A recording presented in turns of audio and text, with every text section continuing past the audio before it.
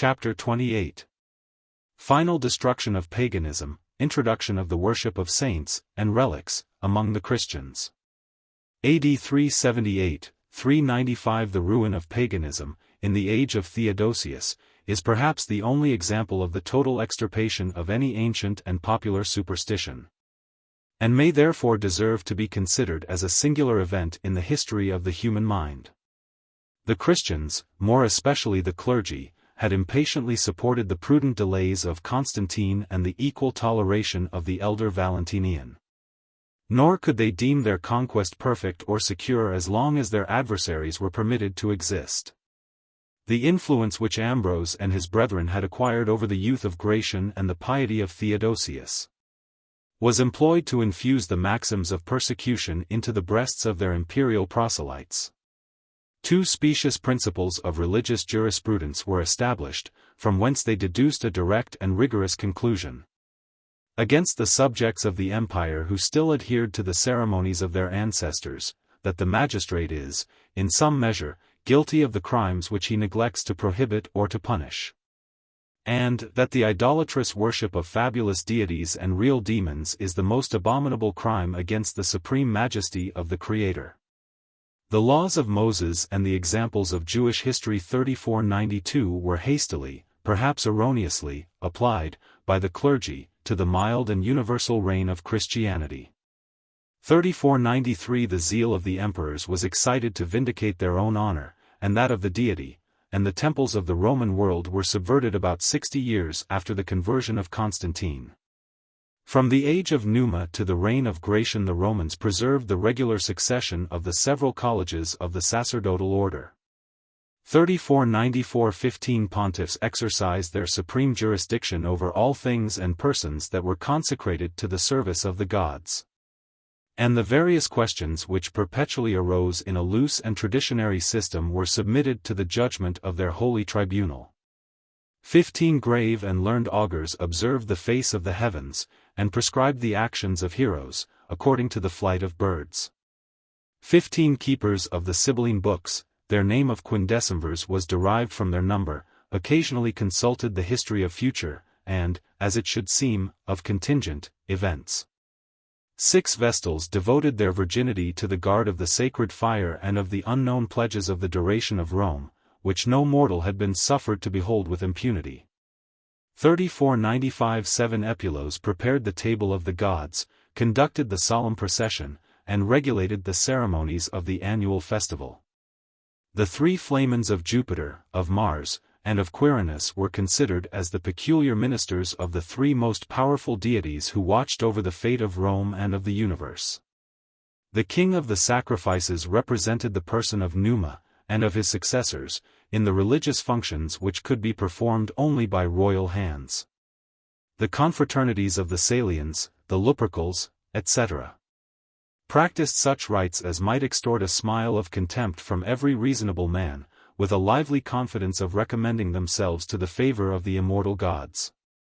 The authority, which the Roman priests had formerly obtained in the councils of the Republic, was gradually abolished by the establishment of monarchy, and the removal of the seat of empire. But the dignity of their sacred character was still protected by the laws and manners of their country. And they still continued, more especially the College of Pontiffs, to exercise in the capital, and sometimes in the provinces, the rights of their ecclesiastical and civil jurisdiction. Their robes of purple, chariots of state, and sumptuous entertainments attracted the admiration of the people. And they received, from the consecrated lands and the public revenue, an ample stipend, which liberally supported the splendor of the priesthood and all the expenses of the religious worship of the state. As the service of the altar was not incompatible with the command of armies, the Romans, after their consulships and triumphs, aspired to the place of pontiff or of augur. The seats of Cicero 3496 and Pompey were filled, in the 4th century, by the most illustrious members of the Senate. And the dignity of their birth reflected additional splendor on their sacerdotal character. The 15 priests who composed the College of Pontiffs enjoyed a more distinguished rank as the companions of their sovereign. And the Christian emperors condescended to accept the robe and ensigns which were appropriated to the office of Supreme Pontiff. But when Gratian ascended the throne, more scrupulous or more enlightened, he sternly rejected those profane symbols. 3497 applied to the service of the state, or of the church, the revenues of the priests and vestals, abolished their honors and immunities, and dissolved the ancient fabric of Roman superstition, which was supported by the opinions and habits of 1100 years. Paganism was still the constitutional religion of the Senate. The hall, or temple, in which they assembled, was adorned by the statue and altar of victory. 3498 A majestic female standing on a globe, with flowing garments, expanded wings, and a crown of laurel in her outstretched hand. 3499 The senators were sworn on the altar of the goddess to observe the laws of the emperor and of the empire.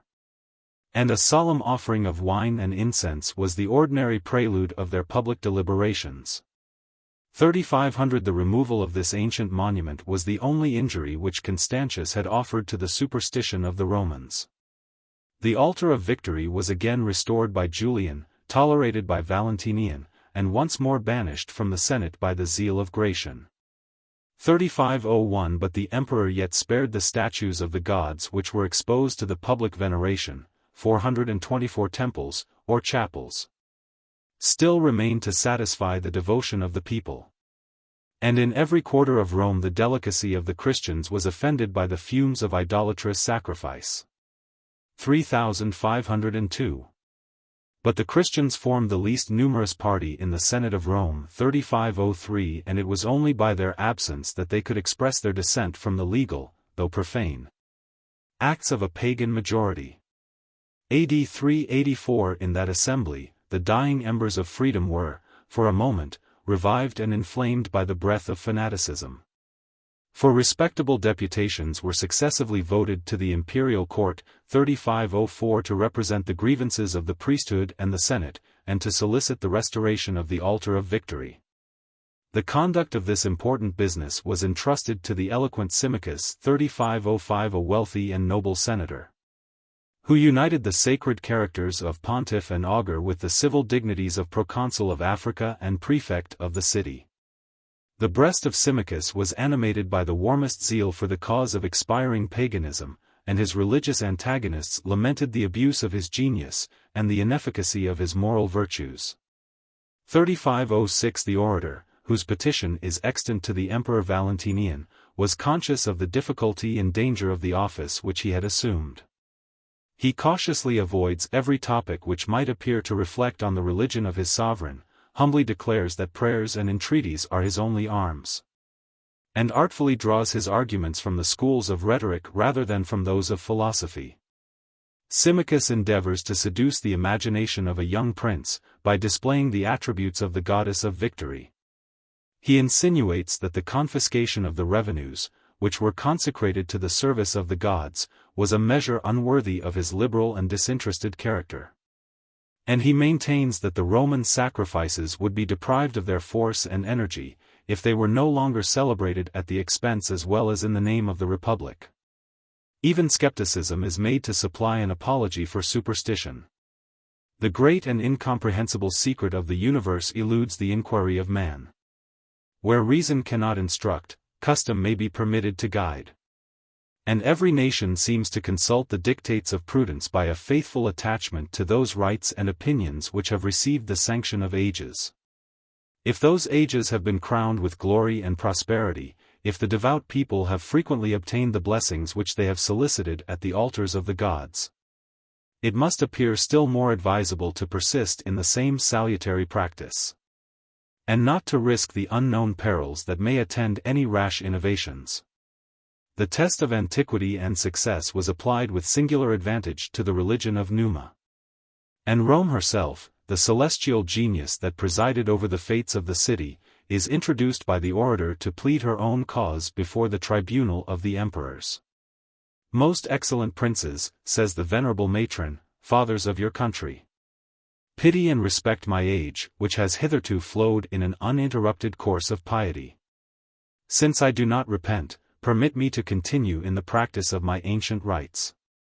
Since I am born free, allow me to enjoy my domestic institutions.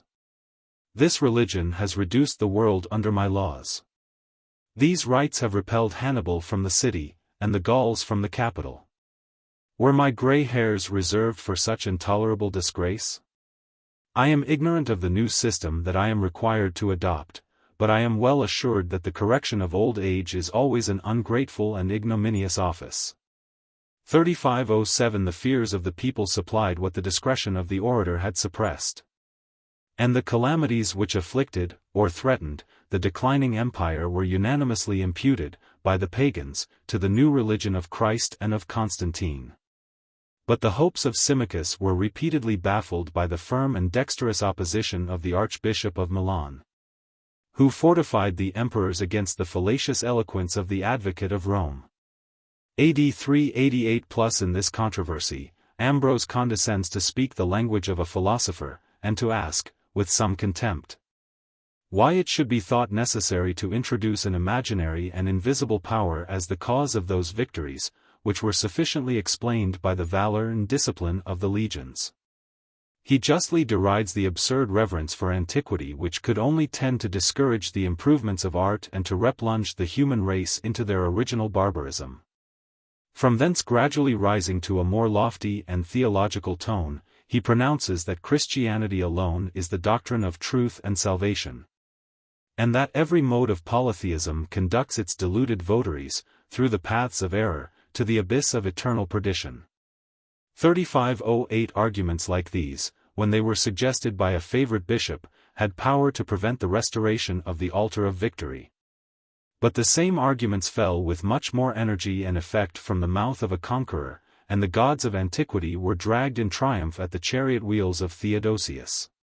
3509 In a full meeting of the Senate, the emperor proposed, according to the forms of the Republic, the important question, whether the worship of Jupiter or that of Christ should be the religion of the Romans. 3510 The liberty of suffrages, which he affected to allow, was destroyed by the hopes and fears that his presence inspired. And the arbitrary exile of Symmachus was a recent admonition that it might be dangerous to oppose the wishes of the monarch. On a regular division of the Senate, Jupiter was condemned and degraded by the sense of a very large majority. And it is rather surprising that any members should be found bold enough to declare by their speeches and votes that they were still attached to the interest of an abdicated deity. 3511 The hasty conversion of the Senate must be attributed either to supernatural or to sordid motives. And many of these reluctant proselytes betrayed, on every favorable occasion, their secret disposition to throw aside the mask of odious dissimulation. But they were gradually fixed in the new religion, as the cause of the ancient became more hopeless. They yielded to the authority of the emperor, to the fashion of the times, and to the entreaties of their wives and children. 3512 Who were instigated and governed by the clergy of Rome and the monks of the East. The edifying example of the Anician family was soon imitated by the rest of the nobility. The Bassi, the Paulini, the Gracchi, embraced the Christian religion.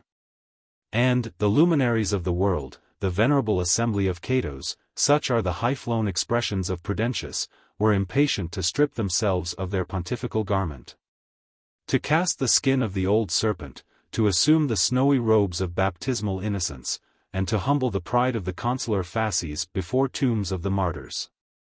3513 The citizens, who subsisted by their own industry, and the populace, who were supported by the public liberality, filled the churches of the Lateran and Vatican with an incessant throng of devout proselytes. The decrees of the Senate, which proscribed the worship of idols, were ratified by the general consent of the Romans. 3514 The splendor of the capital was defaced, and the solitary temples were abandoned to ruin and contempt. 3515 Rome submitted to the yoke of the gospel, and the vanquished provinces had not yet lost their reverence for the name and authority of Rome.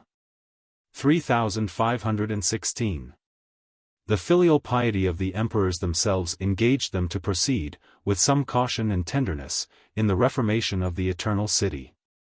Those absolute monarchs acted with less regard to the prejudices of the provincials. The pious labor, which had been suspended near 20 years since the death of Constantius 3517, was vigorously resumed, and finally accomplished, by the zeal of Theodosius.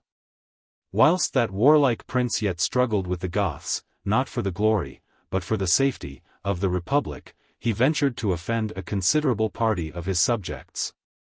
By some acts which might perhaps secure the protection of heaven, but which must seem rash and unseasonable in the eye of human prudence. AD 381 plus the success of his first experiments against the pagans encouraged the pious emperor to reiterate and enforce his edicts of proscription. The same laws which had been originally published in the provinces of the East were applied, after the defeat of Maximus, to the whole extent of the Western Empire. And every victory of the Orthodox Theodosius contributed to the triumph of the Christian and Catholic faith. 3518 He attacked superstition in her most vital part, by prohibiting the use of sacrifices, which he declared to be criminal as well as infamous. And if the terms of his edicts more strictly condemned the impious curiosity which examined the entrails of the victim. 3519 Every subsequent explanation tended to involve in the same guilt the general practice of immolation, which essentially constituted the religion of the pagans. As the temples had been erected for the purpose of sacrifice, it was the duty of a benevolent prince to remove from his subjects the dangerous temptation of offending against the laws which he had enacted. A special commission was granted to Cynegius, the Praetorian prefect of the East, and afterwards to the Counts Jovius and Gaudentius, two officers of distinguished rank in the West, by which they were directed to shut the temples, to seize or destroy the instruments of idolatry, to abolish the privileges of the priests, and to confiscate the consecrated property for the benefit of the emperor, of the church, or of the army. 3520 Here the desolation might have stopped, and the naked edifices, which were no longer employed in the service of idolatry, might have been protected from the destructive rage of fanaticism. Many of those temples were the most splendid and beautiful monuments of Grecian architecture. And the emperor himself was interested not to deface the splendor of his own cities or to diminish the value of his own possessions. Those stately edifices might be suffered to remain as so many lasting trophies of the victory of Christ. In the decline of the arts, they might be usefully converted into magazines, manufactures, or places of public assembly. And perhaps, when the walls of the temple had been sufficiently purified by holy rites, the worship of the true deity might be allowed to expiate the ancient guilt of idolatry. But as long as they subsisted, the pagans fondly cherished the secret hope that an auspicious revolution, a second Julian, might again restore the altars of the gods. And the earnestness with which they addressed their unavailing prayers to the throne 3521 increased the zeal of the Christian reformers to extirpate, without mercy, the root of superstition. The laws of the emperors exhibit some symptoms of a milder disposition. 3522 But their cold and languid efforts were insufficient to stem the torrent of enthusiasm and rapine, which was conducted, or rather impelled, by the spiritual rulers of the Church. In Gaul, the holy Martin, Bishop of Tours 3523 marched at the head of his faithful monks to destroy the idols, the temples, and the consecrated trees of his extensive diocese. And, in the execution of this arduous task, the prudent reader will judge whether Martin was supported by the aid of miraculous powers or of carnal weapons. In Syria, the divine and excellent Marcellus 3524 as he is styled by Theodoret, a bishop animated with apostolic fervor, resolved to level with the ground the stately temples within the diocese of Apamea. His attack was resisted by the skill and solidity with which the temple of Jupiter had been constructed. The building was seated on an eminence. On each of the four sides the lofty roof was supported by 15 massy columns, 16 feet in circumference. And the large stones of which they were composed were firmly cemented with lead and iron. The force of the strongest and sharpest tools had been tried without effect. It was found necessary to undermine the foundations of the columns, which fell down as soon as the temporary wooden props had been consumed with fire. And the difficulties of the enterprise are described under the allegory of a black demon, who retarded, though he could not defeat, the operations of the Christian engineers. Elated with victory, Marcellus took the field in person against the powers of darkness. A numerous troop of soldiers and gladiators marched under the episcopal banner, and he successively attacked the villages and country temples of the diocese of Apamea. Whenever any resistance or danger was apprehended, the champion of the faith, whose lameness would not allow him either to fight or fly, placed himself at a convenient distance, beyond the reach of darts. But this prudence was the occasion of his death. He was surprised and slain by a body of exasperated rustics. And the synod of the province pronounced, without hesitation, that the holy Marcellus had sacrificed his life in the cause of God. In the support of this cause, the monks, who rushed with tumultuous fury from the desert, distinguished themselves by their zeal and diligence. They deserved the enmity of the pagans. And some of them might deserve the reproaches of avarice and intemperance.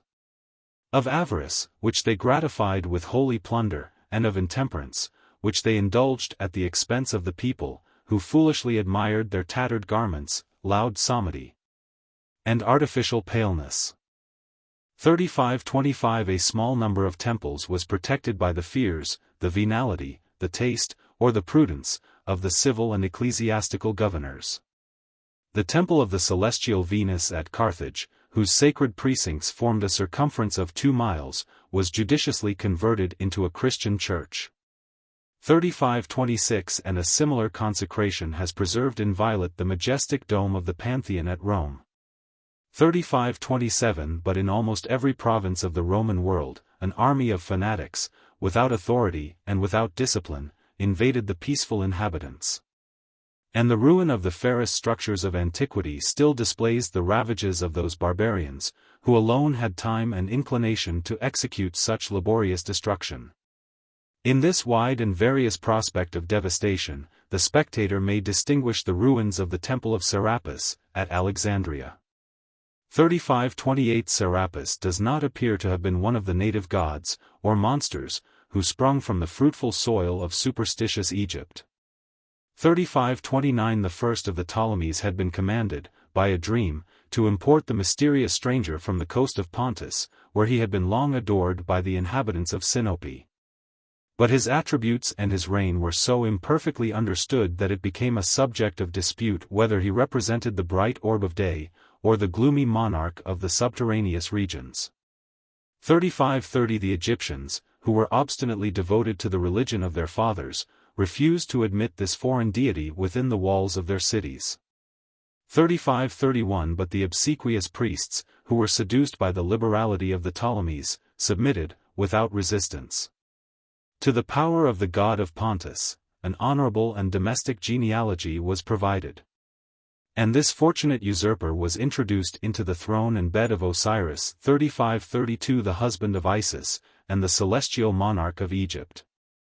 Alexandria, which claimed his peculiar protection, gloried in the name of the city of Serapis.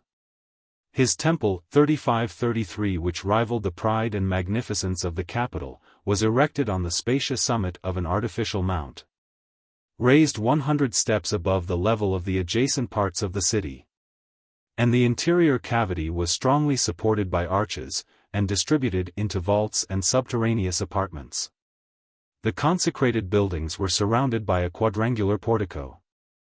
The stately halls and exquisite statues displayed the triumph of the arts. And the treasures of ancient learning were preserved in the famous Alexandrian library, which had arisen with new splendor from its ashes. 3534 After the edicts of Theodosius had severely prohibited the sacrifices of the pagans, they were still tolerated in the city and temple of Serapis. And this singular indulgence was imprudently ascribed to the superstitious terrors of the Christians themselves, as if they had feared to abolish those ancient rites which could alone secure the inundations of the Nile, the harvests of Egypt, and the subsistence of Constantinople. 3535 At that time 3536 the archiepiscopal throne of Alexandria was filled by Theophilus. 3537 The perpetual enemy of peace and virtue. A bold, bad man, whose hands were alternately polluted with gold and with blood. AD 389 His pious indignation was excited by the honors of Serapis, and the insults which he offered to an ancient temple of Bacchus. 3538 convinced the pagans that he meditated a more important and dangerous enterprise. In the tumultuous capital of Egypt, the slightest provocation was sufficient to inflame a civil war. The votaries of Serapis, whose strength and numbers were much inferior to those of their antagonists, rose in arms at the instigation of the philosopher Olympus. 3539 who exhorted them to die in the defense of the altars of the gods. These pagan fanatics fortified themselves in the temple, or rather fortress, of Serapis, repelled the besiegers by daring sallies and a resolute defense. And, by the inhuman cruelties which they exercised on their Christian prisoners, obtained the last consolation of despair. The efforts of the prudent magistrate were usefully exerted for the establishment of a truce till the answer of Theodosius should determine the fate of Serapis. The two parties assembled, without arms, in the principal square, and the imperial rescript was publicly read. But when a sentence of destruction against the idols of Alexandria was pronounced, the Christians set up a shout of joy and exultation, whilst the unfortunate pagans, whose fury had given way to consternation, retired with hasty and silent steps, and eluded, by their flight or obscurity, the resentment of their enemies. Theophilus proceeded to demolish the temple of Serapis, without any other difficulties than those which he found in the weight and solidity of the materials. But these obstacles proved so insuperable that he was obliged to leave the foundations and to content himself with reducing the edifice itself to a heap of rubbish, a part of which was soon afterwards cleared away, to make room for a church, erected in honor of the Christian martyrs. The valuable library of Alexandria was pillaged or destroyed. And near 20 years afterwards, the appearance of the empty shelves excited the regret and indignation of every spectator whose mind was not totally darkened by religious prejudice. 3540 The compositions of ancient genius, so many of which have irretrievably perished, might surely have been accepted from the wreck of idolatry, for the amusement and instruction of succeeding ages. And either the zeal or the avarice of the archbishop 3541 might have been satiated with the rich spoils which were the reward of his victory. While the images and vases of gold and silver were carefully melted, and those of a less valuable metal were contemptuously broken and cast into the streets. Theophilus labored to expose the frauds and vices of the ministers of the idols. Their dexterity in the management of the lodestone, their secret methods of introducing a human actor into a hollow statue. 3542 and their scandalous abuse of the confidence of devout husbands and unsuspecting females. 3543 Charges like these may seem to deserve some degree of credit, as they are not repugnant to the crafty and interested spirit of superstition. But the same spirit is equally prone to the base practice of insulting and calumniating a fallen enemy. And our belief is naturally checked by the reflection that it is much less difficult to invent a fictitious story than to support a practical fraud.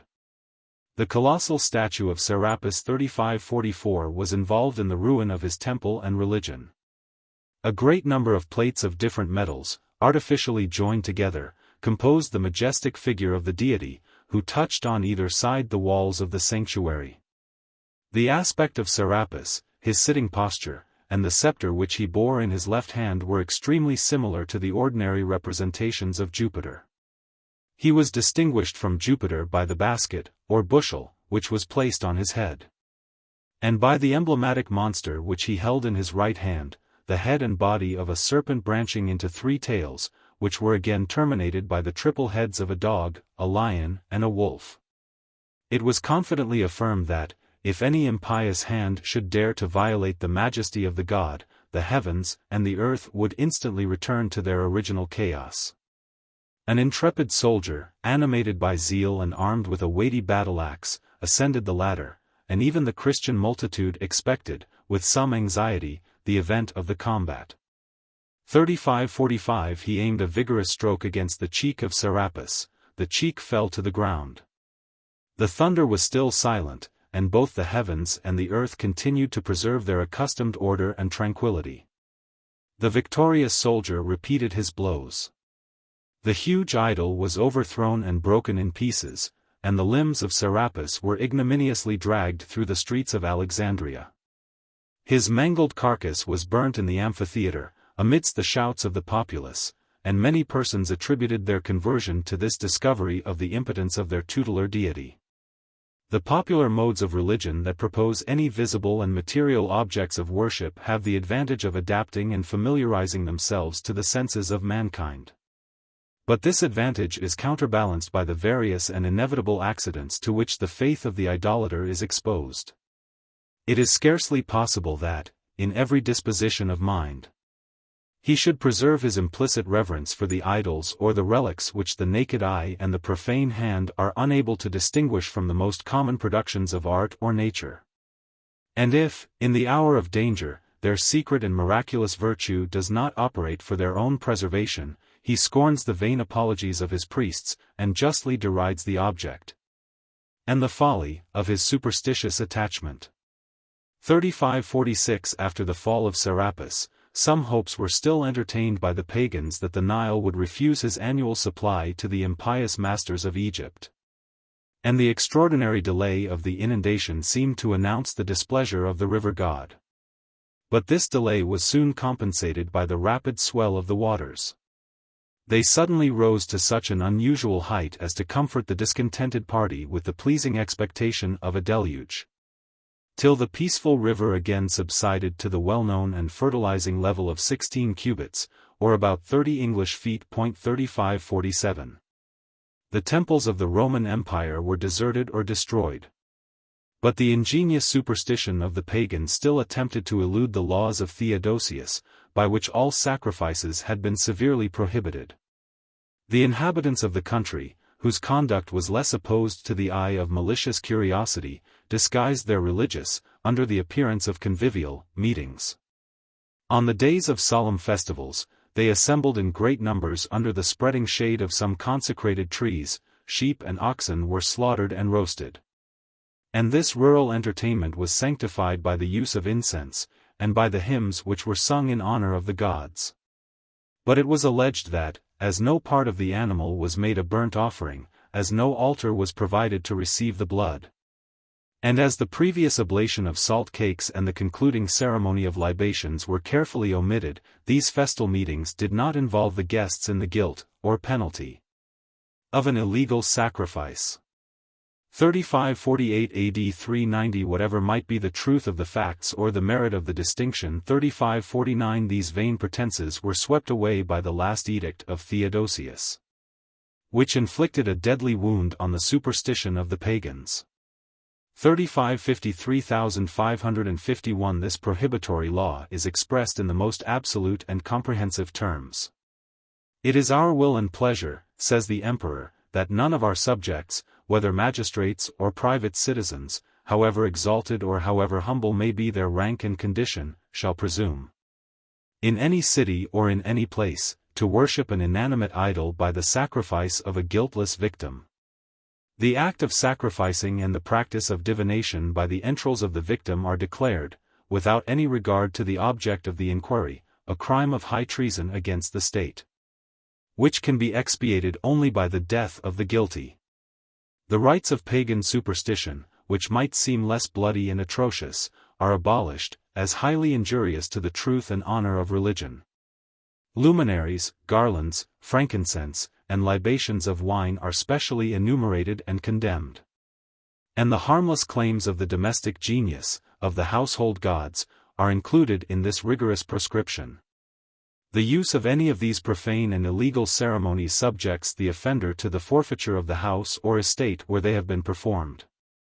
And if he has artfully chosen the property of another for the scene of his impiety, he is compelled to discharge, without delay, a heavy fine of 25 pounds of gold, or more than 1,000 pounds sterling.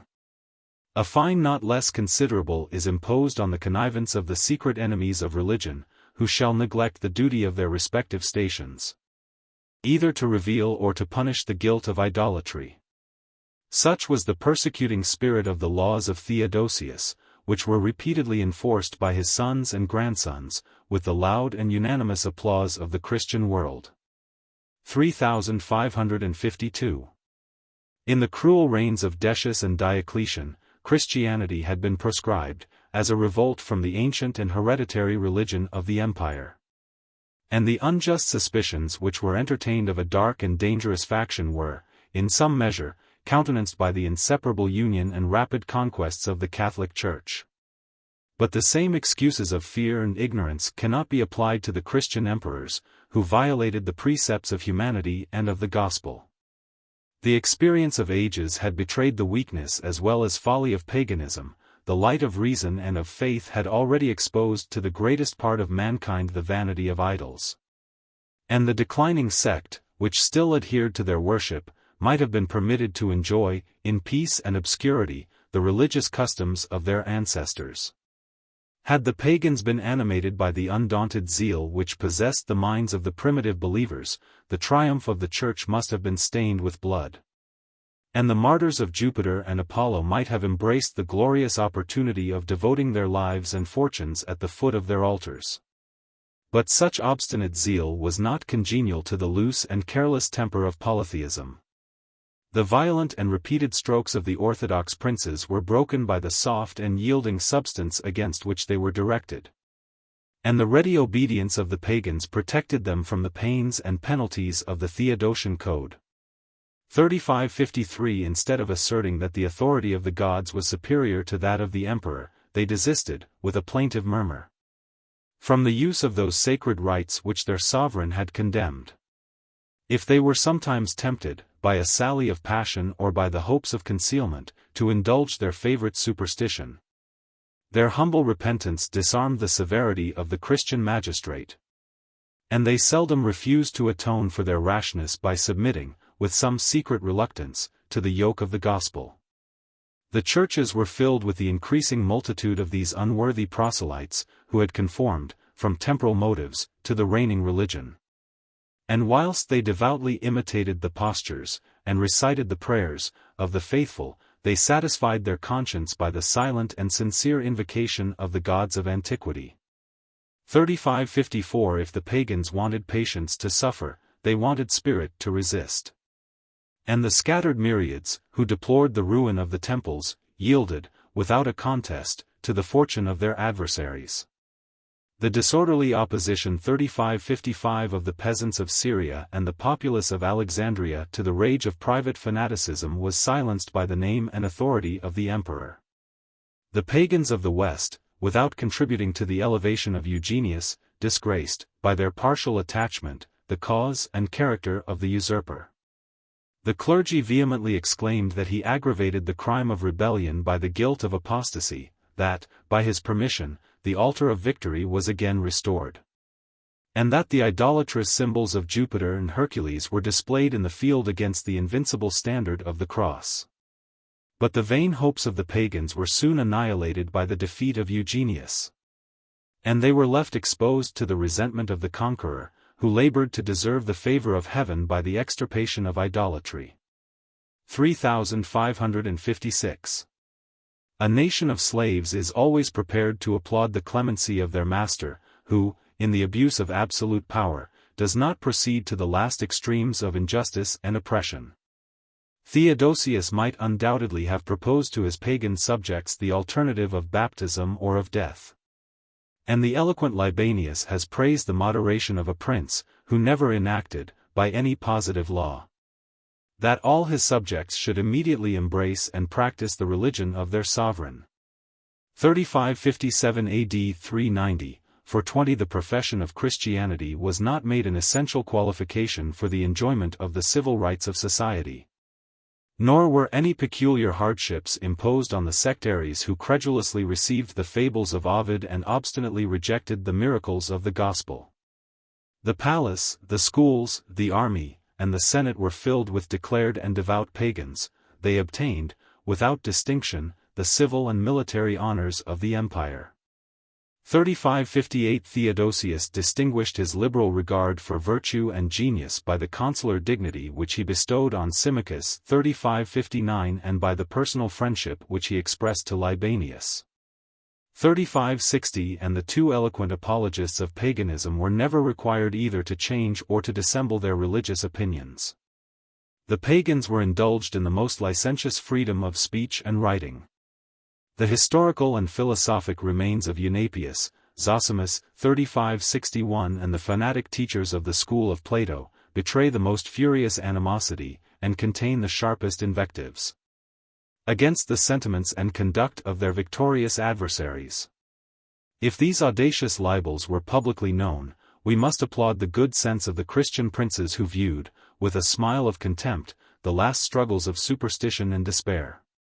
3562 But the imperial laws which prohibited the sacrifices and ceremonies of paganism were rigidly executed, and every hour contributed to destroy the influence of a religion which was supported by custom rather than by argument. The devotion or the poet or the philosopher may be secretly nourished by prayer, meditation, and study. But the exercise of public worship appears to be the only solid foundation of the religious sentiments of the people, which derive their force from imitation and habit.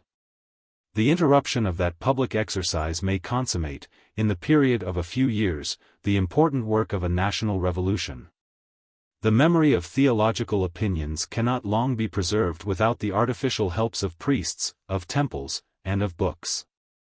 3563 The ignorant vulgar, whose minds are still agitated by the blind hopes and terrors of superstition, will be soon persuaded by their superiors to direct their vows to the reigning deities of the age, and will insensibly imbibe an ardent zeal for the support and propagation of the new doctrine, which spiritual hunger at first compelled them to accept. The generation that arose in the world after the promulgation of the imperial laws was attracted within the pale of the Catholic Church, and so rapid, yet so gentle was the fall of paganism that only 28 years after the death of Theodosius the faint and minute vestiges were no longer visible to the eye of the legislator. 3564. The ruin of the pagan religion is described by the sophists as a dreadful and amazing prodigy which covered the earth with darkness and restored the ancient dominion of chaos and of night. They relate in solemn and pathetic strains that the temples were converted into sepulchres, and that the holy places, which had been adorned by the statues of the gods, were basely polluted by the relics of Christian martyrs. The monks, a race of filthy animals, to whom Eunapius is tempted to refuse the name of men, are the authors of the new worship which, in the place of those deities who are conceived by the understanding, has substituted the meanest and most contemptible slaves. The heads, salted and pickled, of those infamous malefactors, who for the multitude of their crimes have suffered a just and ignominious death. Their bodies, still marked by the impression of the lash, and the scars of those tortures which were inflicted by the sentence of the magistrate. Such, continues Eunapius, are the gods which the earth produces in our days. Such are the martyrs, the supreme arbitrators of our prayers and petitions to the deity, whose tombs are now consecrated as the objects of the veneration of the people. 3565 Without approving the malice, it is natural enough to share the surprise of the sophist, the spectator of a revolution which raised those obscure victims of the laws of Rome to the rank of celestial and invisible protectors of the Roman Empire. The grateful respect of the Christians for the martyrs of the faith was exalted, by time and victory, into religious adoration. And the most illustrious of the saints and prophets were deservedly associated to the honors of the martyrs. 150 years after the glorious deaths of St. Peter and St. Paul, the Vatican and the Ostian Road were distinguished by the tombs, or rather by the trophies, of those spiritual heroes. 3566 In the age which followed the conversion of Constantine, the emperors, the consuls, and the generals of armies devoutly visited the sepulchres of a tent-maker and a fisherman. 3567 And their venerable bones were deposited under the altars of Christ, on which the bishops of the royal city continually offered the unbloody sacrifice. 3568 The new capital of the Eastern world, unable to produce any ancient and domestic trophies, was enriched by the spoils of dependent provinces. The bodies of St. Andrew, St. Luke, and St. Timothy had reposed near 300 years in the obscure graves from whence they were transported, in solemn pomp, to the Church of the Apostles, which the magnificence of Constantine had founded on the banks of the Thracian Bosphorus. 3569 About 50 years afterwards, the same banks were honored by the presence of Samuel, the judge and prophet of the people of Israel. His ashes, deposited in a golden vase and covered with a silken veil, were delivered by the bishops into each other's hands. The relics of Samuel were received by the people with the same joy and reverence which they would have shown to the living prophet. The highways, from Palestine to the gates of Constantinople, were filled with an uninterrupted procession. And the Emperor Arcadius himself, at the head of the most illustrious members of the clergy and senate, advanced to meet his extraordinary guest, who had always deserved and claimed the homage of kings. 3570 The example of Rome and Constantinople confirmed the faith and discipline of the Catholic world. The honors of the saints and martyrs, after a feeble and ineffectual murmur of profane reason, 3571 were universally established. And in the age of Ambrose and Jerome something was still deemed wanting to the sanctity of a Christian church, till it had been consecrated by some portion of holy relics, which fixed and inflamed the devotion of the faithful. In the long period of 1200 years which elapsed between the reign of Constantine and the Reformation of Luther, the worship of saints and relics corrupted the pure and perfect simplicity of the Christian model. And some symptoms of degeneracy may be observed even in the first generations which adopted and cherished this pernicious innovation. The satisfactory experience that the relics of saints were more valuable than gold or precious stones 3572 stimulated the clergy to multiply the treasures of the Church. Without much regard for truth or probability, they invented names for skeletons and actions for names. The fame of the apostles, and of the holy men who had imitated their virtues, was darkened by religious fiction. To the invincible band of genuine and primitive martyrs, they added myriads of imaginary heroes, who had never existed except in the fancy of crafty or credulous legendaries. And there is reason to suspect that Tours might not be the only diocese in which the bones of a malefactor were adored, instead of those of a saint. 3573 A superstitious practice, which tended to increase the temptations of fraud and credulity, insensibly extinguished the light of history and of reason in the Christian world. 2. But the progress of superstition would have been much less rapid and victorious if the faith of the people had not been assisted by the seasonable aid of visions and miracles to ascertain the authenticity and virtue of the most suspicious relics. In the reign of the younger Theodosius, Lucian 3574 a presbyter of Jerusalem, and the ecclesiastical minister of the village of Caphargamala, about 20 miles from the city, related a very singular dream, which, to remove his doubts, had been repeated on 3 successive Saturdays. A venerable figure stood before him, in the silence of the night, with a long beard, a white robe, and a gold rod. Announced himself by the name of Gamaliel, and revealed to the astonished presbyter that his own corpse, with the bodies of his son Abibas, his friend Nicodemus, and the illustrious Stephen, the first martyr of the Christian faith, were secretly buried in the adjacent field. He added, with some impatience, that it was time to release himself and his companions from their obscure prison, that their appearance would be salutary to a distressed world, and that they had made choice of Lucian to inform the Bishop of Jerusalem of their situation and their wishes. The doubts and difficulties which still retarded this important discovery were successively removed by new visions. And the ground was opened by the bishop, in the presence of an innumerable multitude. The coffins of Gamaliel, of his son, and of his friend were found in regular order. But when the fourth coffin, which contained the remains of Stephen, was shown to the light, the earth trembled, and an odor, such as that of paradise, was smelt, which instantly cured the various diseases of 73 of the assistants. The companions of Stephen were left in their peaceful residence of Caphargamala. But the relics of the first martyr were transported in solemn procession to a church constructed in their honor on Mount Zion. And the minute particles of those relics, a drop of blood 3575 or the scrapings of a bone, were acknowledged in almost every province of the Roman world to possess a divine and miraculous virtue.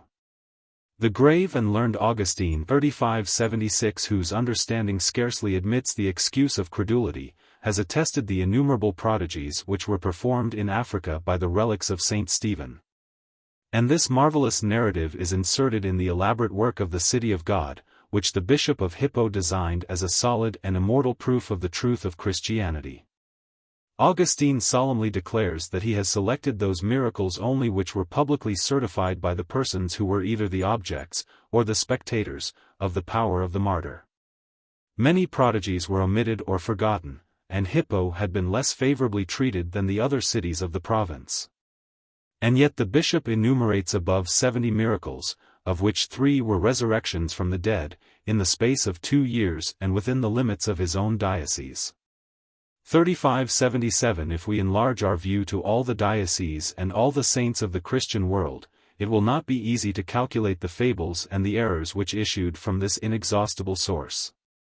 But we may surely be allowed to observe that a miracle, in that age of superstition and credulity, lost its name and its merit, since it could scarcely be considered as a deviation from the ordinary and established laws of nature.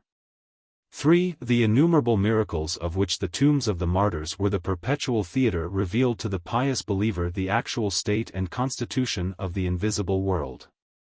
And his religious speculations appeared to be founded on the firm basis of fact and experience.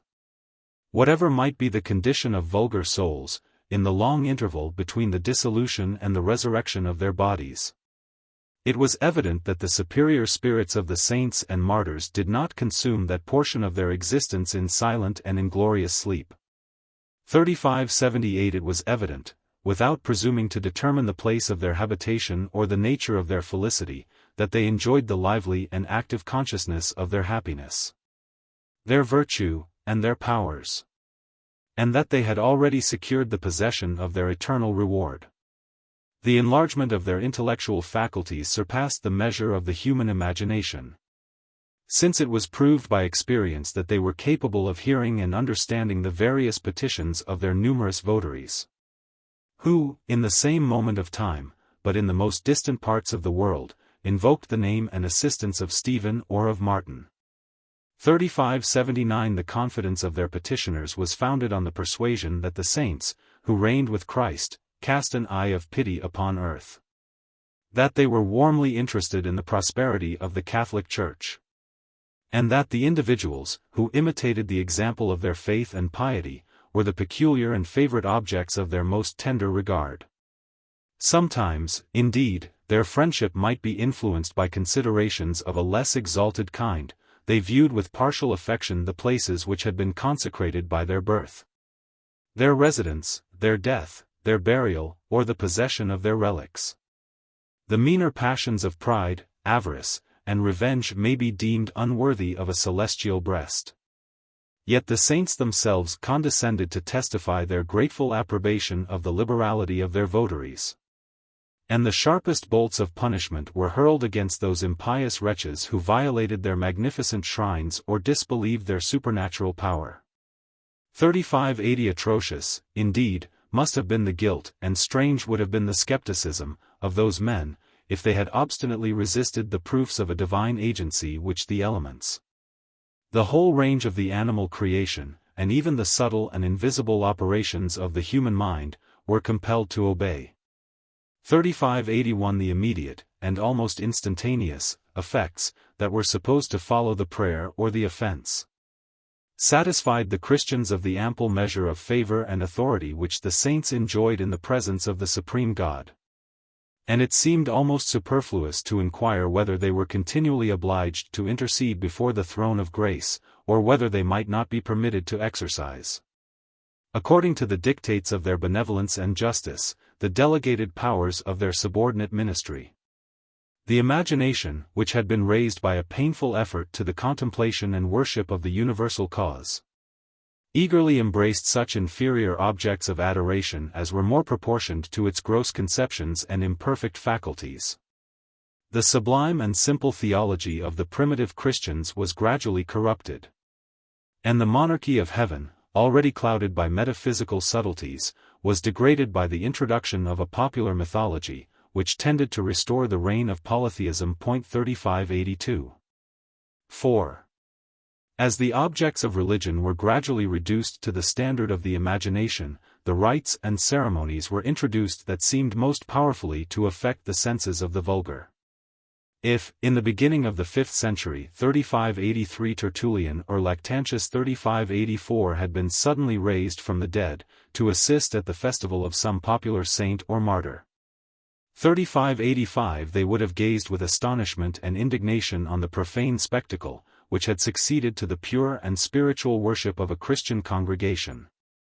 As soon as the doors of the church were thrown open, they must have been offended by the smoke of incense, the perfume of flowers, and the glare of lamps and tapers, which diffused, at noonday, a gaudy, superfluous, and, in their opinion, a sacrilegious light. If they approached the balustrade of the altar, they made their way through the prostrate crowd, consisting, for the most part, of strangers and pilgrims, who resorted to the city on the vigil of the feast, and who already felt the strong intoxication of fanaticism, and, perhaps, of wine.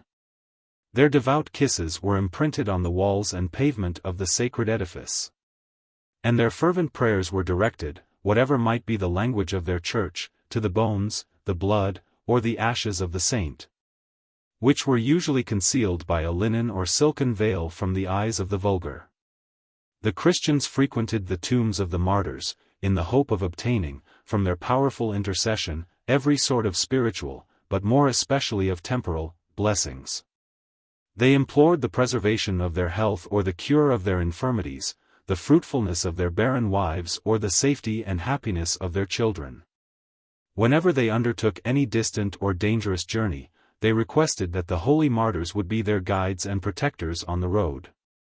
And if they returned without having experienced any misfortune, they again hastened to the tombs of the martyrs, to celebrate, with grateful thanksgivings, their obligations to the memory and relics of those heavenly patrons. The walls were hung round with symbols of the favors which they had received.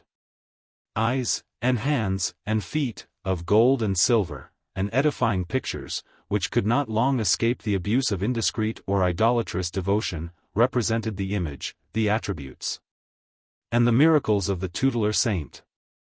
The same uniform original spirit of superstition might suggest, in the most distant ages and countries, the same methods of deceiving the credulity, and of affecting the senses of mankind.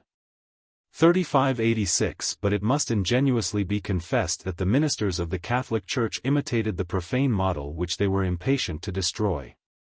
The most respectable bishops had persuaded themselves that the ignorant rustics would more cheerfully renounce the superstitions of paganism, if they found some resemblance, some compensation, in the bosom of Christianity. The religion of Constantine achieved, in less than a century, the final conquest of the Roman Empire, but the victors themselves were insensibly subdued by the arts of their vanquished rivals. 3587–3588. Chapter 29. Final division of the Roman Empire between the sons of Theodosius, reign of Arcadius and Honorius, administration of Rufinus and Stilicho, revolt and defeat of Gildo in Africa. The genius of Rome expired with Theodosius, the last of the successors of Augustus and Constantine who appeared in the field at the head of their armies, and whose authority was universally acknowledged throughout the whole extent of the empire. The memory of his virtues still continued, however, to protect the feeble and inexperienced youth of his two sons. AD 395 After the death of their father, Arcadius and Honorius were saluted, by the unanimous consent of mankind, as the lawful emperors of the East and of the West. And the oath of fidelity was eagerly taken by every order of the state, the senates of Old and New Rome, the clergy, the magistrates, the soldiers, and the people. Arcadius, who was then about 18 years of age, was born in Spain, in the humble habitation of a private family. But he received a princely education in the palace of Constantinople, and his inglorious life was spent in that peaceful and splendid seat of royalty, from whence he appeared to reign over the provinces of Thrace, Asia Minor, Syria, and Egypt, from the lower Danube to the confines of Persia and Ethiopia. His younger brother, Honorius, assumed, in the 11th year of his age, the nominal government of Italy, Africa, Gaul, Spain, and Britain. And the troops which guarded the frontiers of his kingdom were opposed, on one side, to the Caledonians, and on the other, to the Moors. The great and martial prefecture of Illyricum was divided between the two princes, the defense and possession of the provinces of Noricum, Pannonia, and Dalmatia still belonged to the Western Empire. But the two large dioceses of Dacia and Macedonia, which Gratian had entrusted to the valor of Theodosius, were forever united to the Empire of the East. The boundary in Europe was not very different from the line which now separates the Germans and the Turks. And the respective advantages of territory, riches, populousness, and military strength were fairly balanced and compensated in this final and permanent division of the Roman Empire. The hereditary scepter of the sons of Theodosius appeared to be the gift of nature, and of their father. The generals and ministers had been accustomed to adore the majesty of the royal infants. And the army and people were not admonished of their rights and of their power by the dangerous example of a recent election. The gradual discovery of the weakness of Arcadius and Honorius, and the repeated calamities of their reign, were not sufficient to obliterate the deep and early impressions of loyalty. The subjects of Rome, who still reverenced the persons, or rather the names, of their sovereigns, beheld, with equal abhorrence, the rebels who opposed, and the ministers who abused the authority of the throne. Theodosius had tarnished the glory of his reign by the elevation of Rufinus, an odious favorite, who, in an age of civil and religious faction, has deserved, from every party, the imputation of every crime. AD 386, 395. The strong impulse of ambition and avarice 3589 had urged Rufinus to abandon his native country, an obscure corner of Gaul 3590 to advance his fortune in the capital of the East. The talent of bold and ready elocution 3591 qualified him to succeed in the lucrative profession of the law. And his success in that profession was a regular step to the most honorable and important employments of the state. He was raised, by just degrees, to the station of master of the offices. In the exercise of his various functions, so essentially connected with the whole system of civil government, he acquired the confidence of a monarch, who soon discovered his diligence and capacity in business, and who long remained ignorant of the pride, the malice, and the covetousness of his disposition. These vices were concealed beneath the mask of profound dissimulation. 3592. His passions were subservient only to the passions of his master. Yet, in the horrid massacre of Thessalonica, the cruel Rufinus inflamed the fury, without imitating the repentance, of Theodosius. The minister, who viewed with proud indifference the rest of mankind, never forgave the appearance of an injury. And his personal enemies had forfeited in his opinion the merit of all public services. Promotus, the master general of the infantry, had saved the empire from the invasion of the Ostrogoths. But he indignantly supported the preeminence of a rival whose character and profession he despised. And, in the midst of a public council, the impatient soldier was provoked to chastise with a blow the indecent pride of the favorite. This act of violence was represented to the emperor as an insult which it was incumbent on his dignity to resent. The disgrace and exile of Promotus were signified by a peremptory order to repair, without delay, to a military station on the banks of the Danube. And the death of that general, though he was slain in a skirmish with the barbarians, was imputed to the perfidious arts of Rufinus. 3593. The sacrifice of a hero gratified his revenge. The honors of the consulship elated his vanity. But his power was still imperfect and precarious, as long as the important posts of prefect of the East and of prefect of Constantinople were filled by Tatian 3594 and his son Proculus, whose united authority balanced, for some time, the ambition and favor of the master of the offices. The two prefects were accused of rapine and corruption in the administration of the laws and finances. For the trial of these illustrious offenders, the emperor constituted a special commission. Several judges were named to share the guilt and reproach of injustice. But the right of pronouncing sentence was reserved to the president alone, and that president was Rufinus himself. The father, stripped of the prefecture of the East, was thrown into a dungeon. But the son, conscious that few ministers can be found innocent where an enemy is their judge, had secretly escaped. And Rufinus must have been satisfied with the least obnoxious victim, if despotism had not condescended to employ the basest and most ungenerous artifice. The prosecution was conducted with an appearance of equity and moderation, which flattered Tatian with the hope of a favorable event. His confidence was fortified by the solemn assurances and perfidious oaths of the president, who presumed to interpose the sacred name of Theodosius himself. And the unhappy father was at last persuaded to recall, by a private letter, the fugitive Proculus. He was instantly seized, examined, condemned, and beheaded, in one of the suburbs of Constantinople, with a precipitation which disappointed the clemency of the emperor. Without respecting the misfortunes of a consular senator, the cruel judges of Tatian compelled him to behold the execution of his son. The fatal cord was fastened round his own neck. But in the moment when he expected, and perhaps desired, the relief of a speedy death, he was permitted to consume the miserable remnant of his old age in poverty and exile. 3595 The punishment of the two prefects might perhaps be excused by the exceptionable parts of their own conduct. The enmity of Rufinus might be palliated by the jealous and unsociable nature of ambition. But he indulged a spirit of revenge, equally repugnant to prudence and to justice, when he degraded their native country of Lycia from the rank of Roman provinces, stigmatized a guiltless people with a mark of ignominy, and declared that the countrymen of Tatian and Proculus should forever remain incapable of holding any employment of honor or advantage under the imperial government. 3596 The new prefect of the East, for Rufinus instantly succeeded to the vacant honors of his adversary, was not diverted, however, by the most criminal pursuits from the performance of the religious duties which in that age were considered as the most essential to salvation. In the suburb of Chalcedon, surnamed the Oak, he had built a magnificent villa, to which he devoutly added a stately church, consecrated to the apostles St. Peter and St. Paul, and continually sanctified by the prayers and penance of a regular society of monks. A numerous, and almost general, synod of the bishops of the Eastern Empire was summoned to celebrate, at the same time, the dedication of the church and the baptism of the founder. This double ceremony was performed with extraordinary pomp.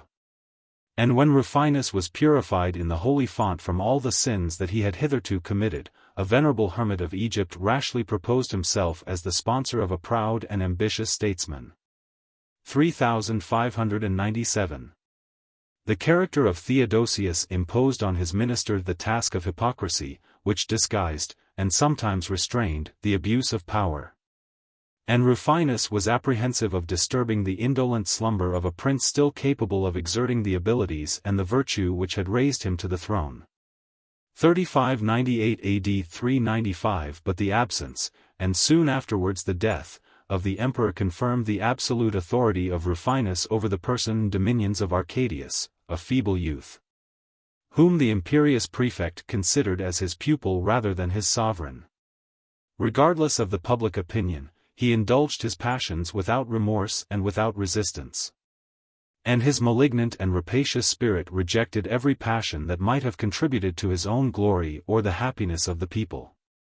His avarice 3599 which seems to have prevailed in his corrupt mind over every other sentiment, attracted the wealth of the East by the various arts of partial and general extortion, oppressive taxes, scandalous bribery, immoderate fines, unjust confiscations, forced or fictitious testaments, by which the tyrant despoiled of their lawful inheritance the children of strangers or enemies.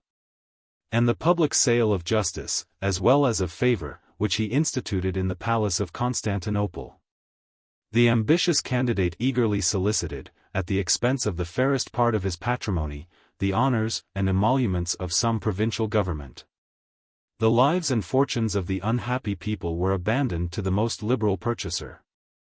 And the public discontent was sometimes appeased by the sacrifice of an unpopular criminal, whose punishment was profitable only to the prefect of the East, his accomplice and his judge. If avarice were not the blindest of the human passions, the motives of Rufinus might excite our curiosity. And we might be tempted to inquire with what view he violated every principle of humanity and justice. To accumulate those immense treasures which he could not spend without folly nor possess without danger. Perhaps he vainly imagined that he labored for the interest of an only daughter, on whom he intended to bestow his royal pupil and the august rank of Empress of the East. Perhaps he deceived himself by the opinion that his avarice was the instrument of his ambition. He aspired to place his fortune on a secure and independent basis, which should no longer depend on the caprice of the young emperor. Yet he neglected to conciliate the hearts of the soldiers and people by the liberal distribution of those riches which he had acquired with so much toil and with so much guilt. The extreme parsimony of Rufinus left him only the reproach and envy of ill-gotten wealth. His dependents served him without attachment. The universal hatred of mankind was repressed only by the influence of servile fear. The fate of Lucian proclaimed to the East that the prefect, whose industry was much abetted in the dispatch of ordinary business, was active and indefatigable in the pursuit of revenge. Lucian, the son of the prefect Florentius, the oppressor of Gaul and the enemy of Julian, had employed a considerable part of his inheritance, the fruit of rapine and corruption, to purchase the friendship of Rufinus and the high office of Count of the East. But the new magistrate imprudently departed from the maxims of the court and of the times, disgraced his benefactor by the contrast of a virtuous and temperate administration, and presumed to refuse an act of injustice which might have tended to the profit of the emperor's uncle. Arcadius was easily persuaded to resent the supposed insult, and the prefect of the East resolved to execute in person the cruel vengeance which he meditated against this ungrateful delegate of his power. He performed with incessant speed the journey of 700 or 800 miles from Constantinople to Antioch, entered the capital of Syria at the dead of night, and spread universal consternation among a people ignorant of his design but not ignorant of his character. The Count of the 15 provinces of the East was dragged, like the vilest malefactor, before the arbitrary tribunal of Rufinus. Notwithstanding the clearest evidence of his integrity, which was not impeached even by the voice of an accuser, Lucian was condemned, almost without a trial, to suffer a cruel and ignominious punishment. The ministers of the tyrant, by the order and in the presence of their master, beat him on the neck with leather thongs armed at the extremities with lead. And when he fainted under the violence of the pain, he was removed in a close litter to conceal his dying agonies from the eyes of the indignant city. No sooner had Rufinus perpetrated this inhuman act, the sole object of his expedition, than he returned, amidst the deep and silent curses of a trembling people, from Antioch to Constantinople. And his diligence was accelerated by the hope of accomplishing, without delay, the nuptials of his daughter with the Emperor of the East. 3600. But Rufinus soon experienced that a prudent minister should constantly secure his royal captive by the strong, though invisible, chain of habit, and that the merit, and much more easily the favor, of the absent are obliterated in a short time from the mind of a weak and capricious sovereign. While the prefect satiated his revenge at Antioch, a secret conspiracy of the favored eunuchs, directed by the great chamberlain Eutropius, undermined his power in the palace of Constantinople. They discovered that Arcadius was not inclined to love the daughter of Rufinus, who had been chosen, without his consent, for his bride. And they contrived to substitute in her place the fair Eudoxia, the daughter of Botto 3601, a general of the Franks in the service of Rome, and who was educated, since the death of her father, in the family of the sons of Promotus. The young emperor, whose chastity had been strictly guarded by the pious care of his tutor Arsenius 3602, eagerly listened to the artful and flattering descriptions of the charms of Eudoxia. He gazed with impatient ardor on her picture, and he understood the necessity of concealing his amorous designs from the knowledge of a minister who was so deeply interested to oppose the consummation of his happiness. Soon after the return of Rufinus, the approaching ceremony of the royal nuptials was announced to the people of Constantinople, who prepared to celebrate, with false and hollow acclamations, the fortune of his daughter. A splendid train of eunuchs and officers issued, in hymeneal pomp, from the gates of the palace, bearing aloft the diadem, the robes and the inestimable ornaments of the future empress. The solemn procession passed through the streets of the city, which were adorned with garlands and filled with spectators. But, when it reached the house of the sons of Promotus, the principal eunuch respectfully entered the mansion, invested the fair Eudoxia with the imperial robes, and conducted her in triumph to the palace and bed of Arcadius. 3603 The secrecy and success with which this conspiracy against Rufinus had been conducted imprinted a mark of indelible ridicule on the character of a minister who had suffered himself to be deceived in a post where the arts of deceit and dissimulation constitute the most distinguished merit. He considered, with a mixture of indignation and fear, the victory of an aspiring eunuch who had secretly captivated the favor of his sovereign, and the disgrace of his daughter, whose interest was inseparably connected with his own, wounded the tenderness, or at least the pride, of Rufinus. At the moment when he flattered himself that he should become the father of a line of kings, a foreign maid, who had been educated in the house of his implacable enemies, was introduced into the imperial bed. And Eudoxia soon displayed a superiority of sense and spirit to improve the ascendant which her beauty must acquire over the mind of a fond and youthful husband.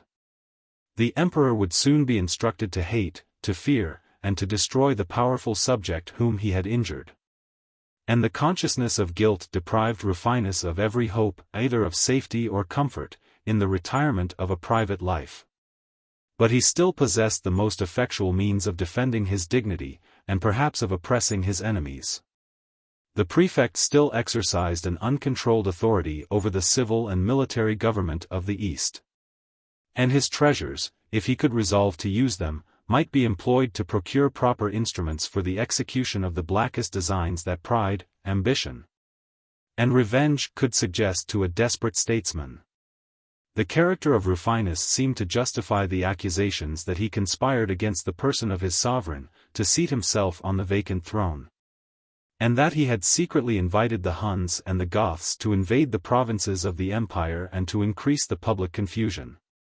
The subtle prefect, whose life had been spent in the intrigues of the palace, opposed, with equal arms, the artful measures of the eunuch Eutropius. But the timid soul of Rufinus was astonished by the hostile approach of a more formidable rival, of the great Stilicho, the general, or rather the master, of the Empire of the West. 3604. The celestial gift which Achilles obtained, and Alexander envied, of a poet worthy to celebrate the actions of heroes has been enjoyed by Stilicho in a much higher degree than might have been expected from the declining state of genius and of art. The muse of Claudian 3605 devoted to his service, was always prepared to stigmatize his adversaries, Rufinus or Eutropius, with eternal infamy, or to paint, in the most splendid colors, the victories and virtues of a powerful benefactor. In the review of a period indifferently supplied with authentic materials, we cannot refuse to illustrate the annals of Honorius from the invectives or the panegyrics of a contemporary writer. But as Claudian appears to have indulged the most ample privilege of a poet and a courtier, some criticism will be requisite to translate the language of fiction or exaggeration into the truth and simplicity of historic prose. His silence concerning the family of Stilicho may be admitted as a proof that his patron was neither able nor desirous to boast of a long series of illustrious progenitors. And the slight mention of his father, an officer of barbarian cavalry in the service of Valens, seems to countenance the assertion that the general who so long commanded the armies of Rome was descended from the savage and perfidious race of the Vandals. 3606 If Stilicho had not possessed the external advantages of strength and stature, the most flattering bard, in the presence of so many thousand spectators, would have hesitated to affirm that he surpassed the measure of the demigods of antiquity, and that, whenever he moved, with lofty steps, through the streets of the capital, the astonished crowd made room for the stranger, who displayed, in a private condition, the awful majesty of a hero. From his earliest youth he embraced the profession of arms, his prudence and valor were soon distinguished in the field, the horsemen and archers of the East admired his superior dexterity. And in each degree of his military promotions the public judgment always prevented and approved the choice of the sovereign. He was named by Theodosius to ratify a solemn treaty with the monarch of Persia. He supported, during that important embassy, the dignity of the Roman name. And after he returned to Constantinople, his merit was rewarded by an intimate and honorable alliance with the imperial family. Theodosius had been prompted by a pious motive of fraternal affection to adopt for his own the daughter of his brother Honorius. The beauty and accomplishments of Serena 3607 were universally admired by the obsequious court. And Stilicho obtained the preference over a crowd of rivals, who ambitiously disputed the hand of the princess and the favor of her adopted father. 3608 The assurance that the husband of Serena would be faithful to the throne, which he was permitted to approach, engaged the emperor to exalt the fortunes and to employ the abilities of the sagacious and intrepid Stilicho. AD 385, 408 he rose, through the successive steps of master of the horse and count of the domestics, to the supreme rank of master general of all the cavalry and infantry of the Roman, or at least of the Western, Empire. 3609 And his enemies confessed that he invariably disdained to barter for gold the rewards of merit, or to defraud the soldiers of the pay and gratifications which they deserved or claimed from the liberality of the state. 3610 The valor and conduct which he afterwards displayed in the defense of Italy against the arms of Alaric and Radagaisus may justify the fame of his early achievements. And in an age less attentive to the laws of honor or of pride, the Roman generals might yield the preeminence of rank to the ascendant of superior genius. 3611 He lamented and revenged the murder of Promotus, his rival and his friend. And the massacre of many thousands of the flying Bastarni is represented by the poet as a bloody sacrifice which the Roman Achilles offered to the manes of another Patroclus. The virtues and victories of Stilicho deserved the hatred of Rufinus. And the arts of calumny might have been successful, if the tender and vigilant Serena had not protected her husband against his domestic foes, whilst he vanquished in the field the enemies of the empire. 3612 Theodosius continued to support an unworthy minister, to whose diligence he delegated the government of the palace and of the East. But when he marched against the tyrant Eugenius, he associated his faithful general to the labors and glories of the civil war. And in the last moments of his life the dying monarch recommended to Stilicho the care of his sons and of the republic. 3613 The ambition and the abilities of Stilicho were not unequal to the important trust, and he claimed the guardianship of the two empires during the minority of Arcadius and Honorius. 3614 The first measure of his administration, or rather of his reign, displayed to the nations the vigor and activity of a spirit worthy to command. He passed the Alps in the depth of winter, descended the stream of the Rhine from the fortress of Basel to the marshes of Batavia, reviewed the state of the garrisons, repressed the enterprises of the Germans, and, after establishing along the banks a firm and honorable peace, returned with incredible speed to the palace of Milan.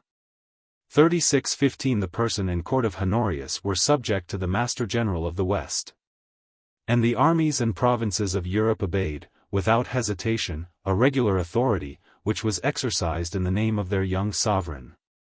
Two rivals only remained to dispute the claims, and to provoke the vengeance, of Stilicho.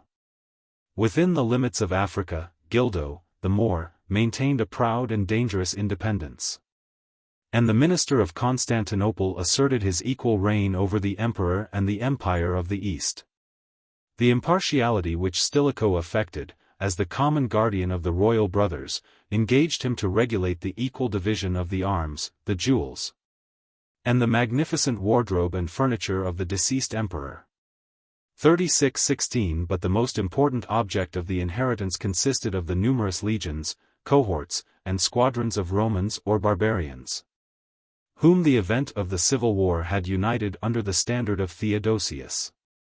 The various multitudes of Europe and Asia, exasperated by recent animosities, were overawed by the authority of a single man, and the rigid discipline of Stilicho protected the lands of the citizens from the rapine of the licentious soldier. 3617 Anxious, however, and impatient to relieve Italy from the presence of this formidable host, which could be useful only on the frontiers of the empire, He listened to the just requisition of the minister of Arcadius, declared his intention of reconducting in person the troops of the East, and dexterously employed the rumor of a Gothic tumult to conceal his private designs of ambition and revenge.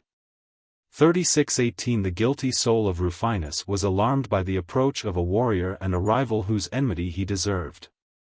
He computed with increasing terror the narrow space of his life and greatness, and, as the last hope of safety, he interposed the authority of the Emperor Arcadius.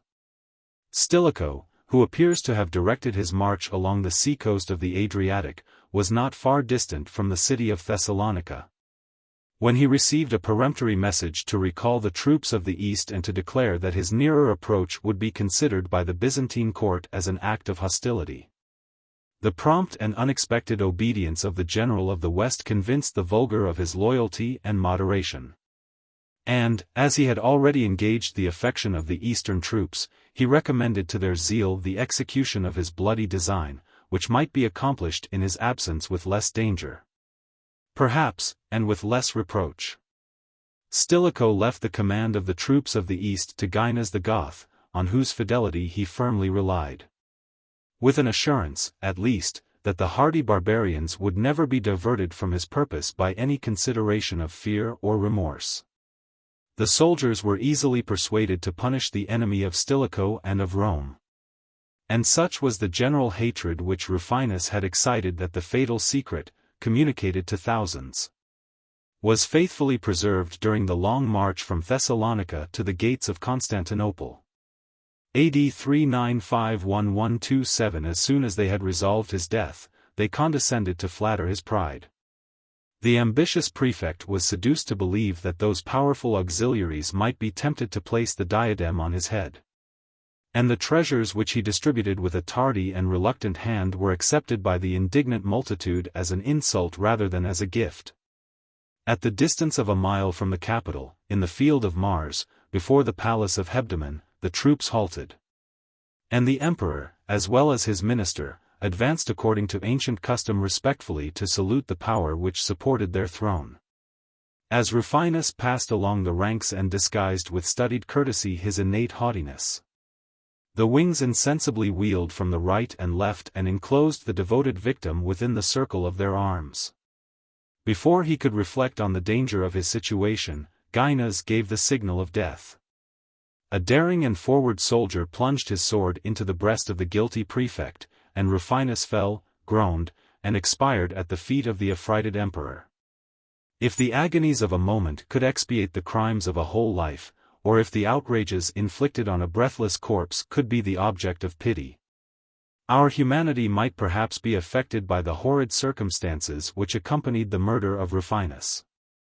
His mangled body was abandoned to the brutal fury of the populace of either sex, who hastened in crowds from every quarter of the city to trample on the remains of the haughty minister at whose frown they had so lately trembled. His right hand was cut off, and carried through the streets of Constantinople in cruel mockery to extort contributions for the avaricious tyrant, whose head was publicly exposed, borne aloft on the point of a long lance. 3619 According to the savage maxims of the Greek republics, his innocent family would have shared the punishment of his crimes. The wife and daughter of Rufinus were indebted for their safety to the influence of religion. Her sanctuary protected them from the raging madness of the people, and they were permitted to spend the remainder of their lives in the exercise of Christian devotions in the peaceful retirement of Jerusalem. 3620. The servile poet of Stilicho applauds with ferocious joy this horrid deed, which, in the execution, perhaps, of justice, violated every law of nature and society, profaned the majesty of the prince, and renewed the dangerous examples of military license. The contemplation of the universal order and harmony had satisfied Claudian of the existence of the deity, but the prosperous impunity of vice appeared to contradict his moral attributes. And the fate of Rufinus was the only event which could dispel the religious doubts of the poet. 3621 Such an act might vindicate the honor of Providence, but it did not much contribute to the happiness of the people. In less than 3 months they were informed of the maxims of the new administration by a singular edict, which established the exclusive right of the treasury over the spoils of Rufinus. And silenced, under heavy penalties, the presumptuous claims of the subjects of the Eastern Empire, who had been injured by his rapacious tyranny. 3622 Even Stilicho did not derive from the murder of his rival the fruit which he had proposed, and though he gratified his revenge, his ambition was disappointed. Under the name of a favorite, the weakness of Arcadius required a master, but he naturally preferred the obsequious arts of the eunuch Eutropius, who had obtained his domestic confidence, and the emperor contemplated, with terror and aversion, the stern genius of a foreign warrior. Till they were divided by the jealousy of power, the sword of Gainas and the charms of Eudoxia supported the favor of the great chamberlain of the palace, the perfidious Goth, who was appointed Master General of the East, betrayed, without scruple, the interest of his benefactor. And the same troops who had so lately massacred the enemy of Stilicho were engaged to support, against him, the independence of the throne of Constantinople. The favorites of Arcadius fomented a secret and irreconcilable war against a formidable hero who aspired to govern and to defend the two empires of Rome and the two sons of Theodosius. They incessantly labored, by dark and treacherous machinations, to deprive him of the esteem of the prince, the respect of the people, and the friendship of the barbarians. The life of Stilicho was repeatedly attempted by the dagger of hired assassins. And a decree was obtained, from the Senate of Constantinople, to declare him an enemy of the Republic and to confiscate his ample possessions in the provinces of the East. At a time when the only hope of delaying the ruin of the Roman name depended on the firm union, and reciprocal aid, of all the nations to whom it had been gradually communicated. The subjects of Arcadius and Honorius were instructed, by their respective masters, to view each other in a foreign and even hostile light, to rejoice in their mutual calamities, and to embrace, as their faithful allies, the barbarians whom they excited to invade the territories of their countrymen. 3623 The natives of Italy affected to despise the servile and effeminate Greeks of Byzantium, who presumed to imitate the dress, and to usurp the dignity, of Roman senators. 3624 And the Greeks had not yet forgot the sentiments of hatred and contempt which their polished ancestors had so long entertained for the rude inhabitants of the West. The distinction of two governments, which soon produced the separation of two nations, will justify my design of suspending the series of the Byzantine history, to prosecute, without interruption, the disgraceful but memorable reign of Honorius. The prudent Stilicho, instead of persisting to force the inclinations of a prince and people who rejected his government, wisely abandoned Arcadius to his unworthy favorites. And his reluctance to involve the two empires in a civil war displayed the moderation of a minister who had so often signalized his military spirit and abilities. But if Stilicho had any longer endured the revolt of Africa, he would have betrayed the security of the capital and the majesty of the Western emperor to the capricious insolence of a Moorish rebel. AD 386, 398 Gildo 3625 The brother of the tyrant Firmus, had preserved and obtained, as the reward of his apparent fidelity, the immense patrimony which was forfeited by treason. Long and meritorious service, in the armies of Rome, raised him to the dignity of a military count. The narrow policy of the court of Theodosius had adopted the mischievous expedient of supporting a legal government by the interest of a powerful family. And the brother of Firmus was invested with the command of Africa. His ambition soon usurped the administration of justice and of the finances, without account and without control. And he maintained, during a reign of 12 years, the possession of an office from which it was impossible to remove him without the danger of a civil war. During those 12 years, the provinces of Africa groaned under the dominion of a tyrant who seemed to unite the unfeeling temper of a stranger with the partial resentments of domestic faction. The forms of law were often superseded by the use of poison.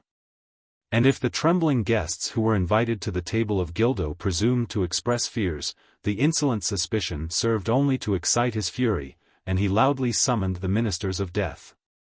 Gildo alternately indulged the passions of avarice and lust, 3626 And if his days were terrible to the rich, his nights were not less dreadful to husbands and parents. The fairest of their wives and daughters were prostituted to the embraces of the tyrant, and afterwards abandoned to a ferocious troop of barbarians and assassins, the black, or swarthy, natives of the desert, whom Gildo considered as the only guardians of his throne. In the civil war between Theodosius and Eugenius, the count, or rather the sovereign, of Africa maintained a haughty and suspicious neutrality. Refused to assist either of the contending parties with troops or vessels, expected the declaration of fortune, and reserved for the conqueror the vain professions of his allegiance. Such professions would not have satisfied the master of the Roman world, but the death of Theodosius, and the weakness and discord of his sons, confirmed the power of the Moor, who condescended, as a proof of his moderation, to abstain from the use of the diadem and to supply Rome with the customary tribute, or rather subsidy, of corn. In every division of the empire, the 5 provinces of Africa were invariably assigned to the west, and Gildo had to govern that extensive country in the name of Honorius. But his knowledge of the character and designs of Stilicho soon engaged him to address his homage to a more distant and feeble sovereign. The ministers of Arcadius embraced the cause of a perfidious rebel, and the delusive hope of adding the numerous cities of Africa to the empire of the East tempted them to assert a claim which they were incapable of supporting either by reason or by arms. 3627. When Stilicho had given a firm and decisive answer to the pretensions of the Byzantine court, he solemnly accused the tyrant of Africa before the tribunal which had formerly judged the kings and nations of the earth. And the image of the Republic was revived, after a long interval, under the reign of Honorius. AD 397 the emperor transmitted an accurate and ample detail of the complaints of the provincials and the crimes of Gildo to the Roman Senate, and the members of that venerable assembly were required to pronounce the condemnation of the rebel. Their unanimous suffrage declared him the enemy of the Republic, and the decree of the Senate added a sacred and legitimate sanction to the Roman arms. 3628 A people who still remembered that their ancestors had been the masters of the world would have applauded, with conscious pride, the representation of ancient freedom, if they had not since been accustomed to prefer the solid assurance of bread to the unsubstantial visions of liberty and greatness. The subsistence of Rome depended on the harvests of Africa, and it was evident that a declaration of war would be the signal of famine. The prefect Symmachus, who presided in the deliberations of the Senate, admonished the minister of his just apprehension that, as soon as the revengeful Moor should prohibit the exportation of corn, the tranquility, and perhaps the safety, of the capital would be threatened by the hungry rage of a turbulent multitude. 3629 The prudence of Stilicho conceived and executed without delay the most effectual measure for the relief of the Roman people. A large and seasonable supply of corn, collected in the inland provinces of Gaul, was embarked on the rapid stream of the Rhone, and transported, by an easy navigation, from the Rhone to the Tiber. During the whole term of the African War, the granaries of Rome were continually filled, her dignity was vindicated from the humiliating dependence, and the minds of an immense people were quieted by the calm confidence of peace and plenty. 3630. AD 398 The cause of Rome, and the conduct of the African War, were entrusted by Stilicho to a general active and ardent to avenge his private injuries on the head of the tyrant. The spirit of discord which prevailed in the house of Nabal had excited a deadly quarrel between 2 of his sons, Gildo and Massazel. 3631 The usurper pursued, with implacable rage, the life of his younger brother, whose courage and abilities he feared, and Massazel, oppressed by superior power, took refuge in the court of Milan, where he soon received the cruel intelligence that his 2 innocent and helpless children had been murdered by their inhuman uncle. The affliction of the father was suspended only by the desire of revenge. The vigilant Stilicho already prepared to collect the naval and military force of the Western Empire, and he had resolved, if the tyrant should be able to wage an equal and doubtful war, to march against him in person. But as Italy required his presence, and as it might be dangerous to weaken the defense of the frontier, he judged it more advisable that Massazel should attempt this arduous adventure. At the head of a chosen body of Gallic veterans, who had lately served under the standard of Eugenius. These troops, who were exhorted to convince the world that they could subvert, as well as defend, the throne of a usurper, consisted of the Jovian, the Herculean, and the Augustan legions. Of the Nervian auxiliaries, of the soldiers who displayed in their banners the symbol of a lion, and of the troops which were distinguished by the auspicious names of Fortunate and Invincible. Yet such was the smallness of their establishments, or the difficulty of recruiting, that these 7 bands, 36-32 of high dignity and reputation in the service of Rome, amounted to no more than 5,000 effective men. 36-33 The fleet of galleys and transports sailed in tempestuous weather from the port of Pisa, in Tuscany, and steered their course to the little island of Capraria, which had borrowed that name from the wild goats, its original inhabitants, whose place was now occupied by a new colony of a strange and savage appearance. The whole island, says an ingenious traveler of those times, is filled, or rather defiled, by men who fly from the light. They call themselves monks, or solitaries, because they choose to live alone, without any witnesses of their actions. They fear the gifts of fortune, from the apprehension of losing them. And, lest they should be miserable, they embrace a life of voluntary wretchedness. How absurd is their choice! How perverse their understanding! To dread the evils, without being able to support the blessings, of the human condition. Either this melancholy madness is the effect of disease, or else the consciousness of guilt urges these unhappy men to exercise on their own bodies the tortures which are inflicted on fugitive slaves by the hand of justice. 36-34 Such was the contempt of a profane magistrate for the monks of Capraria, who were revered by the pious Massazel as the chosen servants of God. 36-35 Some of them were persuaded, by his entreaties, to embark on board the fleet. And it is observed, to the praise of the Roman general, that his days and nights were employed in prayer, fasting, and the occupation of singing psalms.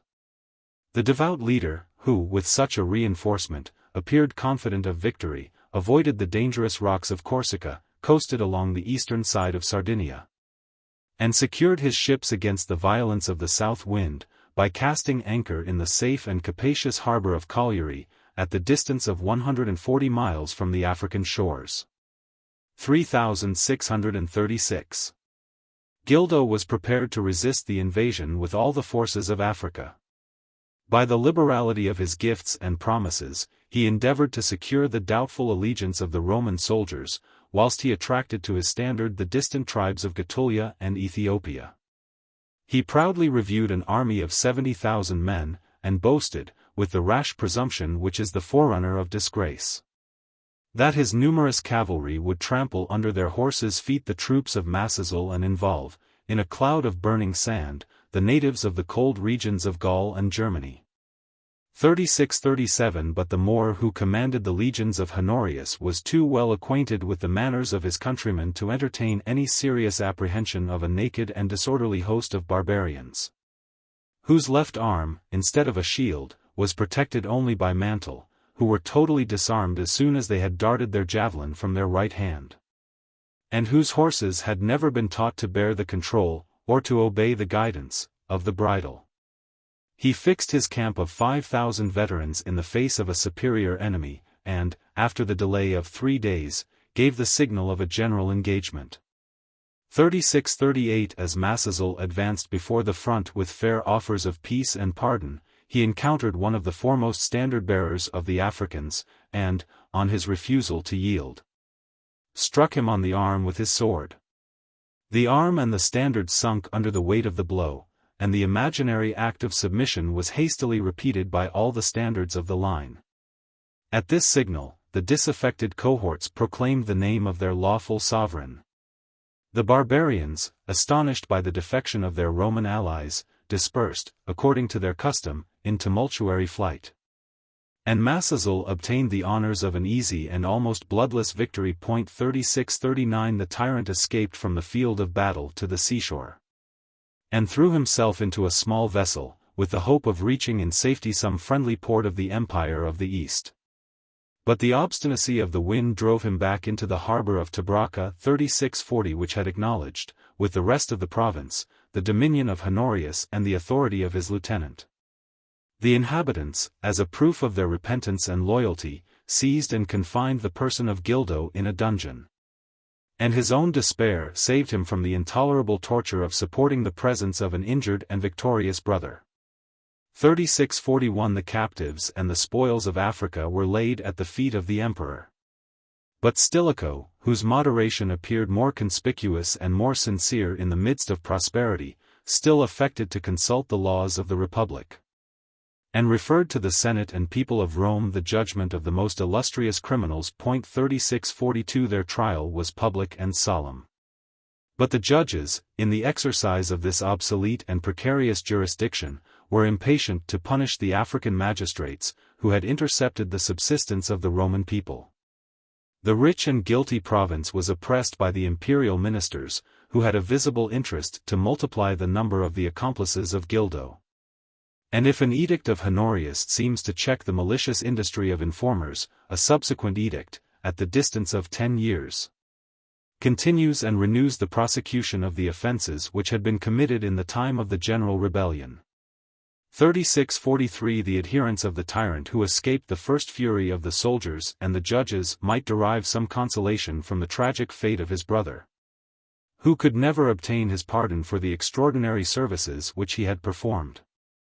After he had finished an important war in the space of a single winter, Massazel was received at the court of Milan with loud applause, affected gratitude, and secret jealousy. 3644 And his death, which, perhaps, was the effect of an accident, has been considered as the crime of Stilicho. In the passage of a bridge, the Moorish prince, who accompanied the Master General of the West, was suddenly thrown from his horse into the river. The officious haste of the attendants was restrained by a cruel and perfidious smile which they observed on the countenance of Stilicho. And while they delayed the necessary assistance, the unfortunate Massazel was irrecoverably drowned. 3645 The joy of the African triumph was happily connected with the nuptials of the Emperor Honorius and of his cousin Maria, the daughter of Stilicho, and this equal and honorable alliance seemed to invest the powerful minister with the authority of a parent over his submissive pupil. The muse of Claudian was not silent on this propitious day. 3646 He sung, in various and lively strains, the happiness of the royal pair, and the glory of the hero, who confirmed their union and supported their throne. The ancient fables of Greece, which had almost ceased to be the object of religious faith, were saved from oblivion by the genius of poetry.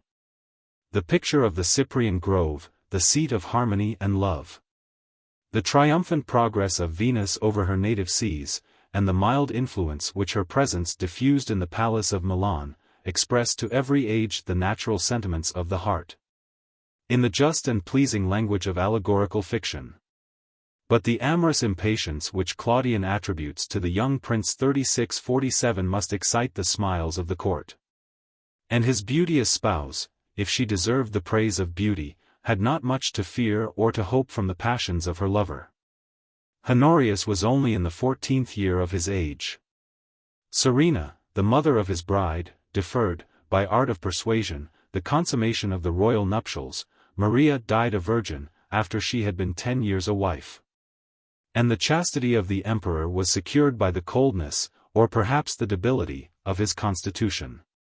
3648 His subjects, who attentively studied the character of their young sovereign, discovered that Honorius was without passions, and consequently without talents, and that his feeble and languid disposition was alike incapable of discharging the duties of his rank or of enjoying the pleasures of his age. In his early youth he made some progress in the exercises of riding and drawing the bow, but he soon relinquished these fatiguing occupations, and the amusement of feeding poultry became the serious and daily care of the monarch of the West. 3649 Who resigned the reins of empire to the firm and skillful hand of his guardian Stilicho. The experience of history will countenance the suspicion that a prince who was born in the purple received a worse education than the meanest peasant of his dominions, and that the ambitious minister suffered him to attain the age of manhood without attempting to excite his courage or to enlighten his understanding. 3650 The predecessors of Honorius were accustomed to animate by their example, or at least by their presence, the valor of the legions. And the dates of their laws attest the perpetual activity of their motions through the provinces of the Roman world. But the son of Theodosius passed the slumber of his life a captive in his palace, a stranger in his country, and the patient, almost the indifferent, spectator of the ruin of the Western Empire, which was repeatedly attacked, and finally subverted, by the arms of the barbarians. In the eventful history of a reign of 28 years, it will seldom be necessary to mention the name of the Emperor Honorius. Chapter 30. Revolt of the Goths. They plunder Greece, 2 great invasions of Italy by Alaric and Radagaisus, they are repulsed by Stilicho, the Germans overrun Gaul, usurpation of Constantine in the west. Disgrace and death of Stilicho. If the subjects of Rome could be ignorant of their obligations to the great Theodosius, they were too soon convinced how painfully the spirit and abilities of their deceased emperor had supported the frail and moldering edifice of the Republic. AD 395 he died in the month of January, and before the end of the winter of the same year the Gothic nation was in arms. 3651 The barbarian auxiliaries erected their independent standard, and boldly avowed the hostile designs which they had long cherished in their ferocious minds. Their countrymen, who had been condemned by the conditions of the last treaty to a life of tranquility and labor, deserted their farms at the first sound of the trumpet, and eagerly resumed the weapons which they had reluctantly laid down. The barriers of the Danube were thrown open, the savage warriors of Scythia issued from their forests, and the uncommon severity of the winter allowed the poet to remark that they rolled their ponderous wagons over the broad and icy back of the indignant river. 3652 The unhappy natives of the provinces to the south of the Danube submitted to the calamities which, in the course of 20 years, were almost grown familiar to their imagination. And the various troops of barbarians who gloried in the Gothic name were irregularly spread from woody shores of Dalmatia to the walls of Constantinople.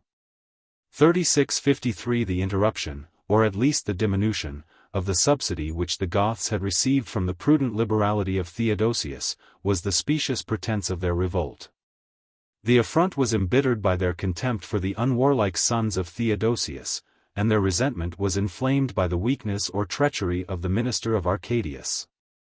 The frequent visits of Rufinus to the camp of the barbarians, whose arms and apparel he affected to imitate, were considered as a sufficient evidence of his guilty correspondence.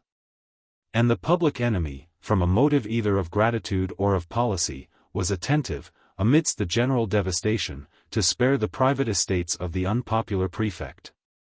The Goths, instead of being impelled by the blind and headstrong passions of their chiefs, were now directed by the bold and artful genius of Alaric. That renowned leader was descended from the noble race of the Bulti, 3654 which yielded only to the royal dignity of the Amali. He had solicited the command of the Roman armies, and the imperial court provoked him to demonstrate the folly of their refusal, and the importance of their loss. Whatever hopes might be entertained of the conquest of Constantinople, the judicious general soon abandoned an impracticable enterprise. In the midst of a divided court and a discontented people, the Emperor Arcadius was terrified by the aspect of the Gothic arms. But the want of wisdom and valor was supplied by the strength of the city, and the fortifications, both of the sea and land, might securely brave the impotent and random darts of the barbarians. Alaric disdained to trample any longer on the prostrate and ruined countries of Thrace and Dacia, and he resolved to seek a plentiful harvest of fame and riches in a province which had hitherto escaped the ravages of war. 3655. The character of the civil and military officers, on whom Rufinus had devolved the government of Greece, confirmed the public suspicion that he had betrayed the ancient seat of freedom and learning to the Gothic invader. The proconsul Antiochus was the unworthy son of a respectable father, and Gerontius, who commanded the provincial troops, was much better qualified to execute the oppressive orders of a tyrant than to defend, with courage and ability, a country most remarkably fortified by the hand of nature. Alaric had traversed, without resistance, the plains of Macedonia and Thessaly, as far as the foot of Mount Ida, a steep and woody range of hills, almost impervious to his cavalry. They stretched from east to west, to the edge of the seashore. And left, between the precipice and the Malian Gulf, an interval of 300 feet, which, in some places, was contracted to a road capable of admitting only a single carriage. 3656 In this narrow pass of Thermopylae, where Leonidas and the 300 Spartans had gloriously devoted their lives, the Goths might have been stopped, or destroyed, by a skillful general. And perhaps the view of that sacred spot might have kindled some sparks of military ardor in the breasts of the degenerate Greeks. The troops which had been posted to defend the Straits of Thermopylae retired, as they were directed, without attempting to disturb the secure and rapid passage of Alaric. 3657 And the fertile fields of Phocis and Boeotia were instantly covered by a deluge of barbarians, who massacred the males of an age to bear arms, and drove away the beautiful females, with the spoil and cattle of the flaming villages. The travelers who visited Greece several years afterwards could easily discover the deep and bloody traces of the march of the Goths.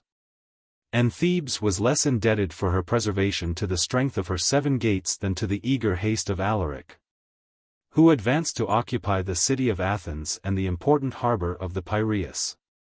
The same impatience urged him to prevent the delay and danger of a siege, by the offer of a capitulation, and as soon as the Athenians heard the voice of the Gothic herald, they were easily persuaded to deliver the greatest part of their wealth, as the ransom of the city of Minerva and its inhabitants. The treaty was ratified by solemn oaths, and observed with mutual fidelity. The Gothic prince, with a small and select train, was admitted within the walls. He indulged himself in the refreshment of the bath, accepted a splendid banquet which was provided by the magistrate, and affected to show that he was not ignorant of the manners of civilized nations. 3658 But the whole territory of Attica, from the promontory of Sunium to the town of Megara, was blasted by his baleful presence. And, if we may use the comparison of a contemporary philosopher, Athens itself resembled the bleeding and empty skin of a slaughtered victim. The distance between Megara and Corinth could not much exceed 30 miles. But the bad road, an expressive name, which it still bears among the Greeks, was, or might easily have been made, impassable for the march of an enemy. The thick and gloomy woods of Mount Cithaeron covered the inland country. The Cyronian rocks approached the water's edge, and hung over the narrow and winding path, which was confined above 6 miles along the seashore. 3659 The passage of those rocks, so infamous in every age, was terminated by the Isthmus of Corinth. And a small body of firm and intrepid soldiers might have successfully defended a temporary entrenchment of 5 or 6 miles from the Ionian to the Aegean Sea. The confidence of the cities of Peloponnesus in their natural rampart, had tempted them to neglect the care of their antique walls. And the avarice of the Roman governors had exhausted and betrayed the unhappy province. 3660 Corinth, Argos, Sparta, yielded without resistance to the arms of the Goths. And the most fortunate of the inhabitants were saved by death from beholding the slavery of their families and the conflagration of their cities. 3661 The vases and statues were distributed among the barbarians, with more regard to the value of the materials than to the elegance of the workmanship. The female captive submitted to the laws of war, the enjoyment of beauty was the reward of valor. And the Greeks could not reasonably complain of an abuse which was justified by the example of the heroic times. 3662 The descendants of that extraordinary people, who had considered valor and discipline as the walls of Sparta, no longer remembered the generous reply of their ancestors to an invader more formidable than Alaric. If thou art a god, thou wilt not hurt those who have never injured thee, if thou art a man, advance, and thou wilt find men equal to thyself. 3663 From Thermopylae to Sparta, the leader of the Goths pursued his victorious march without encountering any mortal antagonists. But one of the advocates of expiring paganism has confidently asserted that the walls of Athens were guarded by the goddess Minerva, with her formidable aegis, and by the angry phantom of Achilles. 3664 And that the conqueror was dismayed by the presence of the hostile deities of Greece. In an age of miracles, it would perhaps be unjust to dispute the claim of the historian Zosimus to the common benefi. Yet it cannot be dissembled that the mind of Alaric was ill-prepared to receive, either in sleeping or waking visions, the impressions of Greek superstition. The songs of Homer and the fame of Achilles had probably never reached the ear of the illiterate barbarian. And the Christian faith, which he had devoutly embraced, taught him to despise the imaginary deities of Rome and Athens. The invasion of the Goths, instead of vindicating the honor, contributed, at least accidentally, to extirpate the last remains of paganism, and the mysteries of Ceres, which had subsisted 1800 years, did not survive the destruction of Eleusis and the calamities of Greece. 3665. AD 396. The last hope of a people who could no longer depend on their arms, their gods, or their sovereign was placed in the powerful assistance of the general of the West. And Stilicho, who had not been permitted to repulse, advanced to chastise the invaders of Greece. 3666. A numerous fleet was equipped in the ports of Italy. And the troops, after a short and prosperous navigation over the Ionian Sea, were safely disembarked on the isthmus, near the ruins of Corinth. The woody and mountainous country of Arcadia, the fabulous residence of Pan and the Dryads, became the scene of a long and doubtful conflict between the two generals not unworthy of each other. The skill and perseverance of the Roman at length prevailed. And the Goths, after sustaining a considerable loss from disease and desertion, gradually retreated to the lofty mountain of Pholo, near the sources of the Peneus. And on the frontiers of Elis, a sacred country, which had formerly been exempted from the calamities of war. 3667. The camp of the barbarians was immediately besieged, the waters of the river 3668 were diverted into another channel. And while they labored under the intolerable pressure of thirst and hunger, a strong line of circumvallation was formed to prevent their escape. After these precautions, Stilicho, too confident of victory, retired to enjoy his triumph, in the theatrical games and lascivious dances of the Greeks. His soldiers, deserting their standards, spread themselves over the country of their allies, which they stripped of all that had been saved from the rapacious hands of the enemy. Alaric appears to have seized the favorable moment to execute one of those hardy enterprises, in which the abilities of a general are displayed with more genuine luster than in the tumult of a day of battle. To extricate himself from the prison of Peloponnesus, it was necessary that he should pierce the entrenchments which surrounded his camp, that he should perform a difficult and dangerous march of 30 miles as far as the Gulf of Corinth, and that he should transport his troops, his captives, and his spoil over an arm of the sea which, in the narrow interval between Rhium and the opposite shore, is at least half a mile in breadth. 3669. The operations of Alaric must have been secret, prudent, and rapid. Since the Roman general was confounded by the intelligence that the Goths, who had eluded his efforts, were in full possession of the important province of Epirus. This unfortunate delay allowed Alaric sufficient time to conclude the treaty which he secretly negotiated with the ministers of Constantinople. The apprehension of a civil war compelled Stilicho to retire, at the haughty mandate of his rivals, from the dominions of Arcadius. And he respected in the enemy of Rome the honorable character of the ally and servant of the Emperor of the East. A Grecian philosopher 3670 who visited Constantinople soon after the death of Theodosius, published his liberal opinions concerning the duties of kings and the state of the Roman Republic. Synesius observes and deplores the fatal abuse which the imprudent bounty of the late emperor had introduced into the military service. The citizens and subjects had purchased an exemption from the indispensable duty of defending their country, which was supported by the arms of barbarian mercenaries. The fugitives of Scythia were permitted to disgrace the illustrious dignities of the empire. Their ferocious youth, who disdained the salutary restraint of laws, were more anxious to acquire the riches than to imitate the arts of a people, the object of their contempt and hatred. And the power of the Goths was the stone of Tantalus, perpetually suspended over the peace and safety of the devoted state. The measures which Synesius recommends are the dictates of a bold and generous patriot.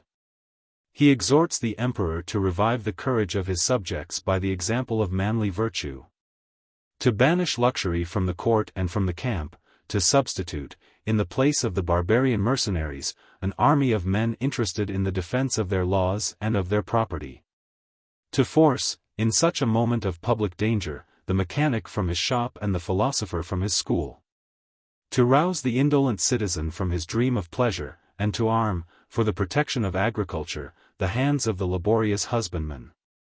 At the head of such troops, who might deserve the name and would display the spirit of Romans, he animates the son of Theodosius to encounter a race of barbarians who were destitute of any real courage, and never to lay down his arms, till he had chased them far away into the solitudes of Scythia, or had reduced them to the state of ignominious servitude which the Lacedaemonians formerly imposed on the captive Helots. 3671 The court of Arcadius indulged the zeal, applauded the eloquence, and neglected the advice of Synesius. Perhaps the philosopher who addresses the emperor of the East in the language of reason and virtue which he might have used to a Spartan king, had not condescended to form a practicable scheme, consistent with the temper and circumstances of a degenerate age. Perhaps the pride of the ministers, whose business was seldom interrupted by reflection, might reject as wild and visionary every proposal which exceeded the measure of their capacity and deviated from the forms and precedents of office. AD 398 While the oration of Synesius and the downfall of the barbarians were the topics of popular conversation, an edict was published at Constantinople which declared the promotion of Alaric to the rank of Master General of the Eastern Illyricum. The Roman provincials, and the allies, who had respected the faith of treaties, were justly indignant that the ruin of Greece and Epirus should be so liberally rewarded. The Gothic conqueror was received as a lawful magistrate, in the cities which he had so lately besieged. The fathers whose sons he had massacred, the husbands whose wives he had violated, were subject to his authority.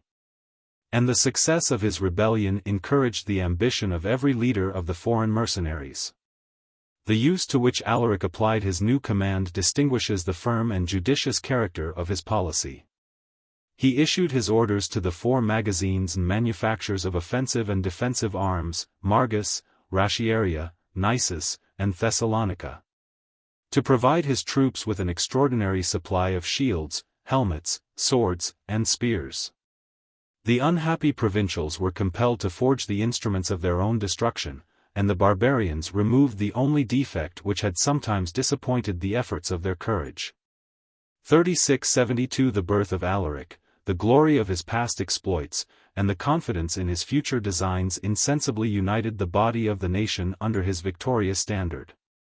And with the unanimous consent of the barbarian chieftains, the Master General of Illyricum was elevated, according to ancient custom, on a shield, and solemnly proclaimed King of the Visigoths. 3673 Armed with this double power, seated on the verge of the 2 empires, he alternately sold his deceitful promises to the courts of Arcadius and Honorius. 3674 Till he declared and executed his resolution of invading the dominions of the West. The provinces of Europe which belonged to the Eastern Emperor were already exhausted. Those of Asia were inaccessible, and the strength of Constantinople had resisted his attack. But he was tempted by the fame, the beauty, the wealth of Italy, which he had twice visited. And he secretly aspired to plant the Gothic standard on the walls of Rome, and to enrich his army with the accumulated spoils of 300 triumphs. 3675. The scarcity of facts 3676 and the uncertainty of dates 3677 oppose our attempts to describe the circumstances of the first invasion of Italy by the arms of Alaric. AD 403 His march, perhaps from Thessalonica, through the warlike and hostile country of Pannonia, as far as the foot of the Julian Alps. His passage of those mountains, which were strongly guarded by troops and entrenchments. The siege of Aquileia, and the conquest of the provinces of Istria and Venetia, appear to have employed a considerable time. Unless his operations were extremely cautious and slow, the length of the interval would suggest a probable suspicion that the Gothic king retreated towards the banks of the Danube, and reinforced his army with fresh swarms of barbarians, before he again attempted to penetrate into the heart of Italy. Since the public and important events escaped the diligence of the historian, he may amuse himself with contemplating, for a moment, the influence of the arms of Alaric on the fortunes of two obscure individuals, a presbyter of Aquileia and a husbandman of Verona. The learned Rufinus, who was summoned by his enemies to appear before a Roman synod, 3678, wisely preferred the dangers of a besieged city. And the barbarians, who furiously shook the walls of Aquileia, might save him from the cruel sentence of another heretic, who, at the request of the same bishops, was severely whipped and condemned to perpetual exile on a desert island.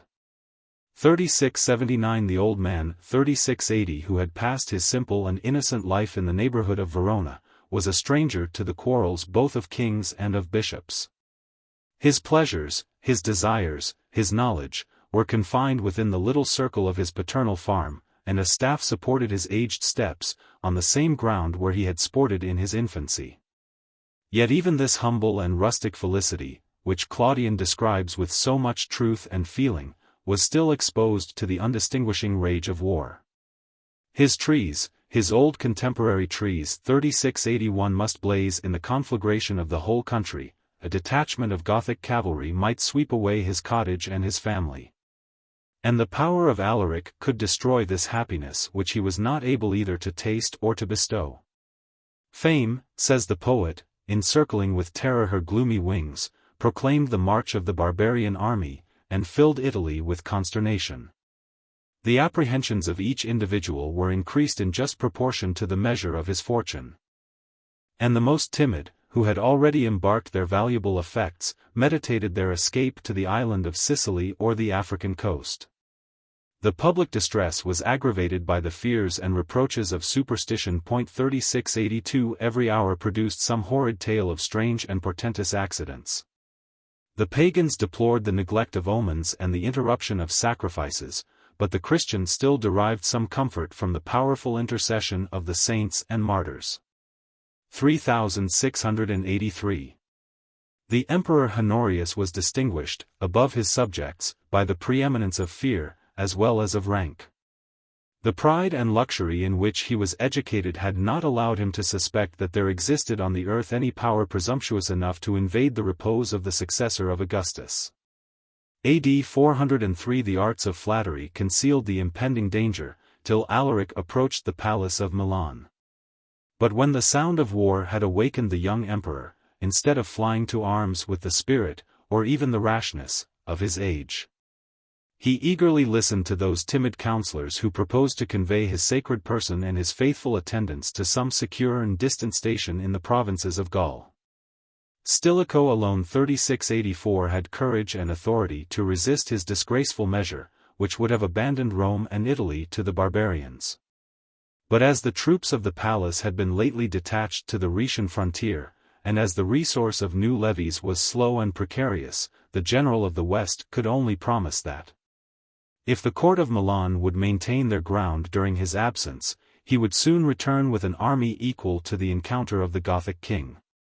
Without losing a moment, while each moment was so important to the public safety, Stilicho hastily embarked on the Larian lake, ascended the mountains of ice and snow amidst the severity of an alpine winter, and suddenly repressed, by his unexpected presence, the enemy who had disturbed the tranquility of Rhaetia.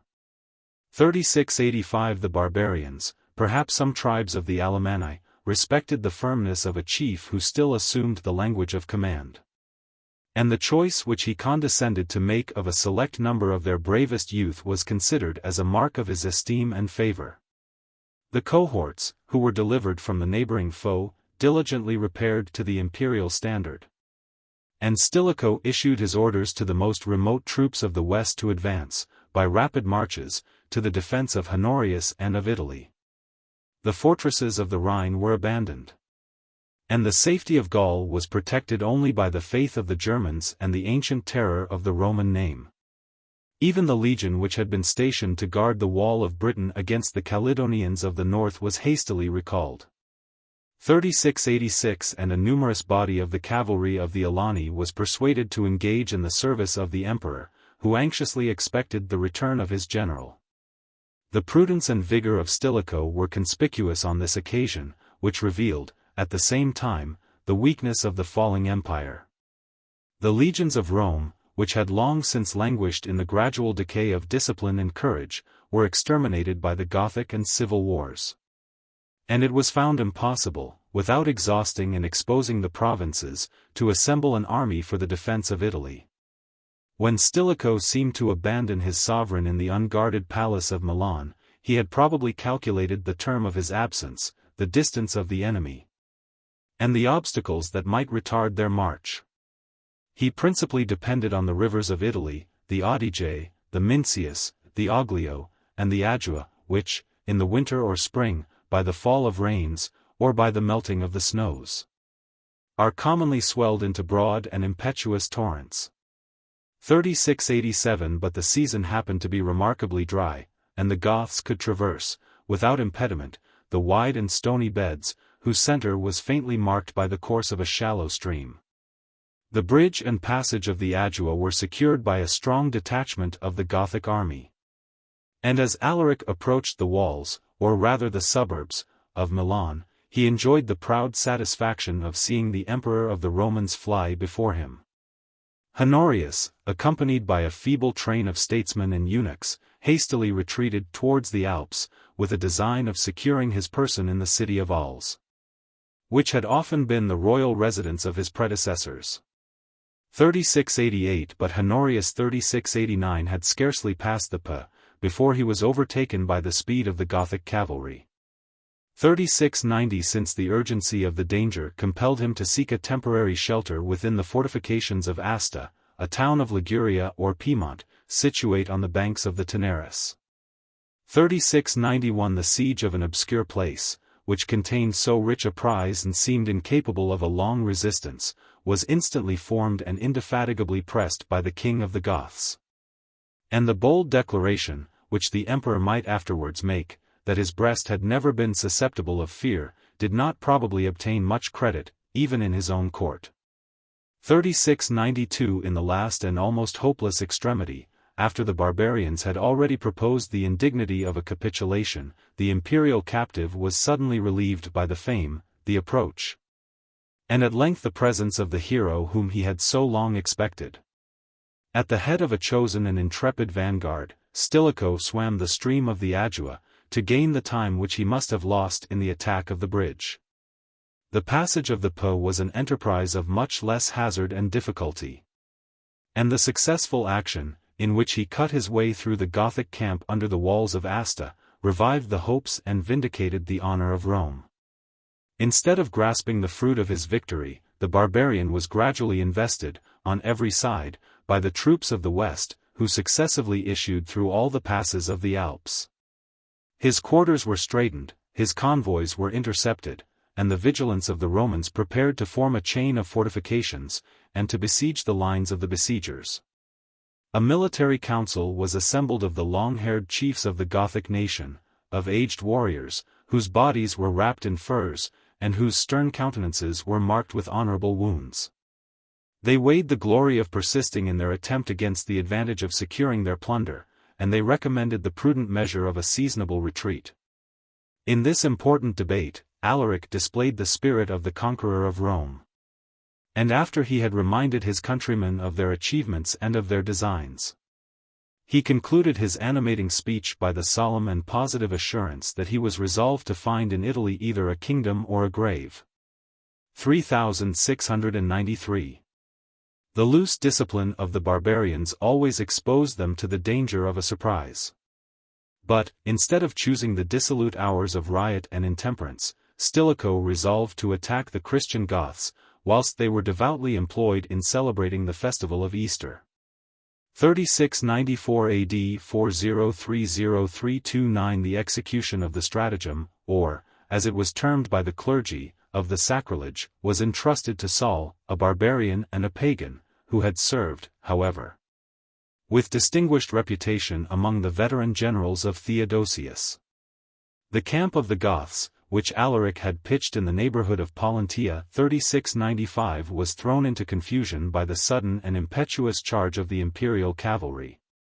But, in a few moments, the undaunted genius of their leader gave them an order and a field of battle. And, as soon as they had recovered from their astonishment, the pious confidence that the God of the Christians would assert their cause added new strength to their native valor. In this engagement, which was long maintained with equal courage and success, the chief of the Alani, whose diminutive and savage form concealed a magnanimous soul, approved his suspected loyalty by the zeal with which he fought, and fell, in the service of the Republic. And the fame of this gallant barbarian has been imperfectly preserved in the verses of Claudian, since the poet, who celebrates his virtue, has omitted the mention of his name. His death was followed by the flight and dismay of the squadrons which he commanded. And the defeat of the wing of cavalry might have decided the victory of Alaric, if Stilicho had not immediately led the Roman and barbarian infantry to the attack. The skill of the general and the bravery of the soldiers surmounted every obstacle. In the evening of the bloody day, the Goths retreated from the field of battle. The entrenchments of their camp were forced, and the scene of rapine and slaughter made some atonement for the calamities which they had inflicted on the subjects of the empire. 3696 The magnificent spoils of Corinth and Argos enriched the veterans of the West. The captive wife of Alaric, who had impatiently claimed his promise of Roman jewels and patrician handmaids, 3697 was reduced to implore the mercy of the insulting foe. And many thousand prisoners, released from the Gothic chains, dispersed through the provinces of Italy the praises of their heroic deliverer. The triumph of Stilicho 3698 was compared by the poet, and perhaps by the public, to that of Marius, who, in the same part of Italy, had encountered and destroyed another army of northern barbarians. The huge bones, and the empty helmets, of the Cimbri and of the Goths would easily be confounded by succeeding generations. And posterity might erect a common trophy to the memory of the two most illustrious generals who had vanquished, on the same memorable ground, the two most formidable enemies of Rome. 3699. The eloquence of Claudian 3700 has celebrated with lavish applause the victory of Pollentia, one of the most glorious days in the life of his patron. But his reluctant and partial muse bestows more genuine praise on the character of the Gothic king. His name is indeed branded with the reproachful epithets of pirate and robber, to which the conquerors of every age are so justly entitled. But the poet of Stilicho is compelled to acknowledge that Alaric possessed the invincible temper of mind which rises superior to every misfortune and derives new resources from adversity. After the total defeat of his infantry, he escaped, or rather withdrew, from the field of battle, with the greatest part of his cavalry entire and unbroken. Without wasting a moment to lament the irreparable loss of so many brave companions, he left his victorious enemy to bind in chains the captive images of a Gothic king. 3701 And boldly resolved to break through the unguarded passes of the Apennine, to spread desolation over the fruitful face of Tuscany, and to conquer or die before the gates of Rome. The capital was saved by the active and incessant diligence of Stilicho, but he respected the despair of his enemy. And, instead of committing the fate of the Republic to the chance of another battle, he proposed to purchase the absence of the barbarians. The spirit of Alaric would have rejected such terms, the permission of a retreat and the offer of a pension, with contempt and indignation. But he exercised a limited and precarious authority over the independent chieftains who had raised him, for their service, above the rank of his equals. They were still less disposed to follow an unsuccessful general, and many of them were tempted to consult their interest by a private negotiation with the minister of Honorius. The king submitted to the voice of his people, ratified the treaty with the Empire of the West, and repassed the Po with the remains of the flourishing army which he had led into Italy. A considerable part of the Roman forces still continued to attend his motions. And Stilicho, who maintained a secret correspondence with some of the barbarian chiefs, was punctually apprised of the designs that were formed in the camp and council of Alaric. The king of the Goths, ambitious to signalize his retreat by some splendid achievement, had resolved to occupy the important city of Verona, which commands the principal passage of the Rhaetian Alps. And directing his march through the territories of those German tribes whose alliance would restore his exhausted strength, to invade, on the side of the Rhine, the wealthy and unsuspecting provinces of Gaul. Ignorant of the treason which had already betrayed his bold and judicious enterprise, he advanced towards the passes of the mountains, already possessed by the imperial troops, where he was exposed, almost at the same instant, to a general attack in the front, on his flanks, and in the rear.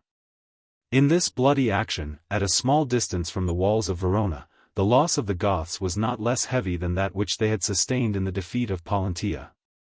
And their valiant king, who escaped by the swiftness of his horse, must either have been slain or made prisoner.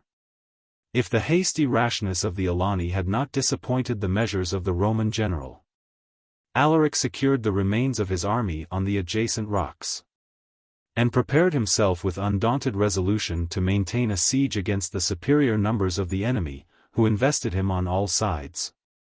But he could not oppose the destructive progress of hunger and disease, nor was it possible for him to check the continual desertion of his impatient and capricious barbarians. In this extremity he still found resources in his own courage, or in the moderation of his adversary, and the retreat of the Gothic king was considered as the deliverance of Italy. 3702 Yet the people and even the clergy, incapable of forming any rational judgment of the business of peace and war, presumed to arraign the policy of Stilicho, who so often vanquished, so often surrounded, and so often dismissed the implacable enemy of the Republic. The first moment of the public safety is devoted to gratitude and joy, but the second is diligently occupied by envy and calumny. 3703. The citizens of Rome had been astonished by the approach of Alaric, and the diligence with which they labored to restore the walls of the capital confessed their own fears and the decline of the empire. AD 404 After the retreat of the barbarians, Honorius was directed to accept the dutiful invitation of the Senate, and to celebrate in the imperial city the auspicious era of the Gothic victory and of his sixth consulship. 3704 The suburbs and the streets, from the Milvian Bridge to the Palatine Mount, were filled by the Roman people, who, in the space of 100 years, had only thrice been honored with the presence of their sovereigns. While their eyes were fixed on the chariot where Stilicho was deservedly seated by the side of his royal pupil, they applauded the pomp of a triumph, which was not stained, like that of Constantine, or of Theodosius, with civil blood. The procession passed under a lofty arch, which had been purposely erected, but in less than 7 years the Gothic conquerors of Rome might read, if they were able to read, the superb inscription of that monument, which attested the total defeat and destruction of their nation. 3705 The emperor resided several months in the capital, and every part of his behavior was regulated with care to conciliate the affection of the clergy, the Senate, and the people of Rome. The clergy was edified by his frequent visits and liberal gifts to the shrines of the apostles. The Senate, who, in the triumphal procession had been excused from the humiliating ceremony of preceding on foot the imperial chariot, was treated with the decent reverence which Stilicho always affected for that assembly. The people was repeatedly gratified by the attention and courtesy of Honorius in the public games, which were celebrated on that occasion with a magnificence not unworthy of the spectator. As soon as the appointed number of chariot races was concluded, the decoration of the circus was suddenly changed, the hunting of wild beasts afforded a various and splendid entertainment, and the chase was succeeded by a military dance, which seems, in the lively description of Claudian, to present the image of a modern tournament. In these games of Honorius, the inhuman combats of gladiators 3706 polluted, for the last time, the amphitheater of Rome. The first Christian emperor may claim the honor of the first edict which condemned the art and amusement of shedding human blood. 3707 But this benevolent law expressed the wishes of the prince, without reforming an inveterate abuse, which degraded a civilized nation below the condition of savage cannibals. Several hundred, perhaps several thousand, victims were annually slaughtered in the great cities of the empire. And the month of December, more peculiarly devoted to the combats of gladiators, still exhibited to the eyes of the Roman people a grateful spectacle of blood and cruelty. Amidst the general joy of the victory of Pollentia, a Christian poet exhorted the emperor to extirpate, by his authority, The horrid custom which had so long resisted the voice of humanity and religion. 3708 The pathetic representations of Prudentius were less effectual than the generous boldness of Telemachus, an Asiatic monk, whose death was more useful to mankind than his life. 3709 The Romans were provoked by the interruption of their pleasures, and the rash monk, who had descended into the arena to separate the gladiators, was overwhelmed under a shower of stones. But the madness of the people soon subsided. They respected the memory of Telemachus, who had deserved the honors of martyrdom. And they submitted, without a murmur, to the laws of Honorius, which abolished forever the human sacrifices of the amphitheater. 3710 The citizens who adhered to the manners of their ancestors might perhaps insinuate that the last remains of a martial spirit were preserved in this school of fortitude, which accustomed the Romans to the sight of blood and to the contempt of death, a vain and cruel prejudice, so nobly confuted by the valor of ancient Greece and of modern Europe. 3711 The recent danger to which the person of the emperor had been exposed in the defenseless palace of Milan urged him to seek a retreat in some inaccessible fortress of Italy, where he might securely remain while the open country was covered by a deluge of barbarians. On the coast of the Adriatic, about 10 or 12 miles from the most southern of the 7 mouths of the Po, the Thessalians had founded the ancient colony of Ravenna. 3712 which they afterwards resigned to the natives of Umbria. Augustus, who had observed the opportunity of the place, prepared, at the distance of 3 miles from the old town, a capacious harbor for the reception of 250 ships of war. This naval establishment, which included the arsenals and magazines, the barracks of the troops, and the houses of the artificers, derived its origin and name from the permanent station of the Roman fleet.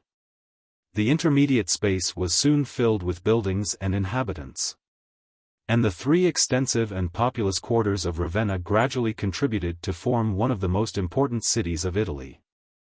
The principal canal of Augustus poured a copious stream of the waters of the Po through the midst of the city to the entrance of the harbor. The same waters were introduced into the profound ditches that encompassed the walls. They were distributed by 1,000 subordinate canals into every part of the city, which they divided into a variety of small islands. The communication was maintained only by the use of boats and bridges. And the houses of Ravenna, whose appearance may be compared to that of Venice, were raised on the foundation of wooden piles. The adjacent country, to the distance of many miles, was a deep and impassable morass. And the artificial causeway, which connected Ravenna with the continent, might be easily guarded or destroyed on the approach of a hostile army. These morasses were interspersed, however, with vineyards, and though the soil was exhausted by 4 or 5 crops, the town enjoyed a more plentiful supply of wine than of fresh water. 3713 The air, instead of receiving the sickly and almost pestilential exhalations of low and marshy grounds, was distinguished, like the neighborhood of Alexandria, as uncommonly pure and salubrious. And this singular advantage was ascribed to the regular tides of the Adriatic, which swept the canals, interrupted the unwholesome stagnation of the waters, and floated every day the vessels of the adjacent country into the heart of Ravenna. The gradual retreat of the sea has left the modern city at the distance of 4 miles from the Adriatic. And as early as the 5th or 6th century of the Christian era, the port of Augustus was converted into pleasant orchards, and a lonely grove of pines covered the ground ere the Roman fleet once rode at anchor. 3714 Even this alteration contributed to increase the natural strength of the place, and the shallowness of the water was a sufficient barrier against the large ships of the enemy. This advantageous situation was fortified by art and labor. And in the 20th year of his age the Emperor of the West, anxious only for his personal safety, retired to the perpetual confinement of the walls and morasses of Ravenna. The example of Honorius was imitated by his feeble successors, the Gothic kings, and afterwards the exarchs, who occupied the throne and palace of the emperors. And, till the middle of the 8th century, Ravenna was considered as the seat of government and the capital of Italy. 3715 The fears of Honorius were not without foundation, nor were his precautions without effect. AD 400, while Italy rejoiced in her deliverance from the Goths, a furious tempest was excited among the nations of Germany, who yielded to the irresistible impulse that appears to have been gradually communicated from the eastern extremity of the continent of Asia. The Chinese annals, as they have been interpreted by the earned industry of the present age, may be usefully applied to reveal the secret and remote causes of the fall of the Roman Empire. The extensive territory to the north of the Great Wall was possessed, after the flight of the Huns, by the victorious Cienpi, who were sometimes broken into independent tribes, and sometimes reunited under a supreme chief, till at length, styling themselves Topa, or masters of the earth, they acquired a more solid consistence and a more formidable power. The Topa soon compelled the pastoral nations of the eastern desert to acknowledge the superiority of their arms. They invaded China in a period of weakness and intestine discord. And these fortunate Tartars, adopting the laws and manners of the vanquished people, founded an imperial dynasty, which reigned near 160 years over the northern provinces of the monarchy.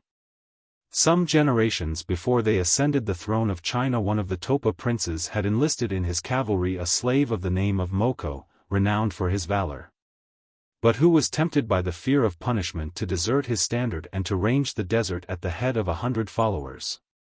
This gang of robbers and outlaws swelled into a camp, a tribe, a numerous people, distinguished by the appellation of Jujun. And their hereditary chieftains, the posterity of Moko the slave, assumed their rank among the Scythian monarchs. The youth of Tulan, the greatest of his descendants, was exercised by those misfortunes which are the school of heroes.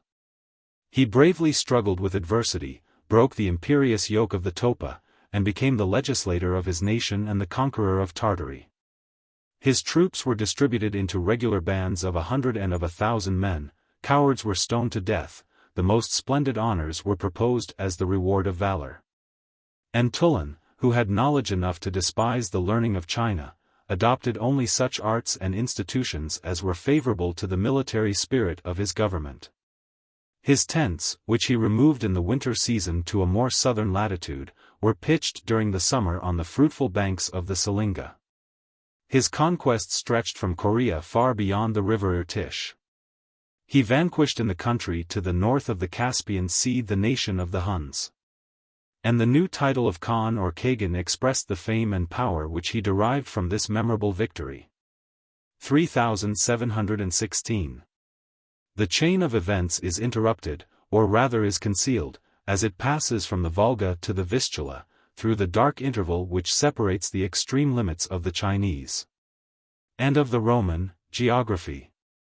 AD 405. Yet the temper of the barbarians and the experience of successive emigrations sufficiently declare that the Huns, who were oppressed by the arms of the Jujun, soon withdrew from the presence of an insulting victor. The countries towards the Euxine were already occupied by their kindred tribes, and their hasty flight, which they soon converted into a bold attack, would more naturally be directed towards the rich and level plains through which the Vistula gently flows into the Baltic Sea. The north must again have been alarmed and agitated by the invasion of the Huns, 3717, and the nations who retreated before them must have pressed with incumbent weight on the confines of Germany. 3718. The inhabitants of those regions, which the ancients have assigned to the Suevi, the Vandals, and the Burgundians, might embrace the resolution of abandoning to the fugitives of Sarmatia their woods and morasses, or at least of discharging their superfluous numbers on the provinces of the Roman Empire. 3719. About 4 years after the victorious Tulan had assumed the title of Khan of the Jujun, another barbarian, the haughty Radagast, or Radagisus, 3720, marched from the northern extremities of Germany almost to the gates of Rome, and left the remains of his army to achieve the destruction of the West. The Vandals, the Suevi, and the Burgundians formed the strength of this mighty host. But the Alani, who had found a hospitable reception in their new seats, added their active cavalry to the heavy infantry of the Germans. And the Gothic adventurers crowded so eagerly to the standard of Radagisus that, by some historians, he has been styled the King of the Goths. 12,000 warriors, distinguished above the vulgar by their noble birth or their valiant deeds, glittered in the van. 3721 and the whole multitude, which was not less than 200,000 fighting men, might be increased by the accession of women, of children, and of slaves, to the amount of 400,000 persons. This formidable emigration issued from the same coast of the Baltic which had poured forth the myriads of the Cimbri and Teutons to assault Rome and Italy in the vigor of the Republic. After the departure of those barbarians, their native country, which was marked by the vestiges of their greatness, long ramparts, and gigantic moles. 3722 remained during some ages a vast and dreary solitude, till the human species was renewed by the powers of generation, and the vacancy was filled by the influx of new inhabitants. The nations who now usurp an extent of land which they are unable to cultivate would soon be assisted by the industrious poverty of their neighbors, if the government of Europe did not protect the claims of dominion and property. The correspondence of nations was in that age so imperfect and precarious that the revolutions of the north might escape the knowledge of the court of Ravenna, till the dark cloud which was collected along the coast of the Baltic burst in thunder upon the banks of the upper Danube. AD 406 the Emperor of the West, if his ministers disturbed his amusements by the news of the impending danger, was satisfied with being the occasion, and the spectator, of the war. 3723 the safety of Rome was entrusted to the councils and the sword of Stilicho. But such was the feeble and exhausted state of the empire that it was impossible to restore the fortifications of the Danube, or to prevent, by a vigorous effort, the invasion of the Germans. 3724 the hopes of the vigilant minister of Honorius were confined to the defense of Italy. He once more abandoned the provinces, recalled the troops, pressed the new levies, which were rigorously exacted and pusillanimously eluded, employed the most efficacious means to arrest, or allure, the deserters, and offered the gift of freedom, and of 2 pieces of gold, to all the slaves who would enlist. 3725 by these efforts he painfully collected, from the subjects of a great empire, an army of 30 or 40,000 men, which, in the days of Scipio or Camillus, would have been instantly furnished by the free citizens of the territory of Rome. 3726 the 30 legions of Stilicho were reinforced by a large body of barbarian auxiliaries, the faithful Alani were personally attached to his service. And the troops of Huns and of Goths, who marched under the banners of their native princes, Huldan and Sarus, were animated by interest and resentment to oppose the ambition of Radagaisus. The king of the Confederate Germans passed, without resistance, the Alps, the Po, and the Apennine, leaving on one hand the inaccessible palace of Honorius, securely buried among the marshes of Ravenna, and, on the other, the camp of Stilicho, who had fixed his headquarters at Ticinum or Pavia, but who seems to have avoided a decisive battle, till he had assembled his distant forces. Many cities of Italy were pillaged, or destroyed, and the siege of Florence 3727 by Radagaisus is one of the earliest events in the history of that celebrated republic, whose firmness checked and delayed the unskillful fury of the barbarians. The Senate and people trembled at their approach within 180 miles of Rome, and anxiously compared the danger which they had escaped with the new perils to which they were exposed.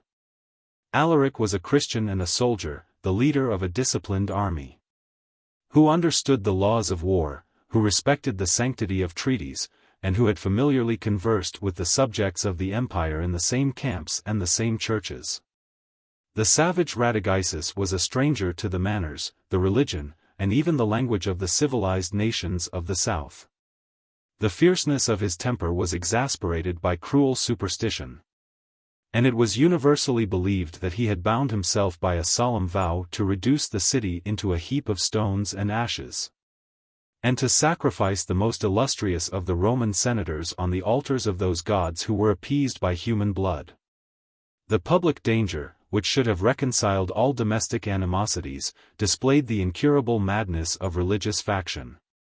The oppressed votaries of Jupiter and Mercury respected, in the implacable enemy of Rome, the character of a devout pagan, loudly declared that they were more apprehensive of the sacrifices than of the arms of Radagaisus, and secretly rejoiced in the calamities of their country, which condemned the faith of their Christian adversaries.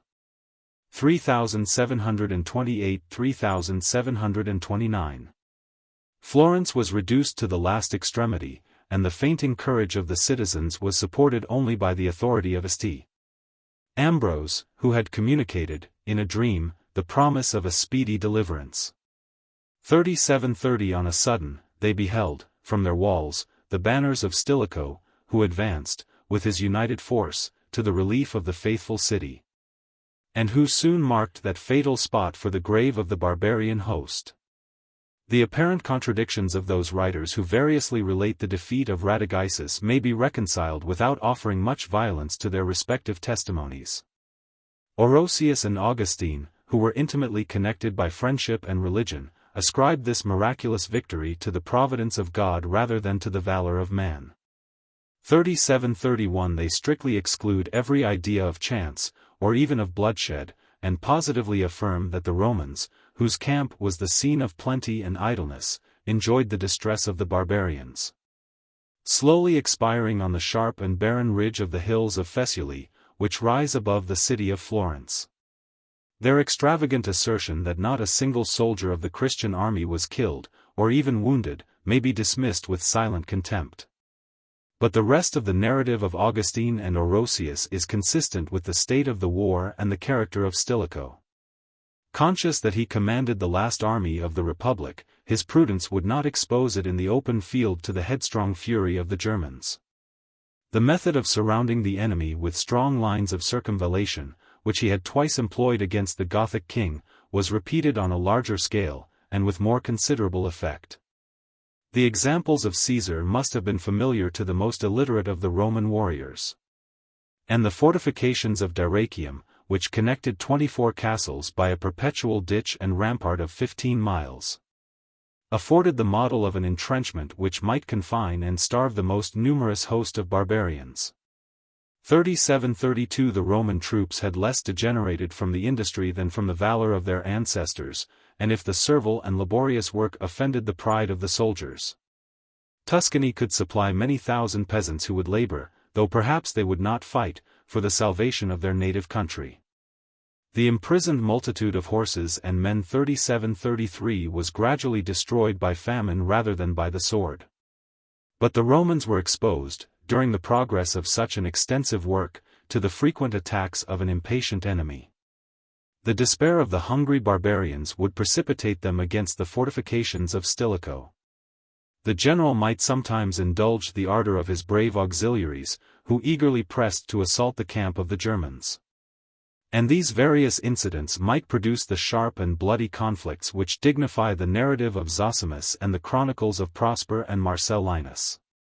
3734. A seasonable supply of men and provisions had been introduced into the walls of Florence, and the famished host of Radagaisus was in its turn besieged.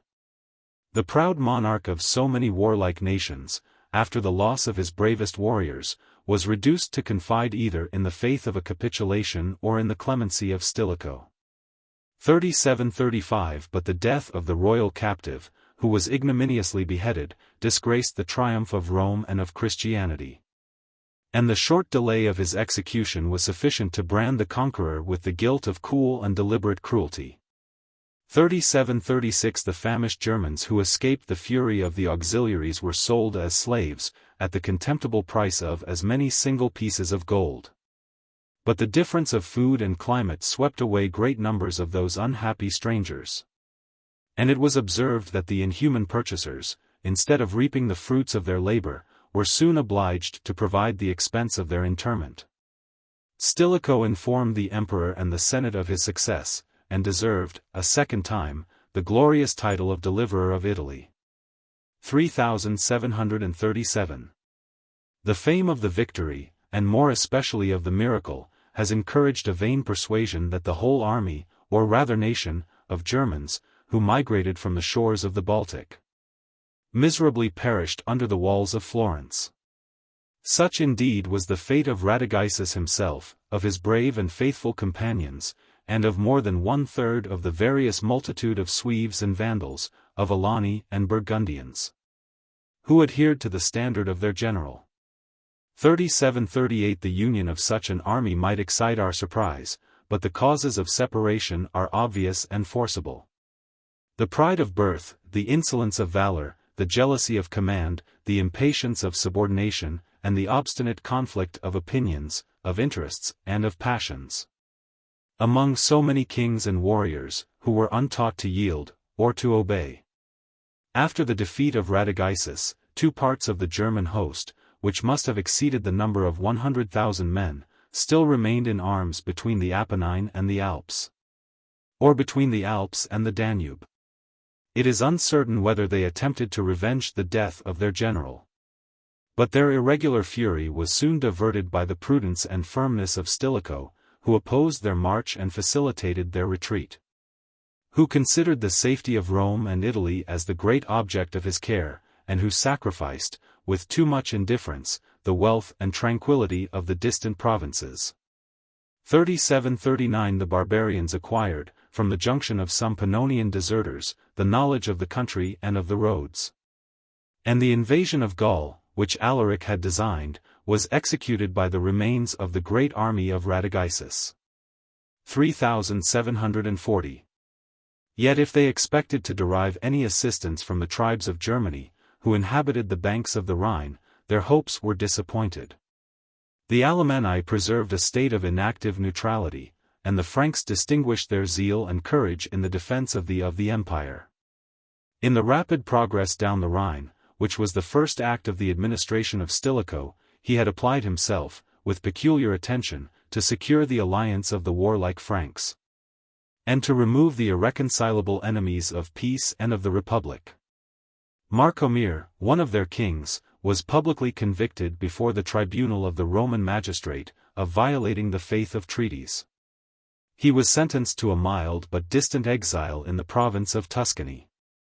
And this degradation of the regal dignity was so far from exciting the resentment of his subjects that they punished with death the turbulent Suno, who attempted to revenge his brother, and maintained a dutiful allegiance to the princes who were established on the throne by the choice of Stilicho.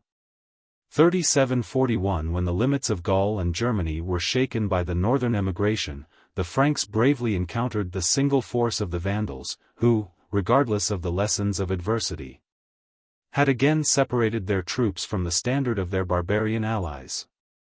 They paid the penalty of their rashness, and 20,000 Vandals, with their king god Aegisclus, were slain in the field of battle.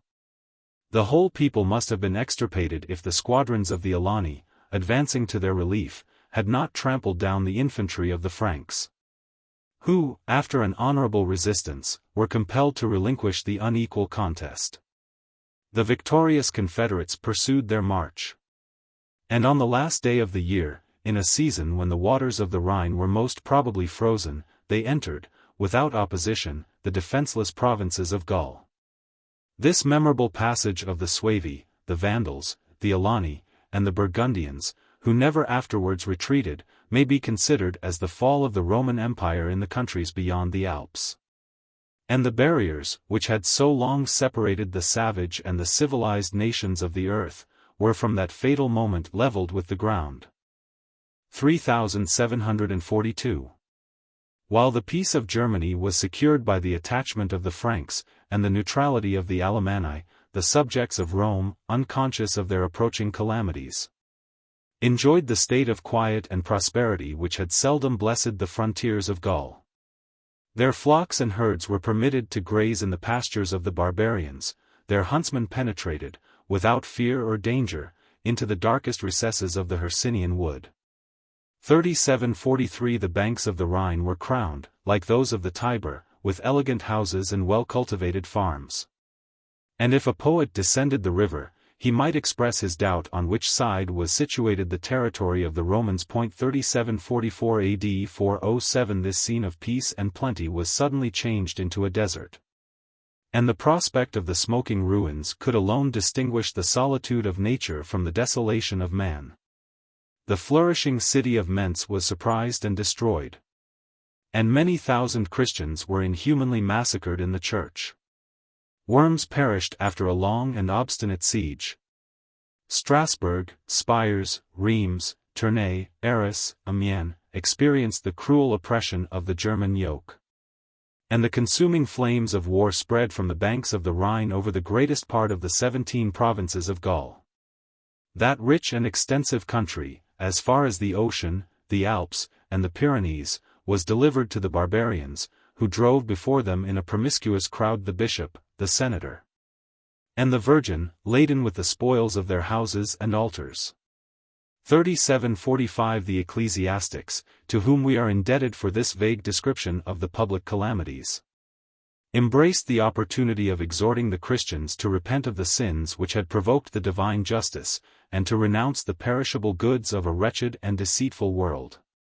But as the Pelagian controversy 3746, which attempts to sound the abyss of grace and predestination, soon became the serious employment of the Latin clergy, the providence which had decreed, or foreseen, or permitted such a train of moral and natural evils was rashly weighed in the imperfect and fallacious balance of reason. The crimes and the misfortunes of the suffering people were presumptuously compared with those of their ancestors. And they arraigned the divine justice, which did not exempt from the common destruction the feeble, the guiltless, the infant portion of the human species. These idle disputants overlooked the invariable laws of nature, which have connected peace with innocence, plenty with industry, and safety with valor. The timid and selfish policy of the court of Ravenna might recall the Palatine legions for the protection of Italy. The remains of the stationary troops might be unequal to the arduous task, and the barbarian auxiliaries might prefer the unbounded license of spoil to the benefits of a moderate and regular stipend. But the provinces of Gaul were filled with a numerous race of hardy and robust youth, who, in the defense of their houses, their families, and their altars, if they had dared to die, would have deserved to vanquish. The knowledge of their native country would have enabled them to oppose continual and insuperable obstacles to the progress of an invader. And the deficiency of the barbarians, in arms as well as in discipline, removed the only pretense which excuses the submission of a populous country to the inferior numbers of a veteran army. When France was invaded by Charles V, he inquired of a prisoner, how many days Paris might be distant from the frontier. Perhaps 12, but they will be days of battle. 3747 Such was the gallant answer which checked the arrogance of that ambitious prince.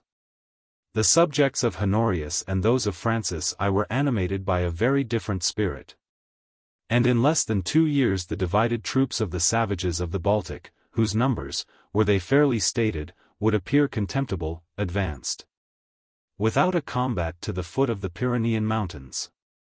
In the early part of the reign of Honorius, the vigilance of Stilicho had successfully guarded the remote island of Britain from her incessant enemies of the ocean, the mountains, and the Irish coast. 3748 But those restless barbarians could not neglect the fair opportunity of the Gothic War, when the walls and stations of the province were stripped of the Roman troops. If any of the legionaries were permitted to return from the Italian expedition, their faithful report of the court and character of Honorius must have tended to dissolve the bonds of allegiance and to exasperate the seditious temper of the British army. The spirit of revolt, which had formerly disturbed the age of Gallienus, was revived by the capricious violence of the soldiers. And the unfortunate, perhaps the ambitious, candidates, who were the objects of their choice, were the instruments, and at length the victims, of their passion. 3749 Marcus was the first whom they placed on the throne, as the lawful emperor of Britain and of the West. They violated, by the hasty murder of Marcus, the oath of fidelity which they had imposed on themselves, and their disapprobation of his manners may seem to inscribe an honorable epitaph on his tomb. Gratian was the next whom they adorned with the diadem and the purple, and, at the end of 4 months, Gratian experienced the fate of his predecessor. The memory of the great Constantine, whom the British legions had given to the Church and to the Empire, suggested the singular motive of their third choice. They discovered in the ranks a private soldier of the name of Constantine, and their impetuous levity had already seated him on the throne, before they perceived his incapacity to sustain the weight of that glorious appellation. 3750 Yet the authority of Constantine was less precarious, and his government was more successful, than the transient reigns of Marcus and of Gratian. The danger of leaving his inactive troops in those camps which had been twice polluted with blood and sedition urged him to attempt the reduction of the western provinces. He landed at Boulogne with an inconsiderable force. And after he had reposed himself some days, he summoned the cities of Gaul, which had escaped the yoke of the barbarians, to acknowledge their lawful sovereign. They obeyed the summons without reluctance. The neglect of the court of Ravenna had absolved a deserted people from the duty of allegiance. Their actual distress encouraged them to accept any circumstances of change, without apprehension, and, perhaps with some degree of hope. And they might flatter themselves that the troops, the authority, and even the name of a Roman emperor, who fixed his residence in Gaul, would protect the unhappy country from the rage of the barbarians. The first successes of Constantine against the detached parties of the Germans were magnified by the voice of adulation into splendid and decisive victories, which the reunion and insolence of the enemy soon reduced to their just value. His negotiations procured a short and precarious truce. And if some tribes of the barbarians were engaged, by the liberality of his gifts and promises, to undertake the defense of the Rhine, these expensive and uncertain treaties, instead of restoring the pristine vigor of the Gallic frontier, served only to disgrace the majesty of the prince and to exhaust what yet remained of the treasures of the Republic. Elated, however, with this imaginary triumph, the vain deliverer of Gaul advanced into the provinces of the south, to encounter a more pressing and personal danger. Sarus the Goth was ordered to lay the head of the rebel at the feet of the Emperor Honorius, and the forces of Britain and Italy were unworthily consumed in this domestic quarrel. After the loss of his two bravest generals Justinian and Nevegast, the former of whom was slain in the field of battle, the latter in a peaceful but treacherous interview, Constantine fortified himself within the walls of Vienna. The place was ineffectually attacked 7 days, and the imperial army supported, in a precipitate retreat, the ignominy of purchasing a secure passage from the freebooters and outlaws of the Alps. 3751 Those mountains now separated the dominions of two rival monarchs, and the fortifications of the double frontier were guarded by the troops of the empire, whose arms would have been more usefully employed to maintain the Roman limits against the barbarians of Germany and Scythia. AD 408 On the side of the Pyrenees, the ambition of Constantine might be justified by the proximity of danger, but his throne was soon established by the conquest, or rather submission, of Spain, which yielded to the influence of regular and habitual subordination, and received the laws and magistrates of the Gallic prefecture. The only opposition which was made to the authority of Constantine proceeded not so much from the powers of government, or the spirit of the people, as from the private zeal and interest of the family of Theodosius. For brothers 3752 had obtained by the favor of their kinsman the deceased emperor, an honorable rank and ample possessions in their native country. And the grateful youths resolved to risk those advantages in the service of his son.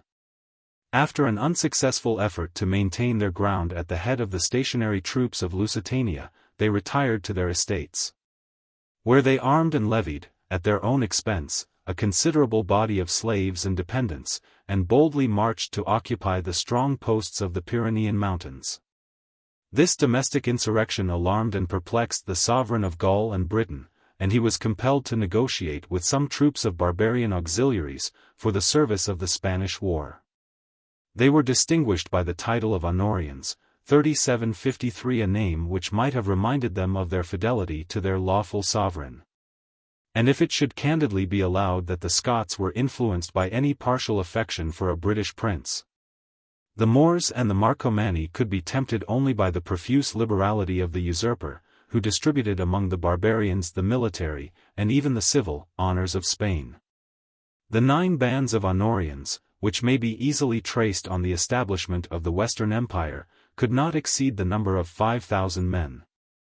Yet this inconsiderable force was sufficient to terminate a war which had threatened the power and safety of Constantine.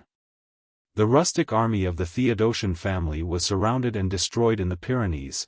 2 of the brothers had the good fortune to escape by sea to Italy, or the East.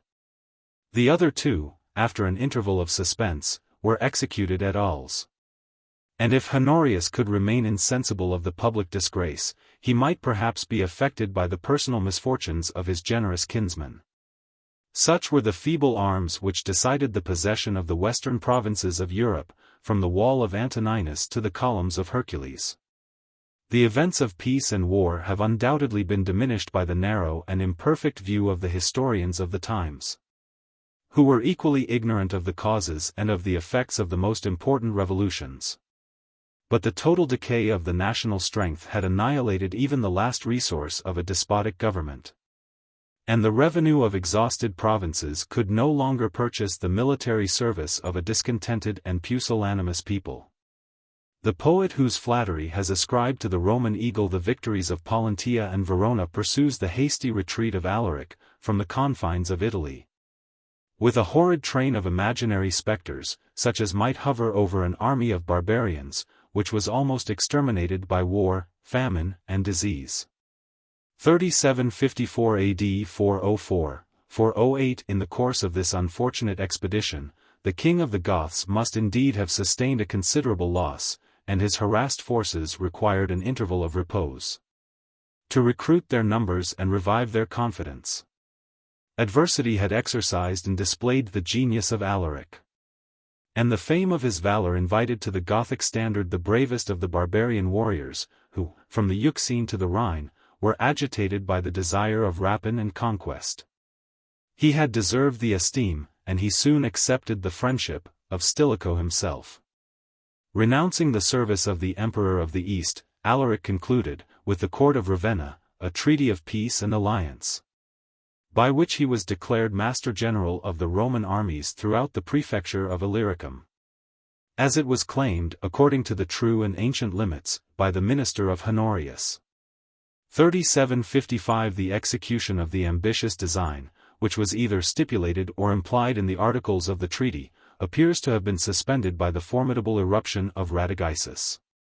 And the neutrality of the Gothic king may perhaps be compared to the indifference of Caesar, who, in the conspiracy of Catiline, refused either to assist or to oppose the enemy of the Republic.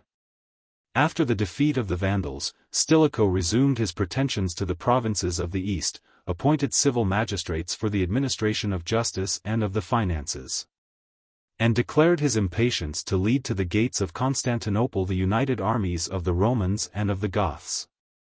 The prudence, however, of Stilicho, his aversion to civil war, and his perfect knowledge of the weakness of the state may countenance the suspicion that domestic peace, rather than foreign conquest, was the object of his policy, and that his principal care was to employ the forces of Alaric at a distance from Italy.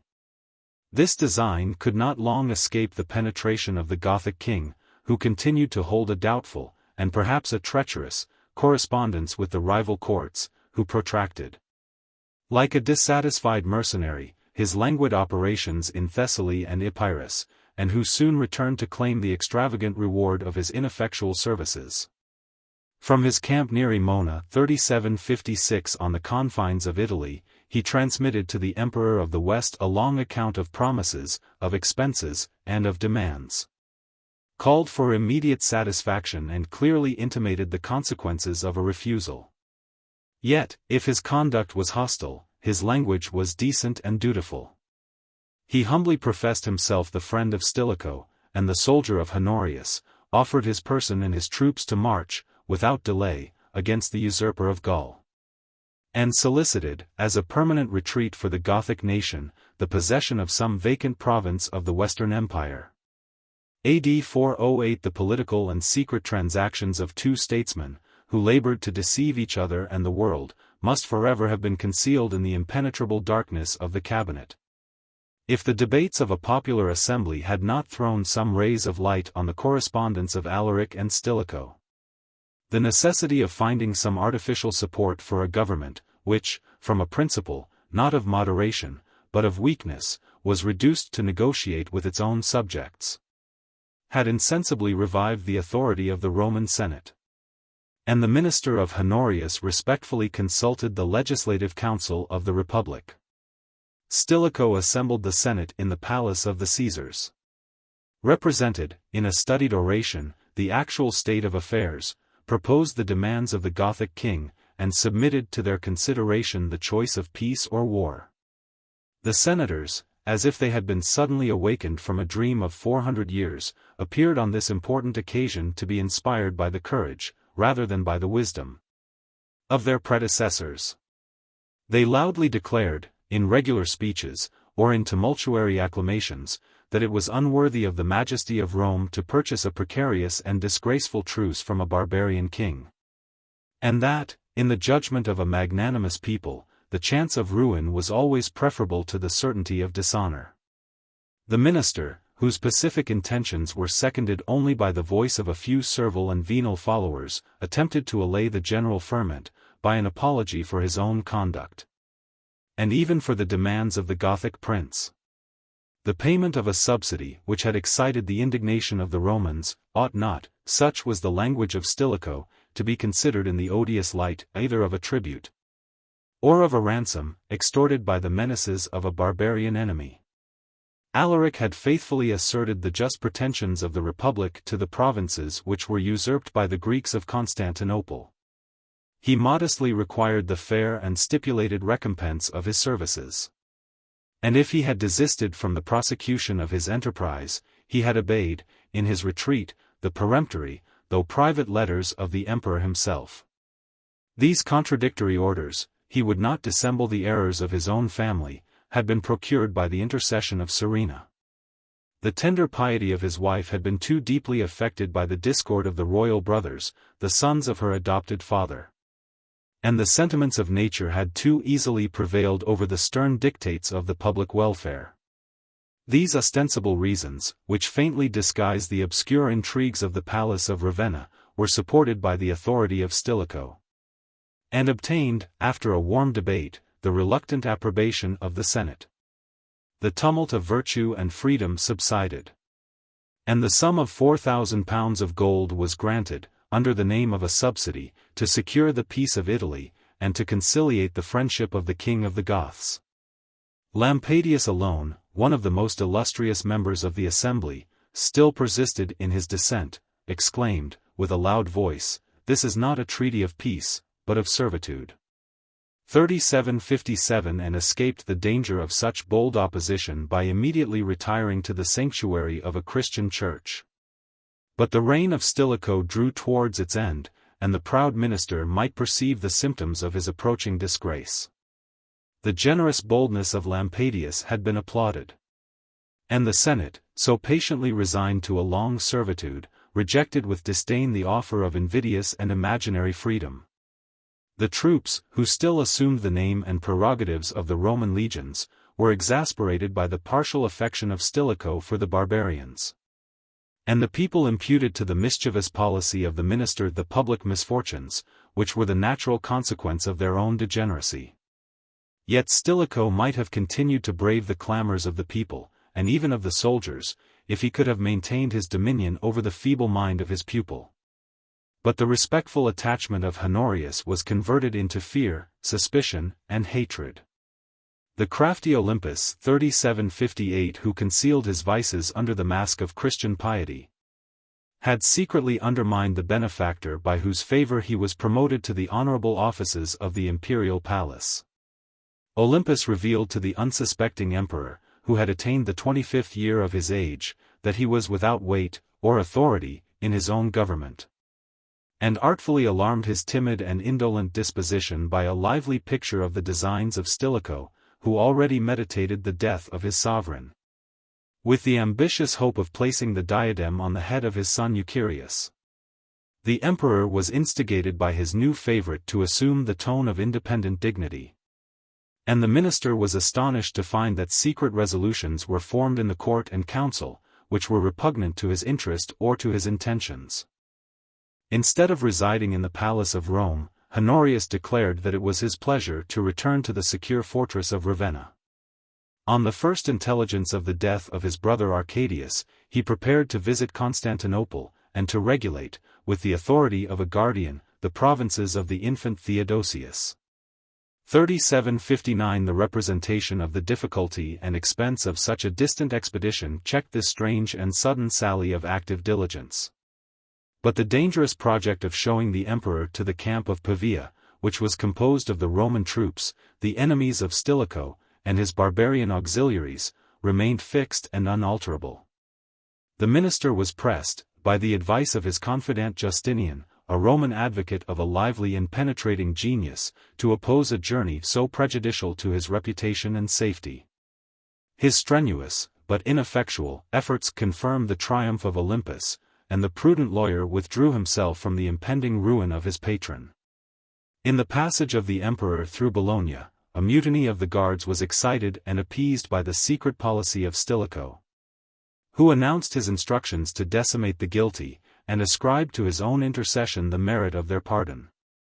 After this tumult, Honorius embraced, for the last time, the minister whom he now considered as a tyrant, and proceeded on his way to the camp of Pavia, where he was received by the loyal acclamations of the troops who were assembled for the service of the Gallic War. On the morning of the fourth day, he pronounced, as he had been taught, a military oration in the presence of the soldiers, whom the charitable visits and artful discourses of Olympus had prepared to execute a dark and bloody conspiracy. At the first signal, they massacred the friends of Stilicho, the most illustrious officers of the empire, 2 praetorian prefects, of Gaul and of Italy, 2 masters general, of the cavalry and infantry, the master of the offices, the quaestor, the treasurer, and the count of the domestics. Many lives were lost, many houses were plundered. The furious sedition continued to rage till the close of the evening.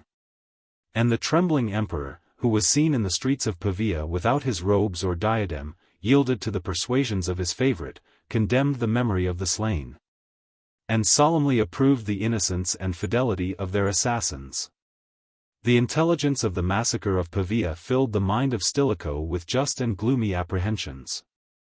And he instantly summoned, in the camp of Bologna, a council of the Confederate leaders who were attached to his service, and would be involved in his ruin. The impetuous voice of the assembly called aloud for arms, and for revenge, to march, without a moment's delay, under the banners of a hero whom they had so often followed to victory. To surprise, to oppress, to extirpate the guilty Olympus and his degenerate Romans, and perhaps to fix the diadem on the head of their injured general. Instead of executing a resolution, which might have been justified by success, Stilicho hesitated till he was irrecoverably lost. He was still ignorant of the fate of the emperor. He distrusted the fidelity of his own party, and he viewed with horror the fatal consequences of arming a crowd of licentious barbarians against the soldiers and people of Italy. The Confederates, impatient of his timorous and doubtful delay, hastily retired with fear and indignation.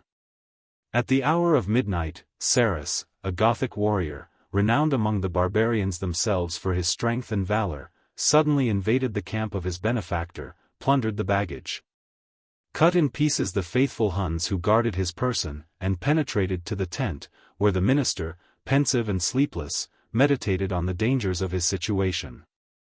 Stilicho escaped with difficulty from the sword of the Goths and, after issuing a last and generous admonition to the cities of Italy to shut their gates against the barbarians, his confidence, or his despair, urged him to throw himself into Ravenna, which was already in the absolute possession of his enemies. Olympus, who had assumed the dominion of Honorius, was speedily informed that his rival had embraced, as a suppliant, the altar of the Christian Church.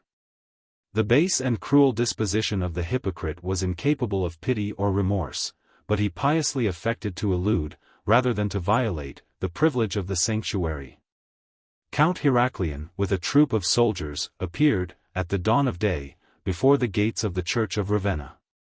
The bishop was satisfied by a solemn oath that the imperial mandate only directed them to secure the person of Stilicho, but as soon as the unfortunate minister had been tempted beyond the holy threshold, he produced the warrant for his instant execution.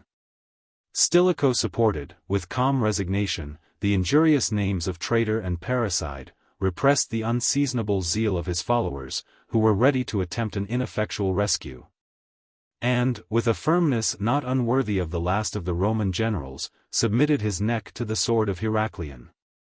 3760. The servile crowd of the palace, who had so long adored the fortune of Stilicho, affected to insult his fall, and the most distant connection with the Master General of the West, which had so lately been a title to wealth and honors, was studiously denied and rigorously punished. His family, united by a triple alliance with the family of Theodosius, might envy the condition of the meanest peasant. The flight of his son Eucherius was intercepted, and the death of that innocent youth soon followed the divorce of Thermantia, who filled the place of her sister Maria, and who, like Maria, had remained a virgin in the imperial bed. 3761 The friends of Stilicho, who had escaped the massacre of Pavia, were persecuted by the implacable revenge of Olympus. And the most exquisite cruelty was employed to extort the confession of a treasonable and sacrilegious conspiracy. They died in silence, their firmness justified the choice, 3762 and perhaps absolved the innocence, of their patron. And the despotic power which could take his life without a trial, and stigmatize his memory without a proof, has no jurisdiction over the impartial suffrage of posterity. 3763 The services of Stilicho are great and manifest, his crimes, as they are vaguely stated in the language of flattery and hatred, are obscure, at least, and improbable. About 4 months after his death an edict was published in the name of Honorius to restore the free communication of the two empires which had been so long interrupted by the public enemy. 3764 The minister whose fame and fortune depended on the prosperity of the state was accused of betraying Italy to the barbarians, whom he repeatedly vanquished at Pollentia, at Verona, and before the walls of Florence. His pretended design of placing the diadem on the head of his son Eucherius could not have been conducted without preparations or accomplices. And the ambitious father would not surely have left the future emperor, till the 20th year of his age, in the humble station of tribune of the notaries. Even the religion of Stilicho was arraigned by the malice of his rival. The seasonable and almost miraculous deliverance was devoutly celebrated by the applause of the clergy, who asserted that the restoration of idols and the persecution of the church would have been the first measure of the reign of Eucherius. The son of Stilicho, however, was educated in the bosom of Christianity, which his father had uniformly professed and zealously supported. 3765 3766 Serena had borrowed her magnificent necklace from the statue of Vesta 3767 and the pagans execrated the memory of the sacrilegious minister, by whose order the Sibylline books, the oracles of Rome, had been committed to the flames. 3768 The pride and power of Stilicho constituted his real guilt.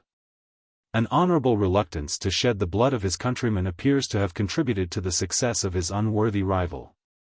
And it is the last humiliation of the character of Honorius that posterity has not condescended to reproach him with his base ingratitude to the guardian of his youth and the support of his empire.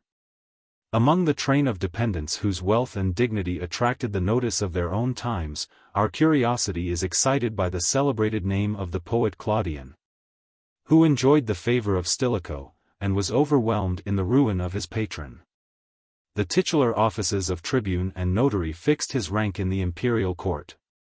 He was indebted to the powerful intercession of Serena for his marriage with a very rich heiress of the province of Africa 3769 and the statue of Claudian, erected in the Forum of Trajan, was a monument of the taste and liberality of the Roman Senate. 3770 After the praises of Stilicho became offensive and criminal, Claudian was exposed to the enmity of a powerful and unforgiving courtier, whom he had provoked by the insolence of wit. He had compared, in a lively epigram, the opposite characters of two praetorian prefects of Italy. He contrasts the innocent repose of a philosopher, who sometimes resigned the hours of business to slumber, perhaps to study, with the interesting diligence of a rapacious minister, indefatigable in the pursuit of unjust or sacrilegious gain. How happy, continues Claudian, how happy might it be for the people of Italy if Malleus could be constantly awake, and if Hadrian would always sleep. 3771 The repose of Malleus was not disturbed by this friendly and gentle admonition. But the cruel vigilance of Hadrian watched the opportunity of revenge, and easily obtained from the enemies of Stilicho the trifling sacrifice of an obnoxious poet. The poet concealed himself, however, during the tumult of the revolution, and, consulting the dictates of prudence rather than of honor, he addressed, in the form of an epistle, a suppliant and humble recantation to the offended prefect. He deplores, in mournful strains, the fatal indiscretion into which he had been hurried by passion and folly. Submits to the imitation of his adversary the generous examples of the clemency of gods, of heroes, and of lions. And expresses his hope that the magnanimity of Hadrian will not trample on a defenseless and contemptible foe, already humbled by disgrace and poverty, and deeply wounded by the exile, the tortures, and the death of his dearest friends. 3772 Whatever might be the success of his prayer or the accidents of his future life, the period of a few years leveled in the grave the minister and the poet, but the name of Hadrian is almost sunk in oblivion. While Claudian is read with pleasure in every country which has retained, or acquired, the knowledge of the Latin language. If we fairly balance his merits and his defects, we shall acknowledge that Claudian does not either satisfy or silence our reason. It would not be easy to produce a passage that deserves the epithet of sublime or pathetic, to select a verse that melts the heart or enlarges the imagination. We should vainly seek, in the poems of Claudian, the happy invention and artificial conduct of an interesting fable, or the just and lively representation of the characters and situations of real life. For the service of his patron he published occasional panegyrics and invectives. And the design of these slavish compositions encouraged his propensity to exceed the limits of truth and nature.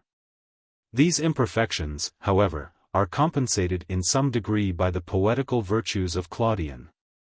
He was endowed with the rare and precious talent of raising the meanest, of adorning the most barren, and of diversifying the most similar topics. His coloring, more especially in descriptive poetry, is soft and splendid.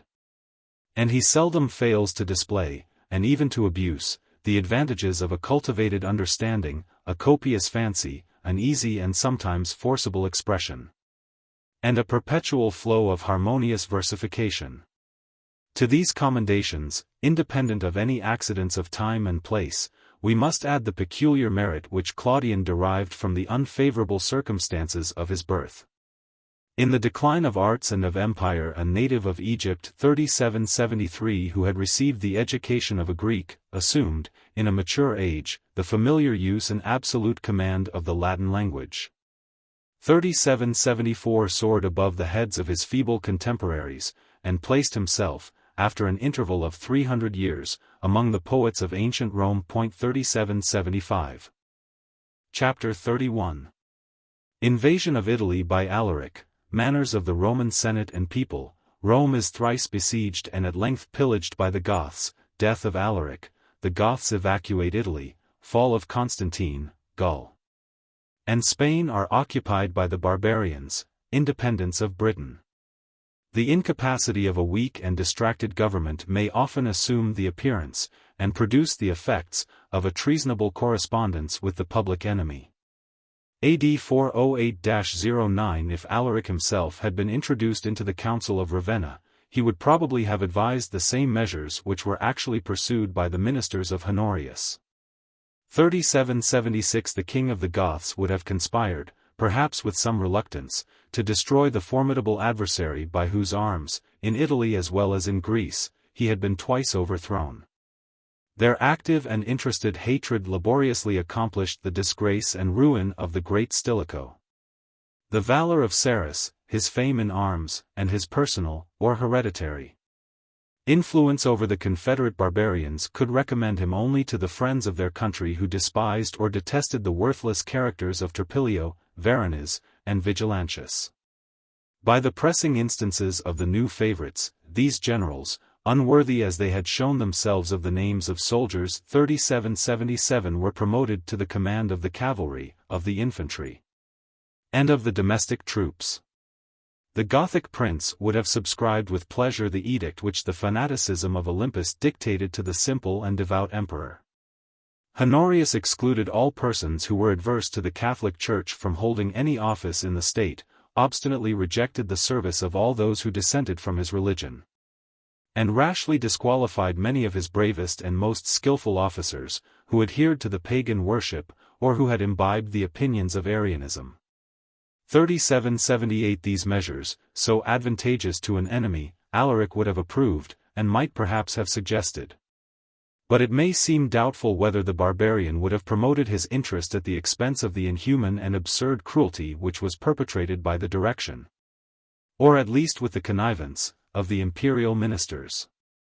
The foreign auxiliaries who had been attached to the person of Stilicho lamented his death, but the desire of revenge was checked by a natural apprehension for the safety of their wives and children, who were detained as hostages in the strong cities of Italy, where they had likewise deposited their most valuable effects. At the same hour, and as if by a common signal, the cities of Italy were polluted by the same horrid scenes of universal massacre and pillage, which involved in promiscuous destruction the families and fortunes of the barbarians. Exasperated by such an injury, which might have awakened the tamest and most servile spirit, they cast a look of indignation and hope towards the camp of Alaric, and unanimously swore to pursue, with just and implacable war, the perfidious nation who had so basely violated the laws of hospitality. By the imprudent conduct of the ministers of Honorius, the Republic lost the assistance, and deserved the enmity, of 30,000 of her bravest soldiers. And the weight of that formidable army, which alone might have determined the event of the war, was transferred from the scale of the Romans into that of the Goths. In the arts of negotiation, as well as in those of war, the Gothic king maintained his superior ascendant over an enemy whose seeming changes proceeded from the total want of counsel and design. From his camp, on the confines of Italy, Alaric attentively observed the revolutions of the palace, watched the progress of faction and discontent, disguised the hostile aspect of a barbarian invader, and assumed the more popular appearance of the friend and ally of the great Stilicho, to whose virtues, when they were no longer formidable, he could pay a just tribute of sincere praise and regret. The pressing invitation of the malcontents, who urged the king of the Goths to invade Italy, was enforced by a lively sense of his personal injuries. And he might especially complain that the imperial ministers still delayed and eluded the payment of the 4,000 pounds of gold which had been granted by the Roman Senate either to reward his services or to appease his fury. His decent firmness was supported by an artful moderation, which contributed to the success of his designs. He required a fair and reasonable satisfaction. But he gave the strongest assurances that, as soon as he had obtained it, he would immediately retire. He refused to trust the faith of the Romans, unless Aetius and Jason, the sons of two great officers of state, were sent as hostages to his camp. But he offered to deliver, in exchange, several of the noblest youths of the Gothic nation. The modesty of Alaric was interpreted by the ministers of Ravenna as a sure evidence of his weakness and fear. They disdained either to negotiate a treaty or to assemble an army, and with a rash confidence, derived only from their ignorance of the extreme danger, irretrievably wasted the decisive moments of peace and war. While they expected, in sullen silence, that the barbarians would evacuate the confines of Italy, Alaric, with bold and rapid marches, passed the Alps and the Po, hastily pillaged the cities of Aquileia, Altinum, Concordia, and Cremona, which yielded to his arms, increased his forces by the accession of 30,000 auxiliaries, and without meeting a single enemy in the field, advanced as far as the edge of the morass which protected the impregnable residence of the Emperor of the West. Instead of attempting the hopeless siege of Ravenna, the prudent leader of the Goths proceeded to Rimini, stretched his ravages along the seacoast of the Hadriatic, and meditated the conquest of the ancient mistress of the world. An Italian hermit, whose zeal and sanctity were respected by the barbarians themselves, encountered the victorious monarch, and boldly denounced the indignation of heaven against the oppressors of the earth. But the saint himself was confounded by the solemn asseveration of Alaric that he felt a secret and preternatural impulse which directed, and even compelled, his march to the gates of Rome. He felt that his genius and his fortune were equal to the most arduous enterprises, and the enthusiasm which he communicated to the Goths insensibly removed the popular, and almost superstitious, reverence of the nations for the majesty of the Roman name. His troops, animated by the hopes of spoil, followed the course of the Flaminian Way, occupied the unguarded passes of the Apennine, 3779 descended into the rich plains of Umbria. And, as they lay encamped on the banks of the Clitumnus, might wantonly slaughter and devour the milk-white oxen which had been so long reserved for the use of Roman triumphs. 3780. A lofty situation and a seasonable tempest of thunder and lightning preserved the little city of Narni, but the king of the Goths, despising the ignoble prey, still advanced with unabated vigor. And after he had passed through the stately arches, adorned with the spoils of barbaric victories, he pitched his camp under the walls of Rome. 3781. During a period of 619 years, the seat of empire had never been violated by the presence of a foreign enemy. The unsuccessful expedition of Hannibal 3782 served only to display the character of the Senate and people, of a Senate degraded, rather than ennobled, by the comparison of an assembly of kings. And of a people to whom the ambassador of Pyrrhus ascribed the inexhaustible resources of the Hydra. 3783. Each of the senators, in the time of the Punic War, had accomplished his term of the military service, either in a subordinate or a superior station. And the decree which invested with temporary command all those who had been consuls or censors or dictators gave the Republic the immediate assistance of many brave and experienced generals. In the beginning of the war, the Roman people consisted of 250,000 citizens of an age to bear arms. 3784. 50,000 had already died in the defense of their country. And the 23 legions which were employed in the different camps of Italy, Greece, Sardinia, Sicily, and Spain, required about 100,000 men. But there still remained an equal number in Rome and the adjacent territory who were animated by the same intrepid courage. And every citizen was trained from his earliest youth in the discipline and exercises of a soldier. Hannibal was astonished by the constancy of the Senate, who, without raising the siege of Capua or recalling their scattered forces, expected his approach. He encamped on the banks of the Anio, at the distance of 3 miles from the city. And he was soon informed that the ground on which he had pitched his tent was sold for an adequate price at a public auction 3785 and that a body of troops was dismissed by an opposite road to reinforce the legions of Spain. 3786. He led his Africans to the gates of Rome, where he found 3 armies in order of battle, prepared to receive him. But Hannibal dreaded the event of a combat from which he could not hope to escape, unless he destroyed the last of his enemies, and his speedy retreat confessed the invincible courage of the Romans. From the time of the Punic War the uninterrupted succession of senators had preserved the name and image of the Republic. And the degenerate subjects of Honorius ambitiously derived their descent from the heroes who had repulsed the arms of Hannibal and subdued the nations of the earth. The temporal honors which the devout Paula 3787 inherited and despised are carefully recapitulated by Jerome, the guide of her conscience and the historian of her life. The genealogy of her father, Rogatus, which ascended as high as Agamemnon, might seem to betray a Grecian origin. But her mother, Blasilla, numbered the Scipios, Aemilius Paulus, and the Gracchi, in the list of her ancestors. And Toxotius, the husband of Paula, deduced his royal lineage from Aeneas, the father of the Julian line. The vanity of the rich who desired to be noble was gratified by these lofty pretensions. Encouraged by the applause of their parasites, they easily imposed on the credulity of the vulgar, and were countenanced in some measure by the custom of adopting the name of their patron, which had always prevailed among the freedmen and clients of illustrious families. Most of those families, however, attacked by so many causes of external violence or internal decay, were gradually extirpated. And it would be more reasonable to seek for a lineal descent of 20 generations among the mountains of the Alps, or in the peaceful solitude of Apulia, than on the theatre of Rome, the seat of fortune, of danger, and of perpetual revolutions. Under each successive reign and from every province of the empire, a crowd of hardy adventurers, rising to eminence by their talents or their vices, usurped the wealth, the honors, and the palaces of Rome, and oppressed or protected the poor and humble remains of consular families, who were ignorant perhaps of the glory of their ancestors. 3788. In the time of Jerome and Claudian, the senators unanimously yielded the preeminence to the Anician line. And a slight view of their history will serve to appreciate the rank and antiquity of the noble families which contended only for the second place.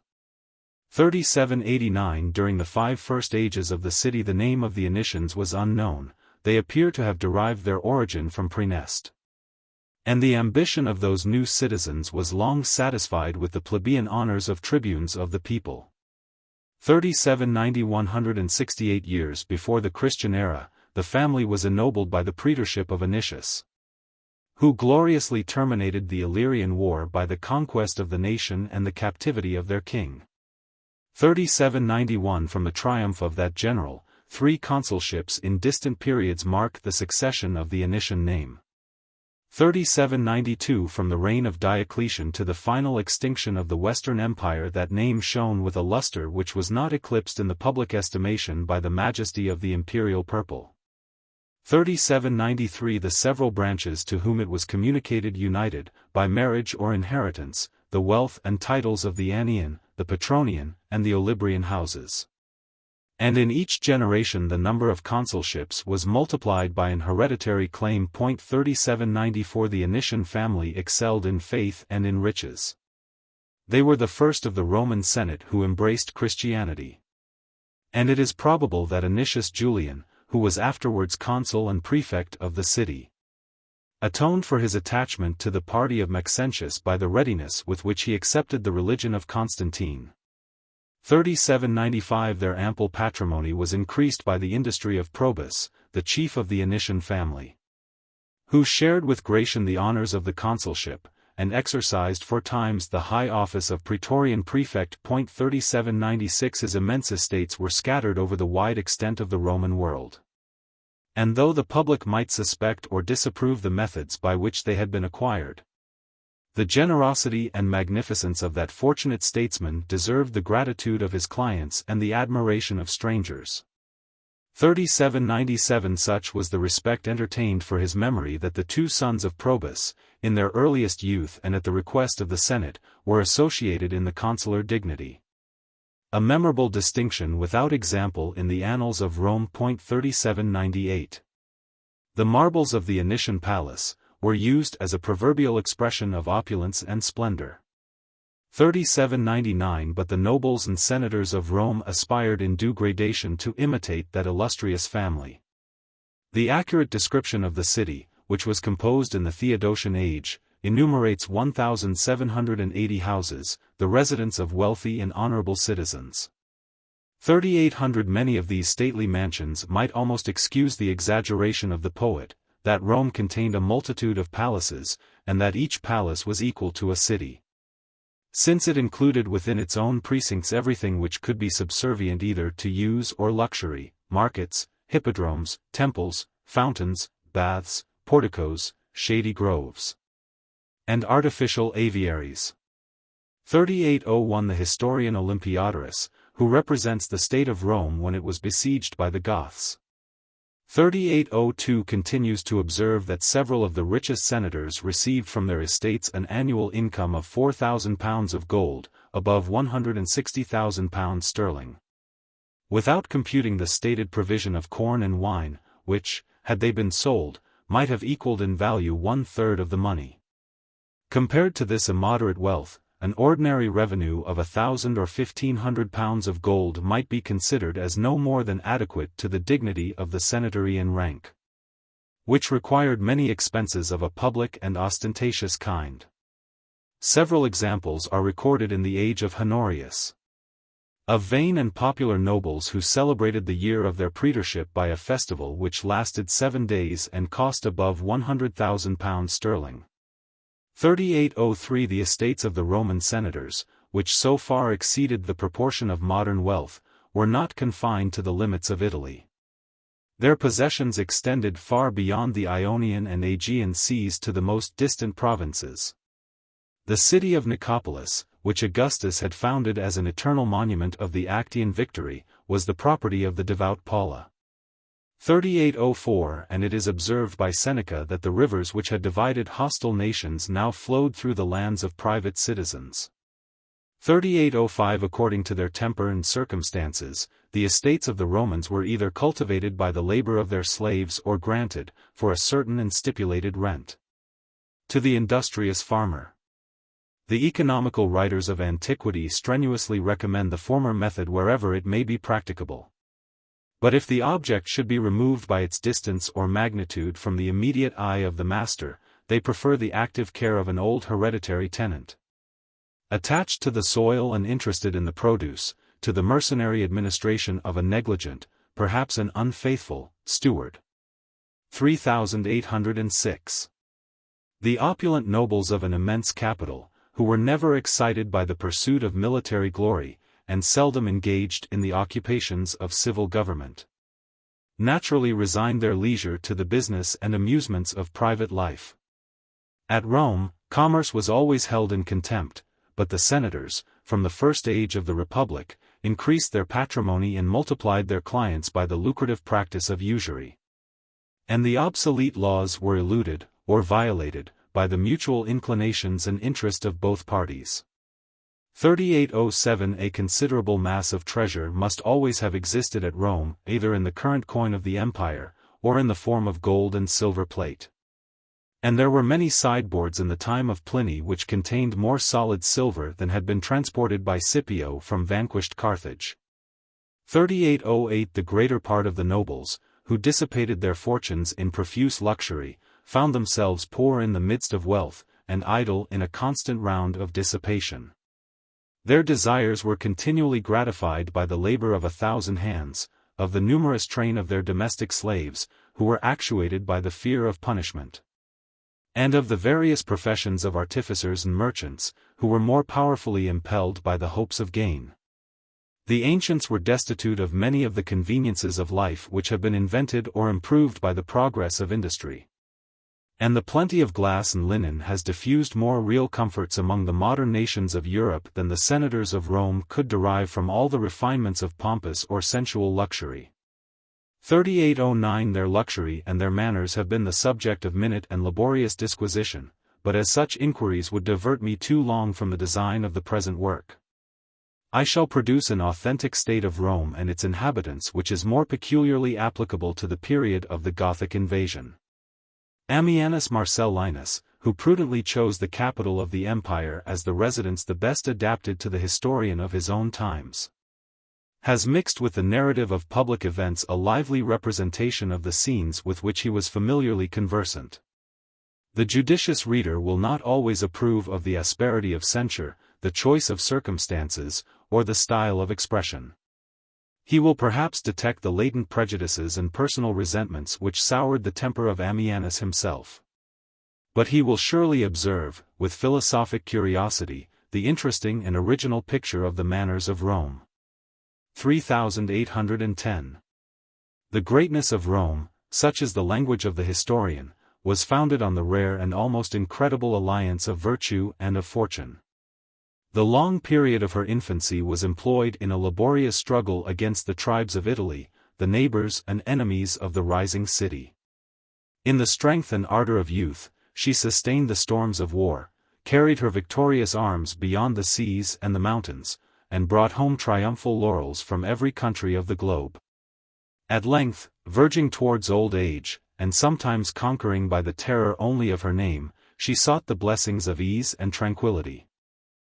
The venerable city, which had trampled on the necks of the fiercest nations, and established a system of laws, the perpetual guardians of justice and freedom, was content, like a wise and wealthy parent, to devolve on the Caesars, her favorite sons, the care of governing her ample patrimony. 3811 A secure and profound peace, such as had been once enjoyed in the reign of Numa, succeeded to the tumults of a republic. While Rome was still adored as the queen of the earth, and the subject nations still reverenced the name of the people and the majesty of the Senate. But this native splendor, continues Ammianus, is degraded and sullied by the conduct of some nobles, who, unmindful of their own dignity and of that of their country, assume an unbounded license of vice and folly. They contend with each other in the empty vanity of titles and surnames, and curiously select or invent the most lofty and sonorous appellations, Reburus or Fabunius, Pagonius or Terasius 3812, which may impress the ears of the vulgar with astonishment and respect. From a vain ambition of perpetuating their memory, they affect to multiply their likeness in statues of bronze and marble, nor are they satisfied unless those statues are covered with plates of gold. An honorable distinction, first granted to Acilius the consul, after he had subdued, by his arms and counsels, the power of King Antiochus. The ostentation of displaying, of magnifying perhaps, the rent-roll of the estates which they possess in all the provinces, from the rising to the setting sun, provokes the just resentment of every man who recollects that their poor and invincible ancestors were not distinguished from the meanest of the soldiers by the delicacy of their food or the splendor of their apparel. But the modern nobles measure their rank and consequence according to the loftiness of their chariots 3813 and the weighty magnificence of their dress. Their long robes of silk and purple float in the wind. And as they are agitated, by art or accident, they occasionally discover the undergarments, the rich tunics, embroidered with the figures of various animals. 3814 followed by a train of 50 servants, and tearing up the pavement, they move along the streets with the same impetuous speed as if they traveled with post-horses. And the example of the senators is boldly imitated by the matrons and ladies, whose covered carriages are continually driving round the immense space of the city and suburbs. Whenever these persons of high distinction condescend to visit the public baths, they assume, on their entrance, a tone of loud and insolent command, and appropriate to their own use the conveniences which were designed for the Roman people. If, in these places of mixed and general resort, they meet any of the infamous ministers of their pleasures, they express their affection by a tender embrace, while they proudly decline the salutations of their fellow citizens, who are not permitted to aspire above the honor of kissing their hands or their knees. As soon as they have indulged themselves in the refreshment of the bath, they resume their rings and the other ensigns of their dignity, select from their private wardrobe of the finest linen, such as might suffice for a dozen persons, the garments the most agreeable to their fancy, and maintain till their departure the same haughty demeanor, which perhaps might have been excused in the great Marcellus after the conquest of Syracuse. Sometimes, indeed, these heroes undertake more arduous achievements. They visit their estates in Italy, and procure themselves, by the toil of servile hands, the amusements of the chase. 3815 if at any time, but more especially on a hot day, they have courage to sail, in their painted galleys, from the Lucrine Lake 3816 to their elegant villas on the seacoast of Puteoli and Caeta. 3817 they compare their own expeditions to the marches of Caesar and Alexander. Yet should a fly presume to settle on the silken folds of their gilded umbrellas, should a sunbeam penetrate through some unguarded and imperceptible chink, they deplore their intolerable hardships, and lament in affected language that they were not born in the land of the Cimmerians 3818 the regions of eternal darkness. In these journeys into the country 3819 the whole body of the household marches with their master. In the same manner as the cavalry and infantry, the heavy and the light armed troops, the advanced guard and the rear, are marshaled by the skill of their military leaders. So the domestic officers, who bear a rod as an ensign of authority, distribute and arrange the numerous train of slaves and attendants. The baggage and wardrobe move in the front, and are immediately followed by a multitude of cooks and inferior ministers employed in the service of the kitchens and of the table. The main body is composed of a promiscuous crowd of slaves, increased by the accidental concourse of idle or dependent plebeians. The rear is closed by the favorite band of eunuchs, distributed from age to youth, according to the order of seniority. Their numbers and their deformity excite the horror of the indignant spectators, who are ready to execrate the memory of Semiramis for the cruel art which she invented of frustrating the purposes of nature and of blasting in the bud the hopes of future generations. In the exercise of domestic jurisdiction the nobles of Rome express an exquisite sensibility for any personal injury, and a contemptuous indifference for the rest of the human species. When they have called for warm water, if a slave has been tardy in his obedience, he is instantly chastised with 300 lashes, but should the same slave commit a willful murder, the master will mildly observe that he is a worthless fellow, but that if he repeats the offense he shall not escape punishment. Hospitality was formerly the virtue of the Romans, and every stranger who could plead either merit or misfortune was relieved or rewarded by their generosity.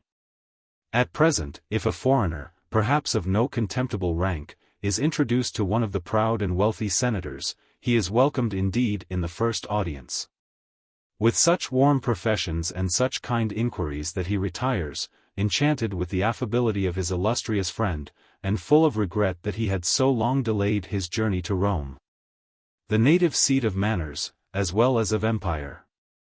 Secure of a favorable reception, he repeats his visit the ensuing day, and is mortified by the discovery that his person, his name, and his country are already forgotten. If he still has resolution to persevere, he is gradually numbered in the train of dependents, and obtains the permission to pay his assiduous and unprofitable court to a haughty patron, incapable of gratitude or friendship, who scarcely deigns to remark his presence, his departure, or his return, whenever the rich prepare a solemn and popular entertainment. 3820 Whenever they celebrate, with profuse and pernicious luxury, their private banquets, the choice of the guests is the subject of anxious deliberation. The modest, the sober, and the learned are seldom preferred, and the nomenclators, who are commonly swayed by interested motives, have the address to insert, in the list of invitations, the obscure names of the most worthless of mankind. But the frequent and familiar companions of the great are those parasites who practice the most useful of all arts, the art of flattery, who eagerly applaud each word and every action of their immortal patron, gaze with rapture on his marble columns and variegated pavements, and strenuously praise the pomp and elegance which he is taught to consider as a part of his personal merit. At the Roman tables, the birds, the squirrels, 3821 or the fish, which appear of an uncommon size, are contemplated with curious attention. A pair of scales is accurately applied to ascertain their real weight.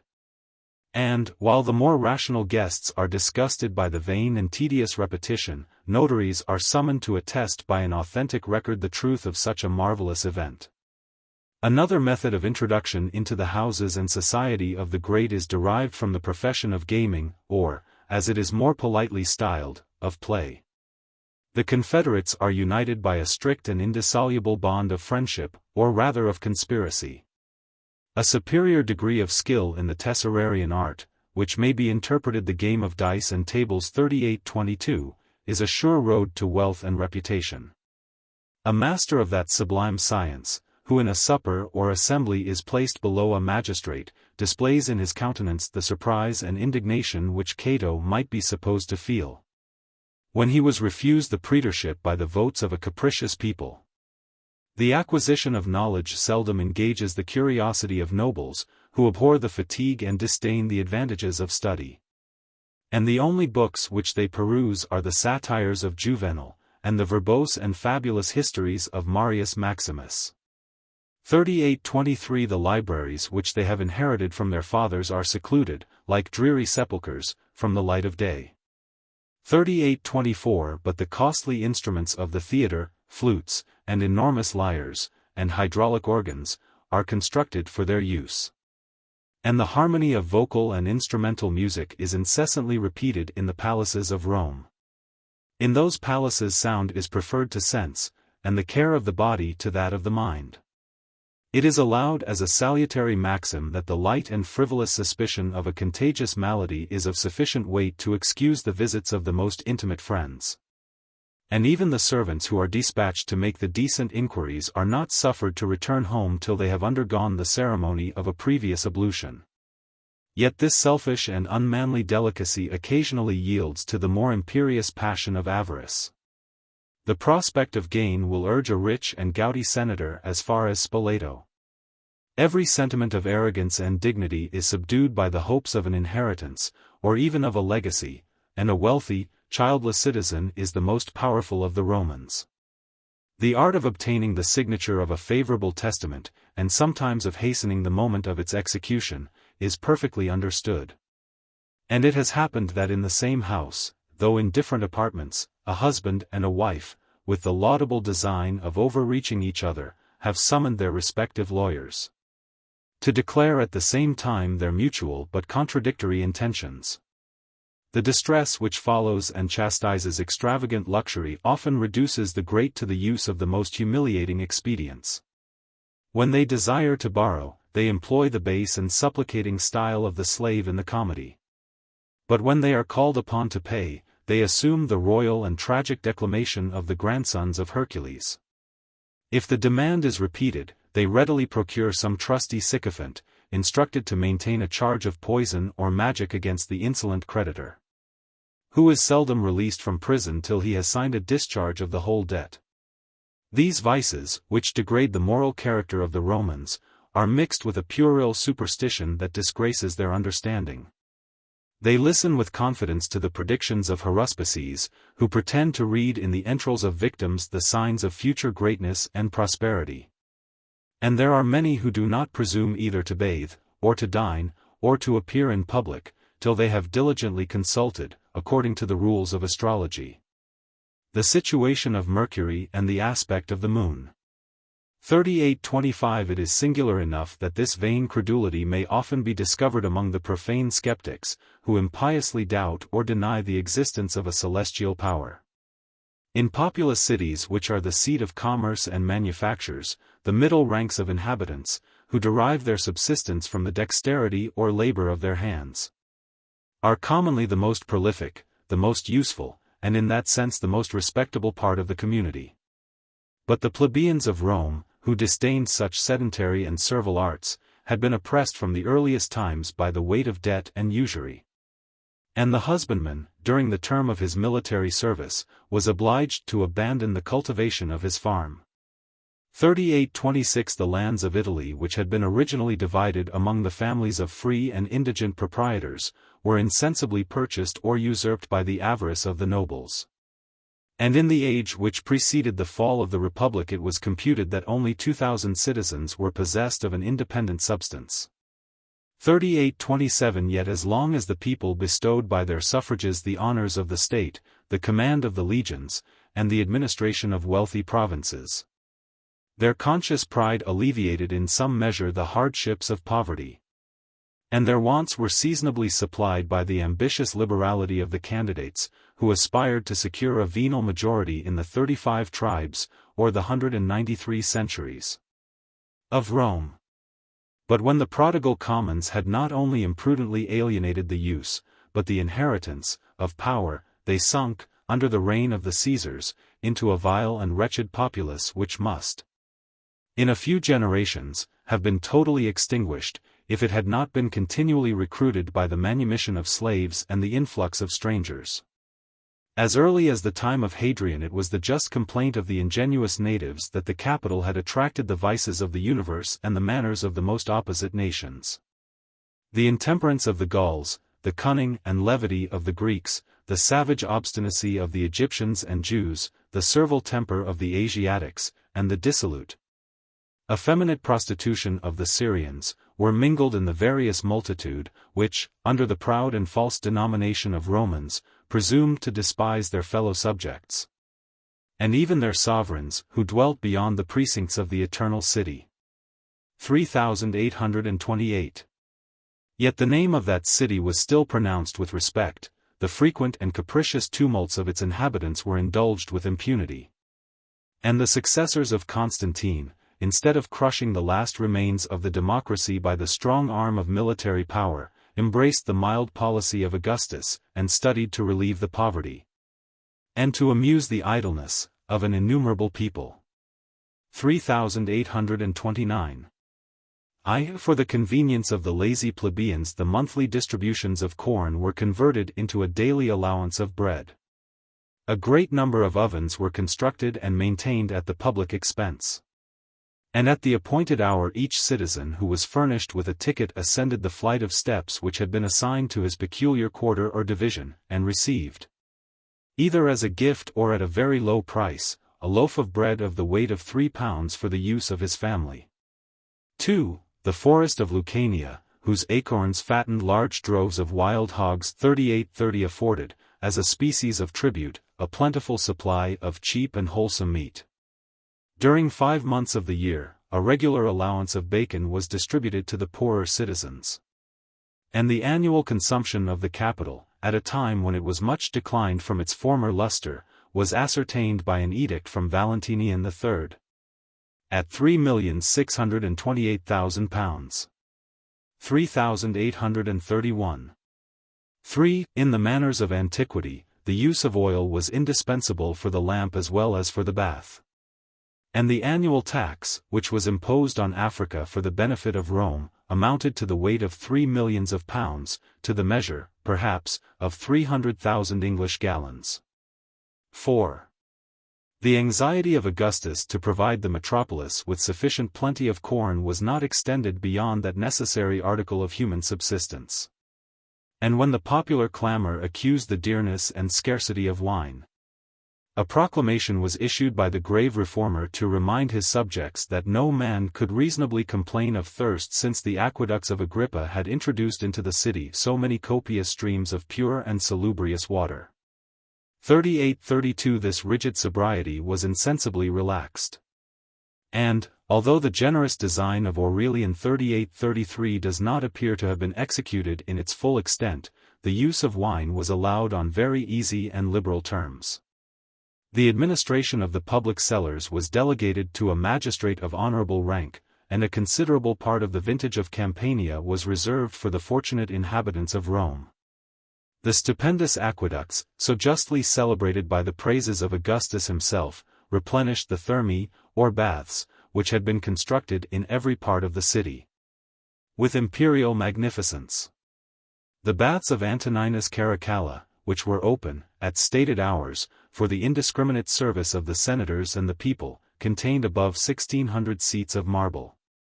And more than 3,000 were reckoned in the baths of Diocletian. 3834 The walls of the lofty apartments were covered with curious mosaics, that imitated the art of the pencil in the elegance of design and the variety of colors. The Egyptian granite was beautifully encrusted with the precious green marble of Numidia. The perpetual stream of hot water was poured into the capacious basins through so many wide mouths of bright and massy silver. And the meanest Roman could purchase, with a small copper coin, the daily enjoyment of a scene of pomp and luxury which might excite the envy of the kings of Asia. 3835 From these stately palaces issued a swarm of dirty and ragged plebeians, without shoes and without a mantle, who loitered away whole days in the street or forum to hear news and to hold disputes. Who dissipated in extravagant gaming the miserable pittance of their wives and children, and spent the hours of the night in obscure taverns and brothels in the indulgence of gross and vulgar sensuality.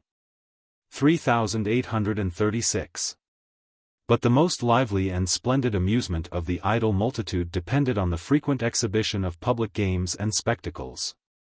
The piety of Christian princes had suppressed the inhuman combats of gladiators, but the Roman people still considered the circus as their home, their temple, and the seat of the republic. The impatient crowd rushed at the dawn of day to secure their places, and there were many who passed a sleepless and anxious night in the adjacent porticos. From the morning to the evening, careless of the sun or of the rain, the spectators, who sometimes amounted to the number of 400,000, remained in eager attention. Their eyes fixed on the horses and charioteers, their minds agitated with hope and fear. For the success of the colors which they espoused, and the happiness of Rome appeared to hang on the event of a race. 3837 The same immoderate ardor inspired their clamors and their applause, as often as they were entertained with the hunting of wild beasts and the various modes of theatrical representation. These representations in modern capitals may deserve to be considered as a pure and elegant school of taste, and perhaps of virtue. But the tragic and comic muse of the Romans, who seldom aspired beyond the imitation of Attic genius, 3838 had been almost totally silent since the fall of the Republic. 3839 And their place was unworthily occupied by licentious farce, effeminate music, and splendid pageantry. The pantomimes 3840 who maintained their reputation from the age of Augustus to the 6th century, expressed, without the use of words, the various fables of the gods and heroes of antiquity. And the perfection of their art, which sometimes disarmed the gravity of the philosopher, always excited the applause and wonder of the people. The vast and magnificent theatres of Rome were filled by 3,000 female dancers, and by 3,000 singers, with the masters of the respective choruses. Such was the popular favor which they enjoyed that, in a time of scarcity, when all strangers were banished from the city, the merit of contributing to the public pleasures exempted them from a law which was strictly executed against the professors of the liberal arts. 3841. It is said that the foolish curiosity of Elagabalus attempted to discover, from the quantity of spiders' webs, the number of the inhabitants of Rome. A more rational method of inquiry might not have been undeserving of the attention of the wisest princes, who could easily have resolved a question so important for the Roman government and so interesting to succeeding ages. The births and deaths of the citizens were duly registered. And if any writer of antiquity had condescended to mention the annual amount, or the common average, we might now produce some satisfactory calculation, which would destroy the extravagant assertions of critics, and perhaps confirm the modest and probable conjectures of philosophers. 3842. The most diligent researches have collected only the following circumstances, which, slight and imperfect as they are, may tend, in some degree, to illustrate the question of the populousness of ancient Rome. I. When the capital of the empire was besieged by the Goths, the circuit of the walls was accurately measured by Ammonius, the mathematician, who found it equal to 21 miles. 3843. It should not be forgotten that the form of the city was almost that of a circle, the geometrical figure which is known to contain the largest space within any given circumference. 2. The architect Vitruvius, who flourished in the Augustan age, and whose evidence on this occasion has peculiar weight and authority, observes that the innumerable habitations of the Roman people would have spread themselves far beyond the narrow limits of the city, and that the want of ground, which was probably contracted on every side by gardens and villas, suggested the common, though inconvenient, practice of raising the houses to a considerable height in the air. 3844. But the loftiness of these buildings, which often consisted of hasty work and insufficient materials, was the cause of frequent and fatal accidents. And it was repeatedly enacted by Augustus, as well as by Nero, that the height of private edifices within the walls of Rome should not exceed the measure of 70 feet from the ground. 3845. 3. Juvenal 3846 laments, as it should seem from his own experience, the hardships of the poorer citizens, to whom he addresses the salutary advice of emigrating, without delay, from the smoke of Rome, since they might purchase in the little towns of Italy a cheerful, commodious dwelling at the same price which they annually paid for a dark and miserable lodging. House rent was therefore immoderately dear, the rich acquired, at an enormous expense, the ground, which they covered with palaces and gardens. But the body of the Roman people was crowded into a narrow space, and the different floors and apartments of the same house were divided, as it is still the custom of Paris and other cities, among several families of plebeians. 4.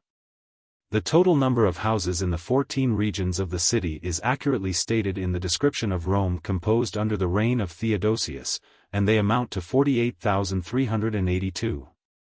3847. The two classes of domus and of insulae, into which they are divided, include all the habitations of the capital, of every rank and condition, from the marble palace of the Anitii, with a numerous establishment of freedmen and slaves, to the lofty and narrow lodging-house, where the poet Codrus and his wife were permitted to hire a wretched garret immediately under the tiles.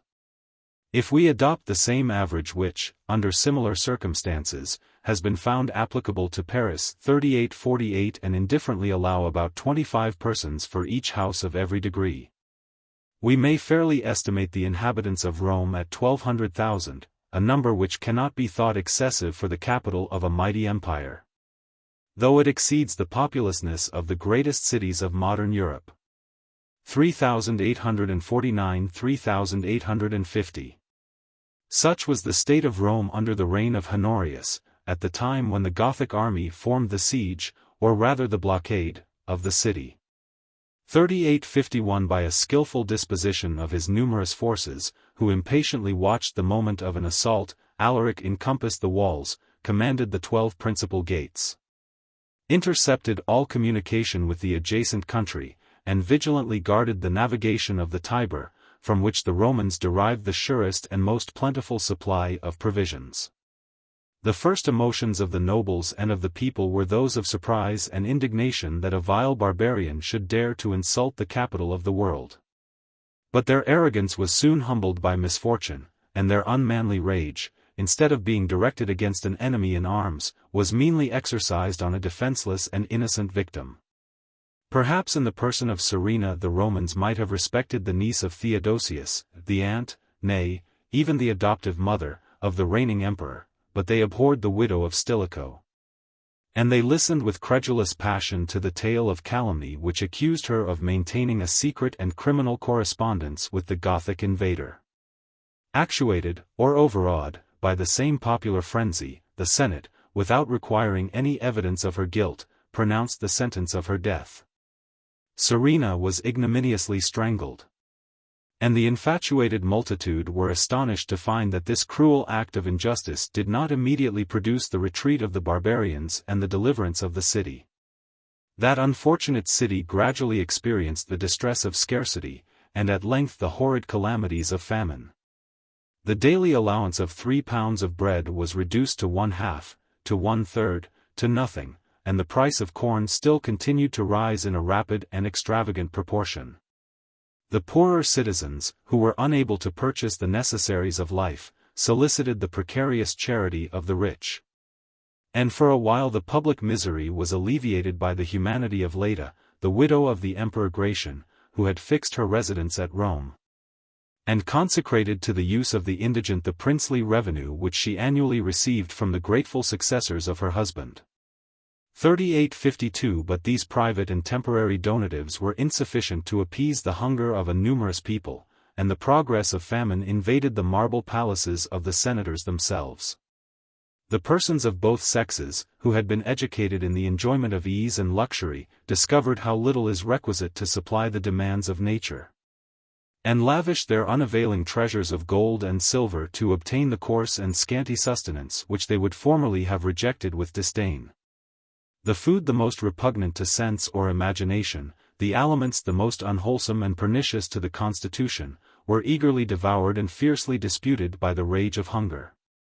A dark suspicion was entertained that some desperate wretches fed on the bodies of their fellow creatures, whom they had secretly murdered. And even mothers, such was the horrid conflict of the two most powerful instincts implanted by nature in the human breast, even mothers are said to have tasted the flesh of their slaughtered infants. 3853. Many thousands of the inhabitants of Rome expired in their houses, or in the streets, for want of sustenance. And as the public sepulchres without the walls were in the power of the enemy, the stench which arose from so many putrid and unburied carcasses infected the air. And the miseries of famine were succeeded and aggravated by the contagion of a pestilential disease. The assurances of speedy and effectual relief, which were repeatedly transmitted from the court of Ravenna, supported for some time the fainting resolution of the Romans, till at length the despair of any human aid tempted them to accept the offers of a preternatural deliverance. Pompeianus, prefect of the city, had been persuaded, by the art or fanaticism of some Tuscan diviners, that, by the mysterious force of spells and sacrifices, they could extract the lightning from the clouds, and point those celestial fires against the camp of the barbarians. 3854. The important secret was communicated to Innocent, the Bishop of Rome, and the successor of St. Peter is accused, perhaps without foundation, of preferring the safety of the Republic to the rigid severity of the Christian worship.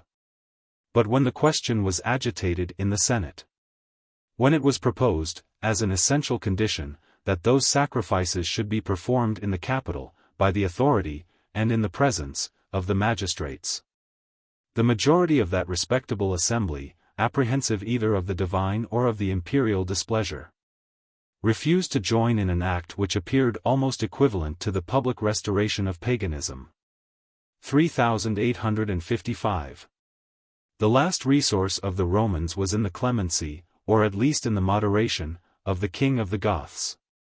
AD 409 the Senate, who in this emergency assumed the supreme powers of government, appointed 2 ambassadors to negotiate with the enemy. This important trust was delegated to Basilius, a senator of Spanish extraction, and already conspicuous in the administration of provinces, and to John, the first tribune of the notaries, who was peculiarly qualified, by his dexterity in business as well as by his former intimacy with the Gothic prince. When they were introduced into his presence, they declared, perhaps in a more lofty style than became their abject condition, that the Romans were resolved to maintain their dignity, either in peace or war, and that, if Alaric refused them a fair and honorable capitulation, he might sound his trumpets, and prepare to give battle to an innumerable people, exercised in arms and animated by despair. The thicker the hay, the easier it is mowed, was the concise reply of the barbarian. And this rustic metaphor was accompanied by a loud and insulting laugh, expressive of his contempt for the menaces of an unwarlike populace, enervated by luxury before they were emaciated by famine. He then condescended to fix the ransom, which he would accept as the price of his retreat from the walls of Rome, all the gold and silver in the city, whether it were the property of the state or of individuals, all the rich and precious movables, and all the slaves that could prove their title to the name of barbarians. The ministers of the Senate presumed to ask, in a modest and suppliant tone, if such, O king, are your demands, what do you intend to leave us? Your lives, replied the haughty conqueror. They trembled, and retired. Yet, before they retired, a short suspension of arms was granted, which allowed some time for a more temperate negotiation. The stern features of Alaric were insensibly relaxed, he abated much of the rigor of his terms, and at length consented to raise the siege, on the immediate payment of 5,000 pounds of gold, of 30,000 pounds of silver, of 4,000 robes of silk, of 3,000 pieces of fine scarlet cloth, and of 3,000 pounds weight of pepper. 3856 But the public treasury was exhausted, the annual rents of the great estates in Italy and the provinces were intercepted by the calamities of war. The gold and gems had been exchanged during the famine for the vilest sustenance, the hoards of secret wealth were still concealed by the obstinacy of avarice, and some remains of consecrated spoils afforded the only resource that could avert the impending ruin of the city. As soon as the Romans had satisfied the rapacious demands of Alaric, they were restored, in some measure, to the enjoyment of peace and plenty. Several of the gates were cautiously opened. The importation of provisions from the river and the adjacent country was no longer obstructed by the Goths. The citizens resorted in crowds to the free market, which was held during 3 days in the suburbs. And while the merchants who undertook this gainful trade made a considerable profit, the future subsistence of the city was secured by the ample magazines which were deposited in the public and private granaries. A more regular discipline than could have been expected was maintained in the camp of Alaric, and the wise barbarian justified his regard for the faith of treaties by the just severity with which he chastised a party of licentious Goths, who had insulted some Roman citizens on the road to Ostia. His army, enriched by the contributions of the capital, slowly advanced into the fair and fruitful province of Tuscany, where he proposed to establish his winter quarters. And the Gothic standard became the refuge of 40,000 barbarian slaves, who had broke their chains, and aspired, under the command of their great deliverer, to revenge the injuries and the disgrace of their cruel servitude. About the same time, he received a more honorable reinforcement of Goths and Huns, whom Adolphus 3857 the brother of his wife, had conducted, at his pressing invitation, from the banks of the Danube to those of the Tiber, and who had cut their way, with some difficulty and loss, through the superior number of the imperial troops.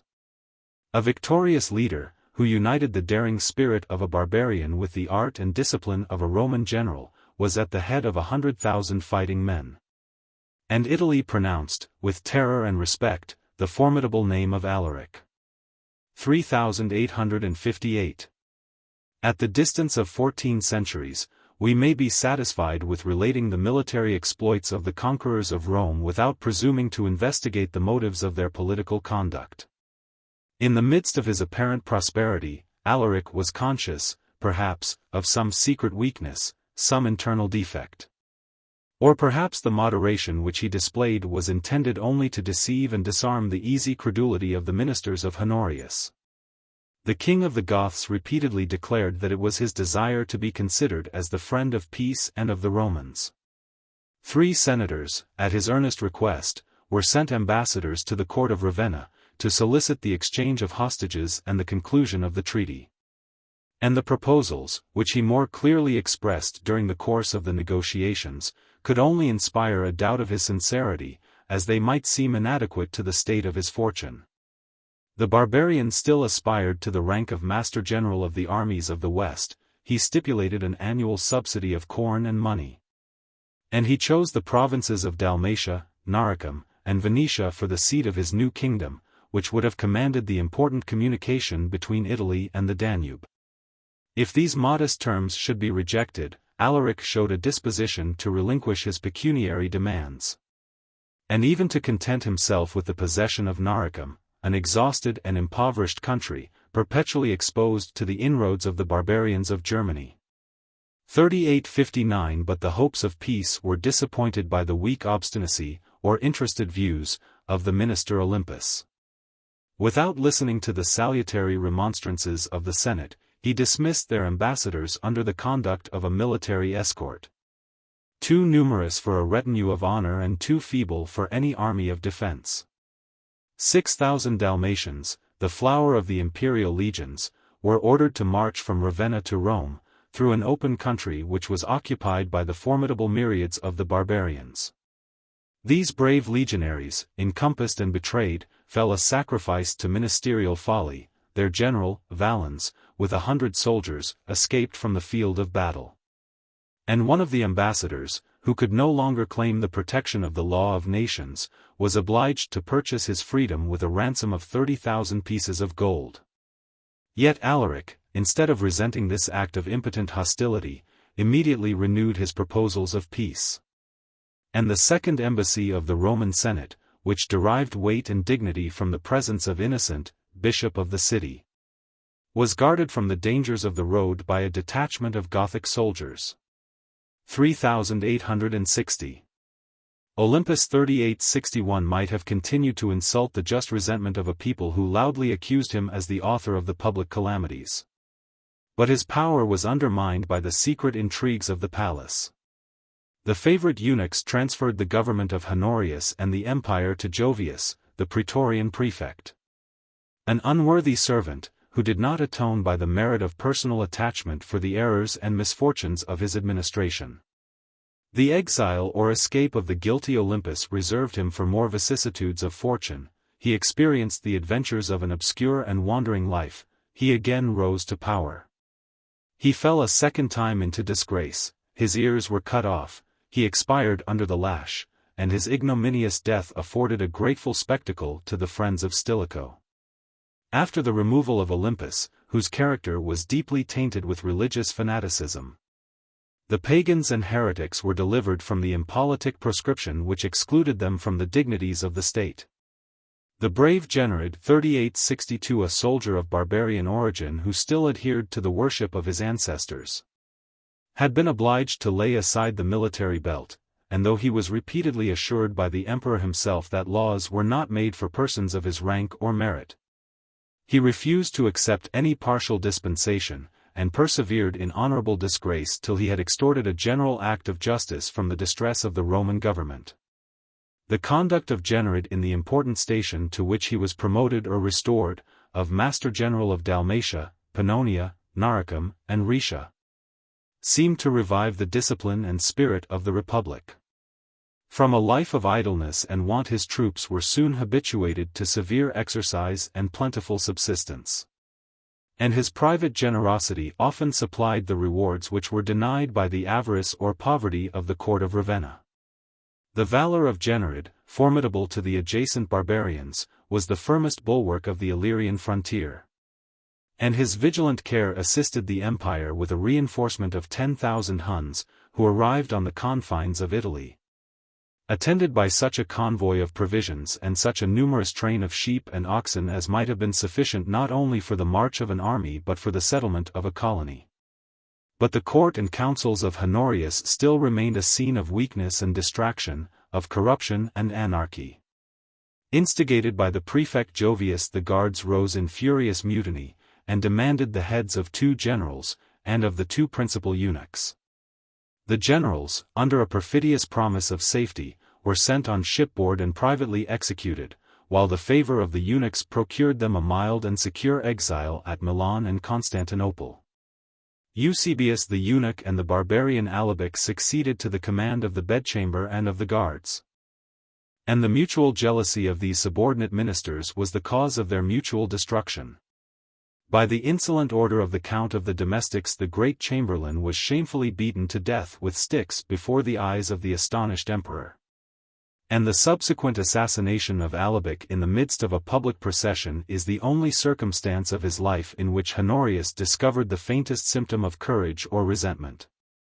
Yet before they fell, Eusebius and Audiobook had contributed their part to the ruin of the empire by opposing the conclusion of a treaty which Jovius, from a selfish and perhaps a criminal motive, had negotiated with Alaric in a personal interview under the walls of Rimini.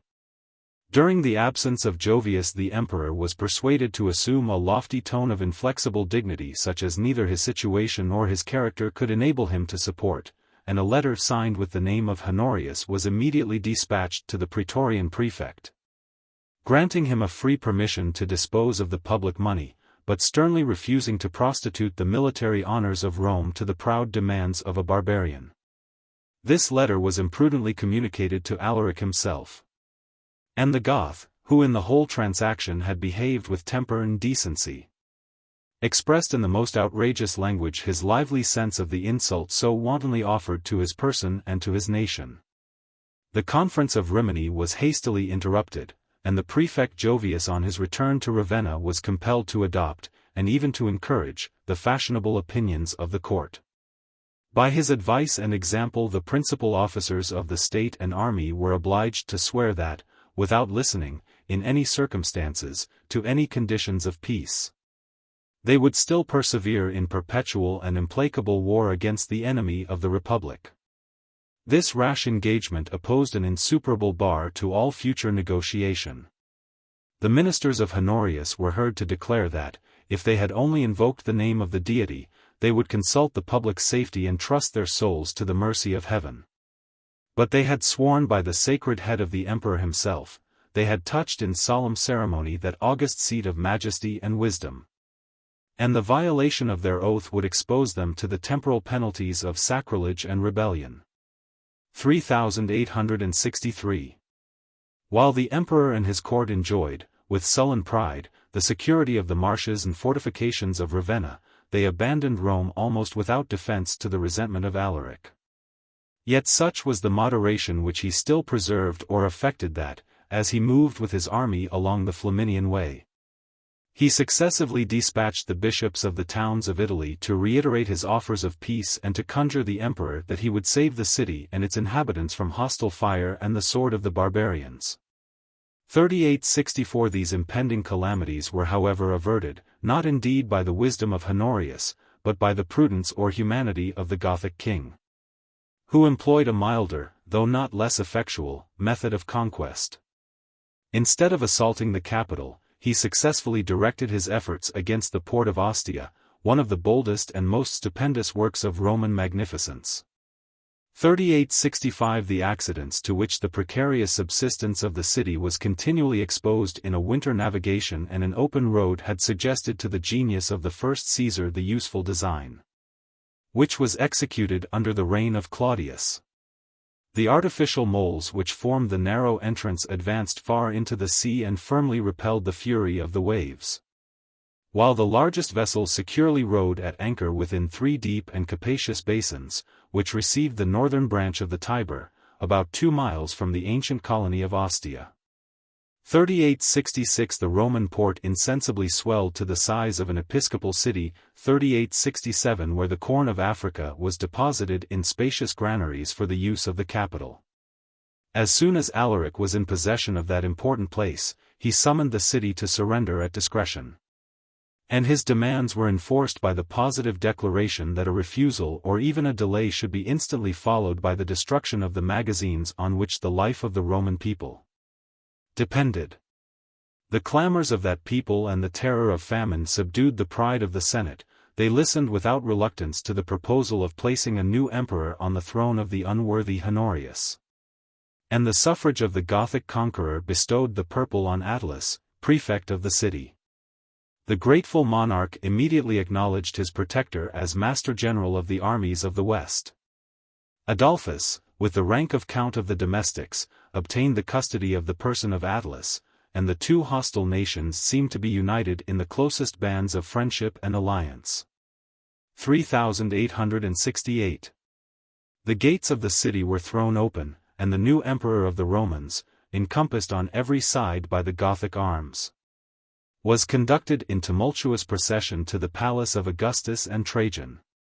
After he had distributed the civil and military dignities among his favorites and followers, Attalus convened an assembly of the Senate, before whom, in a format and florid speech, he asserted his resolution of restoring the majesty of the Republic, and of uniting to the empire the provinces of Egypt and the East, which had once acknowledged the sovereignty of Rome.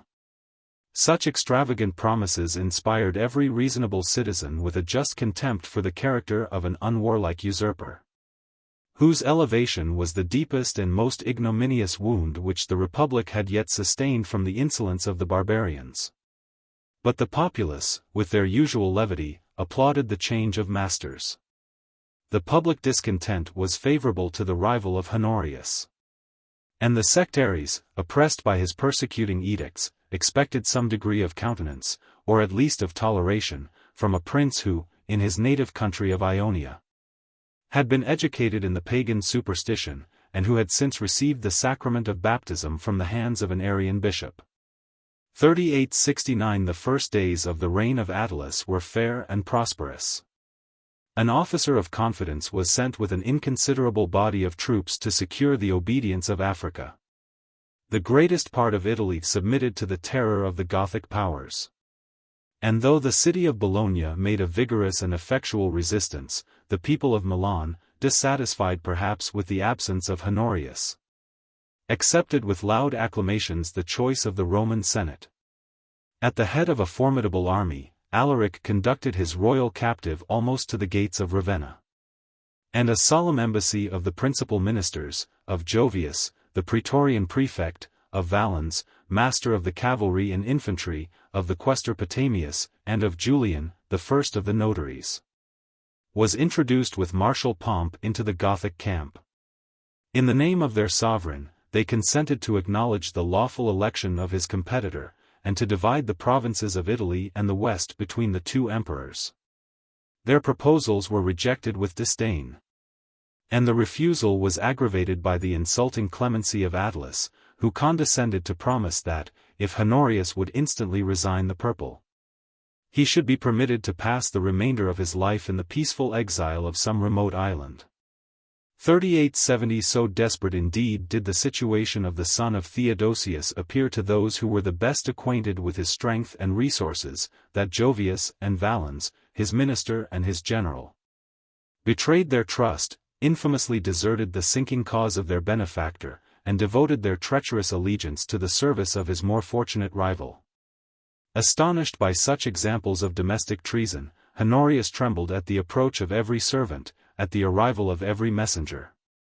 He dreaded the secret enemies who might lurk in his capital, his palace, his bedchamber.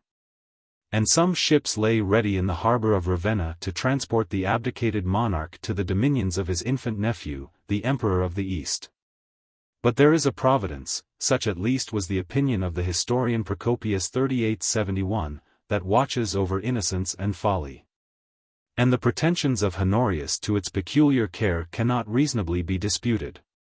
AD 410, at the moment when his despair, incapable of any wise or manly resolution, meditated a shameful flight.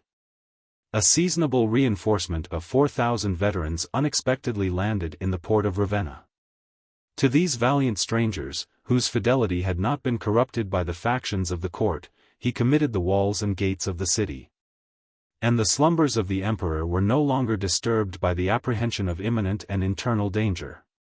The favorable intelligence which was received from Africa suddenly changed the opinions of men and the state of public affairs. The troops and officers whom Attalus had sent into that province were defeated and slain, and the active zeal of Heraclian maintained his own allegiance and that of his people. The faithful Count of Africa transmitted a large sum of money, which fixed the attachment of the imperial guards. And his vigilance, in preventing the exportation of corn and oil, introduced famine, tumult, and discontent into the walls of Rome. The failure of the African expedition was the source of mutual complaint and recrimination in the party of Attalus. And the mind of his protector was insensibly alienated from the interest of a prince who wanted spirit to command or docility to obey. The most imprudent measures were adopted, without the knowledge or against the advice of Alaric. And the obstinate refusal of the Senate to allow, in the embarkation, the mixture even of 500 Goths betrayed a suspicious and distrustful temper, which, in their situation, was neither generous nor prudent. The resentment of the Gothic king was exasperated by the malicious arts of Jovius, who had been raised to the rank of patrician, and who afterwards excused his double perfidy, by declaring, without a blush, that he had only seemed to abandon the service of Honorius, more effectually to ruin the cause of the usurper. In a large plain near Rimini, and in the presence of an innumerable multitude of Romans and barbarians, the wretched Attalus was publicly despoiled of the diadem and purple. And those ensigns of royalty were sent by Alaric, as the pledge of peace and friendship, to the son of Theodosius. 3872 The officers who returned to their duty were reinstated in their employments, and even the merit of a tardy repentance was graciously allowed. But the degraded emperor of the Romans, desirous of life and insensible of disgrace, implored the permission of following the Gothic camp in the train of a haughty and capricious barbarian. 3873. The degradation of Attalus removed the only real obstacle to the conclusion of the peace. And Alaric advanced within 3 miles of Ravenna, to press the irresolution of the imperial ministers, whose insolence soon returned with the return of fortune. His indignation was kindled by the report that a rival chieftain, that Sarus, the personal enemy of Adolphus and the hereditary foe of the house of Bulti, had been received into the palace. At the head of 300 followers, that fearless barbarian immediately sallied from the gates of Ravenna, surprised, and cut in pieces, a considerable body of Goths. Re-entered the city in triumph. And was permitted to insult his adversary by the voice of a herald, who publicly declared that the guilt of Alaric had forever excluded him from the friendship and alliance of the emperor. 3874 The crime and folly of the court of Ravenna was expiated a third time by the calamities of Rome. The king of the Goths, who no longer dissembled his appetite for plunder and revenge, appeared in arms under the walls of the capital. And the trembling Senate, without any hopes of relief, prepared, by a desperate resistance, to defray the ruin of their country. But they were unable to guard against the secret conspiracy of their slaves and domestics, who either from birth or interest were attached to the cause of the enemy. At the hour of midnight, the Salarian gate was silently opened, and the inhabitants were awakened by the tremendous sound of the Gothic trumpet. 1163 years after the foundation of Rome, the imperial city, which had subdued and civilized so considerable a part of mankind, was delivered to the licentious fury of the tribes of Germany and Scythia. 3875. The proclamation of Alaric, when he forced his entrance into a vanquished city, discovered, however, some regard for the laws of humanity and religion. He encouraged his troops boldly to seize the rewards of valor, and to enrich themselves with the spoils of a wealthy and effeminate people. But he exhorted them at the same time to spare the lives of the unresisting citizens, and to respect the churches of the apostles, St. Peter and St. Paul, as holy and inviolable sanctuaries. Amidst the horrors of a nocturnal tumult, several of the Christian Goths displayed the fervor of a recent conversion. And some instances of their uncommon piety and moderation are related, and perhaps adorned, by the zeal of ecclesiastical writers. 3876 While the barbarians roamed through the city in quest of prey, the humble dwelling of an aged virgin, who had devoted her life to the service of the altar, was forced open by one of the powerful Goths. He immediately demanded, though in civil language, all the gold and silver in her possession, and was astonished at the readiness with which she conducted him to a splendid hoard of massy plate, of the richest materials, and the most curious workmanship. The barbarian viewed with wonder and delight this valuable acquisition, till he was interrupted by a serious admonition, addressed to him in the following words: "These," said she, "are the consecrated vessels belonging to St. Peter. If you presume to touch them, the sacrilegious deed will remain on your conscience. For my part, I dare not keep what I am unable to defend." The Gothic captain, struck with reverential awe, dispatched a messenger to inform the king of the treasure which he had discovered, and received a peremptory order from Alaric that all the consecrated plate and ornaments should be transported, without damage or delay, to the Church of the Apostle.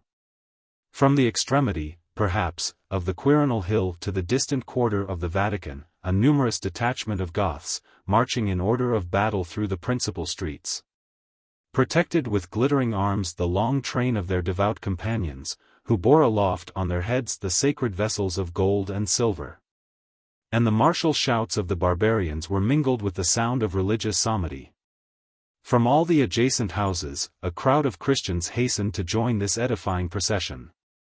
And a multitude of fugitives, without distinction of age, or rank, or even of sect, had the good fortune to escape to the secure and hospitable sanctuary of the Vatican. The learned work concerning the City of God was professedly composed by St. Augustine, to justify the ways of providence in the destruction of the Roman greatness.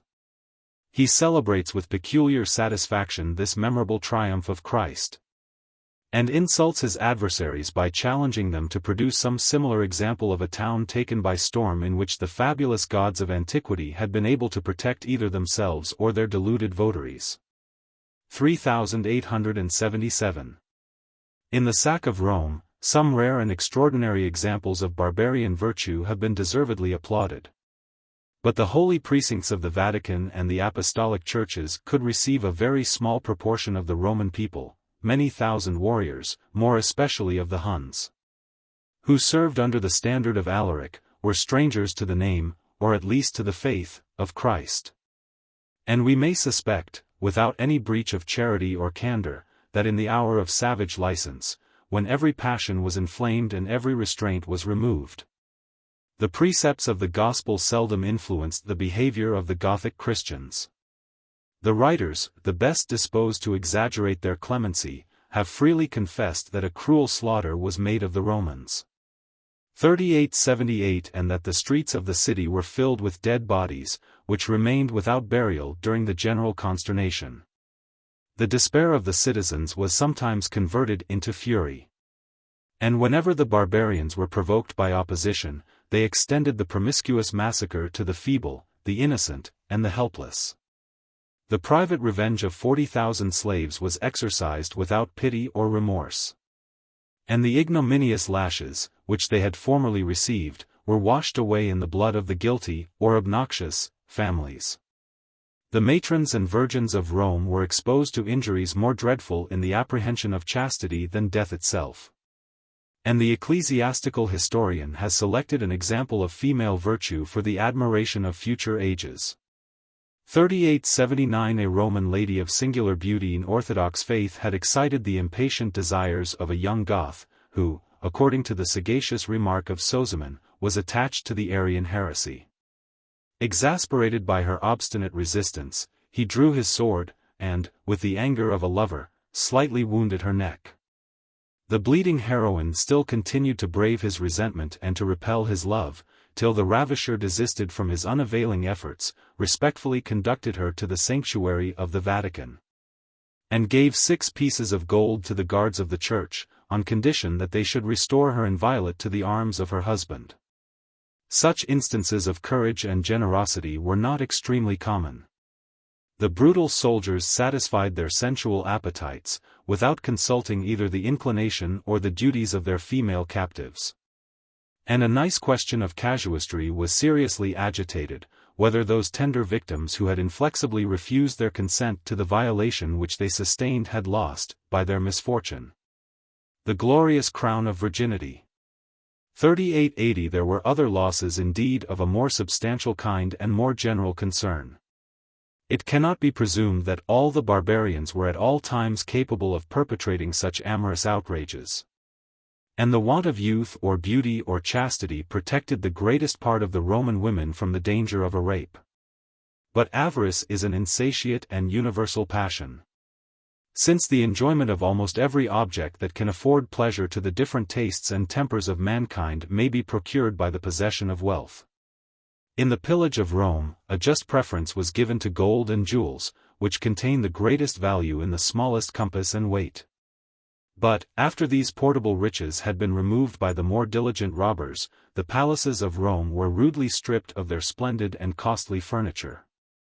The sideboards of massy plate, and the variegated wardrobes of silk and purple, were irregularly piled in the wagons that always followed the march of a Gothic army. The most exquisite works of art were roughly handled or wantonly destroyed, many a statue was melted for the sake of the precious materials. And many a vase, in the division of the spoil, was shivered into fragments by the stroke of a battle-axe. The acquisition of riches served only to stimulate the avarice of the rapacious barbarians, who proceeded by threats, by blows, and by tortures to force from their prisoners the confession of hidden treasure. 3881 Visible splendor and expense were alleged as the proof of a plentiful fortune, the appearance of poverty was imputed to a parsimonious disposition. And the obstinacy of some misers, who endured the most cruel torments before they would discover the secret object of their affection, was fatal to many unhappy wretches, who expired under the lash for refusing to reveal their imaginary treasures. The edifices of Rome, though the damage has been much exaggerated, received some injury from the violence of the Goths. At their entrance through the Salarian gate, they fired the adjacent houses to guide their march and to distract the attention of the citizens. The flames, which encountered no obstacle in the disorder of the night, consumed many private and public buildings. And the ruins of the palace of Sallust 3882 remained in the age of Justinian a stately monument of the Gothic conflagration. 3883 Yet a contemporary historian has observed that fire could scarcely consume the enormous beams of solid brass, and that the strength of man was insufficient to subvert the foundations of ancient structures. Some truth may possibly be concealed in his devout assertion that the wrath of heaven supplied the imperfections of hostile rage, and that the proud Forum of Rome, decorated with the statues of so many gods and heroes, was leveled in the dust by the stroke of lightning. 3884. Whatever might be the numbers, of equestrian or plebeian rank, who perished in the massacre of Rome, it is confidently affirmed that only one senator lost his life by the sword of the enemy. 3885 But it was not easy to compute the multitudes, who, from an honorable station and a prosperous fortune, were suddenly reduced to the miserable condition of captives and exiles. As the barbarians had more occasion for money than for slaves, they fixed at a moderate price the redemption of their indigent prisoners. And the ransom was often paid by the benevolence of their friends or the charity of strangers. 3886 The captives, who were regularly sold, either in open market or by private contract, would have legally regained their native freedom, which it was impossible for a citizen to lose or to alienate. 3887 But as it was soon discovered that the vindication of their liberty would endanger their lives, and that the Goths, unless they were tempted to sell, might be provoked to murder their useless prisoners, the civil jurisprudence had been already qualified by a wise regulation that they should be obliged to serve the moderate term of 5 years, till they had discharged by their labor the price of their redemption. 3888 The nations who invaded the Roman Empire had driven before them, into Italy, whole troops of hungry and affrighted provincials, less apprehensive of servitude than of famine. The calamities of Rome and Italy dispersed the inhabitants to the most lonely, the most secure, the most distant places of refuge. While the Gothic cavalry spread terror and desolation along the seacoast of Campania and Tuscany, the little island of Igilium, separated by a narrow channel from the Argentarian promontory, repulsed, or eluded, their hostile attempts. And at so small a distance from Rome, great numbers of citizens were securely concealed in the thick woods of that sequestered spot. 3889 The ample patrimonies, which many senatorian families possessed in Africa, invited them, if they had time and prudence, to escape from the ruin of their country, to embrace the shelter of that hospitable province. The most illustrious of these fugitives was the noble and pious Proba 3890 the widow of the prefect Petronius. After the death of her husband, the most powerful subject of Rome, she had remained at the head of the Anician family, and successively supplied, from her private fortune, the expense of the consulships of her 3 sons. When the city was besieged and taken by the Goths, Proba supported, with Christian resignation, the loss of immense riches. Embarked in a small vessel, from whence she beheld, at sea, the flames of her burning palace, and fled with her daughter Leda, and her granddaughter, the celebrated virgin, Demetrius, to the coast of Africa. The benevolent profusion with which the matron distributed the fruits, or the price, of her estates contributed to alleviate the misfortunes of exile and captivity. But even the family of Proba herself was not exempt from the rapacious oppression of Count Heraclian, who basely sold, in matrimonial prostitution, the noblest maidens of Rome to the lust or avarice of the Syrian merchants. The Italian fugitives were dispersed through the provinces, along the coast of Egypt and Asia, as far as Constantinople and Jerusalem, and the village of Bethlehem, the solitary residence of St. Jerome and his female converts, was crowded with illustrious beggars of either sex and every age, who excited the public compassion by the remembrance of their past fortune. 3891 This awful catastrophe of Rome filled the astonished empire with grief and terror. So interesting a contrast of greatness and ruin disposed the fond credulity of the people to deplore, and even to exaggerate, the afflictions of the Queen of Cities. The clergy, who applied to recent events the lofty metaphors of Oriental prophecy, were sometimes tempted to confound the destruction of the capital and the dissolution of the globe. There exists in human nature a strong propensity to depreciate the advantages, and to magnify the evils, of the present times.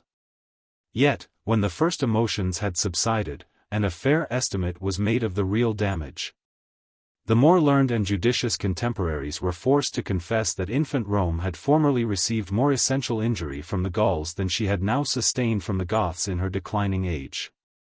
3892 The experience of 11 centuries has enabled posterity to produce a much more singular parallel, and to affirm with confidence that the ravages of the barbarians whom Alaric had led from the banks of the Danube were less destructive than the hostilities exercised by the troops of Charles V, a Catholic prince, who styled himself Emperor of the Romans. 3893 The Goths evacuated the city at the end of 6 days, but Rome remained above 9 months in the possession of the imperialists. And every hour was stained by some atrocious act of cruelty, lust, and rapine. The authority of Alaric preserved some order and moderation among the ferocious multitude which acknowledged him for their leader and king. But the Constable of Bourbon had gloriously fallen in the attack of the walls. And the death of the general removed every restraint of discipline from an army which consisted of 3 independent nations, the Italians, the Spaniards, and the Germans. In the beginning of the 16th century, the manners of Italy exhibited a remarkable scene of the depravity of mankind. They united the sanguinary crimes that prevail in an unsettled state of society, with the polished vices which spring from the abuse of art and luxury. And the loose adventurers, who had violated every prejudice of patriotism and superstition to assault the palace of the Roman pontiff, must deserve to be considered as the most profligate of the Italians. At the same era, the Spaniards were the terror both of the Old and New World, but their high-spirited valor was disgraced by gloomy pride, rapacious avarice, and unrelenting cruelty.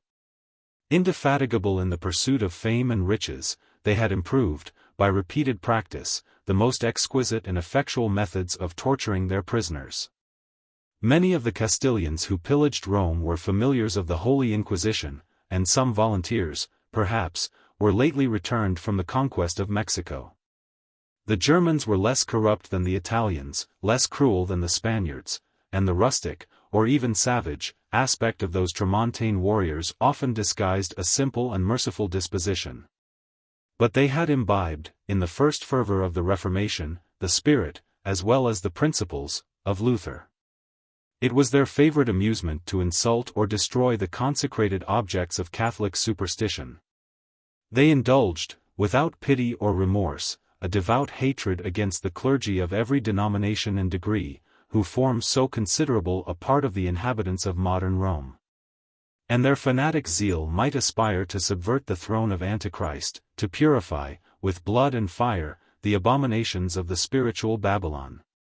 3894.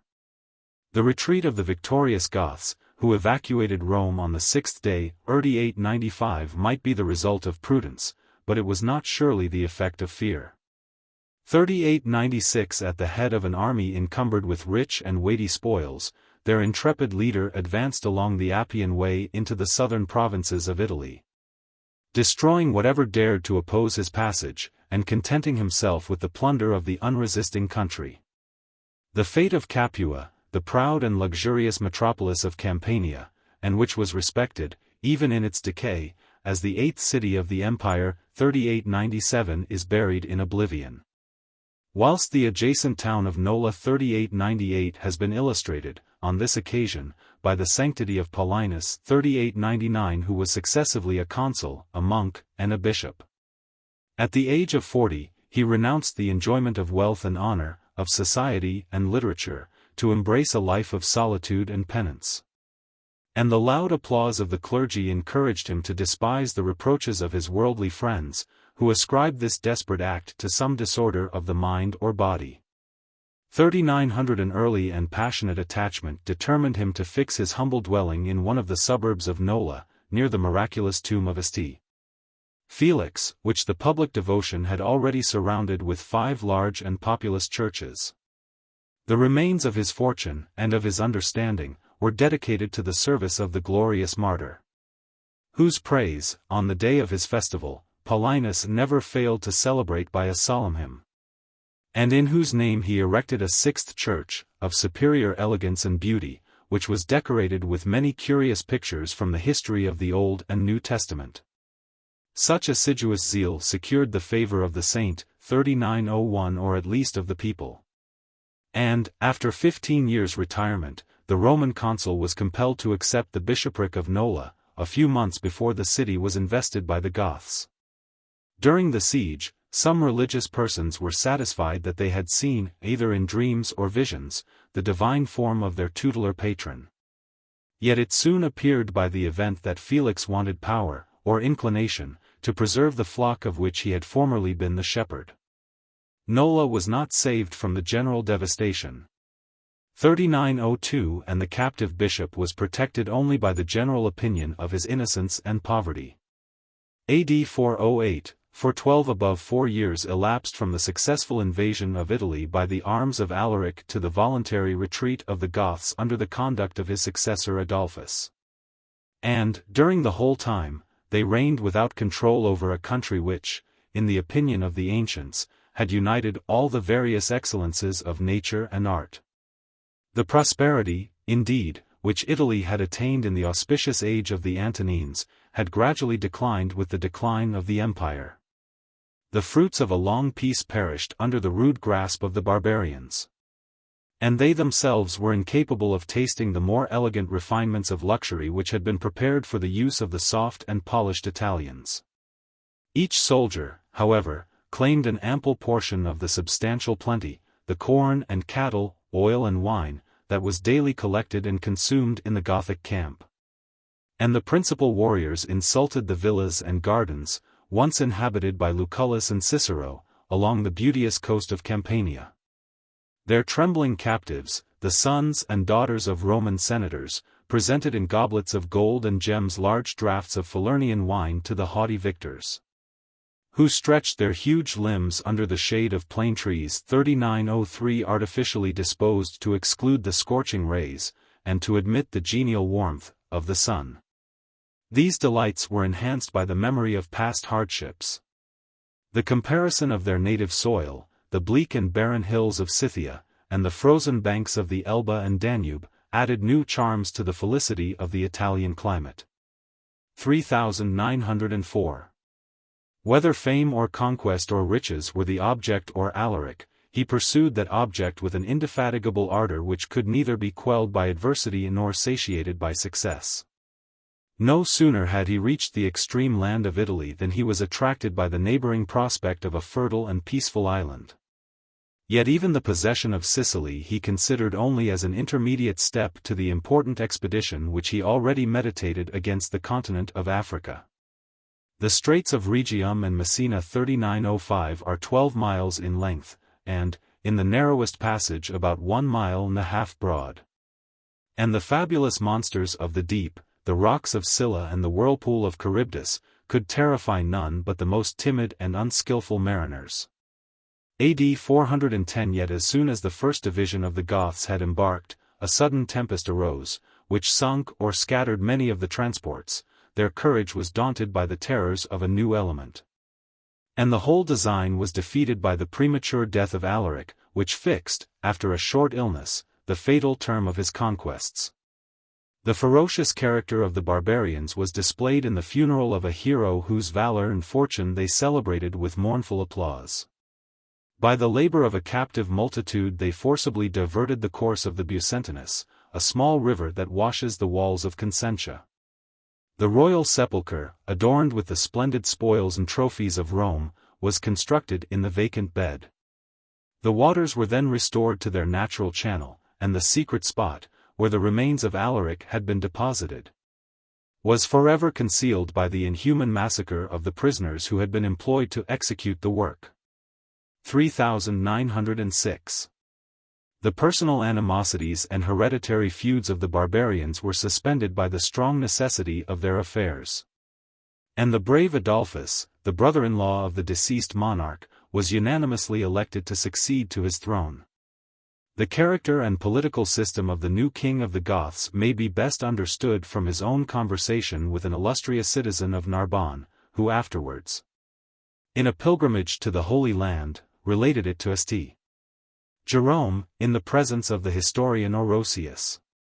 In the full confidence of valor and victory, I once aspired, said Adolphus, to change the face of the universe, to obliterate the name of Rome, to erect on its ruins the dominion of the Goths, and to acquire, like Augustus, the immortal fame of the founder of a new empire.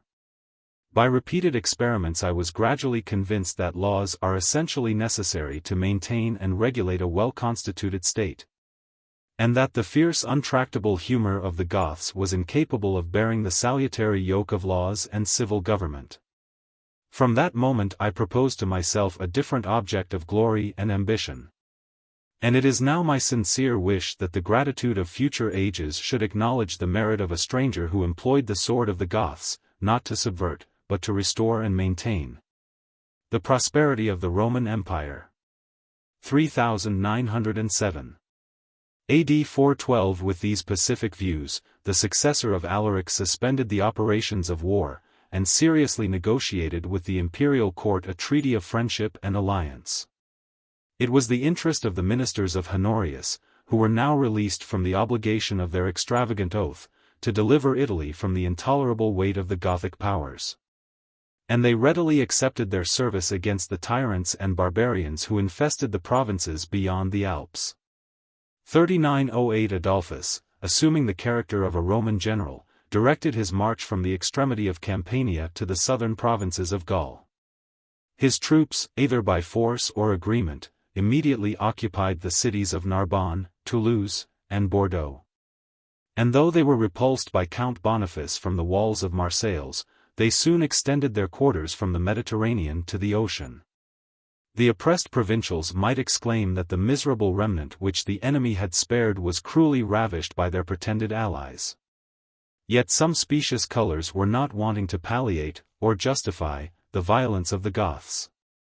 The cities of Gaul which they attacked might perhaps be considered as in a state of rebellion against the government of Honorius. The articles of the treaty, or the secret instructions of the court, might sometimes be alleged in favor of the seeming usurpations of Adolphus.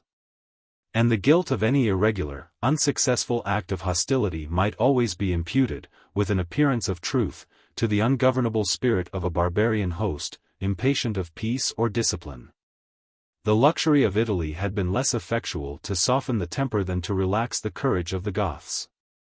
And they had imbibed the vices, without imitating the arts and institutions, of civilized society. 3909. The professions of Adolphus were probably sincere. And his attachment to the cause of the Republic was secured by the ascendant which a Roman princess had acquired over the heart and understanding of the barbarian king. Placidia, 3910, the daughter of the great Theodosius and of Galla, his second wife, had received a royal education in the palace of Constantinople. But the eventful story of her life is connected with the revolutions which agitated the Western Empire under the reign of her brother Honorius. When Rome was first invested by the arms of Alaric, Placidia, who was then about 20 years of age, resided in the city. And her ready consent to the death of her cousin Serena has a cruel and ungrateful appearance, which, according to the circumstances of the action, may be aggravated or excused by the consideration of her tender age. 3911 The victorious barbarians detained, either as a hostage or a captive 3912 the sister of Honorius. But while she was exposed to the disgrace of following round Italy the motions of a Gothic camp, she experienced, however, a decent and respectful treatment. The authority of Jornans, who praises the beauty of Placidia, may perhaps be counterbalanced by the silence, the expressive silence, of her flatterers, yet the splendor of her birth. The bloom of youth, the elegance of manners, and the dexterous insinuation which she condescended to employ, made a deep impression on the mind of Adolphus. And the Gothic king aspired to call himself the brother of the emperor. The ministers of Honorius rejected with disdain the proposal of an alliance so injurious to every sentiment of Roman pride, and repeatedly urged the restitution of Placidia as an indispensable condition of the treaty of peace. But the daughter of Theodosius submitted, without reluctance, to the desires of the conqueror, a young and valiant prince, who yielded to Alaric in loftiness of stature, but who excelled in the more attractive qualities of grace and beauty. The marriage of Adolphus and Placidia 3913 was consummated before the Goths retired from Italy. And the solemn, perhaps the anniversary, day of their nuptials was afterwards celebrated in the house of Ingenuus, one of the most illustrious citizens of Narbonne in Gaul. The bride, attired and adorned like a Roman empress, was placed on a throne of state. And the king of the Goths, who assumed on this occasion the Roman habit, contented himself with a less honorable seat by her side. The nuptial gift, which according to the custom of his nation 3914 was offered to Placidia, consisted of the rare and magnificent spoils of her country.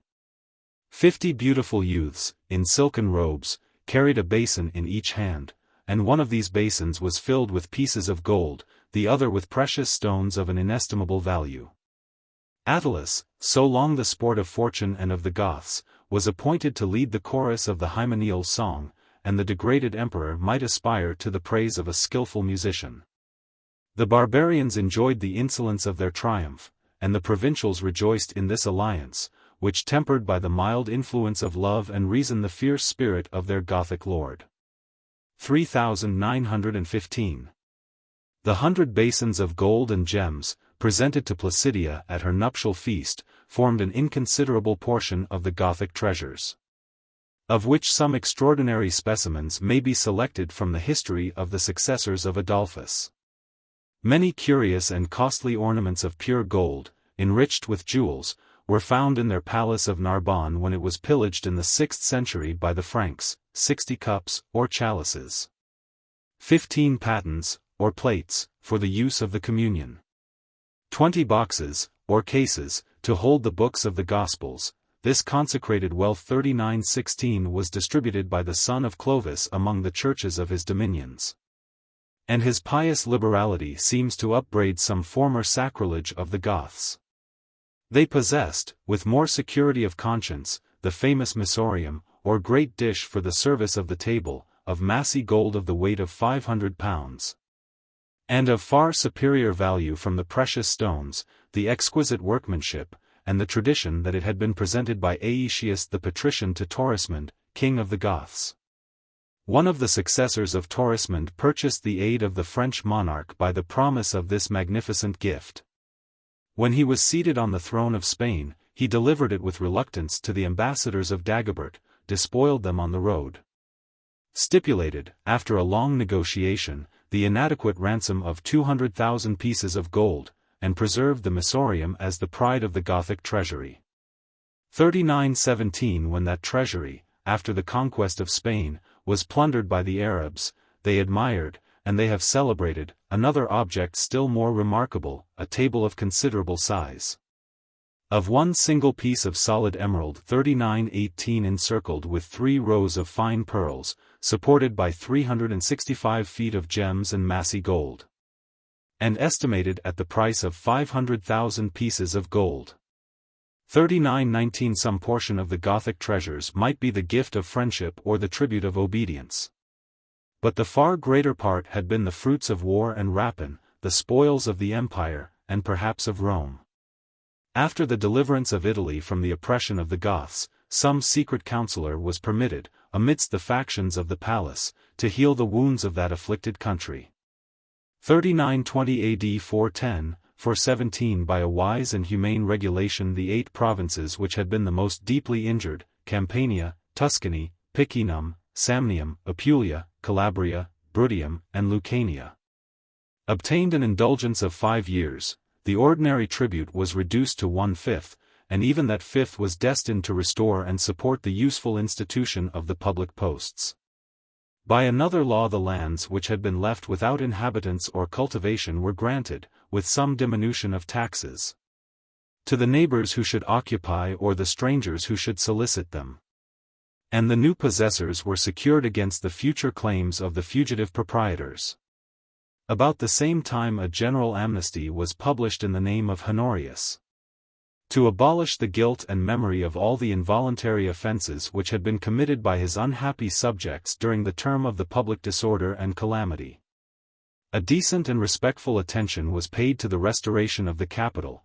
The citizens were encouraged to rebuild the edifices which had been destroyed or damaged by hostile fire. And extraordinary supplies of corn were imported from the coast of Africa. The crowds that so lately fled before the sword of the barbarians were soon recalled by the hopes of plenty and pleasure. And Albinus, prefect of Rome, informed the court, with some anxiety and surprise, that in a single day he had taken an account of the arrival of 14,000 strangers. 3921 In less than 7 years the vestiges of the Gothic invasion were almost obliterated, and the city appeared to resume its former splendor and tranquility. The venerable matron replaced her crown of laurel which had been ruffled by the storms of war, and was still amused, in the last moment of her decay, with the prophecies of revenge, of victory, and of eternal dominion. 3922 This apparent tranquility was soon disturbed by the approach of a hostile armament from the country which afforded the daily subsistence of the Roman people.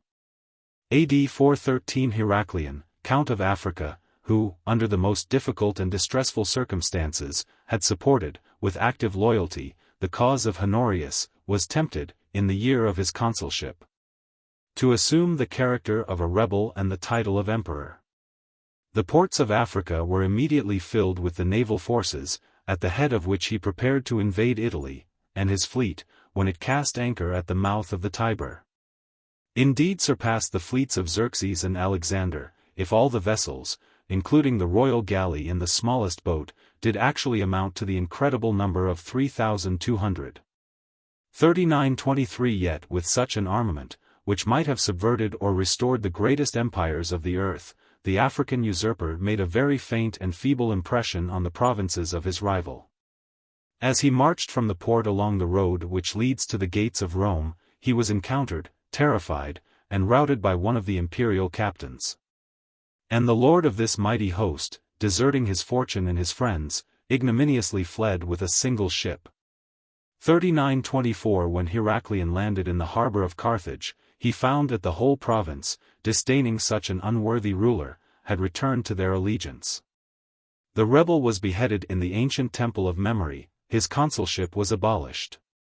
3925 And the remains of his private fortune, not exceeding the moderate sum of 4,000 pounds of gold, were granted to the brave Constantius, who had already defended the throne which he afterwards shared with his feeble sovereign. Honorius viewed with supine indifference the calamities of Rome and Italy. 3926 But the rebellious attempts of Attalus and Heraclian against his personal safety awakened, for a moment, the torpid instinct of his nature. He was probably ignorant of the causes and events which preserved him from these impending dangers. And as Italy was no longer invaded by any foreign or domestic enemies, he peaceably existed in the palace of Ravenna, while the tyrants beyond the Alps were repeatedly vanquished in the name and by the lieutenants of the son of Theodosius. 3927 In the course of a busy and interesting narrative I might possibly forget to mention the death of such a prince. And I shall therefore take the precaution of observing in this place that he survived the last siege of Rome about 13 years. The usurpation of Constantine, who received the purple from the legions of Britain, had been successful, and seemed to be secure. AD 409-413 His title was acknowledged, from the wall of Antoninus to the columns of Hercules. And, in the midst of the public disorder, he shared the dominion and the plunder of Gaul and Spain with the tribes of barbarians whose destructive progress was no longer checked by the Rhine or Pyrenees. Stained with the blood of the kinsmen of Honorius, he extorted from the court of Ravenna, with which he secretly corresponded, the ratification of his rebellious claims. Constantine engaged himself by a solemn promise to deliver Italy from the Goths, advanced as far as the banks of the Po, and after alarming rather than assisting his pusillanimous ally, hastily returned to the palace of Arles, to celebrate with intemperate luxury his vain and ostentatious triumph. But this transient prosperity was soon interrupted and destroyed by the revolt of Count Gerontius, the bravest of his generals, who, during the absence of his son Constans, a prince already invested with the imperial purple, had been left to command in the provinces of Spain. From some reason of which we are ignorant, Gerontius, instead of assuming the diadem, placed it on the head of his friend Maximus, who fixed his residence at Tarragona.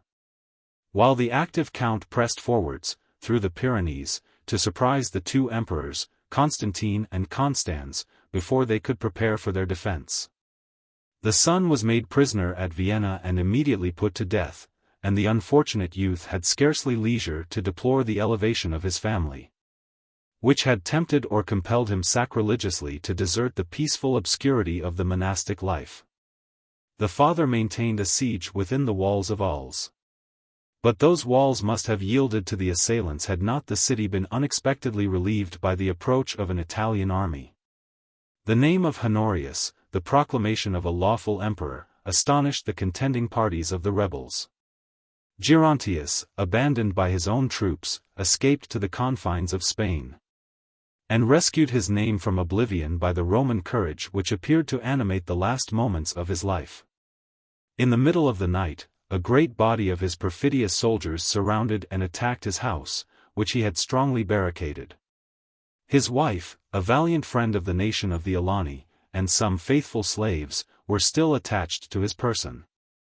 And he used with so much skill and resolution a large magazine of darts and arrows that above 300 of the assailants lost their lives in the attempt.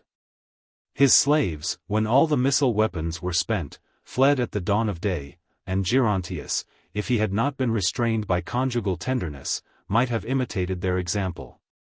Till the soldiers, provoked by such obstinate resistance, applied fire on all sides to the house.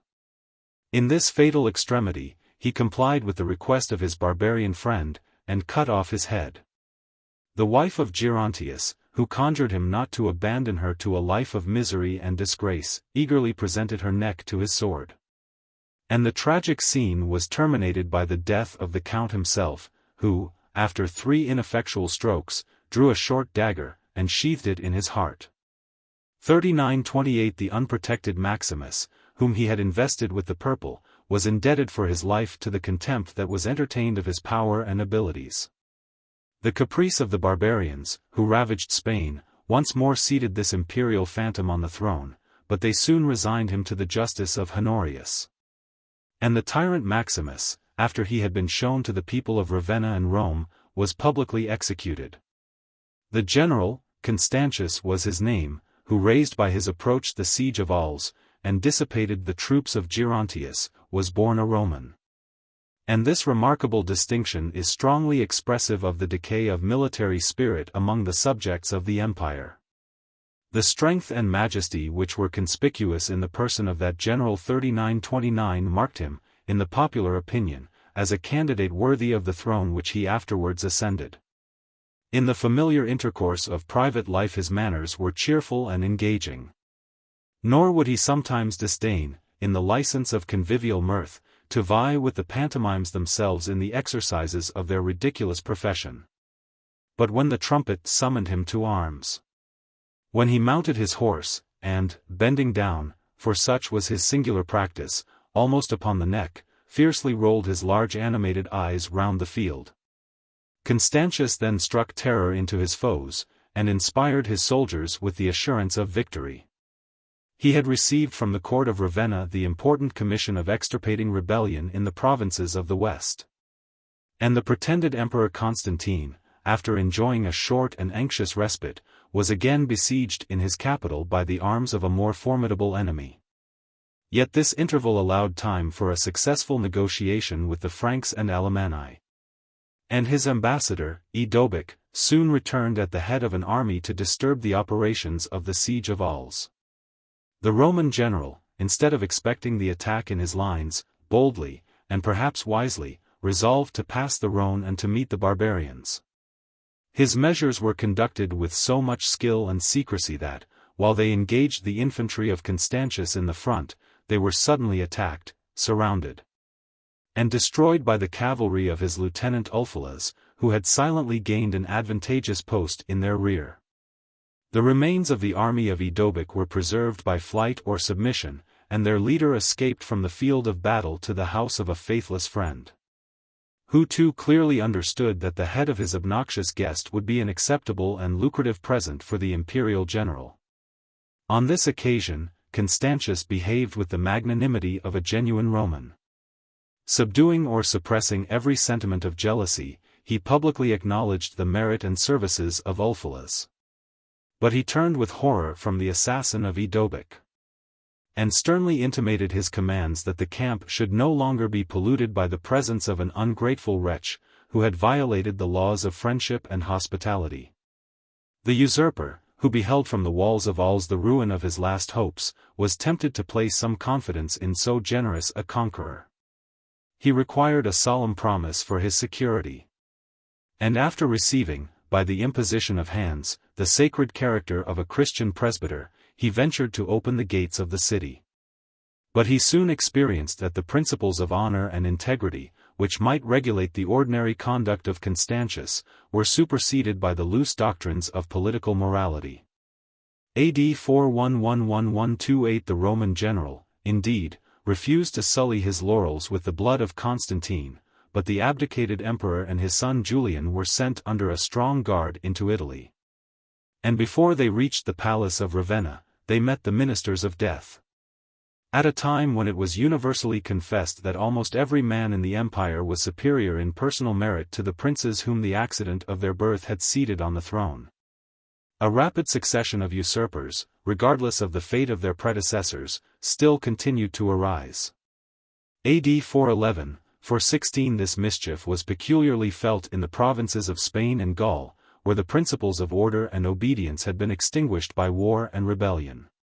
Before Constantine resigned the purple, and in the 4th month of the siege of Arles, intelligence was received in the imperial camp that Jovinus has assumed the diadem at Mensnon the Upper Germany, at the instigation of Gore, king of the Alani, and of Guntiarius, king of the Burgundians, and that the candidate on whom they had bestowed the empire advanced with a formidable host of barbarians from the banks of the Rhine to those of the Rhone. Every circumstance is dark and extraordinary in the short history of the reign of Jovinus. It was natural to expect that a brave and skillful general, at the head of a victorious army, would have asserted in a field of battle the justice of the cause of Honorius. The hasty retreat of Constantius might be justified by weighty reasons. But he resigned, without a struggle, the possession of Gaul, and Dardanus, the praetorian prefect, is recorded as the only magistrate who refused to yield obedience to the usurper. 3930 When the Goths, 2 years after the siege of Rome, established their quarters in Gaul, it was natural to suppose that their inclinations could be divided only between the Emperor Honorius, with whom they had formed a recent alliance, and the degraded Attalus, whom they reserved in their camp for the occasional purpose of acting the part of a musician or a monarch. Yet in a moment of disgust, for which it is not easy to assign a cause, or a date, Adolphus connected himself with the usurper of Gaul, and imposed on Attalus the ignominious task of negotiating the treaty which ratified his own disgrace. We are again surprised to read that, instead of considering the Gothic alliance as the firmest support of his throne, Jovinus upbraided, in dark and ambiguous language, the officious importunity of Attalus. That, scorning the advice of his great ally, he invested with the purple his brother Sebastian. And that he most imprudently accepted the service of Sarus, when that gallant chief, the soldier of Honorius, was provoked to desert the court of a prince who knew not how to reward or punish. Adolphus, educated among a race of warriors, who esteemed the duty of revenge as the most precious and sacred portion of their inheritance, advanced with a body of 10,000 Goths to encounter the hereditary enemy of the house of Bulti. He attacked Sarus at an unguarded moment, when he was accompanied only by 18 or 20 of his valiant followers. United by friendship, animated by despair, but at length oppressed by multitudes, this band of heroes deserved the esteem, without exciting the compassion, of their enemies. And the lion was no sooner taken in the toils 3931 than he was instantly dispatched. The death of Sarus dissolved the loose alliance which Adolphus still maintained with the usurpers of Gaul. He again listened to the dictates of love and prudence, and soon satisfied the brother of Placidia, by the assurance that he would immediately transmit to the palace of Ravenna the heads of the 2 tyrants, Jovinus and Sebastian. The king of the Goths executed his promise without difficulty or delay. The helpless brothers, unsupported by any personal merit, were abandoned by their barbarian auxiliaries, and the short opposition of Valentia was expiated by the ruin of one of the noblest cities of Gaul. The emperor, chosen by the Roman Senate, who had been promoted, degraded, insulted, restored, again degraded, and again insulted, was finally abandoned to his fate. But when the Gothic king withdrew his protection, he was restrained, by pity or contempt, from offering any violence to the person of Attalus. The unfortunate Attalus, who was left without subjects or allies, embarked in one of the ports of Spain, in search of some secure and solitary retreat. But he was intercepted at sea, conducted to the presence of Honorius, led in triumph through the streets of Rome or Ravenna, and publicly exposed to the gazing multitude, on the second step of the throne of his invincible conqueror. The same measure of punishment with which, in the days of his prosperity, he was accused of menacing his rival was inflicted on Attalus himself. He was condemned, after the amputation of 2 fingers, to a perpetual exile in the Isle of Lipari, where he was supplied with the decent necessaries of life. The remainder of the reign of Honorius was undisturbed by rebellion. And it may be observed that in the space of 5 years, 7 usurpers had yielded to the fortune of a prince who was himself incapable either of counsel or of action. The situation of Spain, separated, on all sides, from the enemies of Rome, by the sea, by the mountains, and by intermediate provinces, had secured the long tranquility of that remote and sequestered country. And we may observe, as a sure symptom of domestic happiness, that in a period of 400 years Spain furnished very few materials to the history of the Roman Empire. The footsteps of the barbarians, who, in the reign of Gallienus, had penetrated beyond the Pyrenees, were soon obliterated by the return of peace. And in the 4th century of the Christian era, the cities of Emerita, or Merida, of Corduba, Seville, Bracara, and Tarragona, were numbered with the most illustrious of the Roman world. The various plenty of the animal, the vegetable, and the mineral kingdoms was improved and manufactured by the skill of an industrious people. And the peculiar advantages of naval stores contributed to support an extensive and profitable trade. 3932 The arts and sciences flourished under the protection of the emperors. And if the character of the Spaniards was enfeebled by peace and servitude, the hostile approach of the Germans, who had spread terror and desolation from the Rhine to the Pyrenees, seemed to rekindle some sparks of military ardor. As long as the defense of the mountains was entrusted to the hardy and faithful militia of the country, they successfully repelled the frequent attempts of the barbarians. AD 4091013 But no sooner had the national troops been compelled to resign their post to the Honorian bands in the service of Constantine than the gates of Spain were treacherously betrayed to the public enemy. About 10 months before the sack of Rome by the Goths. 3933 The consciousness of guilt and the thirst of rapine prompted the mercenary guards of the Pyrenees to desert their station, to invite the arms of the Suevi, the Vandals, and the Alani, and to swell the torrent which was poured with irresistible violence from the frontiers of Gaul to the Sea of Africa. The misfortunes of Spain may be described in the language of its most eloquent historian, who has concisely expressed the passionate, and perhaps exaggerated, declamations of contemporary writers. 3934. The eruption of these nations was followed by the most dreadful calamities. As the barbarians exercised their indiscriminate cruelty on the fortunes of the Romans and the Spaniards, and ravaged with equal fury the cities and the open country, the progress of famine reduced the miserable inhabitants to feed on the flesh of their fellow creatures. And even the wild beasts, who multiplied, without control, in the desert, were exasperated, by the taste of blood and the impatience of hunger, boldly to attack and devour their human prey. Pestilence soon appeared, the inseparable companion of famine. A large proportion of the people was swept away, and the groans of the dying excited only the envy of their surviving friends. At length the barbarians, satiated with carnage and rapine, and afflicted by the contagious evils which they themselves had introduced, fixed their permanent seats in the depopulated country. The ancient Galicia, whose limits included the kingdom of Old Castile, was divided between the Suevi and the Vandals.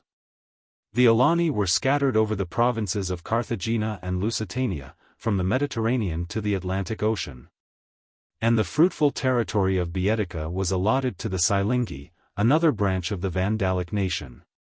After regulating this partition, the conquerors contracted with their new subjects some reciprocal engagements of protection and obedience. The lands were again cultivated, and the towns and villages were again occupied by a captive people. The greatest part of the Spaniards was even disposed to prefer this new condition of poverty and barbarism to the severe oppressions of the Roman government. Yet there were many who still asserted their native freedom, and who refused, more especially in the mountains of Galicia, to submit to the barbarian yoke. 3935. The important present of the heads of Jovinus and Sebastian had approved the friendship of Adolphus and restored Gaul to the obedience of his brother Honorius. Peace was incompatible with the situation and temper of the king of the Goths. AD 414 he readily accepted the proposal of turning his victorious arms against the barbarians of Spain. The troops of Constantius intercepted his communication with the seaports of Gaul, and gently pressed his march towards the Pyrenees. 3936 he passed the mountains, and surprised, in the name of the emperor, the city of Barcelona. The fondness of Adolphus for his Roman bride was not abetted by time or possession. And the birth of a son, surnamed, from his illustrious grandsire, Theodosius, appeared to fix him forever in the interest of the Republic. The loss of that infant, whose remains were deposited in a silver coffin in one of the churches near Barcelona, afflicted his parents. But the grief of the Gothic king was suspended by the labors of the field, and the course of his victories was soon interrupted by domestic treason. He had imprudently received into his service one of the followers of Sarus, a barbarian of a daring spirit, but of a diminutive stature, whose secret desire of revenging the death of his beloved patron was continually irritated by the sarcasms of his insolent master. AD 415-08 Adolphus was assassinated in the palace of Barcelona. The laws of the succession were violated by a tumultuous faction, 3937, and a stranger to the royal race, Singeric, the brother of Sarus himself, was seated on the Gothic throne.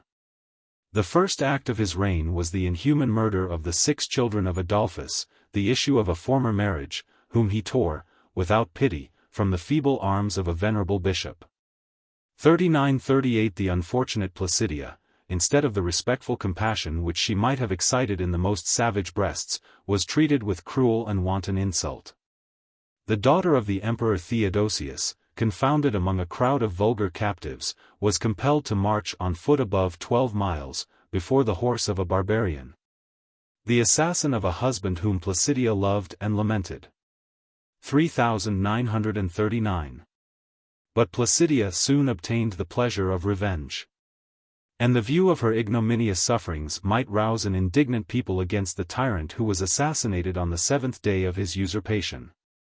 After the death of Singeric, the free choice of the nation bestowed the Gothic scepter on Waliah, whose warlike and ambitious temper appeared in the beginning of his reign extremely hostile to the Republic. AD 418 he marched in arms from Barcelona to the shores of the Atlantic Ocean, which the ancients revered and dreaded as the boundary of the world. But when he reached the southern promontory of Spain 3940 and, from the rock now covered by the fortress of Gibraltar, contemplated the neighboring and fertile coast of Africa, Waliah resumed the designs of conquest which had been interrupted by the death of Alaric. The winds and waves again disappointed the enterprise of the Goths, and the minds of a superstitious people were deeply affected by the repeated disasters of storms and shipwrecks. In this disposition, the successor of Adolphus no longer refused to listen to a Roman ambassador, whose proposals were enforced by the real, or supposed, approach of a numerous army under the conduct of the brave Constantius. A solemn treaty was stipulated and observed. Placidia was honorably restored to her brother. 600,000 measures of wheat were delivered to the hungry Goths. 3941 and Waliah engaged to draw his sword in the service of the empire. A bloody war was instantly excited among the barbarians of Spain, and the contending princes are said to have addressed their letters, their ambassadors, and their hostages to the throne of the Western Emperor, exhorting him to remain a tranquil spectator of their contest, the events of which must be favorable to the Romans by the mutual slaughter of their common enemies. 3942 The Spanish War was obstinately supported, during 3 campaigns, with desperate valor and various success, and the martial achievements of Waliah diffused through the empire the superior renown of the Gothic hero. He exterminated the Silingi, who had irretrievably ruined the elegant plenty of the province of Baetica. He slew, in battle, the king of the Alani, and the remains of those Scythian wanderers who escaped from the field, instead of choosing a new leader, humbly sought a refuge under the standard of the Vandals, with whom they were ever afterwards confounded. The Vandals themselves and the Suevi yielded to the efforts of the invincible Goths.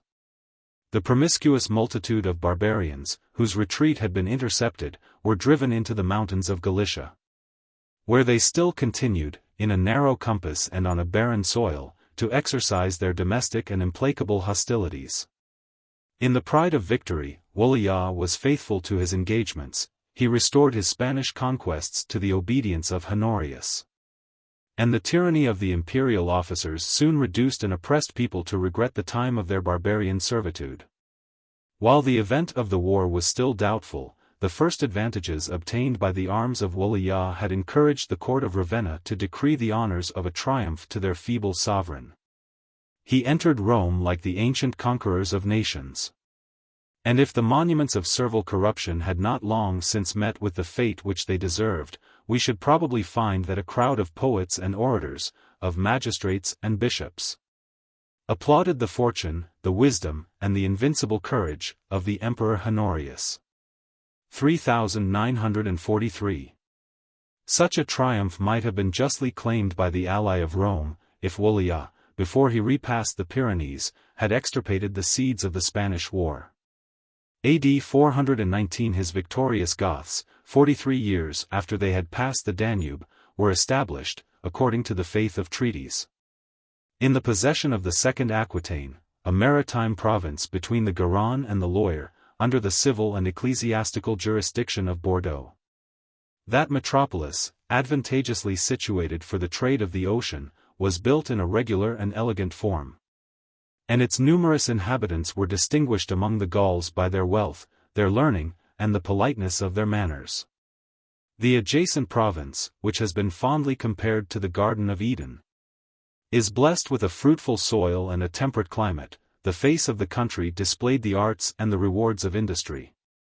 And the Goths, after their martial toils, luxuriously exhausted the rich vineyards of Aquitaine. 3944 The Gothic limits were enlarged by the additional gift of some neighboring dioceses, and the successors of Alaric fixed their royal residence at Toulouse, which included 5 populous quarters, or cities, within the spacious circuit of its walls. About the same time, in the last years of the reign of Honorius, the Goths, the Burgundians, and the Franks, obtained a permanent seat and dominion in the provinces of Gaul. The liberal grant of the usurper Jovinus to his Burgundian allies was confirmed by the lawful emperor. The lands of the First, or Upper, Germany, were ceded to those formidable barbarians, and they gradually occupied, either by conquest or treaty, the 2 provinces which still retain, with the titles of duchy and of county, the national appellation of Burgundy. 3945 The Franks, the valiant and faithful allies of the Roman Republic, were soon tempted to imitate the invaders, whom they had so bravely resisted. Treves, the capital of Gaul, was pillaged by their lawless bands, and the humble colony, which they so long maintained in the district of Toxandria, in Brabant, insensibly multiplied along the banks of the Meuse and Scheldt, till their independent power filled the whole extent of the Second or Lower Germany. These facts may be sufficiently justified by historic evidence. But the foundation of the French monarchy by Pharamond, the conquests, the laws, and even the existence of that hero, have been justly arraigned by the impartial severity of modern criticism. 3946. AD 420 plus the ruin of the opulent provinces of Gaul may be dated from the establishment of these barbarians, whose alliance was dangerous and oppressive, and who were capriciously impelled, by interest or passion, to violate the public peace. A heavy and partial ransom was imposed on the surviving provincials who had escaped the calamities of war. The fairest and most fertile lands were assigned to the rapacious strangers, for the use of their families, their slaves, and their cattle. And the trembling natives relinquished with a sigh the inheritance of their fathers. Yet these domestic misfortunes, which are seldom the lot of a vanquished people, had been felt and inflicted by the Romans themselves, not only in the insolence of foreign conquest, but in the madness of civil discord. The triumvirs proscribed 18 of the most flourishing colonies of Italy, and distributed their lands and houses to the veterans who revenged the death of Caesar and oppressed the liberty of their country. 2 poets, of unequal fame, have deplored, in similar circumstances, the loss of their patrimony. But the legionaries of Augustus appear to have surpassed, in violence and injustice, the barbarians who invaded Gaul under the reign of Honorius. It was not without the utmost difficulty that Virgil escaped from the sword of the centurion who had usurped his farm in the neighborhood of Mantua. 3947 But Paulinus of Bordeaux received a sum of money from his Gothic purchaser, which he accepted with pleasure and surprise. And though it was much inferior to the real value of his estate, this act of rapine was disguised by some colors of moderation and equity. 3948 The odious name of conquerors was softened into the mild and friendly appellation of the guests of the Romans. And the barbarians of Gaul, more especially the Goths, repeatedly declared that they were bound to the people by the ties of hospitality and to the emperor by the duty of allegiance and military service. The title of Honorius and his successors, their laws, and their civil magistrates, were still respected in the provinces of Gaul, of which they had resigned the possession to the barbarian allies. And the kings, who exercised a supreme and independent authority over their native subjects, ambitiously solicited the more honorable rank of master generals of the imperial armies. 3949 Such was the involuntary reverence which the Roman name still impressed on the minds of those warriors who had borne away in triumph the spoils of the capital. AD 409 Whilst Italy was ravaged by the Goths and a succession of feeble tyrants oppressed the provinces beyond the Alps, the British island separated itself from the body of the Roman Empire. The regular forces, which guarded that remote province, had been gradually withdrawn, and Britain was abandoned, without defence, to the Saxon pirates and the savages of Ireland and Caledonia. The Britons, reduced to this extremity, no longer relied on the tardy and doubtful aid of a declining monarchy. They assembled in arms, repelled the invaders, and rejoiced in the important discovery of their own strength. 3950 Afflicted by similar calamities and actuated by the same spirit, the Armorican provinces, a name which comprehended the maritime countries of Gaul between the Seine and the Loire, 3951, resolved to imitate the example of the neighboring island. They expelled the Roman magistrates who acted under the authority of the usurper Constantine. And a free government was established among a people who had so long been subject to the arbitrary will of a master. The independence of Britain and Armorica was soon confirmed by Honorius himself, the lawful emperor of the West. And the letters, by which he committed to the new states the care of their own safety, might be interpreted as an absolute and perpetual abdication of the exercise and rights of sovereignty. This interpretation was, in some measure, justified by the event. After the usurpers of Gaul had successively fallen, the maritime provinces were restored to the empire. Yet their obedience was imperfect and precarious. The vain, inconstant, rebellious disposition of the people was incompatible either with freedom or servitude. 3952 And Armorica, though it could not long maintain the form of a republic, 3953 was agitated by frequent and destructive revolts. Britain was irrecoverably lost. 3954 But as the emperors wisely acquiesced in the independence of a remote province, the separation was not embittered by the reproach of tyranny or rebellion. And the claims of allegiance and protection were succeeded by the mutual and voluntary offices of national friendship. 3955. This revolution dissolved the artificial fabric of civil and military government. And the independent country, during a period of 40 years, till the descent of the Saxons, was ruled by the authority of the clergy, the nobles, and the municipal towns. 3956. Zosimus, who alone has preserved the memory of this singular transaction, very accurately observes that the letters of Honorius were addressed to the cities of Britain.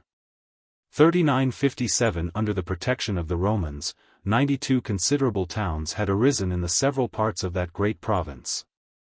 And, among these, 33 cities were distinguished above the rest by their superior privileges and importance. 3958 Each of these cities, as in all the other provinces of the empire, formed a legal corporation, for the purpose of regulating their domestic policy.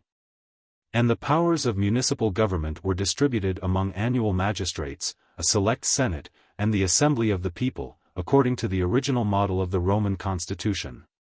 3959 The management of a common revenue, the exercise of civil and criminal jurisdiction, and the habits of public counsel and command were inherent to these petty republics.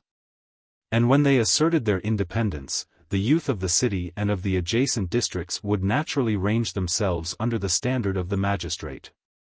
But the desire of obtaining the advantages, and of escaping the burdens, of political society is a perpetual and inexhaustible source of discord. Nor can it reasonably be presumed that the restoration of British freedom was exempt from tumult and faction. The preeminence of birth and fortune must have been frequently violated by bold and popular citizens.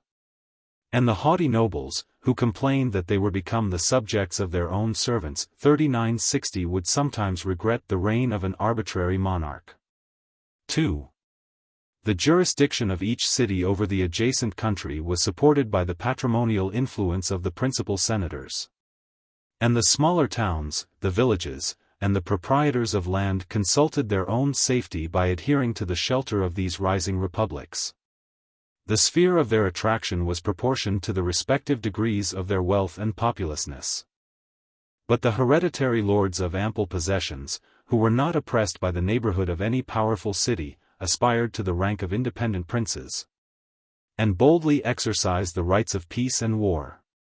The gardens and villas, which exhibited some faint imitation of Italian elegance, would soon be converted into strong castles, the refuge, in time of danger, of the adjacent country. 3961 The produce of the land was applied to purchase arms and horses, to maintain a military force of slaves, of peasants, and of licentious followers. And the chieftain might assume, within his own domain, the powers of a civil magistrate.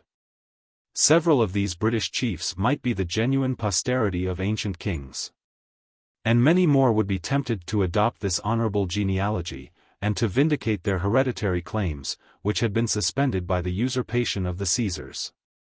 3962 Their situation and their hopes would dispose them to affect the dress, the language, and the customs of their ancestors. If the princes of Britain relapsed into barbarism, while the cities studiously preserved the laws and manners of Rome, the whole island must have been gradually divided by the distinction of two national parties, again broken into 1,000 subdivisions of war and faction, by the various provocations of interest and resentment. The public strength, instead of being united against a foreign enemy, was consumed in obscure and intestine quarrels. And the personal merit which had placed a successful leader at the head of his equals might enable him to subdue the freedom of some neighboring cities, and to claim a rank among the tyrants. 3963 Who infested Britain after the dissolution of the Roman government. 3. The British Church might be composed of 30 or 40 bishops. 3964 With an adequate proportion of the inferior clergy. And the want of riches, for they seem to have been poor. 3965 would compel them to deserve the public esteem, by a decent and exemplary behavior. The interest, as well as the temper of the clergy, was favorable to the peace and union of their distracted country. Those salutary lessons might be frequently inculcated in their popular discourses. And the episcopal synods were the only councils that could pretend to the weight and authority of a national assembly. In such councils, where the princes and magistrates sat promiscuously with the bishops, the important affairs of the state, as well as of the church, might be freely debated. Differences reconciled, alliances formed, contributions imposed, wise resolutions often concerted, and sometimes executed. And there is reason to believe that, in moments of extreme danger, a Pendragon, or dictator, was elected by the general consent of the Britons. These pastoral cares, so worthy of the episcopal character, were interrupted, however, by zeal and superstition. And the British clergy incessantly labored to eradicate the Pelagian heresy, which they abhorred as the peculiar disgrace of their native country. 3966. It is somewhat remarkable, or rather it is extremely natural, that the revolt of Britain and Armorica should have introduced an appearance of liberty into the obedient provinces of Gaul. AD 418 In a solemn edict. 3967 Filled with the strongest assurances of that paternal affection which princes so often express and so seldom feel, the Emperor Honorius promulgated his intention of convening an annual assembly of the 7 provinces, a name peculiarly appropriated to Aquitaine and the ancient Narbonnese, which had long since exchanged their Celtic rudeness for the useful and elegant arts of Italy.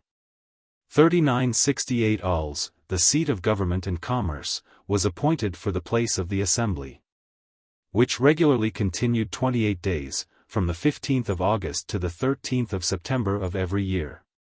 It consisted of the Praetorian prefect of the Gauls, of 7 provincial governors, 1 consular and 6 presidents, of the magistrates, and perhaps the bishops, of about 60 cities, and of a competent, though indefinite, number of the most honorable and opulent possessors of land, who might justly be considered as the representatives of their country. They were empowered to interpret and communicate the laws of their sovereign, to expose the grievances and wishes of their constituents, to moderate the excessive or unequal weight of taxes, and to deliberate on every subject of local or national importance that could tend to the restoration of the peace and prosperity of the 7 provinces. If such an institution, which gave the people an interest in their own government, had been universally established by Trajan or the Antonines, the seeds of public wisdom and virtue might have been cherished and propagated in the Empire of Rome. The privileges of the subject would have secured the throne of the monarch. The abuses of an arbitrary administration might have been prevented, in some degree, or corrected, by the interposition of these representative assemblies. And the country would have been defended against a foreign enemy by the arms of natives and freemen. Under the mild and generous influence of liberty, the Roman Empire might have remained invincible and immortal. Or if its excessive magnitude and the instability of human affairs had opposed such perpetual continuance, its vital and constituent members might have separately preserved their vigor and independence. But in the decline of the empire, when every principle of health and life had been exhausted, the tardy application of this partial remedy was incapable of producing any important or salutary effects.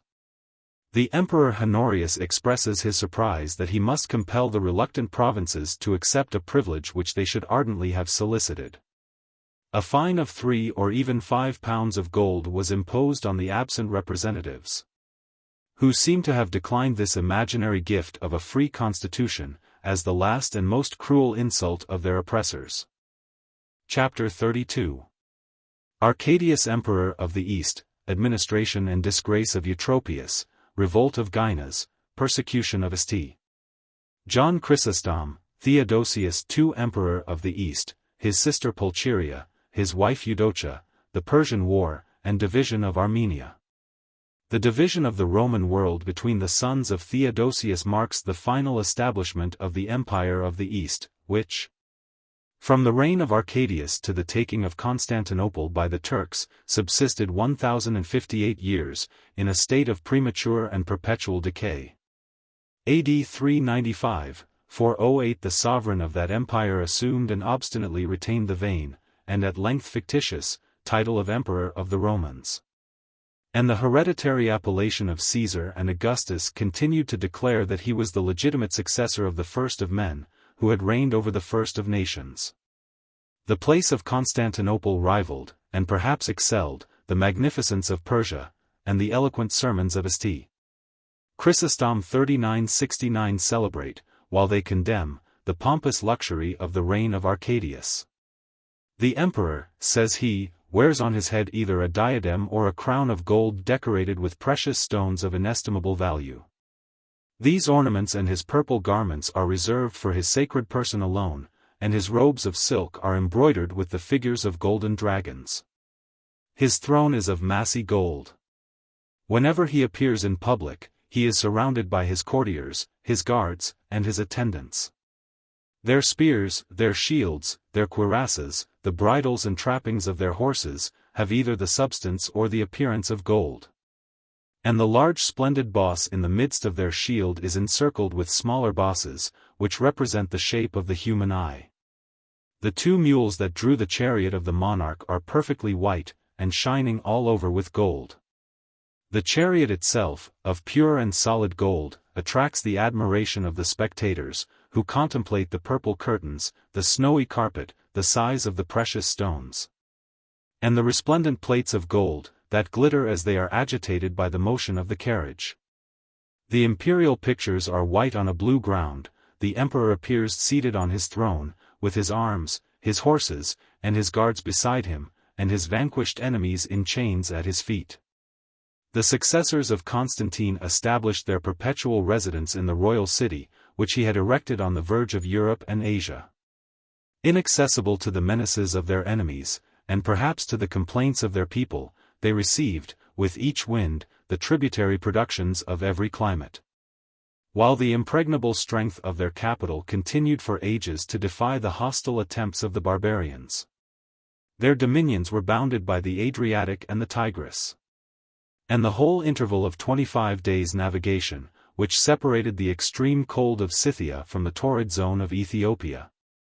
3970 was comprehended within the limits of the Empire of the East. The populous countries of that empire were the seat of art and learning, of luxury and wealth. And the inhabitants, who had assumed the language and manners of Greeks, styled themselves, with some appearance of truth, the most enlightened and civilized portion of the human species. The form of government was a pure and simple monarchy. The name of the Roman Republic, which so long preserved a faint tradition of freedom, was confined to the Latin provinces. And the princes of Constantinople measured their greatness by the servile obedience of their people. They were ignorant how much this passive disposition enervates and degrades every faculty of the mind. The subjects, who had resigned their will to the absolute commands of a master, were equally incapable of guarding their lives and fortunes against the assaults of the barbarians or of defending their reason from the terrors of superstition. The first events of the reign of Arcadius and Honorius are so intimately connected that the rebellion of the Goths and the fall of Rufinus have already claimed a place in the history of the West. AD 395-399 It has already been observed that Eutropius, 3971 one of the principal eunuchs of the palace of Constantinople, succeeded the haughty minister whose ruin he had accomplished and whose vices he soon imitated. Every order of the state bowed to the new favorite. And their tame and obsequious submission encouraged him to insult the laws, and, what is still more difficult and dangerous, the manners of his country. Under the weakest of the predecessors of Arcadius, the reign of the eunuchs had been secret and almost invisible. They insinuated themselves into the confidence of the prince. But their ostensible functions were confined to the menial service of the wardrobe and imperial bedchamber. They might direct, in a whisper, the public councils, and blast, by their malicious suggestions, the fame and fortunes of the most illustrious citizens. But they never presumed to stand forward in the front of empire 3972 or to profane the public honors of the state. Eutropius was the first of his artificial sex who dared to assume the character of a Roman magistrate and general. 3973 Sometimes, in the presence of the blushing Senate, he ascended the tribunal to pronounce judgment or to repeat elaborate harangues. And, sometimes appeared on horseback, at the head of his troops, in the dress and armor of a hero. The disregard of custom and decency always betrays a weak and ill-regulated mind. Nor does Eutropius seem to have compensated for the folly of the design by any superior merit or ability in the execution. His former habits of life had not introduced him to the study of the laws or the exercises of the field. His awkward and unsuccessful attempts provoked the secret contempt of the spectators. The Goths expressed their wish that such a general might always command the armies of Rome. And the name of the minister was branded with ridicule, more pernicious perhaps than hatred to a public character. The subjects of Arcadius were exasperated by the recollection that this deformed and decrepit eunuch 3974 who so perversely mimicked the actions of a man, was born in the most abject condition of servitude. That before he entered the imperial palace, he had been successively sold and purchased by 100 masters, who had exhausted his youthful strength in every mean and infamous office, and at length dismissed him, in his old age, to freedom and poverty. 3975 While these disgraceful stories were circulated, and perhaps exaggerated, in private conversation, the vanity of the favorite was flattered with the most extraordinary honors. In the Senate, in the capital, in the provinces, the statues of Eutropius were erected in brass or marble, decorated with the symbols of his civil and military virtues, and inscribed with the pompous title of the third founder of Constantinople. He was promoted to the rank of patrician, which began to signify, in a popular and even legal acceptation, the father of the emperor. And the last year of the 4th century was polluted by the consulship of a eunuch and a slave. This strange and inexpiable prodigy 3976 awakened, however, the prejudices of the Romans. The effeminate consul was rejected by the West, as an indelible stain to the annals of the Republic. And without invoking the shades of Brutus and Camillus, the colleague of Eutropius, a learned and respectable magistrate. 3977 sufficiently represented the different maxims of the two administrations. The bold and vigorous mind of Rufinus seems to have been actuated by a more sanguinary and revengeful spirit, but the avarice of the eunuch was not less insatiate than that of the prefect. 3978 As long as he despoiled the oppressors who had enriched themselves with the plunder of the people, Eutropius might gratify his covetous disposition without much envy or injustice. But the progress of his rapine soon invaded the wealth which had been acquired by lawful inheritance or laudable industry. The usual methods of extortion were practiced and improved. And Claudian has sketched a lively and original picture of the public auction of the state. The impotence of the eunuch, says that agreeable satirist, has served only to stimulate his avarice, the same hand which, in his servile condition, was exercised in petty thefts to unlock the coffers of his master, now grasps the riches of the world. And this infamous broker of the empire appreciates and divides the Roman provinces from Mount Haemus to the Tigris. One man, at the expense of his villa, is made proconsul of Asia.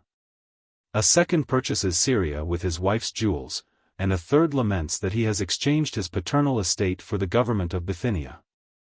In the antechamber of Eutropius, a large tablet is exposed to public view, which marks the respective prices of the provinces. The different value of Pontus, of Galatia, of Lydia, is accurately distinguished. Lycia may be obtained for so many thousand pieces of gold. But the opulence of Phrygia will require a more considerable sum. The eunuch wishes to obliterate, by the general disgrace, his personal ignominy.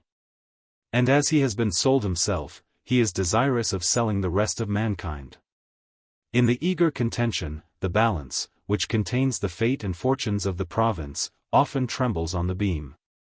Until one of the scales is inclined, by a superior weight, the mind of the impartial judge remains in anxious suspense.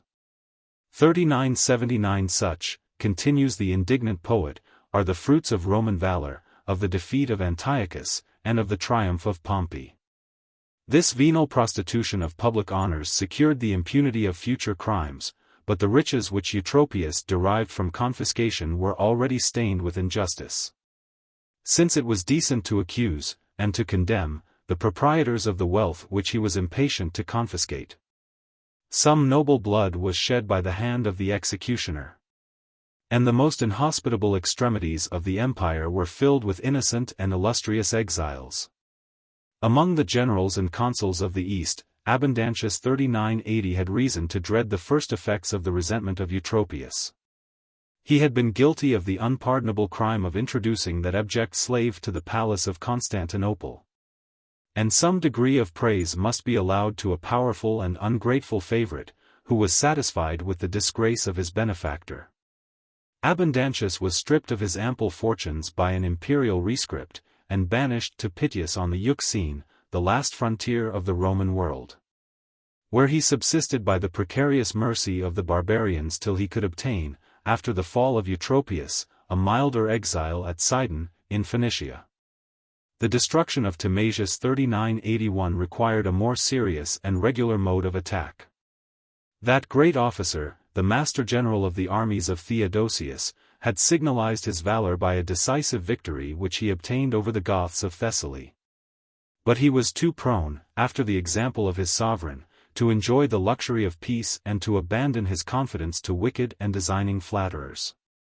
Timasius had despised the public clamor by promoting an infamous dependent to the command of a cohort.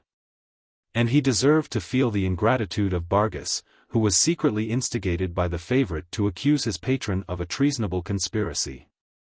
The general was arraigned before the tribunal of Arcadius himself, and the principal eunuch stood by the side of the throne, to suggest the questions and answers of his sovereign. But as this form of trial might be deemed partial and arbitrary, the further inquiry into the crimes of Timasius was delegated to Saturninus and Procopius, the former of consular rank, the latter still respected as the father-in-law of the Emperor Valens. The appearances of a fair and legal proceeding were maintained by the blunt honesty of Procopius. And he yielded with reluctance to the obsequious dexterity of his colleague, who pronounced a sentence of condemnation against the unfortunate Timasius. AD 396 his immense riches were confiscated in the name of the emperor, and for the benefit of the favorite. And he was doomed to perpetual exile at Oasis, a solitary spot in the midst of the sandy deserts of Libya. 3982 secluded from all human converse, the master general of the Roman armies was lost forever to the world, but the circumstances of his fate have been related in a various and contradictory manner. It is insinuated that Eutropius dispatched a private order for his secret execution. 3983 It was reported that, in attempting to escape from Oasis, he perished in the desert, of thirst and hunger. And that his dead body was found on the sands of Libya. 3984 It has been asserted with more confidence that his son Syagrius, after successfully eluding the pursuit of the agents and emissaries of the court, collected a band of African robbers. That he rescued Timasius from the place of his exile, and that both the father and the son disappeared from the knowledge of mankind. 3985 But the ungrateful Bargus, instead of being suffered to possess the reward of guilt, was soon after circumvented and destroyed by the more powerful villainy of the minister himself, who retained sense and spirit enough to abhor the instrument of his own crimes. The public hatred, and the despair of individuals, continually threatened, or seemed to threaten, the personal safety of Eutropius, as well as of the numerous adherents, who were attached to his fortune, and had been promoted by his venal favor. AD 3970-904 For their mutual defense, he contrived the safeguard of a law, which violated every principle of humanity and justice. 3986 It is enacted, in the name, and by the authority of Arcadius, that all those who should conspire, either with subjects or with strangers, against the lives of any of the persons whom the emperor considers as the members of his own body, shall be punished with death and confiscation. This species of fictitious and metaphorical treason is extended to protect, not only the illustrious officers of the state and army, who were admitted into the sacred consistory, but likewise the principal domestics of the palace, the senators of Constantinople, the military commanders, and the civil magistrates of the provinces. A vague and indefinite list, which, under the successors of Constantine, included an obscure and numerous train of subordinate ministers. 2. This extreme severity might perhaps be justified, had it been only directed to secure the representatives of the sovereign from any actual violence in the execution of their office. But the whole body of imperial dependents claimed a privilege, or rather impunity, which screened them, in the loosest moments of their lives, from the hasty, perhaps the justifiable, resentment of their fellow citizens. And, by a strange perversion of the laws, the same degree of guilt and punishment was applied to a private quarrel, and to a deliberate conspiracy against the emperor and the empire. The edicts of Arcadius most positively and most absurdly declares that in such cases of treason, thoughts and actions ought to be punished with equal severity. That the knowledge of a mischievous intention, unless it be instantly revealed, becomes equally criminal with the intention itself.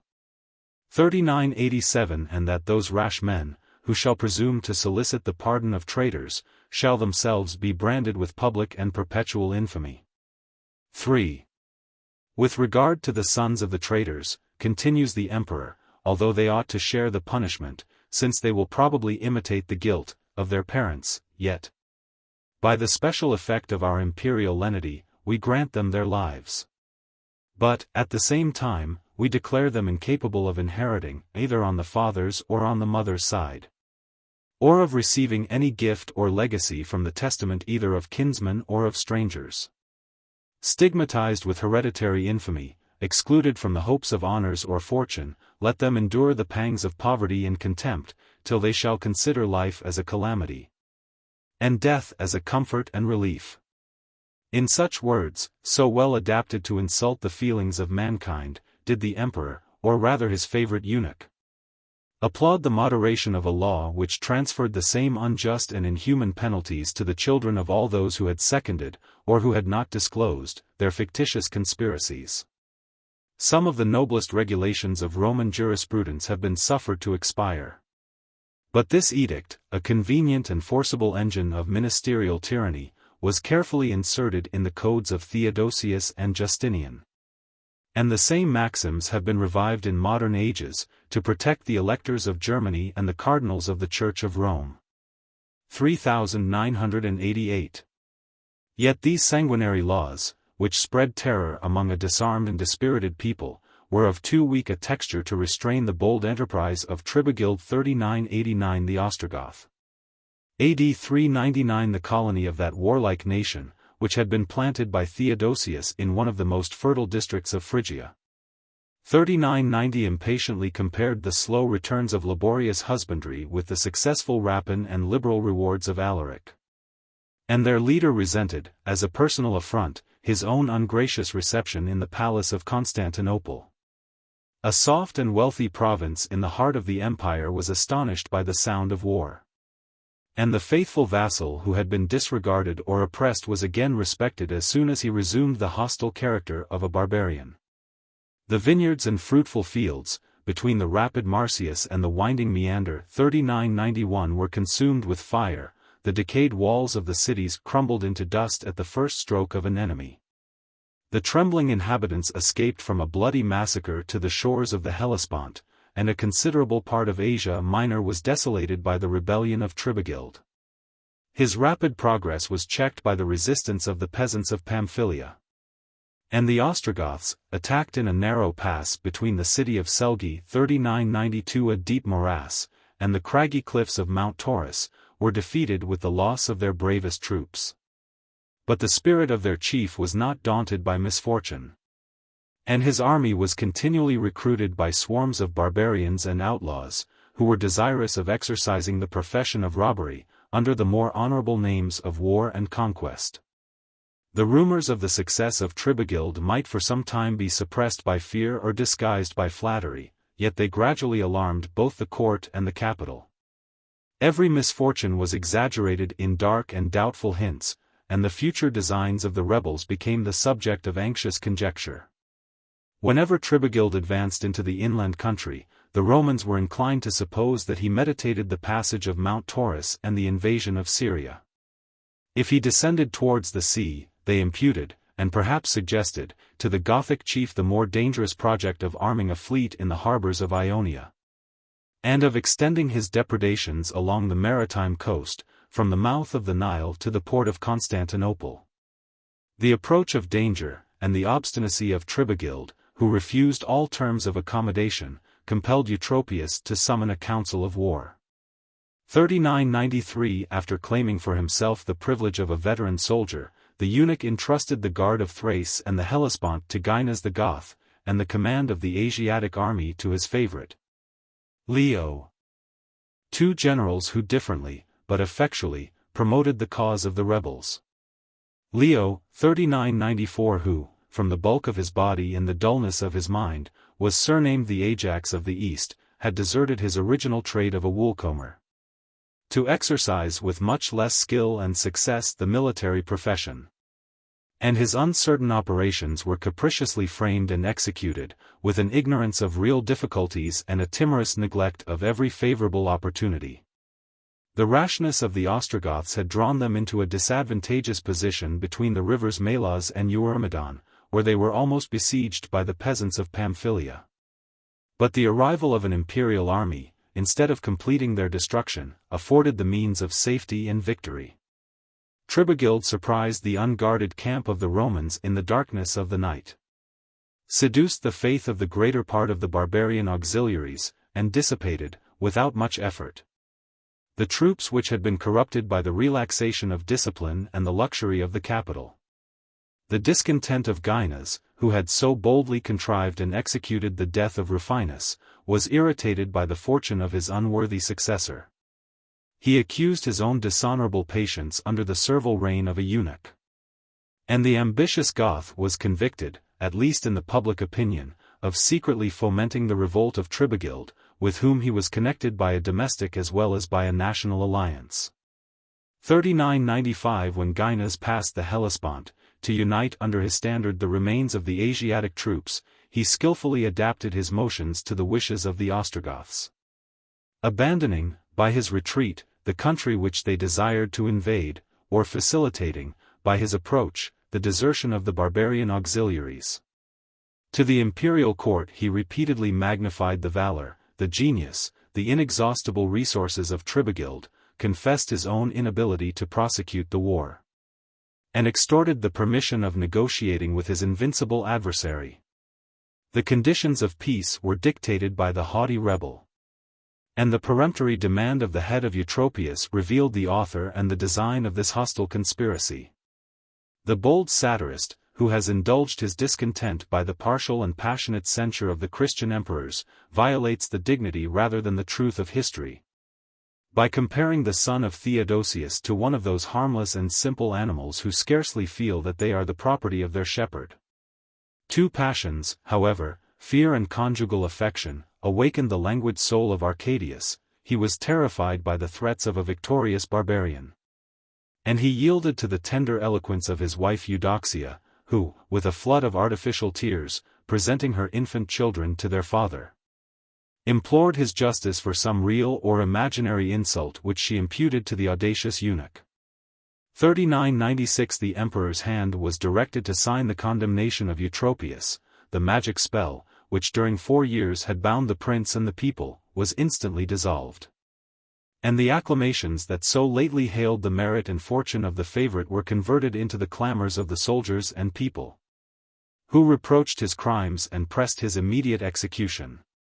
In this hour of distress and despair his only refuge was in the sanctuary of the church, whose privileges he had wisely, or profanely, attempted to circumscribe. And the most eloquent of the saints, John Chrysostom, enjoyed the triumph of protecting a prostrate minister, whose choice had raised him to the ecclesiastical throne of Constantinople. The archbishop, ascending the pulpit of the cathedral that he might be distinctly seen and heard by an innumerable crowd of either sex and of every age, pronounced a seasonable and pathetic discourse on the forgiveness of injuries and the instability of human greatness.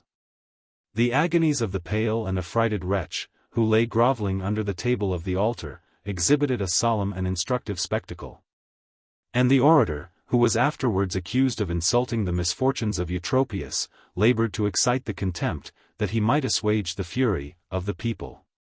3997 The powers of humanity, of superstition, and of eloquence prevailed. The Empress Eudoxia was restrained, by her own prejudices or by those of her subjects, from violating the sanctuary of the church. And Eutropius was tempted to capitulate, by the milder arts of persuasion, and by an oath that his life should be spared.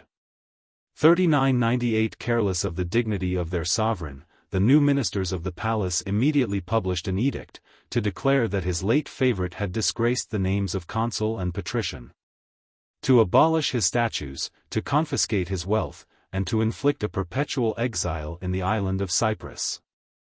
3999 A despicable and decrepit eunuch could no longer alarm the fears of his enemies, nor was he capable of enjoying what yet remained, the comforts of peace, of solitude, and of a happy climate. But their implacable revenge still envied him the last moments of a miserable life, and Eutropius had no sooner touched the shores of Cyprus than he was hastily recalled. The vain hope of eluding, by a change of place, the obligation of an oath, engaged the empress to transfer the scene of his trial and execution from Constantinople to the adjacent suburb of Chalcedon. The consul Aurelian pronounced the sentence, and the motives of that sentence exposed the jurisprudence of a despotic government. The crimes which Eutropius had committed against the people might have justified his death, but he was found guilty of harnessing to his chariot the sacred animals, who, from their breed or color, were reserved for the use of the emperor alone. 4000 AD 400 While this domestic revolution was transacted, Gainas 4001 openly revolted from his allegiance, united his forces at Thyatira in Lydia with those of Tribigild, and still maintained his superior ascendant over the rebellious leader of the Ostrogoths. The Confederate armies advanced without resistance to the straits of the Hellespont and the Bosphorus, and Arcadius was instructed to prevent the loss of his Asiatic dominions by resigning his authority and his person to the faith of the barbarians. The Church of the Holy Martyr Euphemia, situate on a lofty eminence near Chalcedon 4002 was chosen for the place of the interview. Gainas bowed with reverence at the feet of the emperor, whilst he required the sacrifice of Aurelian and Saturninus, 2 ministers of consular rank. And their naked necks were exposed by the haughty rebel to the edge of the sword, till he condescended to grant them a precarious and disgraceful respite. The Goths, according to the terms of the agreement, were immediately transported from Asia into Europe. And their victorious chief, who accepted the title of Master General of the Roman armies, soon filled Constantinople with his troops, and distributed among his dependents the honors and rewards of the empire. In his early youth, Gainas had passed the Danube as a suppliant and a fugitive. His elevation had been the work of valor and fortune. And his indiscreet, or perfidious, conduct was the cause of his rapid downfall.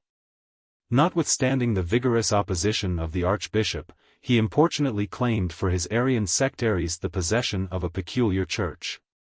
And the pride of the Catholics was offended by the public toleration of heresy. 4003 Every quarter of Constantinople was filled with tumult and disorder. And the barbarians gazed with such ardor on the rich shops of the jewelers and the tables of the bankers which were covered with gold and silver, that it was judged prudent to remove those dangerous temptations from their sight.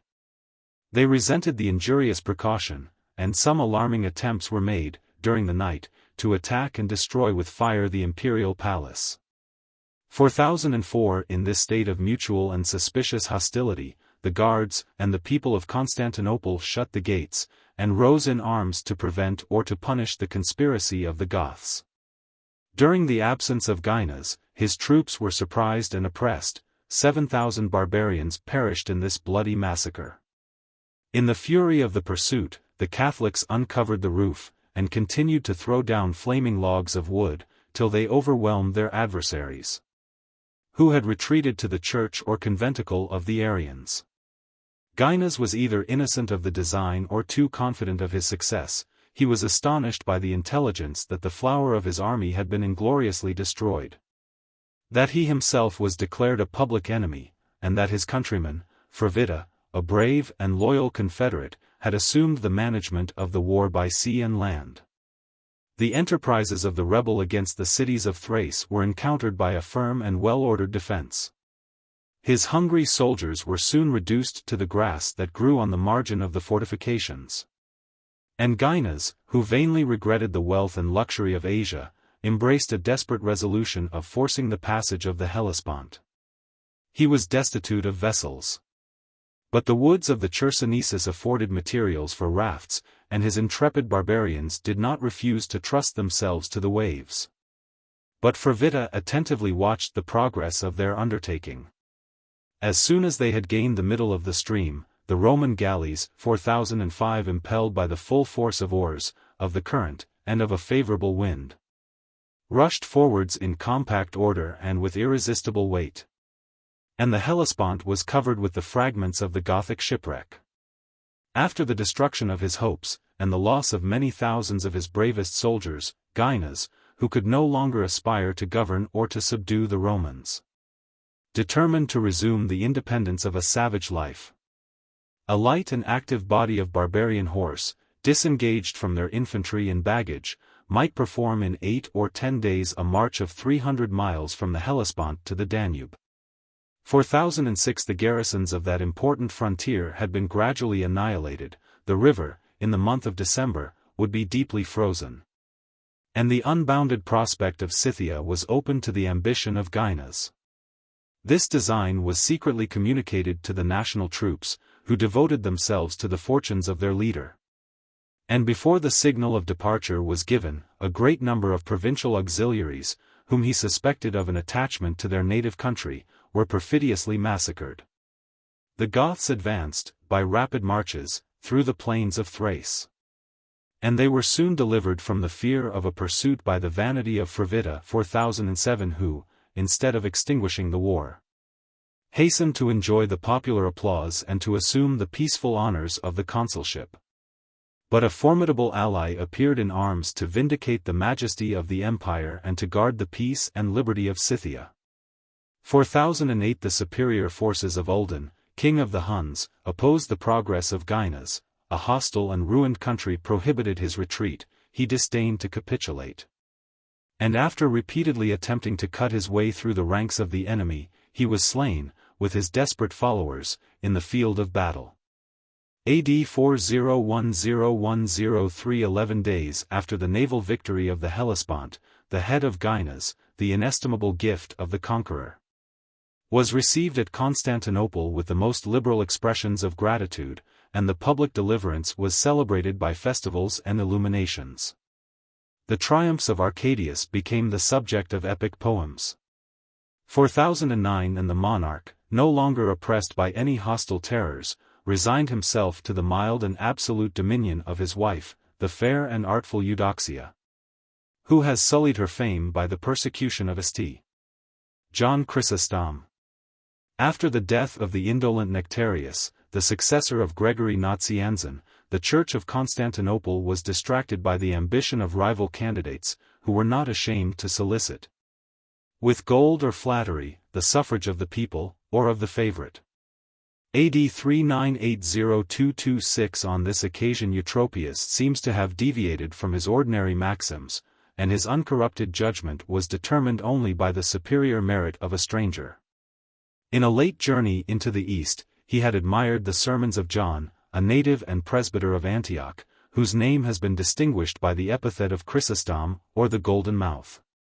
4010. A private order was dispatched to the governor of Syria, and as the people might be unwilling to resign their favorite preacher, he was transported, with speed and secrecy, in a post-chariot, from Antioch to Constantinople. The unanimous and unsolicited consent of the court, the clergy, and the people ratified the choice of the minister. And, both as a saint and as an orator, the new archbishop surpassed the sanguine expectations of the public. Born of a noble and opulent family, in the capital of Syria, Chrysostom had been educated by the care of a tender mother, under the tuition of the most skillful masters. He studied the art of rhetoric in the school of Libanius. And that celebrated sophist, who soon discovered the talents of his disciple, ingenuously confessed that John would have deserved to succeed him, had he not been stolen away by the Christians. His piety soon disposed him to receive the sacrament of baptism, to renounce the lucrative and honorable profession of the law, and to bury himself in the adjacent desert, where he subdued the lusts of the flesh by an austere penance of 6 years. His infirmities compelled him to return to the society of mankind, and the authority of Meletius devoted his talents to the service of the Church.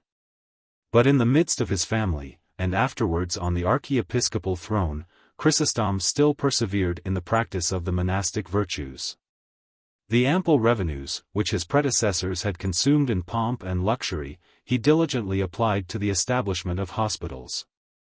And the multitudes, who were supported by his charity, preferred the eloquent and edifying discourses of their archbishop to the amusements of the theatre or the circus.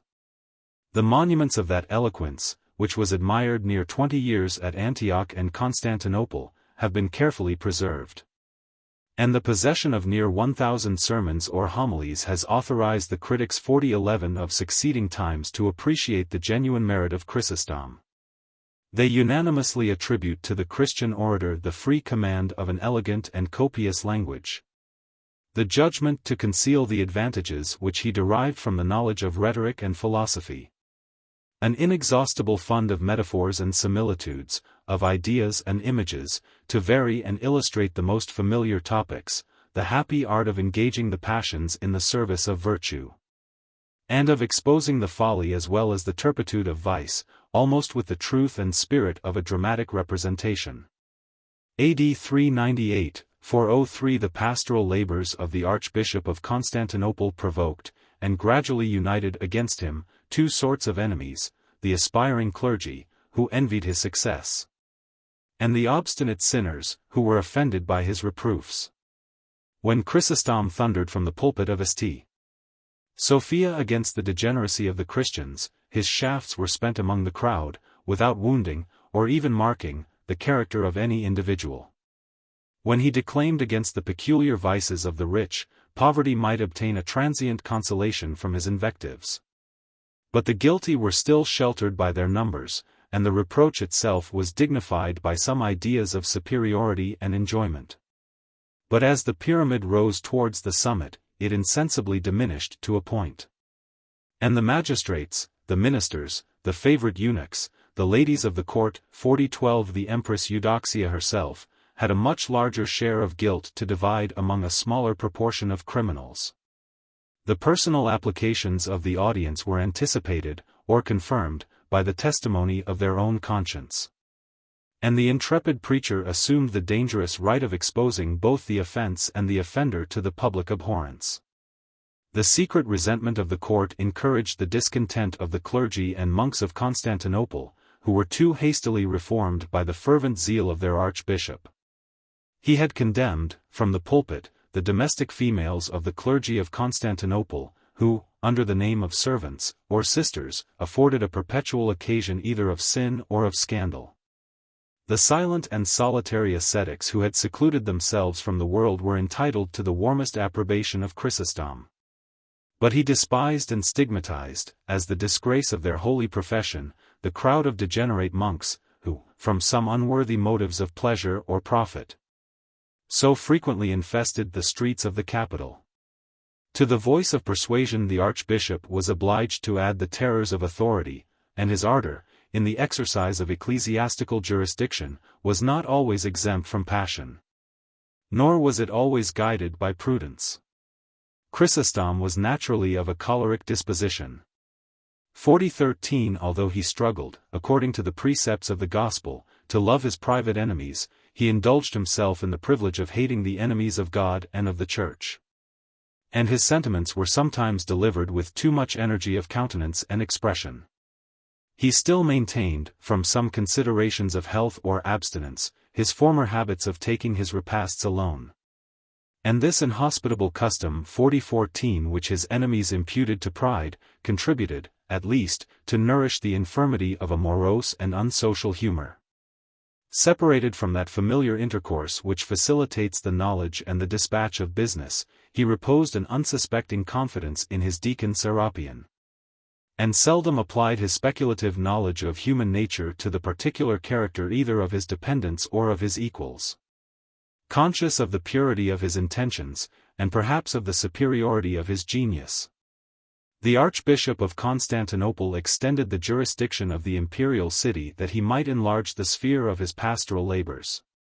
And the conduct which the profane imputed to an ambitious motive appeared to Chrysostom himself in the light of a sacred and indispensable duty. In his visitation through the Asiatic provinces, he deposed 13 bishops of Lydia and Phrygia, and indiscreetly declared that a deep corruption of simony and licentiousness had infected the whole episcopal order. 4015 If those bishops were innocent, such a rash and unjust condemnation must excite a well-grounded discontent.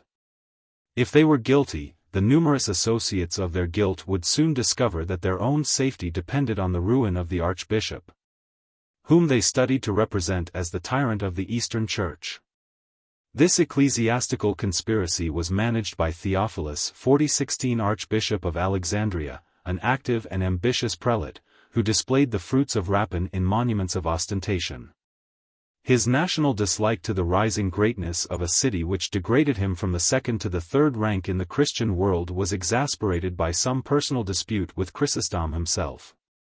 4017 By the private invitation of the empress, Theophilus landed at Constantinople, with a stout body of Egyptian mariners, to encounter the populace, and a train of dependent bishops, to secure, by their voices, the majority of a synod.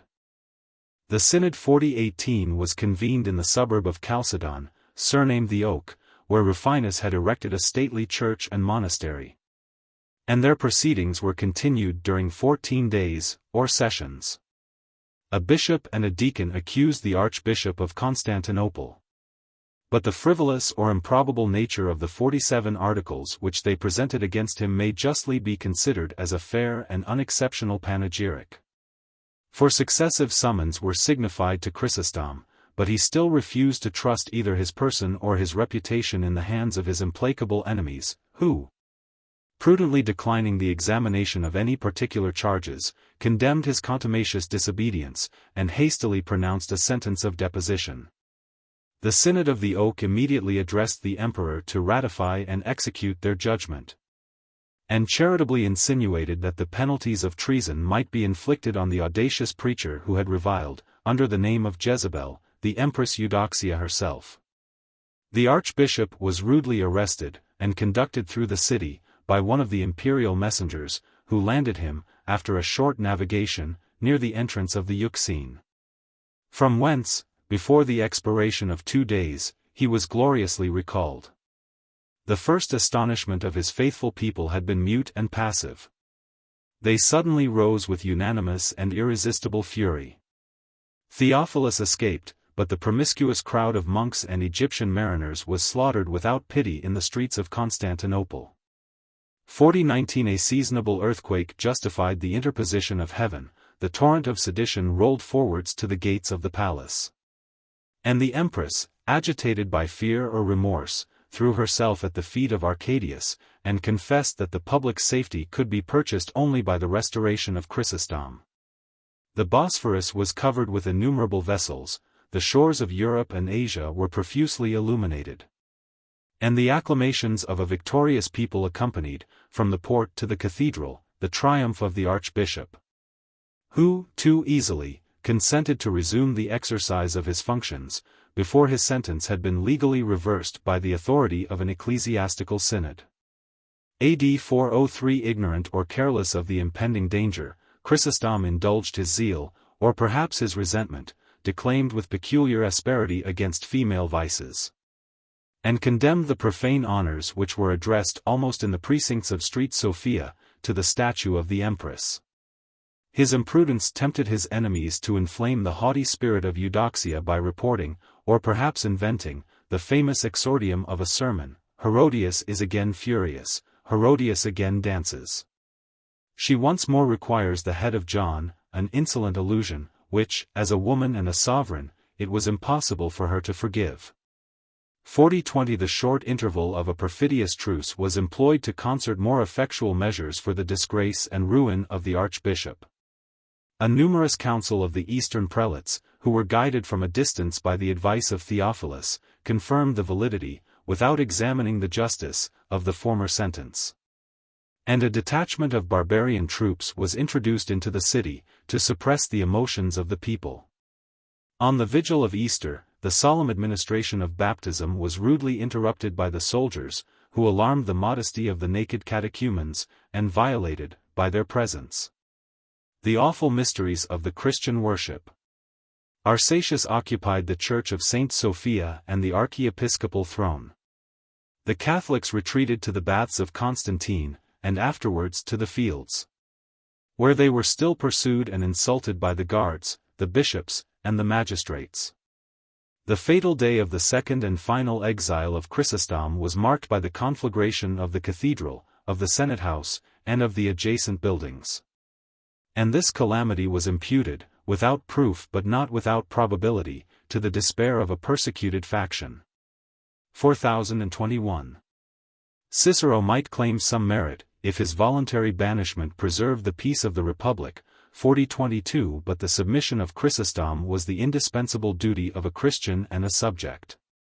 AD 4040620 Instead of listening to his humble prayer that he might be permitted to reside at Cyzicus or Nicomedia, the inflexible empress assigned for his exile the remote and desolate town of Cucusus, among the ridges of Mount Taurus, in the Lesser Armenia. A secret hope was entertained that the archbishop might perish in a difficult and dangerous march of 70 days in the heat of summer through the provinces of Asia Minor, where he was continually threatened by the hostile attacks of the Isaurians and the more implacable fury of the monks. Yet Chrysostom arrived in safety at the place of his confinement, and the 3 years which he spent at Cucusus and the neighboring town of Arabissus were the last and most glorious of his life. His character was consecrated by absence and persecution, the faults of his administration were no longer remembered. But every tongue repeated the praises of his genius and virtue, and the respectful attention of the Christian world was fixed on a desert spot among the mountains of Taurus. From that solitude the archbishop, whose active mind was invigorated by misfortunes, maintained a strict and frequent correspondence 4023 with the most distant provinces. Exhorted the separate congregation of his faithful adherents to persevere in their allegiance, urged the destruction of the temples of Phoenicia, and the extirpation of heresy in the Isle of Cyprus. Extended his pastoral care to the missions of Persia and Scythia, negotiated, by his ambassadors, with the Roman pontiff and the Emperor Honorius. And boldly appealed, from a partial synod, to the supreme tribunal of a free and general council. The mind of the illustrious exile was still independent. But his captive body was exposed to the revenge of the oppressors, who continued to abuse the name and authority of Arcadius. 4024 AD 40709114 An order was dispatched for the instant removal of Chrysostom to the extreme desert of Pityus, and his guards so faithfully obeyed their cruel instructions that, before he reached the seacoast of the Euxine, he expired at Comana, in Pontus, in the 60th year of his age.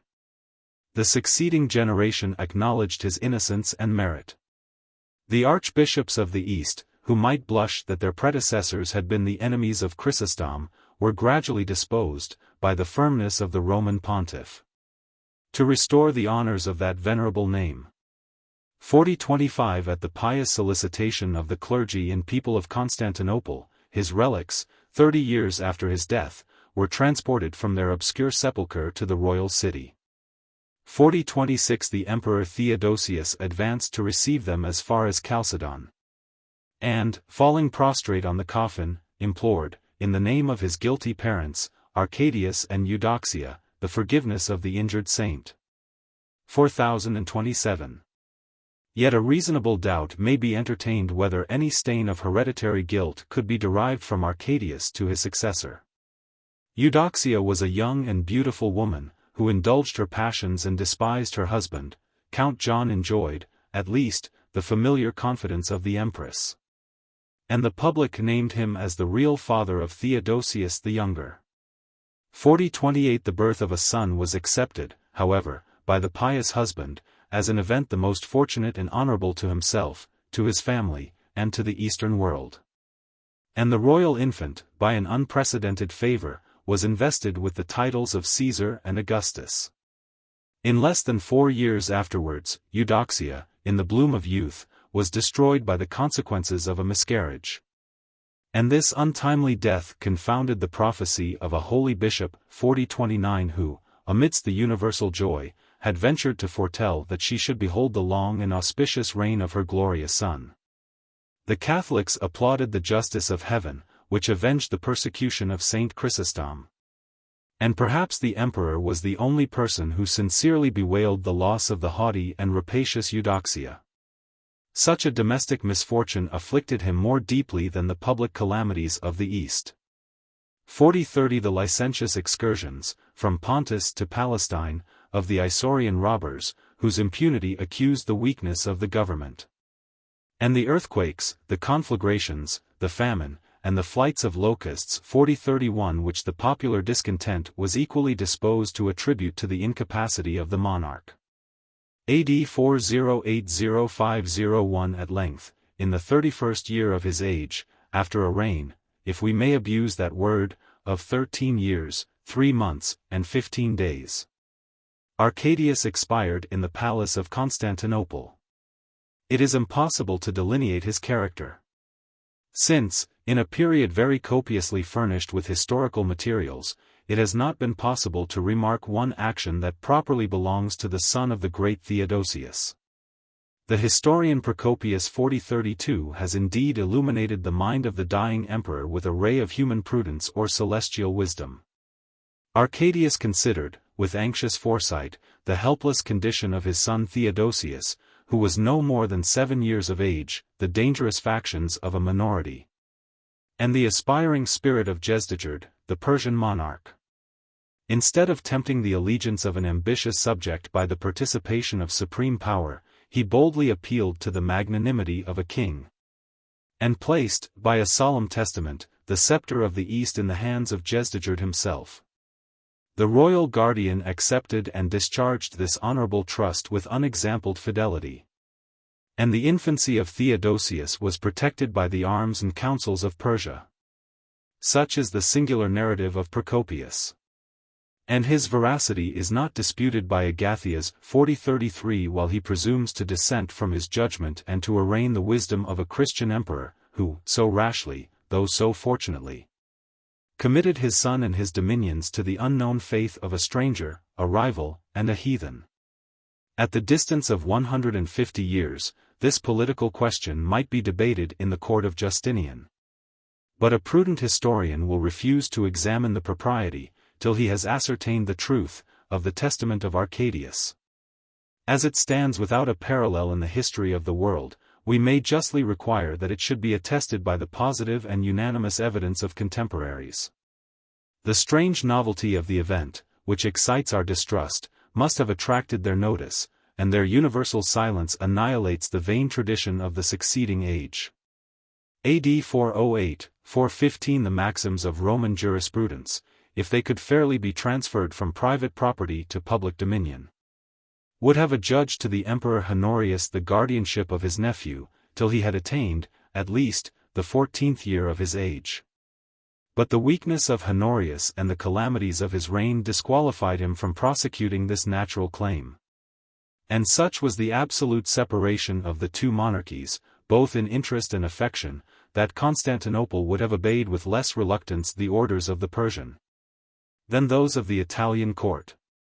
Under a prince whose weakness is disguised by the external signs of manhood and discretion, the most worthless favorites may secretly dispute the empire of the palace, and dictate to submissive provinces the commands of a master whom they direct and despise. But the ministers of a child who is incapable of arming them with the sanction of the royal name must acquire and exercise an independent authority. The great officers of the state and army, who had been appointed before the death of Arcadius, formed an aristocracy, which might have inspired them with the idea of a free republic. And the government of the Eastern Empire was fortunately assumed by the prefect Anthemius 4034, who obtained, by his superior abilities, a lasting ascendant over the minds of his equals. The safety of the young emperor proved the merit and integrity of Anthemius, and his prudent firmness sustained the force and reputation of an infant reign. Uldan, with a formidable host of barbarians, was encamped in the heart of Thrace. He proudly rejected all terms of accommodation, and, pointing to the rising sun, declared to the Roman ambassadors that the course of that planet should alone terminate the conquest of the Huns. But the desertion of his confederates, who were privately convinced of the justice and liberality of the imperial ministers, obliged Uldan to repass the Danube. The tribe of the Sirai, which composed his rearguard, was almost extirpated, and many thousand captives were dispersed to cultivate, with servile labor, the fields of Asia. 4035. In the midst of the public triumph, Constantinople was protected by a strong enclosure of new and more extensive walls. The same vigilant care was applied to restore the fortifications of the Illyrian cities. And a plan was judiciously conceived, which, in the space of 7 years, would have secured the command of the Danube, by establishing on that river a perpetual fleet of 250 armed vessels. 4036.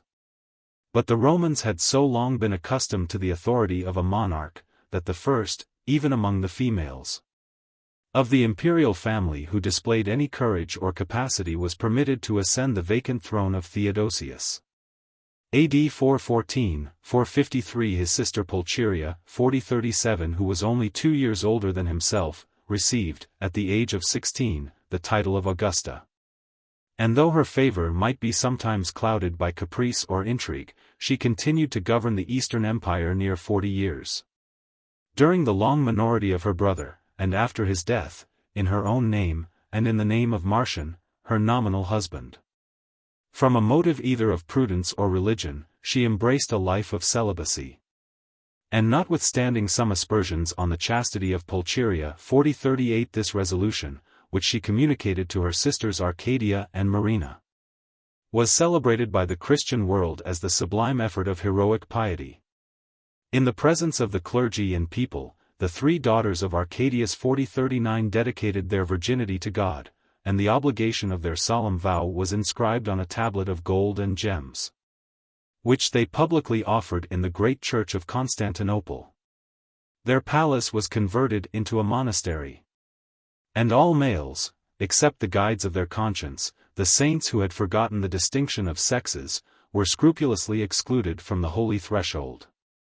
Pulcheria, her 2 sisters, and a chosen train of favorite damsels formed a religious community. They denounced the vanity of dress, interrupted, by frequent fasts, their simple and frugal diet, allotted a portion of their time to works of embroidery, and devoted several hours of the day and night to the exercises of prayer and psalmody. The piety of a Christian virgin was adorned by the zeal and liberality of an empress.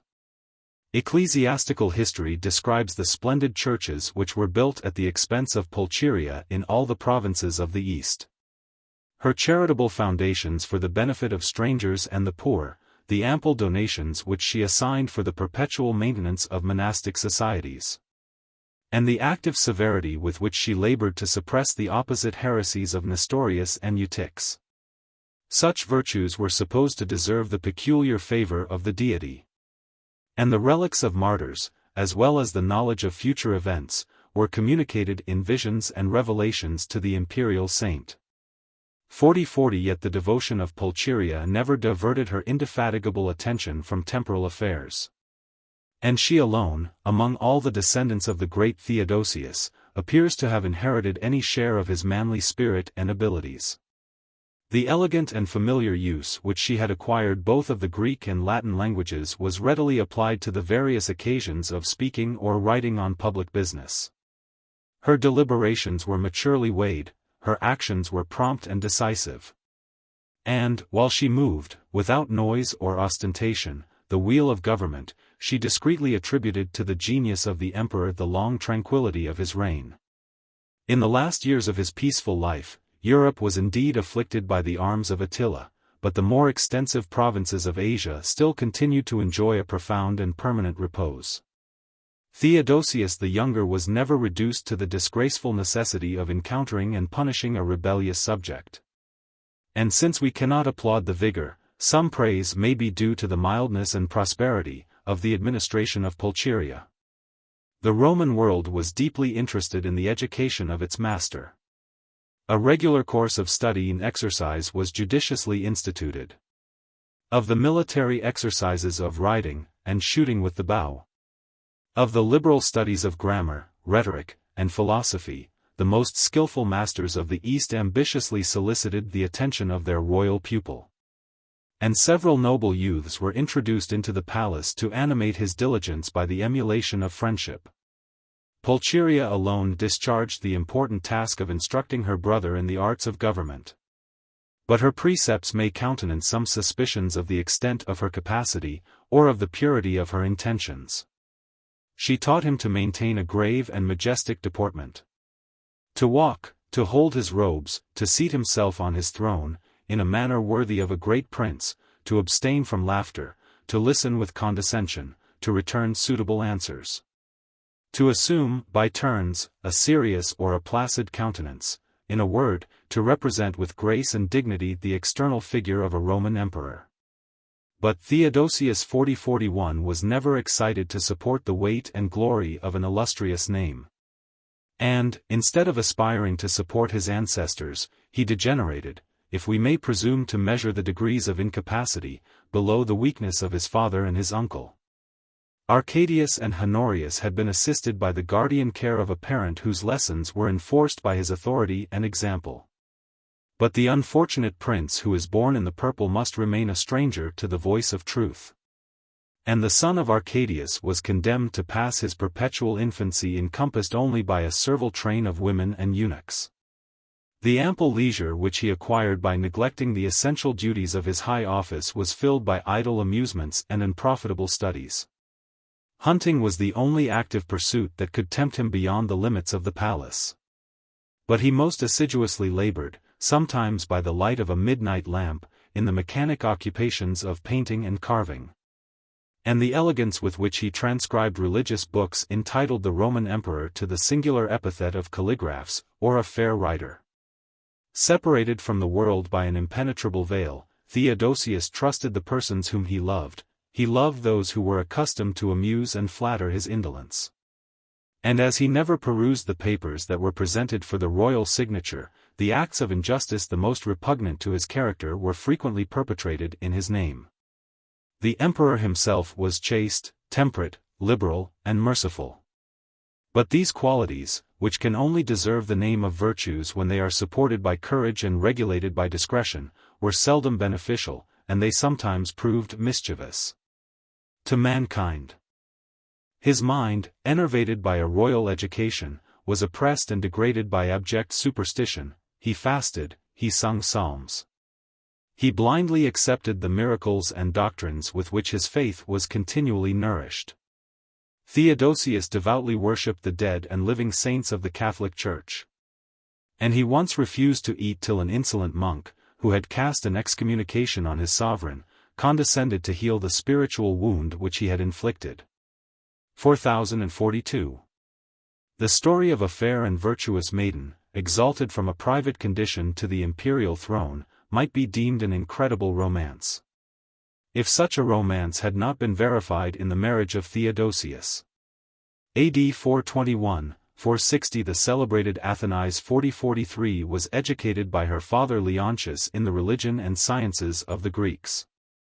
And so advantageous was the opinion which the Athenian philosopher entertained of his contemporaries, that he divided his patrimony between his two sons, bequeathing to his daughter a small legacy of 100 pieces of gold, in the lively confidence that her beauty and merit would be a sufficient portion. The jealousy and avarice of her brothers soon compelled Athenais to seek a refuge at Constantinople, and, with some hopes either of justice or favor, to throw herself at the feet of Pulcheria.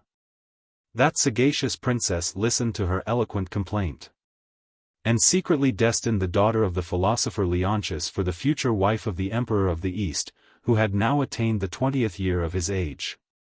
She easily excited the curiosity of her brother by an interesting picture of the charms of Athenais. Large eyes, a well-proportioned nose, a fair complexion, golden locks, a slender person, a graceful demeanor, an understanding improved by study, and a virtue tried by distress.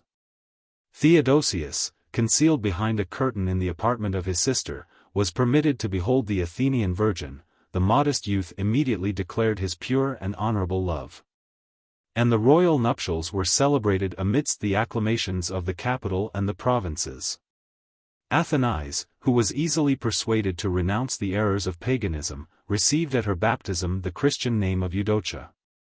But the cautious Pulcheria withheld the title of Augusta, till the wife of Theodosius had approved her fruitfulness by the birth of a daughter, who espoused, 15 years afterwards, the Emperor of the West.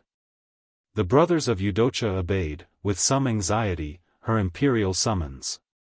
But as she could easily forgive their unfortunate unkindness, she indulged the tenderness, or perhaps the vanity, of a sister by promoting them to the rank of consuls and prefects.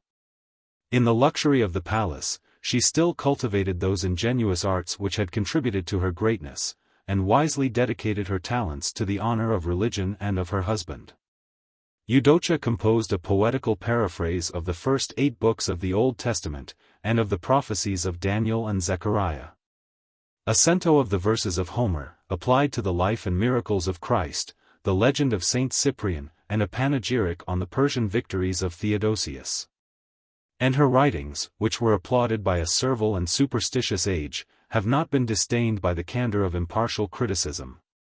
4044 The fondness of the emperor was not abetted by time and possession.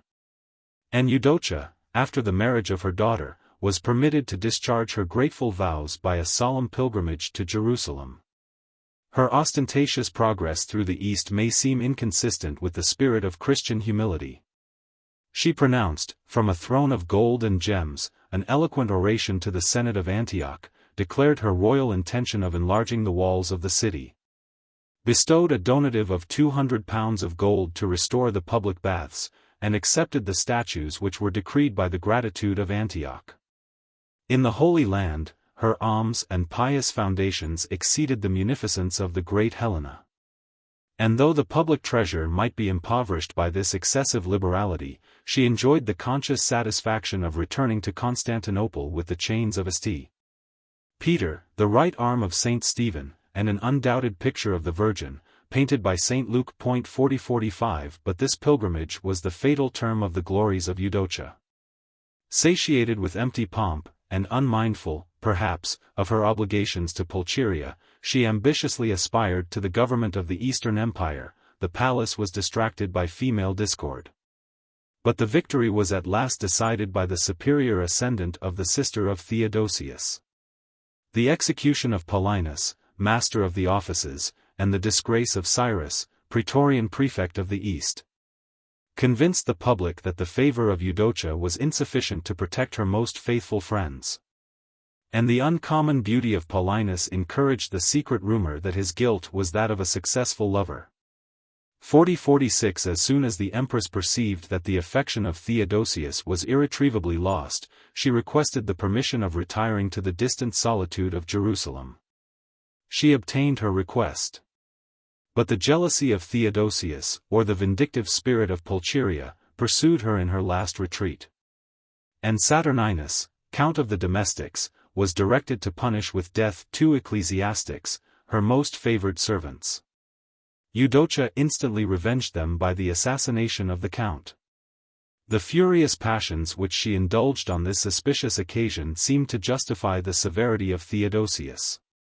And the empress, ignominiously stripped of the honors of her rank. 40-47. Was disgraced, perhaps unjustly, in the eyes of the world. The remainder of the life of Eudocia, about 16 years, was spent in exile and devotion. And the approach of age, the death of Theodosius, the misfortunes of her only daughter, who was led a captive from Rome to Carthage, and the society of the holy monks of Palestine, insensibly confirmed the religious temper of her mind. After a full experience of the vicissitudes of human life, the daughter of the philosopher Leontius expired at Jerusalem, in the 67th year of her age, protesting, with her dying breath, that she had never transgressed the bounds of innocence and friendship. 4048. AD 422. The gentle mind of Theodosius was never inflamed by the ambition of conquest or military renown, and the slight alarm of a Persian war scarcely interrupted the tranquility of the East. The motives of this war were just and honorable. In the last year of the reign of Jezdegerd, the supposed guardian of Theodosius, a bishop, who aspired to the crown of martyrdom, destroyed one of the fire temples of Susa. 4049. His zeal and obstinacy were revenged on his brethren. The Magi excited a cruel persecution. And the intolerant zeal of Jezdegerd was imitated by his son Varaniz, or Bahram, who soon afterwards ascended the throne. Some Christian fugitives, who escaped to the Roman frontier, were sternly demanded and generously refused. And the refusal, aggravated by commercial disputes, soon kindled a war between the rival monarchies. The mountains of Armenia and the plains of Mesopotamia were filled with hostile armies. But the operations of 2 successive campaigns were not productive of any decisive or memorable events. Some engagements were fought, some towns were besieged, with various and doubtful success. And if the Romans failed in their attempt to recover the long-lost possession of Nisibis, the Persians were repulsed from the walls of a Mesopotamian city by the valor of a martial bishop, who pointed his thundering engine in the name of St. Thomas the Apostle. Yet the splendid victories, which the incredible speed of the messenger Palladius repeatedly announced to the palace of Constantinople, were celebrated with festivals and panegyrics. From these panegyrics the historians 40-50 of the age might borrow their extraordinary and, perhaps, fabulous tales. Of the proud challenge of a Persian hero, who was entangled by the net, and dispatched by the sword, of Ariobindus the Goth. Of the 10,000 immortals, who were slain in the attack of the Roman camp. And of the 100,000 Arabs, or Saracens, who were impelled by a panic terror to throw themselves headlong into the Euphrates. Such events may be disbelieved or disregarded. But the charity of a bishop, Acacius of Amida, whose name might have dignified the saintly calendar, shall not be lost in oblivion. boldly declaring that vases of gold and silver are useless to a god who neither eats nor drinks. The generous prelate sold the plate of the Church of Amida, employed the price in the redemption of 7,000 Persian captives, supplied their wants with affectionate liberality, and dismissed them to their native country, to inform their king of the true spirit of the religion which he persecuted. The practice of benevolence in the midst of war must always tend to assuage the animosity of contending nations, and I wish to persuade myself that Acacius contributed to the restoration of peace. In the conference which was held on the limits of the two empires, the Roman ambassadors degraded the personal character of their sovereign by a vain attempt to magnify the extent of his power. When they seriously advised the Persians to prevent, by a timely accommodation, the wrath of a monarch who was yet ignorant of this distant war, a truce of 100 years was solemnly ratified. And although the revolutions of Armenia might threaten the public tranquility, the essential conditions of this treaty were respected near fourscore years by the successors of Constantine and Artaxerxes. Since the Roman and Parthian standards first encountered on the banks of the Euphrates, the kingdom of Armenia 4051 was alternately oppressed by its formidable protectors. And in the course of this history, several events, which inclined the balance of peace and war, have been already related. AD 431, 440 a disgraceful treaty had resigned Armenia to the ambition of Sapor, and the scale of Persia appeared to preponderate. But the royal race of Arsaces impatiently submitted to the house of Sassan. The turbulent nobles asserted or betrayed their hereditary independence, and the nation was still attached to the Christian princes of Constantinople. In the beginning of the 5th century, Armenia was divided by the progress of war and faction. 4052 and the unnatural division precipitated the downfall of that ancient monarchy. Khosrow, the Persian vassal, reigned over the eastern most extensive portion of the country, while the western province acknowledged the jurisdiction of Arsaces and the supremacy of the Emperor Arcadius. 4053 After the death of Arsaces, the Romans suppressed the regal government and imposed on their allies the condition of subjects. The military command was delegated to the Count of the Armenian frontier. The city of Theodosiopolis 4054 was built and fortified in a strong situation, on a fertile and lofty ground near the sources of the Euphrates. And the dependent territories were ruled by 5 satraps, whose dignity was marked by a peculiar habit of gold and purple. The less fortunate nobles, who lamented the loss of their king and envied the honors of their equals, were provoked to negotiate their peace and pardon at the Persian court, and, returning with their followers to the palace of Artaxata, acknowledged Khosrow 4055 for their lawful sovereign.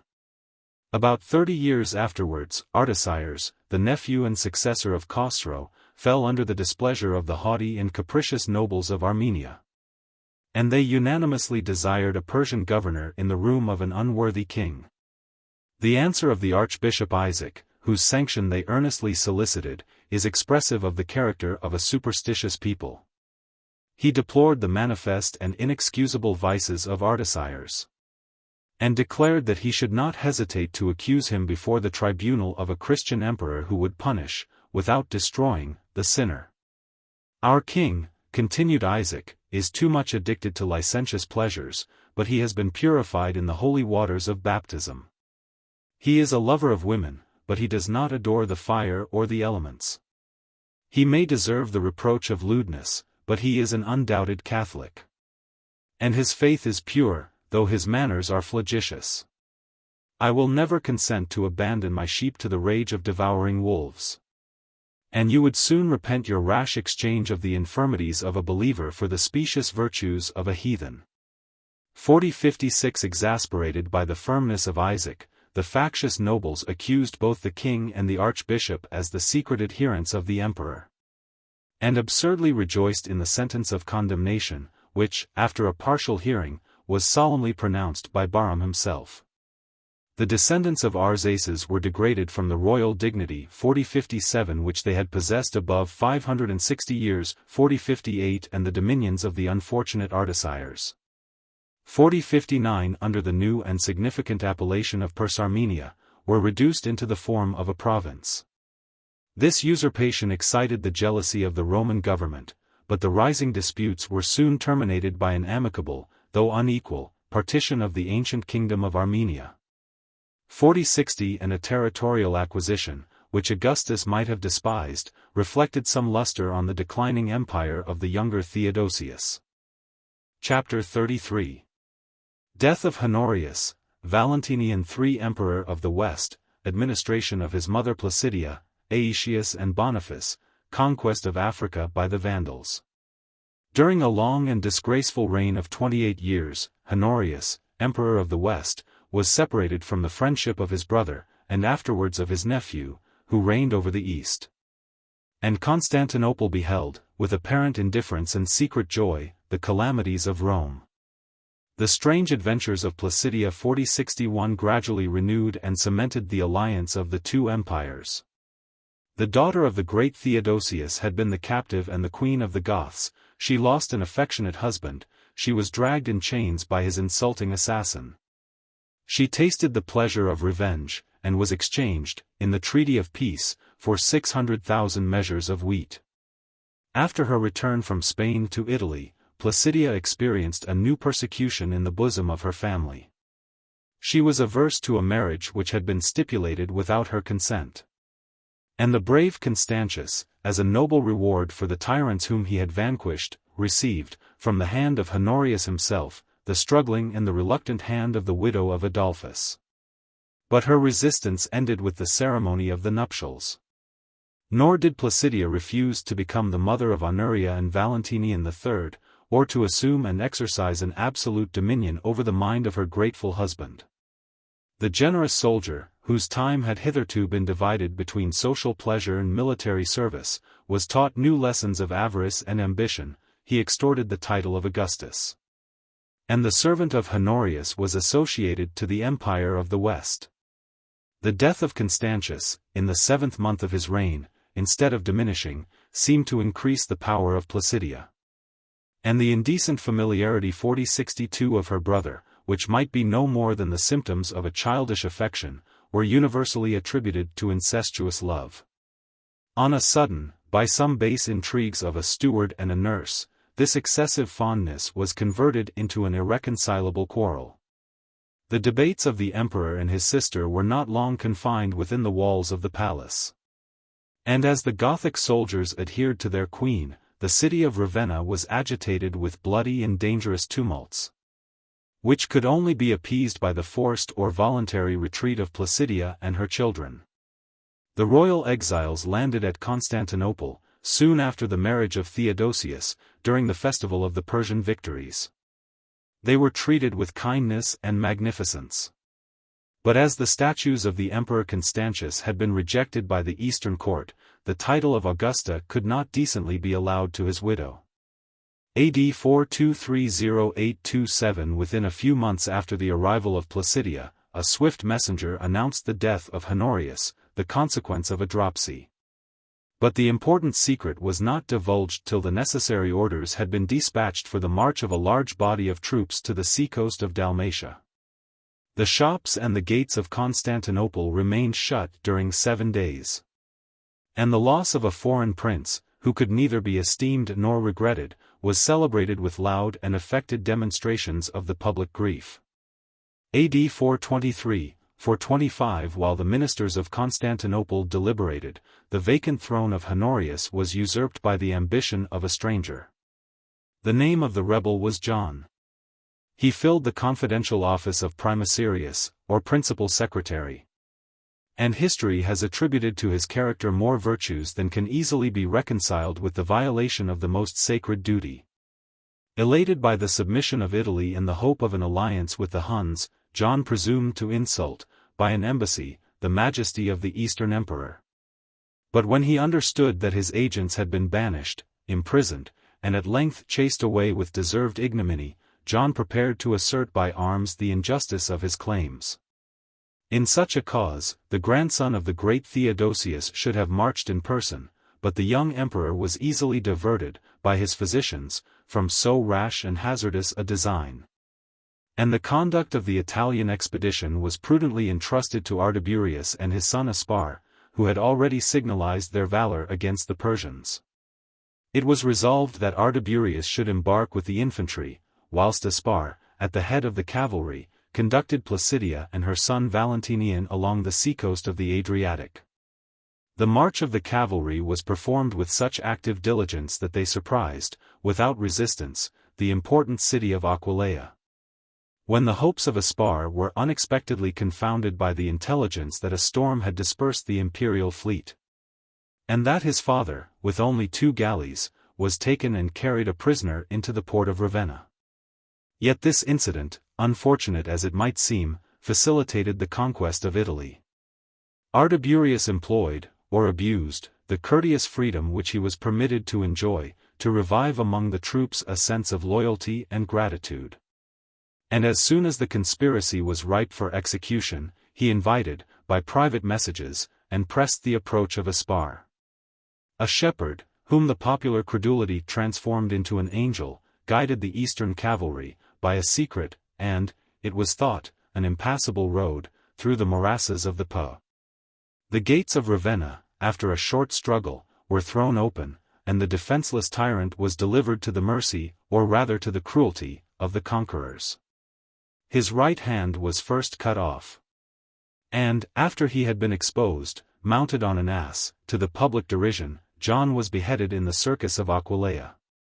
The Emperor Theodosius, when he received the news of the victory, interrupted the horse races. And singing, as he marched through the streets, a suitable psalm, conducted his people from the hippodrome to the church, where he spent the remainder of the day in grateful devotion. 4063.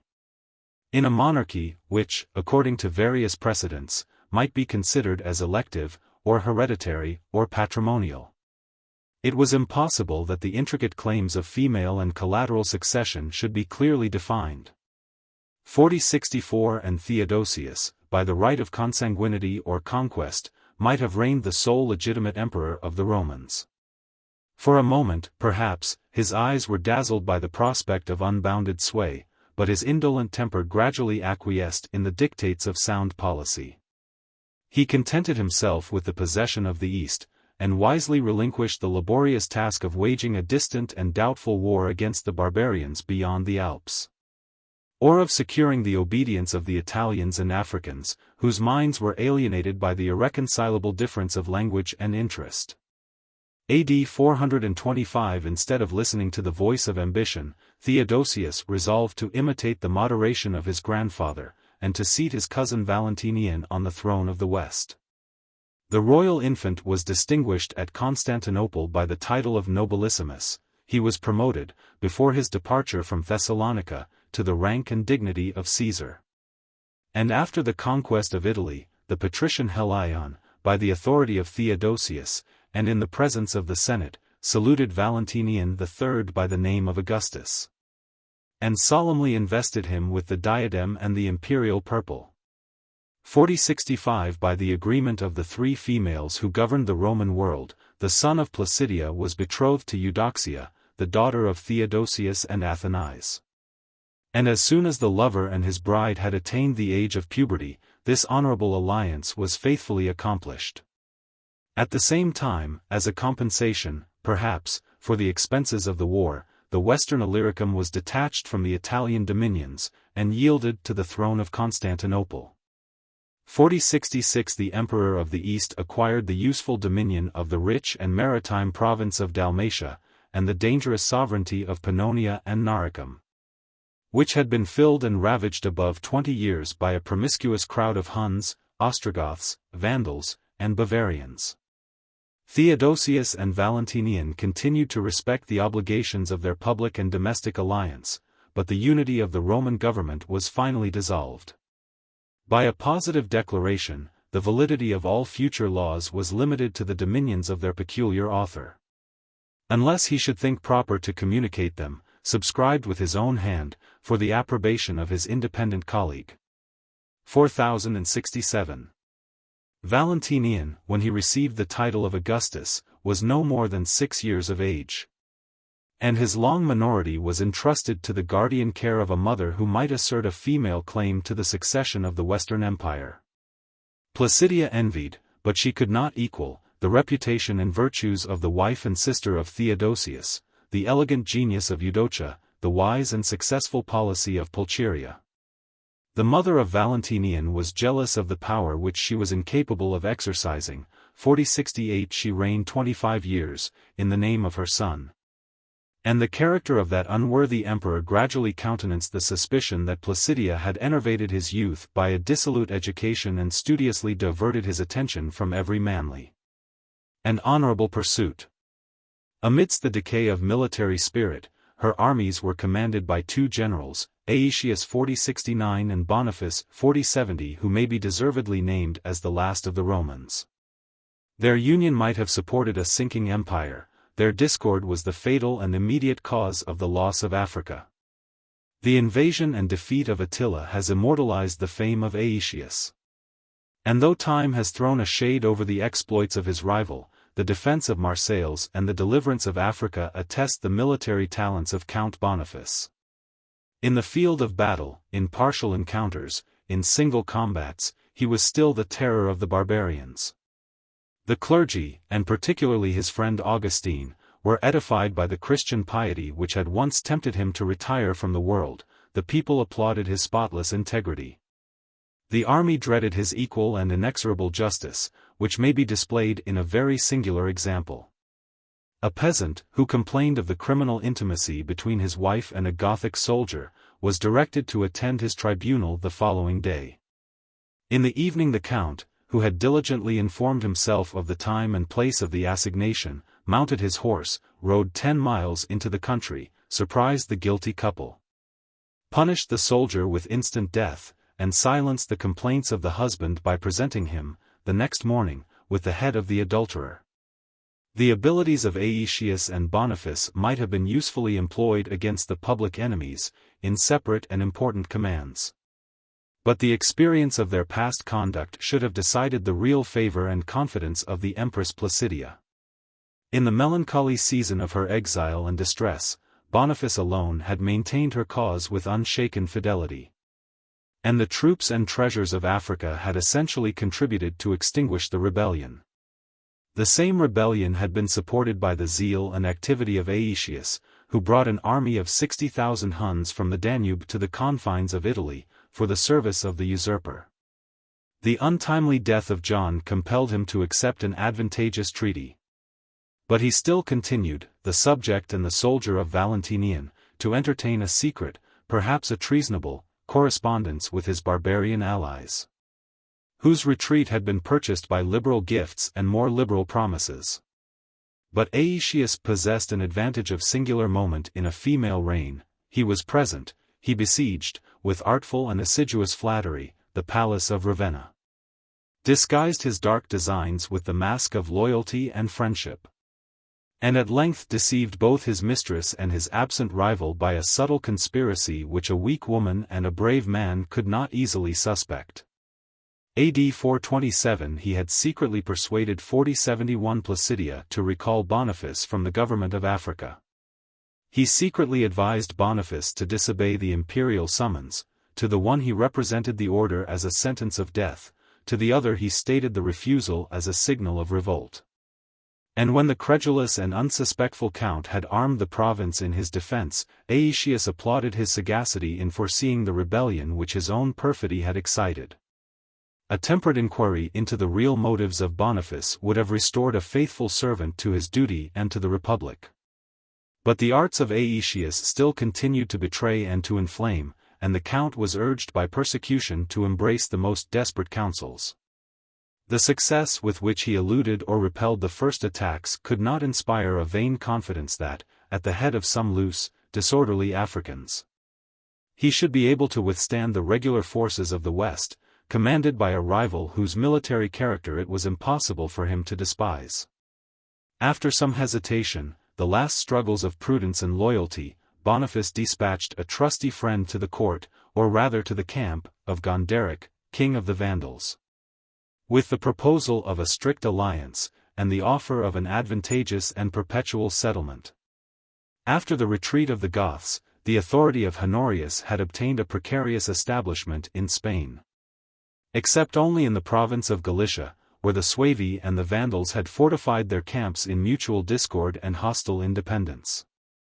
The Vandals prevailed, and their adversaries were besieged in the Nervasian hills, between Leon and Oviedo, till the approach of Count Asterius compelled, or rather provoked, the victorious barbarians to remove the scene of the war to the plains of Baetica.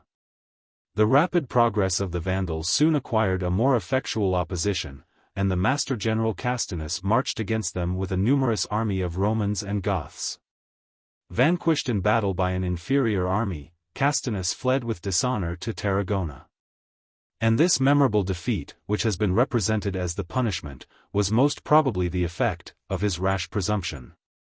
4072 Seville and Carthagena became the reward, or rather the prey, of the ferocious conquerors. And the vessels which they found in the harbor of Carthagena might easily transport them to the isles of Majorca and Minorca, where the Spanish fugitives, as in a secure recess, had vainly concealed their families and their fortunes. AD 428 The experience of navigation, and perhaps the prospect of Africa, encouraged the Vandals to accept the invitation which they received from Count Boniface. And the death of Gonderic served only to forward and animate the bold enterprise. In the room of a prince not conspicuous for any superior powers of the mind or body, they acquired his bastard brother, the terrible Genseric 4073, a name, which, in the destruction of the Roman Empire, has deserved an equal rank with the names of Alaric and Attila. The king of the Vandals is described to have been of a middle stature, with a lameness in one leg, which he had contracted by an accidental fall from his horse. His slow and cautious speech seldom declared the deep purposes of his soul. He disdained to imitate the luxury of the vanquished, but he indulged the sterner passions of anger and revenge. The ambition of Genseric was without bounds and without scruples. And the warrior could dexterously employ the dark engines of policy to solicit the allies who might be useful to his success, or to scatter among his enemies the seeds of hatred and contention. Almost in the moment of his departure he was informed that Hermanric, king of the Suevi, had presumed to ravage the Spanish territories, which he was resolved to abandon.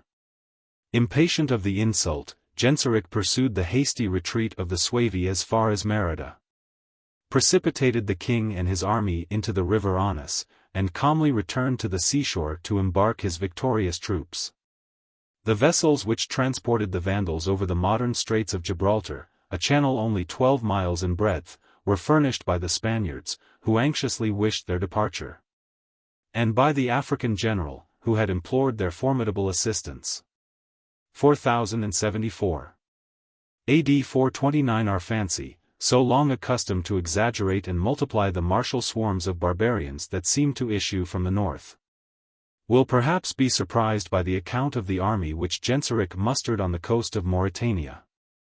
The Vandals, who in 20 years had penetrated from the Elbe to Mount Atlas, were united under the command of their warlike king. And he reigned with equal authority over the Alani, who had passed, within the term of human life, from the cold of Scythia to the excessive heat of an African climate. The hopes of the bold enterprise had excited many brave adventurers of the Gothic nation, and many desperate provincials were tempted to repair their fortunes by the same means which had occasioned their ruin. Yet this various multitude amounted only to 50,000 effective men. And though Genseric artfully magnified his apparent strength, by appointing 80 chiliarchs, or commanders of thousands, the fallacious increase of old men, of children, and of slaves would scarcely have swelled his army to the number of 80,000 persons. 4075 But his own dexterity, and the discontents of Africa, soon fortified the Vandal powers by the accession of numerous and active allies. The parts of Mauritania which border on the Great Desert and the Atlantic Ocean were filled with a fierce and untractable race of men, whose savage temper had been exasperated rather than reclaimed by their dread of the Roman arms. The wandering Moors 4076 as they gradually ventured to approach the seashore and the camp of the Vandals, must have viewed with terror and astonishment the dress, the armor, the martial pride and discipline of the unknown strangers who had landed on their coast. And the fair complexions of the blue-eyed warriors of Germany formed a very singular contrast with the swarthy or olive hue which is derived from the neighborhood of the torrid zone. After the first difficulties had in some measure been removed, which arose from the mutual ignorance of their respective language, the Moors, regardless of any future consequence, embraced the alliance of the enemies of Rome. And a crowd of naked savages rushed from the woods and valleys of Mount Atlas to satiate their revenge on the polished tyrants who had injuriously expelled them from the native sovereignty of the land. The persecution of the Donatists 4077 was an event not less favorable to the designs of Genseric. 17 years before he landed in Africa, a public conference was held at Carthage, by the order of the magistrate. The Catholics were satisfied that, after the invincible reasons which they had alleged, the obstinacy of the schismatics must be inexcusable and voluntary. And the Emperor Honorius was persuaded to inflict the most rigorous penalties on a faction which had so long abused his patience and clemency. 300 bishops 4078 with many thousands of the inferior clergy, were torn from their churches, stripped of their ecclesiastical possessions, banished to the islands, and proscribed by the laws, if they presumed to conceal themselves in the provinces of Africa. Their numerous congregations, both in cities and in the country, were deprived of the rights of citizens, and of the exercise of religious worship. A regular scale of fines, from 10 to 200 pounds of silver, was curiously ascertained, according to the distinction of rank and fortune, to punish the crime of assisting at a schismatic conventicle. And if the fine had been levied 5 times without subduing the obstinacy of the offender, his future punishment was referred to the discretion of the imperial court. 4079 By these severities, which obtained the warmest approbation of St. Augustine 4080 great numbers of Donatists were reconciled to the Catholic Church. But the fanatics, who still persevered in their opposition, were provoked to madness and despair. The distracted country was filled with tumult and bloodshed. The armed troops of circumcellions alternately pointed their rage against themselves or against their adversaries, and the calendar of martyrs received on both sides a considerable augmentation. 4081 Under these circumstances, Genseric, a Christian, but an enemy of the Orthodox communion, showed himself to the Donatists as a powerful deliverer, from whom they might reasonably expect the repeal of the odious and oppressive edicts of the Roman emperors. 4082 The conquest of Africa was facilitated by the active zeal or the secret favor of a domestic faction. The wanton outrages against the churches and the clergy, of which the Vandals are accused, may be fairly imputed to the fanaticism of their allies. And the intolerant spirit which disgraced the triumph of Christianity contributed to the loss of the most important province of the West. 4083. The court and the people were astonished by the strange intelligence that a virtuous hero, after so many favors and so many services, had renounced his allegiance and invited the barbarians to destroy the province entrusted to his command. AD 430 The friends of Boniface, who still believed that his criminal behavior might be excused by some honorable motive, solicited, during the absence of Aetius, a free conference with the Count of Africa. And Darius, an officer of high distinction, was named for the important embassy. 4084 In their first interview at Carthage, the imaginary provocations were mutually explained. The opposite letters of Aetius were produced and compared, and the fraud was easily detected. Placidia and Boniface lamented their fatal error. And the Count had sufficient magnanimity to confide in the forgiveness of his sovereign or to expose his head to her future resentment. His repentance was fervent and sincere. But he soon discovered that it was no longer in his power to restore the edifice which he had shaken to its foundations. Carthage and the Roman garrisons returned with their general to the allegiance of Valentinian, but the rest of Africa was still distracted with war and faction. And the inexorable king of the Vandals, disdaining all terms of accommodation, sternly refused to relinquish the possession of his prey. The band of veterans who marched under the standard of Boniface, and his hasty levies of provincial troops, were defeated with considerable loss. The victorious barbarians insulted the open country. And Carthage, Cirta, and Hippo Regius were the only cities that appeared to rise above the general inundation. The long and narrow tract of the African coast was filled with frequent monuments of Roman art and magnificence. And the respective degrees of improvement might be accurately measured by the distance from Carthage and the Mediterranean. A simple reflection will impress every thinking mind with the clearest idea of fertility and cultivation. The country was extremely populous. The inhabitants reserved a liberal subsistence for their own use. And the annual exportation, particularly of wheat, was so regular and plentiful that Africa deserved the name of the common granary of Rome and of mankind. On a sudden the 7 fruitful provinces, from Tangier to Tripoli, were overwhelmed by the invasion of the Vandals, whose destructive rage has perhaps been exaggerated by popular animosity, religious zeal, and extravagant declamation. War, in its fairest form, implies a perpetual violation of humanity and justice. And the hostilities of barbarians are inflamed by the fierce and lawless spirit which incessantly disturbs their peaceful and domestic society. The Vandals, where they found resistance, seldom gave quarter, and the deaths of their valiant countrymen were expiated by the ruin of the cities under whose walls they had fallen. Careless of the distinctions of age, or sex, or rank, they employed every species of indignity and torture to force from the captives a discovery of their hidden wealth. The stern policy of Genseric justified his frequent examples of military execution. He was not always the master of his own passions, or of those of his followers. And the calamities of war were aggravated by the licentiousness of the Moors and the fanaticism of the Donatists. Yet I shall not easily be persuaded that it was the common practice of the Vandals to extirpate the olives, and other fruit trees, of a country where they intended to settle. Nor can I believe that it was a usual stratagem to slaughter great numbers of their prisoners before the walls of a besieged city, for the sole purpose of infecting the air and producing a pestilence of which they themselves must have been the first victims. 4085.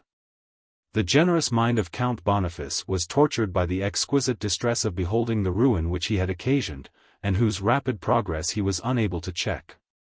After the loss of a battle he retired into Hippo Regius, where he was immediately besieged by an enemy who considered him as the real bulwark of Africa. The maritime colony of Hippo, 4086 about 200 miles westward of Carthage, had formerly acquired the distinguishing epithet of Regius, from the residence of Numidian kings. And some remains of trade and populousness still adhere to the modern city, which is known in Europe by the corrupted name of Bona. The military labors and anxious reflections of Count Boniface were alleviated by the edifying conversation of his friend Saint Augustine.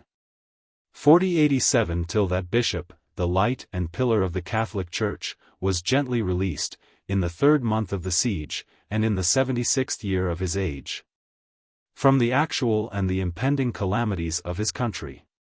The youth of Augustine had been stained by the vices and errors which he so ingenuously confesses. But from the moment of his conversion to that of his death, the manners of the Bishop of Hippo were pure and austere.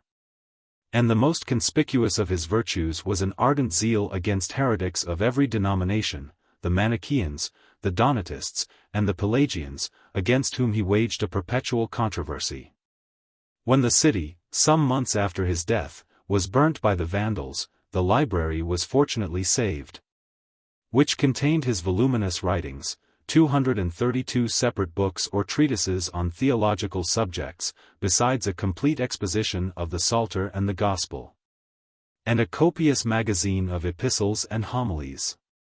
4088 According to the judgment of the most impartial critics, the superficial learning of Augustine was confined to the Latin language. 4089 And his style, though sometimes animated by the eloquence of passion, is usually clouded by false and affected rhetoric. But he possessed a strong, capacious, argumentative mind. He boldly sounded the dark abyss of grace, predestination, free will, and original sin. And the rigid system of Christianity which he framed or restored 4090 has been entertained with public applause and secret reluctance by the Latin Church. 4091. By the skill of Boniface, and perhaps by the ignorance of the Vandals, the siege of Hippo was protracted above 14 months, the sea was continually open. And when the adjacent country had been exhausted by irregular rapine, the besiegers themselves were compelled by famine to relinquish their enterprise. The importance and danger of Africa were deeply felt by the regent of the West. Placidia implored the assistance of her eastern ally. And the Italian fleet and army were reinforced by Asper, who sailed from Constantinople with a powerful armament. As soon as the force of the two empires was united under the command of Boniface, he boldly marched against the Vandals, and the loss of a second battle irretrievably decided the fate of Africa. AD 431 he embarked with the precipitation of despair, and the people of Hippo were permitted, with their families and effects, to occupy the vacant place of the soldiers, the greatest part of whom were either slain or made prisoners by the Vandals. The Count, whose fatal credulity had wounded the vitals of the Republic, might enter the palace of Ravenna with some anxiety, which was soon removed by the smiles of Placidia. Boniface accepted with gratitude the rank of patrician, and the dignity of Master General of the Roman armies. But he must have blushed at the sight of those medals in which he was represented with the name and attributes of victory. 4092 The discovery of his fraud, the displeasure of the Empress, and the distinguished favor of his rival exasperated the haughty and perfidious soul of Aetius. He hastily returned from Gaul to Italy, with a retinue, or rather with an army, of barbarian followers. And such was the weakness of the government that the two generals decided their private quarrel in a bloody battle. AD 432 Boniface was successful. But he received in the conflict a mortal wound from the spear of his adversary, of which he expired within a few days, in such Christian and charitable sentiments that he exhorted his wife, a rich heiress of Spain, to accept Aetius for her second husband. But Aetius could not derive any immediate advantage from the generosity of his dying enemy. He was proclaimed a rebel by the justice of Placidia. And though he attempted to defend some strong fortresses erected on his patrimonial estate, the imperial power soon compelled him to retire into Pannonia, to the tents of his faithful Huns. The Republic was deprived, by their mutual discord, of the service of her two most illustrious champions. 4093. It might naturally be expected, after the retreat of Boniface, that the Vandals would achieve, without resistance or delay, the conquest of Africa. AD 431, 439 8 years, however elapsed from the evacuation of Hippo to the reduction of Carthage. In the midst of that interval the ambitious Genseric, in the full tide of apparent prosperity, negotiated a treaty of peace, by which he gave his son Hunneric for a hostage, and consented to leave the Western Emperor in the undisturbed possession of the three Mauritanias. 4094 This moderation, which cannot be imputed to the justice, must be ascribed to the policy of the conqueror. His throne was encompassed with domestic enemies, who accused the baseness of his birth and asserted the legitimate claims of his nephews, the sons of Gonderic. Those nephews, indeed, he sacrificed to his safety, and their mother, the widow of the deceased king, was precipitated, by his order, into the river Ampsaga. But the public discontent burst forth in dangerous and frequent conspiracies. And the warlike tyrant is supposed to have shed more Vandal blood by the hand of the executioner, than in the field of battle. 4095 The convulsions of Africa, which had favored his attack, opposed the firm establishment of his power, and the various seditions of the Moors and Germans, the Donatists and Catholics, continually disturbed, or threatened, the unsettled reign of the conqueror. As he advanced towards Carthage, he was forced to withdraw his troops from the western provinces. The seacoast was exposed to the naval enterprises of the Romans of Spain and Italy. And, in the heart of Numidia, the strong inland city of Corta still persisted in obstinate independence. 4096 These difficulties were gradually subdued by the spirit, the perseverance, and the cruelty of Genseric, who alternately applied the arts of peace and war to the establishment of his African kingdom. He subscribed a solemn treaty, with the hope of deriving some advantage from the term of its continuance and the moment of its violation. The vigilance of his enemies was relaxed by the protestations of friendship which concealed his hostile approach. And Carthage was at length surprised by the Vandals, 585 years after the destruction of the city and republic by the younger Scipio. 4097. A new city had arisen from its ruins, with the title of a colony. And though Carthage might yield to the royal prerogatives of Constantinople, and perhaps to the trade of Alexandria or the splendor of Antioch, she still maintained the second rank in the West. As the Rome, if we may use the style of contemporaries, of the African world. That wealthy and opulent metropolis 4098 displayed, in a dependent condition, the image of a flourishing republic. Carthage contained the manufactures, the arms, and the treasures of the 6 provinces. A regular subordination of civil honors gradually ascended from the procurators of the streets and quarters of the city to the tribunal of the supreme magistrate, who, with the title of proconsul, represented the state and dignity of a consul of ancient Rome. Schools and gymnasia were instituted for the education of the African youth. And the liberal arts and manners, grammar, rhetoric, and philosophy, were publicly taught in the Greek and Latin languages. The buildings of Carthage were uniform and magnificent.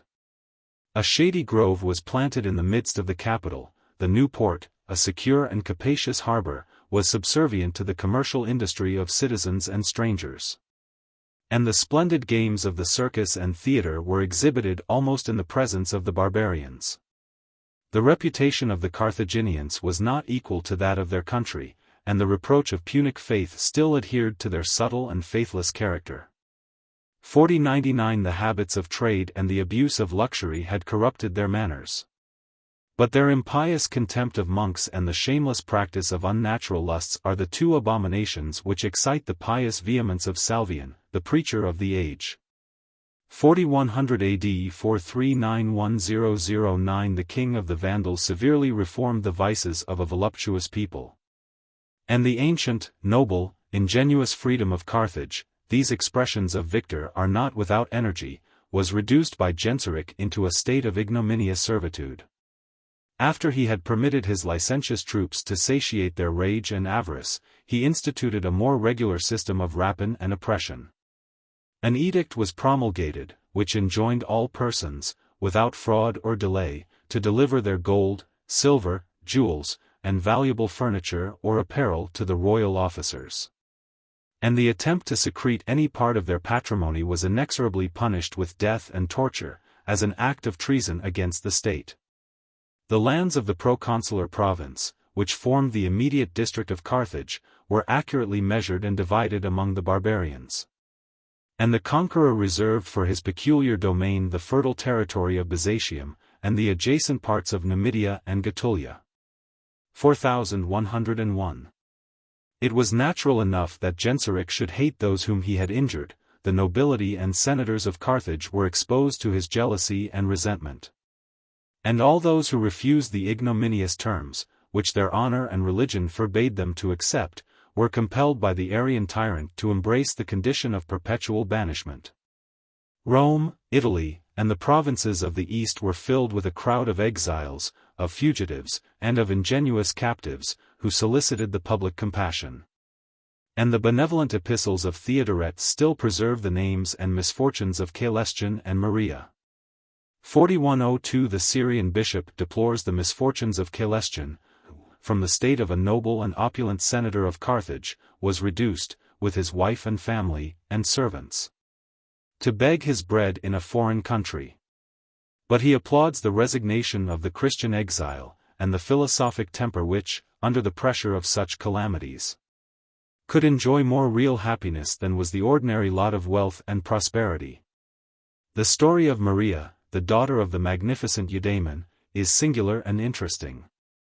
In the sack of Carthage, she was purchased from the Vandals by some merchants of Syria, who afterwards sold her as a slave in their native country.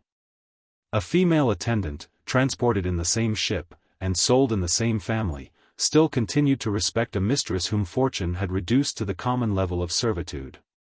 And the daughter of Eudaemon received from her grateful affection the domestic services which she had once required from her obedience. This remarkable behavior divulged the real condition of Maria, who, in the absence of the Bishop of Cyrrhus, was redeemed from slavery by the generosity of some soldiers of the garrison. The liberality of Theodoret provided for her decent maintenance, and she passed 10 months among the deaconesses of the church. Till she was unexpectedly informed that her father, who had escaped from the ruin of Carthage, exercised an honorable office in one of the western provinces. Her filial impatience was seconded by the pious bishop. Theodoret, in a letter still extant, recommends Maria to the bishop of Egi, a maritime city of Cilicia, which was frequented during the annual fair by the vessels of the West, most earnestly requesting that his colleague would use the maiden with a tenderness suitable to her birth, and that he would entrust her to the care of such faithful merchants as would esteem it a sufficient gain if they restored a daughter, lost beyond all human hope, to the arms of her afflicted parent. Among the insipid legends of ecclesiastical history, I am tempted to distinguish the memorable fable of the Seven Sleepers. 4103, whose imaginary date corresponds with the reign of the younger Theodosius and the conquest of Africa by the Vandals. 4104, when the Emperor Decius persecuted the Christians, 7 noble youths of Ephesus concealed themselves in a spacious cavern in the side of an adjacent mountain, where they were doomed to perish by the tyrant, who gave orders that the entrance should be firmly secured by a pile of huge stones. They immediately fell into a deep slumber, which was miraculously prolonged, without injuring the powers of life, during a period of 187 years. At the end of that time, the slaves of Adolius, to whom the inheritance of the mountain had descended, removed the stones to supply materials for some rustic edifice. The light of the sun darted into the cavern, and the 7 sleepers were permitted to awake. After a slumber, as they thought of a few hours, they were pressed by the calls of hunger, and resolved that Jamblichus, one of their number, should secretly return to the city to purchase bread for the use of his companions. The youth, if we may still employ that appellation, could no longer recognize the once familiar aspect of his native country, and his surprise was increased by the appearance of a large cross, triumphantly erected over the principal gate of Ephesus. His singular dress and obsolete language confounded the baker, to whom he offered an ancient medal of Decius as the current coin of the empire. And Jamblichus, on the suspicion of a secret treasure, was dragged before the judge. Their mutual inquiries produced the amazing discovery that 2 centuries were almost elapsed since Jamblichus and his friends had escaped from the rage of a pagan tyrant. The bishop of Ephesus, the clergy, the magistrates, the people, and, as it is said, the Emperor Theodosius himself, hastened to visit the cavern of the 7 sleepers, who bestowed their benediction, related their story, and at the same instant peaceably expired. The origin of this marvelous fable cannot be ascribed to the pious fraud and credulity of the modern Greeks, since the authentic tradition may be traced within half a century of the supposed miracle.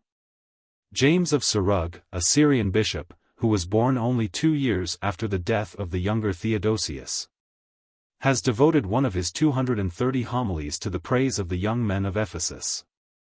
4105, their legend, before the end of the 6th century, was translated from the Syriac into the Latin language, by the care of Gregory of Tours. The hostile communions of the East preserve their memory with equal reverence, and their names are honorably inscribed in the Roman, the Abyssinian, and the Russian calendar.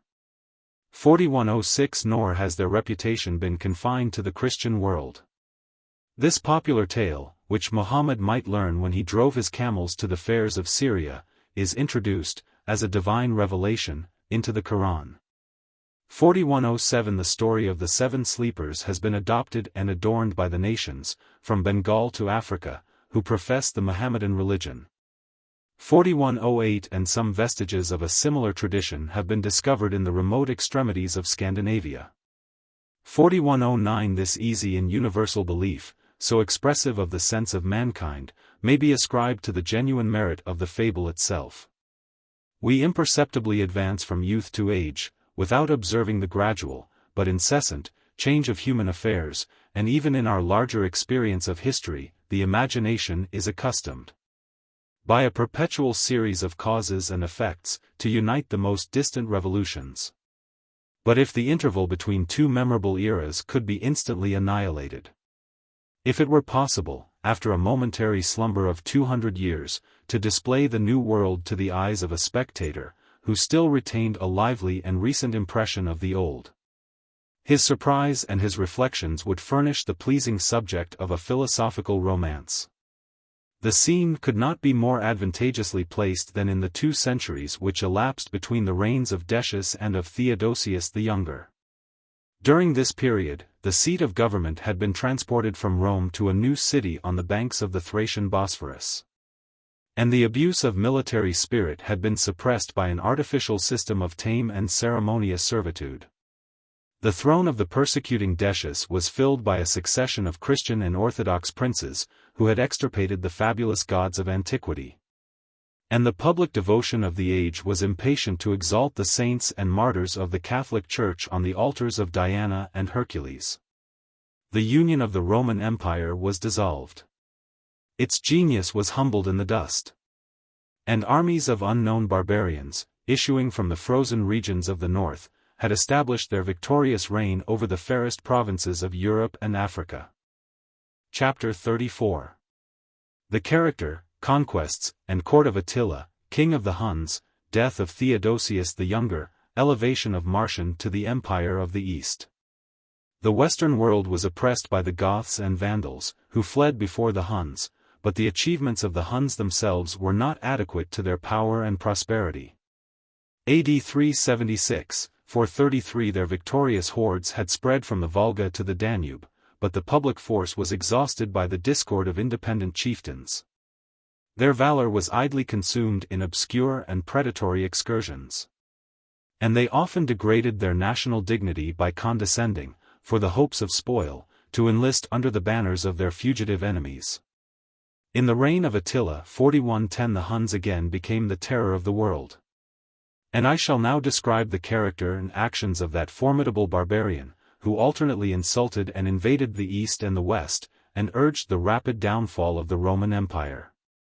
In the tide of emigration which impetuously rolled from the confines of China to those of Germany, the most powerful and populous tribes may commonly be found on the verge of the Roman provinces.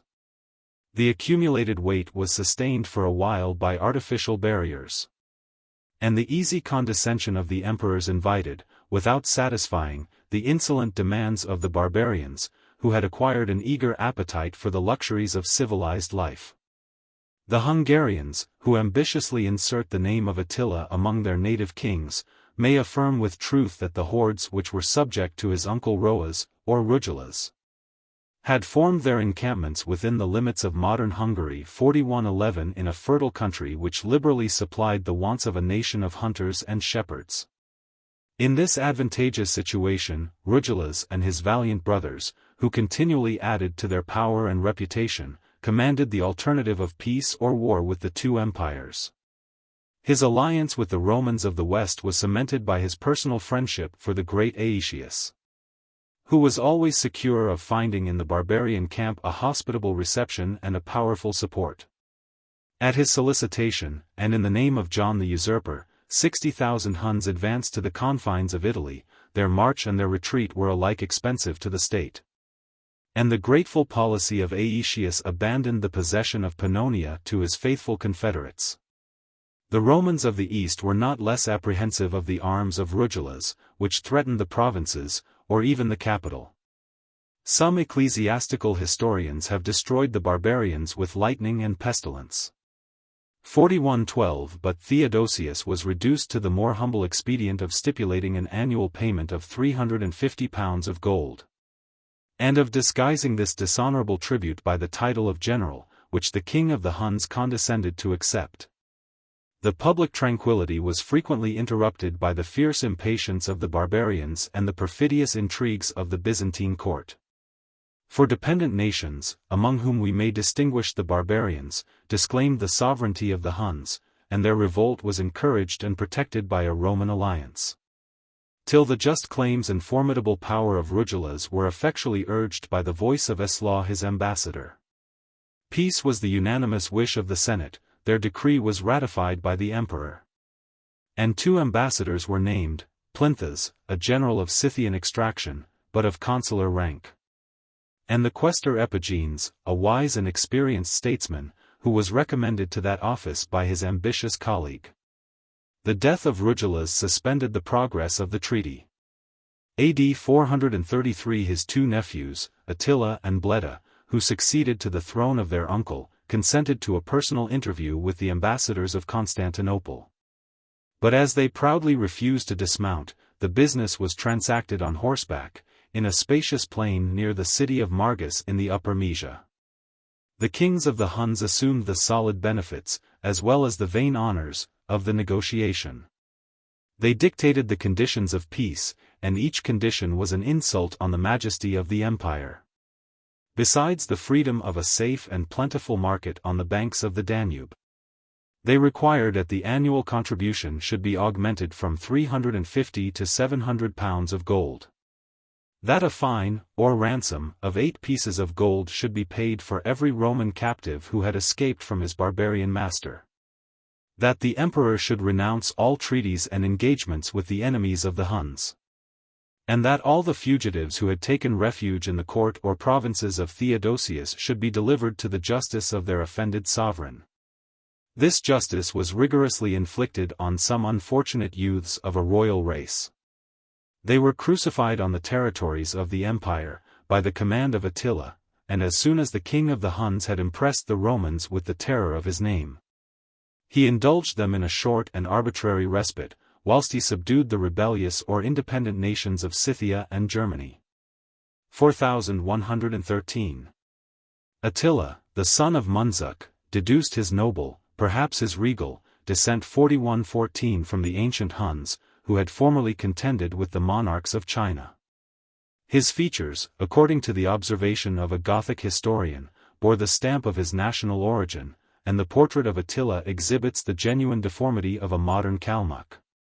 4115 A large head, a swarthy complexion, small, deep-seated eyes, a flat nose, a few hairs in the place of a beard, broad shoulders, and a short square body, of nervous strength, though of a disproportioned form. The haughty step and demeanor of the king of the Huns expressed the consciousness of his superiority above the rest of mankind.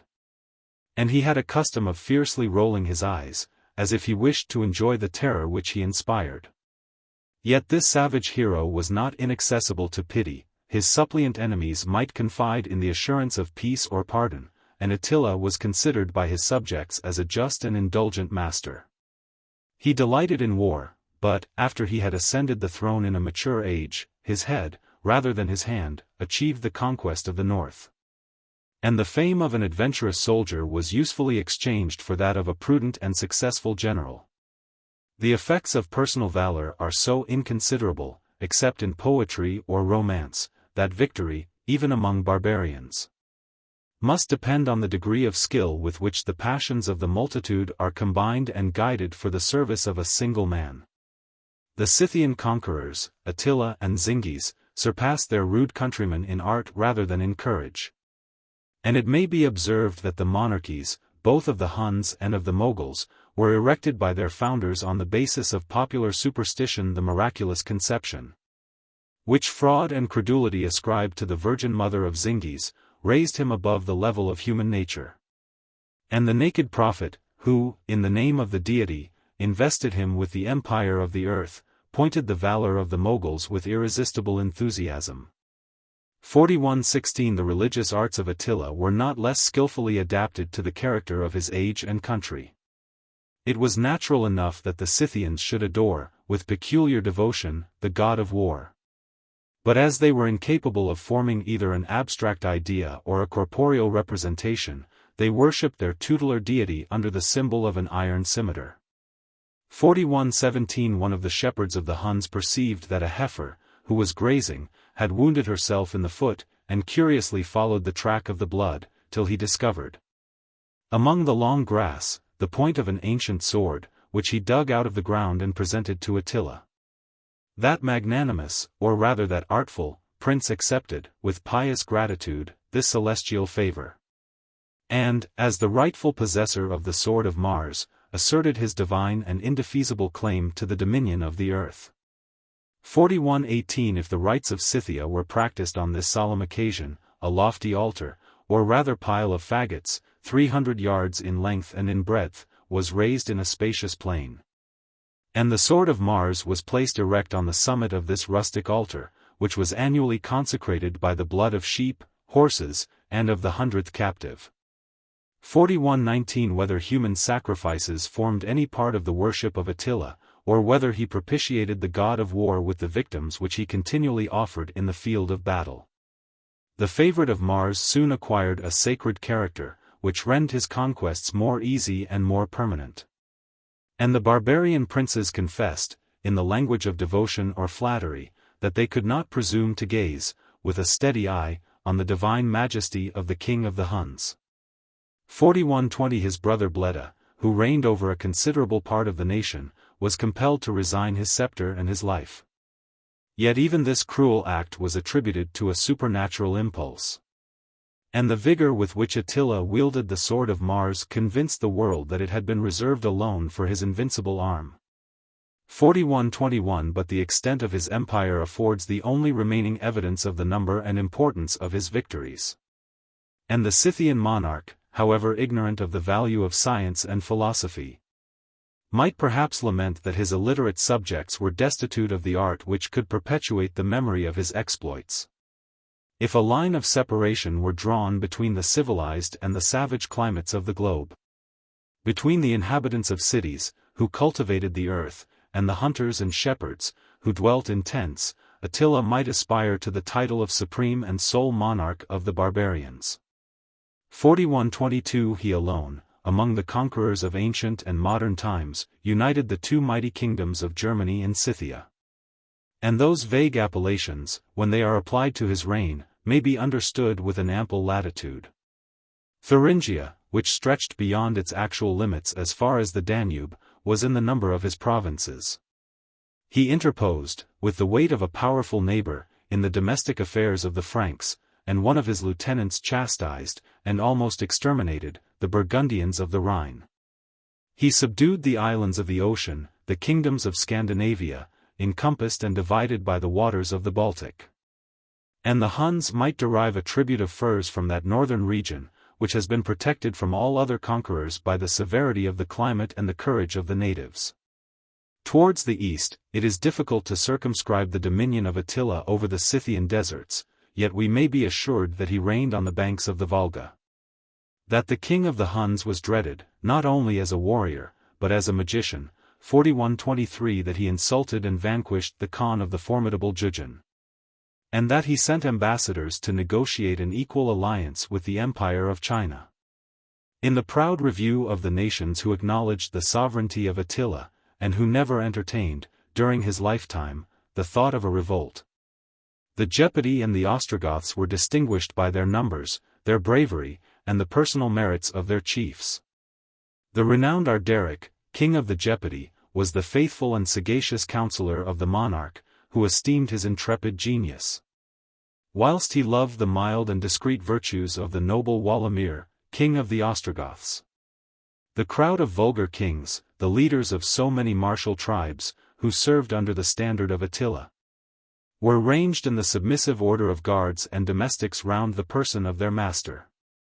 They watched his nod, they trembled at his frown, and at the first signal of his will, they executed, without murmur or hesitation, his stern and absolute commands. In time of peace, the dependent princes, with their national troops, attended the royal camp in regular succession. But when Attila collected his military force, he was able to bring into the field an army of 5, or according to another account, of 700,000 barbarians. 4124. The ambassadors of the Huns might awaken the attention of Theodosius, by reminding him that they were his neighbors both in Europe and Asia. Since they touched the Danube on one hand, and reached, with the other, as far as the Tanais. AD 430-440 In the reign of his father Arcadius, a band of adventurous Huns had ravaged the provinces of the east, from whence they brought away rich spoils and innumerable captives. 4125 They advanced, by a secret path, along the shores of the Caspian Sea, traversed the snowy mountains of Armenia, passed the Tigris, the Euphrates, and the Halys. Recruited their weary cavalry with the generous breed of Cappadocian horses, occupied the hilly country of Cilicia, and disturbed the festal songs and dances of the citizens of Antioch. Egypt trembled at their approach, and the monks and pilgrims of the Holy Land prepared to escape their fury by a speedy embarkation. The memory of this invasion was still recent in the minds of the Orientals. The subjects of Attila might execute, with superior forces, the design which these adventurers had so boldly attempted. And it soon became the subject of anxious conjecture, whether the tempest would fall on the dominions of Rome or of Persia. Some of the great vassals of the king of the Huns, who were themselves in the rank of powerful princes, had been sent to ratify an alliance and society of arms with the emperor.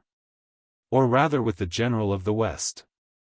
They related, during their residence at Rome, the circumstances of an expedition which they had lately made into the East. After passing a desert and a morass, supposed by the Romans to be the Lake Maeotis, they penetrated through the mountains, and arrived, at the end of 15 days' march, on the confines of Media. Where they advanced as far as the unknown cities of Basic and Kursik. 4126 they encountered the Persian army in the plains of Media. And the air, according to their own expression, was darkened by a cloud of arrows. But the Huns were obliged to retire before the numbers of the enemy. Their laborious retreat was effected by a different road, they lost the greatest part of their booty. And at length returned to the royal camp, with some knowledge of the country, and an impatient desire of revenge. In the free conversation of the imperial ambassadors, who discussed, at the court of Attila, the character and designs of their formidable enemy, the ministers of Constantinople expressed their hope that his strength might be diverted and employed in a long and doubtful contest with the princes of the house of Sassan. The more sagacious Italians admonished their eastern brethren of the folly and danger of such a hope, and convinced them that the Medes and Persians were incapable of resisting the arms of the Huns. And that the easy and important acquisition would exalt the pride, as well as power, of the conqueror. Instead of contenting himself with a moderate contribution, and a military title which equaled him only to the generals of Theodosius, Attila would proceed to impose a disgraceful and intolerable yoke on the necks of the prostrate and captive Romans, who would then be encompassed on all sides by the empire of the Huns. 4127. While the powers of Europe and Asia were solicitous to avert the impending danger, the alliance of Attila maintained the Vandals in the possession of Africa. An enterprise had been concerted between the courts of Ravenna and Constantinople, for the recovery of that valuable province. And the ports of Sicily were already filled with the military and naval forces of Theodosius. AD 441. But the subtle Genseric, who spread his negotiations round the world, prevented their designs by exciting the king of the Huns to invade the Eastern Empire. And a trifling incident soon became the motive, or pretense, of a destructive war. 4128. Under the faith of the Treaty of Margus, a free market was held on the northern side of the Danube, which was protected by a Roman fortress surnamed Constantia. A troop of barbarians violated the commercial security, killed, or dispersed, the unsuspecting traders, and leveled the fortress with the ground. The Huns justified this outrage as an act of reprisal, alleged that the bishop of Margus had entered their territories, to discover and steal a secret treasure of their kings. And sternly demanded the guilty prelate, the sacrilegious spoil, and the fugitive subjects, who had escaped from the justice of Attila. The refusal of the Byzantine court was the signal of war. And the Mesians at first applauded the generous firmness of their sovereign. But they were soon intimidated by the destruction of Viminatium and the adjacent towns. And the people was persuaded to adopt the convenient maxim that a private citizen, however innocent or respectable, may be justly sacrificed to the safety of his country. The bishop of Margus, who did not possess the spirit of a martyr, resolved to prevent the designs which he suspected. He boldly treated with the princes of the Huns. Secured, by solemn oaths, his pardon and reward, posted a numerous detachment of barbarians, in silent ambush, on the banks of the Danube. And at the appointed hour opened, with his own hand, the gates of his episcopal city. This advantage, which had been obtained by treachery, served as a prelude to more honorable and decisive victories. The Illyrian frontier was covered by a line of castles and fortresses. And though the greatest part of them consisted only of a single tower, with a small garrison, they were commonly sufficient to repel, or to intercept, the inroads of an enemy who was ignorant of the art, and impatient of the delay, of a regular siege. But these slight obstacles were instantly swept away by the inundation of the Huns. 4129 they destroyed, with fire and sword, the populous cities of Sirmium and Singidunum, of Ratiaria and Marcianopolis, of Nisus and Sardica. Where every circumstance of the discipline of the people and the construction of the buildings had been gradually adapted to the sole purpose of defense. The whole breadth of Europe, as it extends above 500 miles from the Euxine to the Hadriatic, was at once invaded, and occupied, and desolated by the myriads of barbarians whom Attila led into the field. The public danger and distress could not, however, provoke Theodosius to interrupt his amusements and devotion, or to appear in person at the head of the Roman legions. But the troops which had been sent against Genseric were hastily recalled from Sicily, the garrisons on the side of Persia were exhausted, and a military force was collected in Europe, formidable by their arms and numbers, if the generals had understood the science of command, and the soldiers the duty of obedience. The armies of the Eastern Empire were vanquished in 3 successive engagements, and the progress of Attila may be traced by the fields of battle. The 2 former, on the banks of the Eutus, and under the walls of Marcianopolis, were fought in the extensive plains between the Danube and Mount Haemus. As the Romans were pressed by a victorious enemy, they gradually, and unskillfully, retired towards the Chersonesus of Thrace. And that narrow peninsula, the last extremity of the land, was marked by their third, and irreparable, defeat. By the destruction of this army, Attila acquired the indisputable possession of the field. From the Hellespont to Thermopylae, and the suburbs of Constantinople, he ravaged, without resistance, and without mercy, the provinces of Thrace and Macedonia. Heraclea and Hadrianople might, perhaps, escape this dreadful eruption of the Huns. But the words the most expressive of total extirpation and erasure are applied to the calamities which they inflicted on 70 cities of the Eastern Empire. 4130 Theodosius, his court, and the unwarlike people were protected by the walls of Constantinople. But those walls had been shaken by a recent earthquake, and the fall of 58 towers had opened a large and tremendous breach. The damage indeed was speedily repaired. But this accident was aggravated by a superstitious fear that heaven itself had delivered the imperial city to the shepherds of Scythia, who were strangers to the laws, the language, and the religion of the Romans. 4131. In all their invasions of the civilized empires of the south, the Scythian shepherds have been uniformly actuated by a savage and destructive spirit. The laws of war, that restrain the exercise of national rapine and murder, are founded on 2 principles of substantial interest: the knowledge of the permanent benefits which may be obtained by a moderate use of conquest, and a just apprehension lest the desolation which we inflict on the enemy's country may be retaliated on our own. But these considerations of hope and fear are almost unknown in the pastoral state of nations.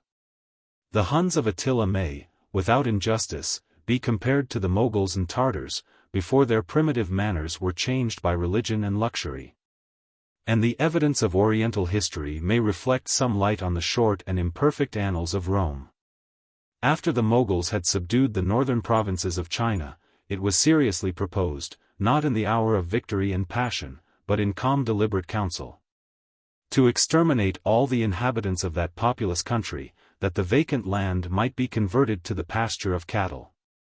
The firmness of a Chinese mandarin 4132 who insinuated some principles of rational policy into the mind of Zingis, diverted him from the execution of this horrid design. But in the cities of Asia, which yielded to the Moguls, the inhuman abuse of the rights of war was exercised with a regular form of discipline, which may, with equal reason, though not with equal authority, be imputed to the victorious Huns. The inhabitants, who had submitted to their discretion, were ordered to evacuate their houses, and to assemble in some plain adjacent to the city, where a division was made of the vanquished into three parts. The first class consisted of the soldiers of the garrison, and of the young men capable of bearing arms. And their fate was instantly decided: they were either enlisted among the Moguls, or they were massacred on the spot by the troops, who, with pointed spears and bended bows, had formed a circle round the captive multitude.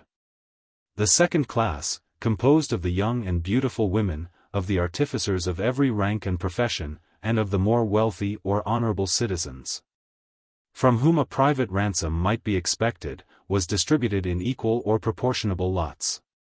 The remainder, whose life or death was alike useless to the conquerors, were permitted to return to the city, which, in the meanwhile, had been stripped of its valuable furniture.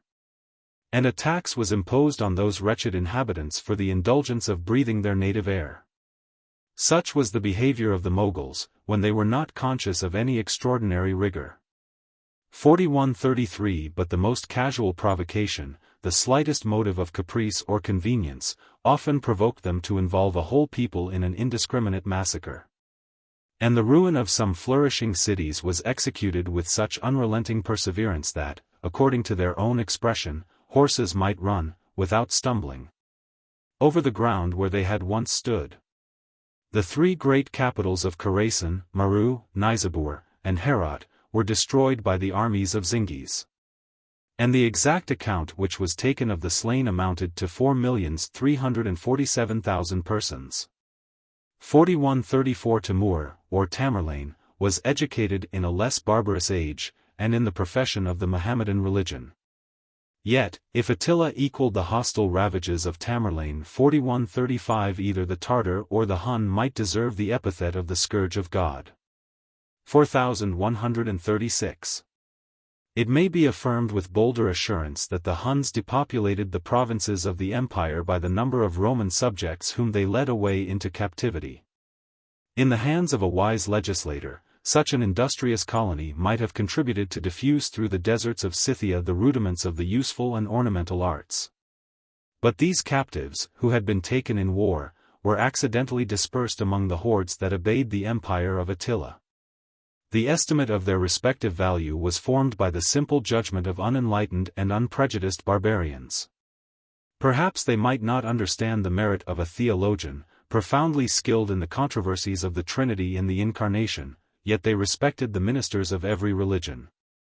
And the active zeal of the Christian missionaries, without approaching the person or the palace of the monarch, successfully labored in the propagation of the gospel. 4137 The pastoral tribes, who were ignorant of the distinction of landed property, must have disregarded the use, as well as the abuse, of civil jurisprudence. And the skill of an eloquent lawyer could excite only their contempt or their abhorrence. 4138 The perpetual intercourse of the Huns and the Goths had communicated the familiar knowledge of the two national dialects. And the barbarians were ambitious of conversing in Latin, the military idiom even of the Eastern Empire. 4139 But they disdained the language and the sciences of the Greeks. And the vain sophist or grave philosopher who had enjoyed the flattering applause of the schools was mortified to find that his robust servant was a captive of more value and importance than himself. The mechanic arts were encouraged and esteemed, as they tended to satisfy the wants of the Huns. An architect in the service of Onegesius, one of the favorites of Attila, was employed to construct a bath, but this work was a rare example of private luxury. And the trades of the smith, the carpenter, the armorer, were much more adapted to supply a wandering people with the useful instruments of peace and war. But the merit of the physician was received with universal favor and respect. The barbarians, who despised death, might be apprehensive of disease. And the haughty conqueror trembled in the presence of a captive to whom he ascribed perhaps an imaginary power of prolonging or preserving his life. 4140 The Huns might be provoked to insult the misery of their slaves, over whom they exercised a despotic command. 4141 But their manners were not susceptible of a refined system of oppression. And the efforts of courage and diligence were often recompensed by the gift of freedom. The historian Priscus, whose embassy is a source of curious instruction, was accosted in the camp of Attila by a stranger, who saluted him in the Greek language, but whose dress and figure displayed the appearance of a wealthy Scythian. In the siege of Viminatium, he had lost, according to his own account, his fortune and liberty. He became the slave of Onegesius. But his faithful services, against the Romans and the XXXIIIs, had gradually raised him to the rank of the native Huns, to whom he was attached by the domestic pledges of a new wife and several children. The spoils of war had restored and improved his private property. He was admitted to the table of his former lord. And the apostate Greek blessed the hour of his captivity, since it had been the introduction to a happy and independent state, which he held by the honorable tenure of military service. This reflection naturally produced a dispute on the advantages and defects of the Roman government, which was severely arraigned by the apostate, and defended by Priscus in a prolix and feeble declamation. The freedman of Onegesius exposed, in true and lively colors, the vices of a declining empire, of which he had so long been the victim. The cruel absurdity of the Roman princes, unable to protect their subjects against the public enemy, unwilling to trust them with arms for their own defense. The intolerable weight of taxes, rendered still more oppressive by the intricate or arbitrary modes of collection, the obscurity of numerous and contradictory laws, the tedious and expensive forms of judicial proceedings, the partial administration of justice, and the universal corruption, which increased the influence of the rich, and aggravated the misfortunes of the poor. A sentiment of patriotic sympathy was at length revived in the breast of the fortunate exile, and he lamented, with a flood of tears, the guilt or weakness of those magistrates who had perverted the wisest and most salutary institutions. 4142. The timid or selfish policy of the Western Romans had abandoned the Eastern Empire to the Huns. 4143. The loss of armies, and the want of discipline or virtue, were not supplied by the personal character of the monarch. AD 446. Theodosius might still affect the style as well as the title of Invincible Augustus, but he was reduced to solicit the clemency of Attila, who imperiously dictated these harsh and humiliating conditions of peace. The Emperor of the East resigned, by an express or tacit convention, an extensive and important territory, which stretched along the southern banks of the Danube, from Singidunum, or Belgrade, as far as Novi, in the Diocese of Thrace. The breadth was defined by the vague computation of 44 days' journey. But, from the proposal of Attila to remove the situation of the national market, it soon appeared that he comprehended the ruined city of Nisus within the limits of his dominions. 2. The king of the Huns required and obtained that his tribute or subsidy should be augmented from 700 pounds of gold to the annual sum of 2,100.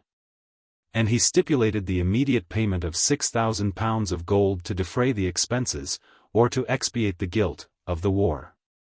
One might imagine that such a demand, which scarcely equaled the measure of private wealth, would have been readily discharged by the opulent empire of the East. And the public distress affords a remarkable proof of the impoverished, or at least of the disorderly, state of the finances. A large proportion of the taxes extorted from the people was detained and intercepted in their passage, through the foulest channels, to the treasury of Constantinople. The revenue was dissipated by Theodosius and his favorites in wasteful and profuse luxury, which was disguised by the names of imperial magnificence or Christian charity. The immediate supplies had been exhausted by the unforeseen necessity of military preparations. A personal contribution, rigorously but capriciously imposed on the members of the Senatorian order, was the only expedient that could disarm without loss of time the impatient avarice of Attila. And the poverty of the nobles compelled them to adopt the scandalous resource of exposing to public auction the jewels of their wives and the hereditary ornaments of their palaces. 4145. 3. The king of the Huns appears to have established, as a principle of national jurisprudence, that he could never lose the property which he had once acquired in the persons who had yielded either a voluntary or reluctant submission to his authority. From this principle he concluded, and the conclusions of Attila were irrevocable laws, that the Huns who had been taken prisoner in war should be released without delay and without ransom. That every Roman captive who had presumed to escape should purchase his right to freedom at the price of 12 pieces of gold. And that all the barbarians who had deserted the standard of Attila should be restored, without any promise or stipulation of pardon. In the execution of this cruel and ignominious treaty, the imperial officers were forced to massacre several loyal and noble deserters who refused to devote themselves to certain death. And the Romans forfeited all reasonable claims to the friendship of any Scythian people. By this public confession that they were destitute either of faith or power to protect the suppliant who had embraced the throne of Theodosius. 4146. The firmness of a single town, so obscure that, except on this occasion, it has never been mentioned by any historian or geographer, exposed the disgrace of the emperor and empire. Azimus, or Azamuntium, a small city of Thrace on the Illyrian borders, 4147 had been distinguished by the martial spirit of its youth, the skill and reputation of the leaders whom they had chosen, and their daring exploits against the innumerable host of the barbarians. Instead of tamely expecting their approach, the Azamuntines attacked, in frequent and successful sallies, the troops of the Huns, who gradually declined the dangerous neighborhood, rescued from their hands the spoil and the captives, and recruited their domestic force by the voluntary association of fugitives and deserters. After the conclusion of the treaty, Attila still menaced the empire with implacable war. Unless the Azamuntines were persuaded or compelled to comply with the conditions which their sovereign had accepted. The ministers of Theodosius confessed, with shame and with truth, that they no longer possessed any authority over a society of men who so bravely asserted their natural independence. And the king of the Huns condescended to negotiate an equal exchange with the citizens of Azimus. They demanded the restitution of some shepherds, who, with their cattle, had been accidentally surprised. A strict, though fruitless, inquiry was allowed. But the Huns were obliged to swear that they did not detain any prisoners belonging to the city. Before they could recover 2 surviving countrymen whom the Azamuntines had reserved as pledges for the safety of their lost companions. Attila, on his side, was satisfied, and deceived, by their solemn asseveration that the rest of the captives had been put to the sword, and that it was their constant practice immediately to dismiss the Romans and the deserters who had obtained the security of the public faith. This prudent and officious dissimulation may be condemned or excused by the casuists, as they incline to the rigid decree of St. Augustine or to the milder sentiment of St. Jerome and St. Chrysostom. But every soldier, every statesman, must acknowledge that, if the race of the Azamuntines had been encouraged and multiplied, the barbarians would have ceased to trample on the majesty of the empire. 4148. It would have been strange, indeed, if Theodosius had purchased, by the loss of honor, a secure and solid tranquility, or if his tameness had not invited the repetition of injuries. The Byzantine court was insulted by 5 or 6 successive embassies, 4149, and the ministers of Attila were uniformly instructed to press the tardy or imperfect execution of the last treaty, to produce the names of fugitives and deserters, who were still protected by the empire, and to declare, with seeming moderation, that, unless their sovereign obtained complete and immediate satisfaction, it would be impossible for him, were it even his wish, to check the resentment of his warlike tribes. Besides the motives of pride and interest which might prompt the king of the Huns to continue this train of negotiation, he was influenced by the less honorable view of enriching his favorites at the expense of his enemies. The imperial treasury was exhausted, to procure the friendly offices of the ambassadors and their principal attendants, whose favorable report might conduce to the maintenance of peace. The barbarian monarch was flattered by the liberal reception of his ministers. He computed with pleasure the value and splendor of their gifts, rigorously exacted the performance of every promise which would contribute to their private emolument, and treated as an important business of state the marriage of his secretary Constantius. 4150. That Gallic adventurer, who was recommended by Aetius to the king of the Huns, had engaged his service to the ministers of Constantinople, for the stipulated reward of a wealthy and noble wife. and the daughter of Count Saturninus was chosen to discharge the obligations of her country.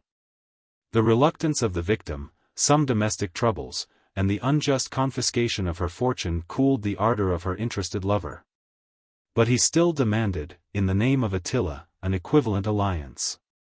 And, after many ambiguous delays and excuses, the Byzantine court was compelled to sacrifice to this insolent stranger the widow of Armatius, whose birth, opulence, and beauty placed her in the most illustrious rank of the Roman matrons. For these importunate and oppressive embassies, Attila claimed a suitable return. He weighed, with suspicious pride, the character and station of the imperial envoys.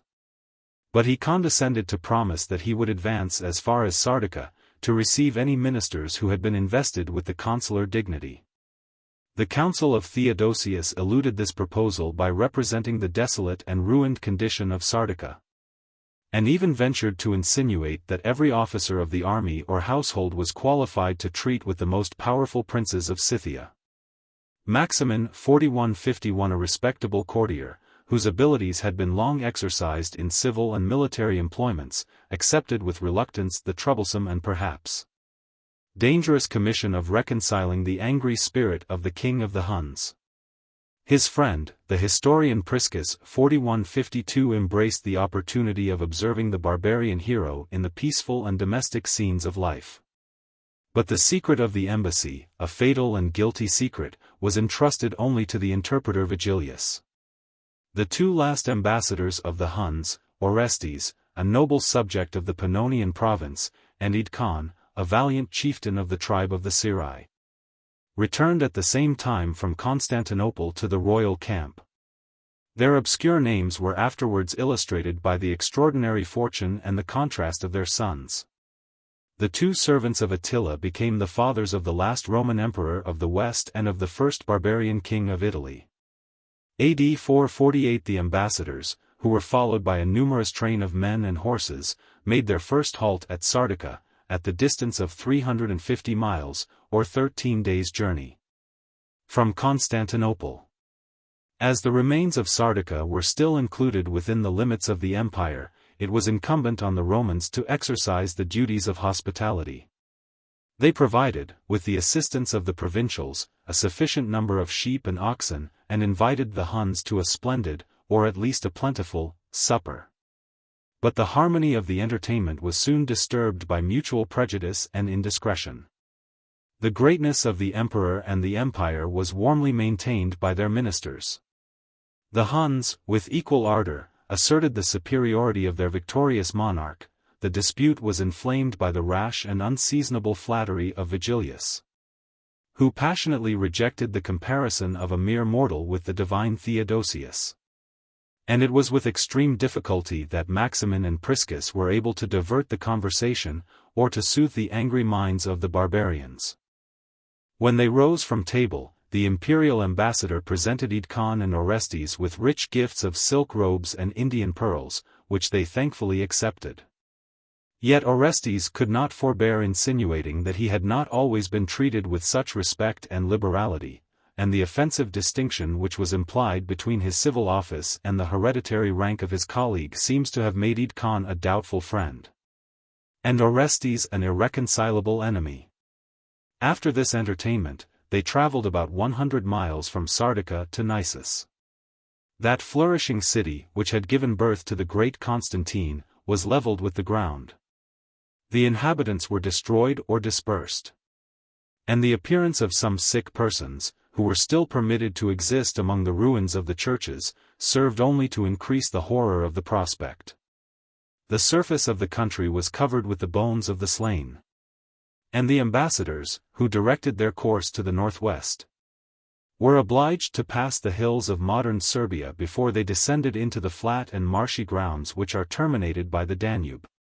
The Huns were masters of the great river. Their navigation was performed in large canoes, hollowed out of the trunk of a single tree. The ministers of Theodosius were safely landed on the opposite bank, and their barbarian associates immediately hastened to the camp of Attila, which was equally prepared for the amusements of hunting or of war. No sooner had Maximin advanced about 2 miles 4153 from the Danube than he began to experience the fastidious insolence of the conqueror. He was sternly forbid to pitch his tents in a pleasant valley, lest he should infringe the distant awe that was due to the royal mansion. 4154 The ministers of Attila pressed them to communicate the business and the instructions which he reserved for the ear of their sovereign. When Maximin temperately urged the contrary practice of nations, he was still more confounded to find that the resolutions of the sacred consistory, those secrets, says Priscus, which should not be revealed to the gods themselves, had been treacherously disclosed to the public enemy. On his refusal to comply with such ignominious terms, the imperial envoy was commanded instantly to depart, the order was recalled, it was again repeated. And the Huns renewed their ineffectual attempts to subdue the patient firmness of Maximin. At length, by the intercession of Scotta, the brother of Onegesius, whose friendship had been purchased by a liberal gift, he was admitted to the royal presence, but, instead of obtaining a decisive answer, he was compelled to undertake a remote journey towards the north that Attila might enjoy the proud satisfaction of receiving, in the same camp, the ambassadors of the Eastern and Western empires. His journey was regulated by the guides, who obliged him to halt, to hasten his march, or to deviate from the common road, as it best suited the convenience of the king. The Romans who traversed the plains of Hungary supposed that they passed several navigable rivers, either in canoes or portable boats. But there is reason to suspect that the winding stream of the Theiss, or Tibiscus, might present itself in different places under different names.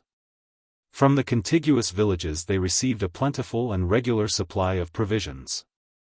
Mead instead of wine, millet in the place of bread, and a certain liquor named camus, which according to the report of Priscus, was distilled from barley. 4155 Such fare might appear coarse and indelicate to men who had tasted the luxury of Constantinople. But, in their accidental distress, they were relieved by the gentleness and hospitality of the same barbarians, so terrible and so merciless in war. The ambassadors had encamped on the edge of a large morass. A violent tempest of wind and rain, of thunder and lightning, overturned their tents, immersed their baggage and furniture in the water, and scattered their retinue, who wandered in the darkness of the night, uncertain of their road and apprehensive of some unknown danger, till they awakened by their cries the inhabitants of a neighboring village, the property of the widow of Bleda. A bright illumination, and, in a few moments, a comfortable fire of reeds, was kindled by their officious benevolence. The wants, and even the desires, of the Romans were liberally satisfied. And they seem to have been embarrassed by the singular politeness of Bleda's widow, who added to her other favors the gift, or at least the loan, of a sufficient number of beautiful and obsequious damsels. The sunshine of the succeeding day was dedicated to repose, to collect and dry the baggage, and to the refreshment of the men and horses, but, in the evening, before they pursued their journey, the ambassadors expressed their gratitude to the bounteous lady of the village by a very acceptable present of silver cups, red fleeces, dried fruits, and Indian pepper. Soon after this adventure, they rejoined the march of Attila, from whom they had been separated about 6 days, and slowly proceeded to the capital of an empire which did not contain, in the space of several thousand miles, a single city. As far as we may ascertain the vague and obscure geography of Priscus, this capital appears to have been seated between the Danube, the Theiss, and the Carpathian hills. In the plains of Upper Hungary, and most probably in the neighborhood of Jasperin, Agria, or Tokay. 4156 In its origin it could be no more than an accidental camp, which, by the long and frequent residence of Attila, had insensibly swelled into a huge village, for the reception of his court, of the troops who followed his person, and of the various multitude of idle or industrious slaves and retainers. 4157 The baths, constructed by Onegesius, were the only edifice of stone, the materials had been transported from Pannonia. And since the adjacent country was destitute even of large timber, it may be presumed that the meaner habitations of the royal village consisted of straw, or mud, or of canvas. The wooden houses of the more illustrious Huns were built and adorned with rude magnificence, according to the rank, the fortune, or the taste of the proprietors. They seem to have been distributed with some degree of order and symmetry, and each spot became more honorable as it approached the person of the sovereign. The palace of Attila, which surpassed all other houses in his dominions, was built entirely of wood, and covered an ample space of ground. The outward enclosure was a lofty wall, or palisade of smooth square timber, intersected with high towers, but intended rather for ornament than defense. This wall, which seems to have encircled the declivity of a hill, comprehended a great variety of wooden edifices, adapted to the uses of royalty. A separate house was assigned to each of the numerous wives of Attila. And, instead of the rigid and illiberal confinement imposed by Asiatic jealousy, they politely admitted the Roman ambassadors to their presence, their table, and even to the freedom of an innocent embrace. When Maximin offered his presents to circa 4158 the principal queen, he admired the singular architecture of her mansion, the height of the round columns, the size and beauty of the wood, which was curiously shaped or turned, or polished or carved. And his attentive eye was able to discover some taste in the ornaments and some regularity in the proportions. After passing through the guards who watched before the gate, the ambassadors were introduced into the private apartment of Circa.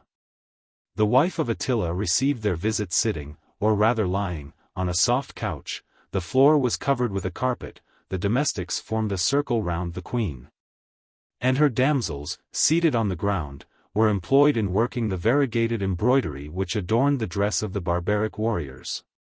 The Huns were ambitious of displaying those riches which were the fruit and evidence of their victories, the trappings of their horses, their swords, and even their shoes were studded with gold and precious stones.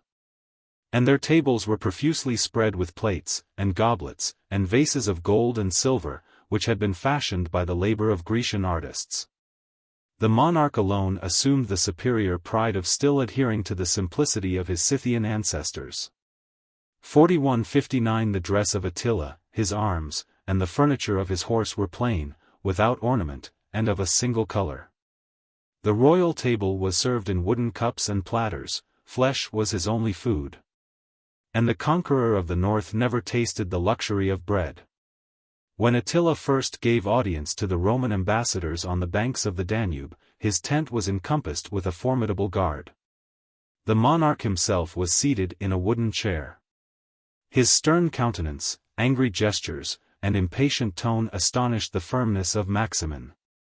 But Vigilius had more reason to tremble, since he distinctly understood the menace that, if Attila did not respect the law of nations, he would nail the deceitful interpreter to the cross and leave his body to the vultures.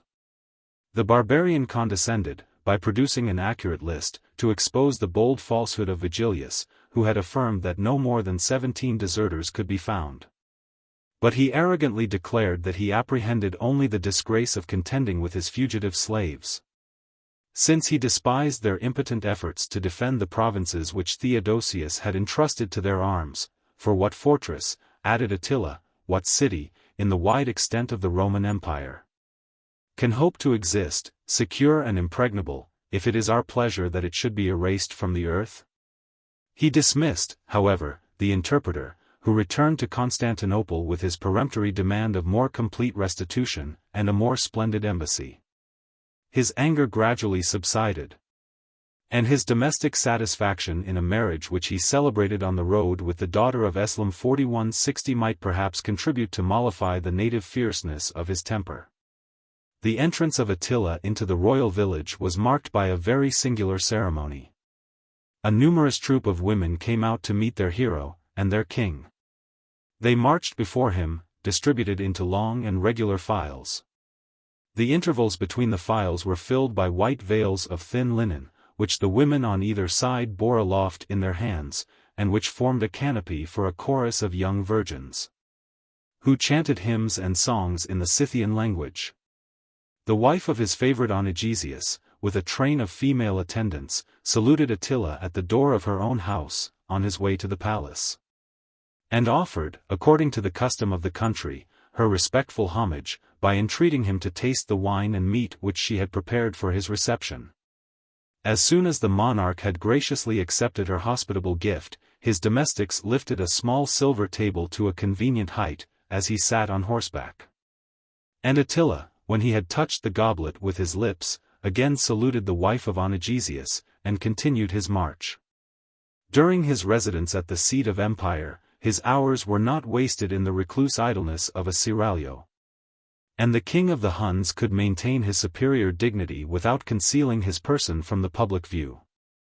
He frequently assembled his council, and gave audience to the ambassadors of the nations. And his people might appeal to the supreme tribunal, which he held at stated times, and, according to the Eastern custom, before the principal gate of his wooden palace.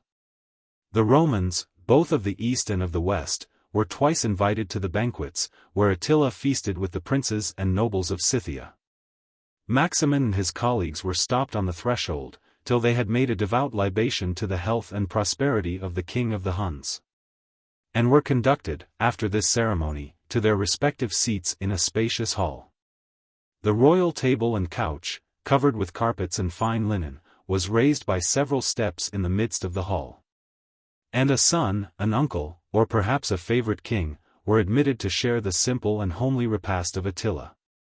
2 lines of small tables, each of which contained 3 or 4 guests, were ranged in order on either hand. The right was esteemed the most honorable, but the Romans ingenuously confessed that they were placed on the left. And that Beric, an unknown chieftain, most probably of the Gothic race, preceded the representatives of Theodosius and Valentinian.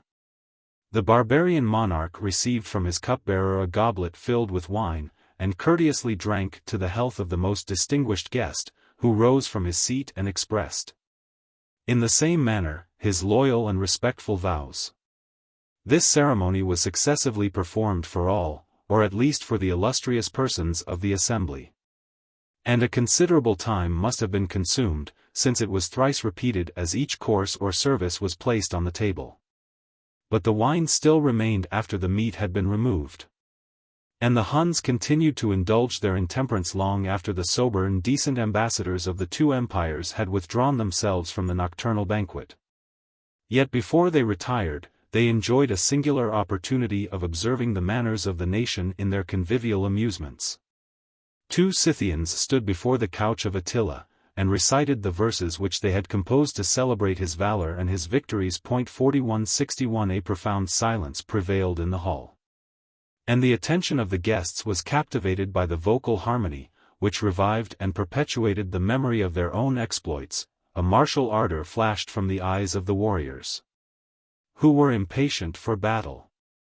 And the tears of the old men expressed their generous despair that they could no longer partake the danger and glory of the field. 4162 This entertainment, which might be considered as a school of military virtue, was succeeded by a farce that debased the dignity of human nature.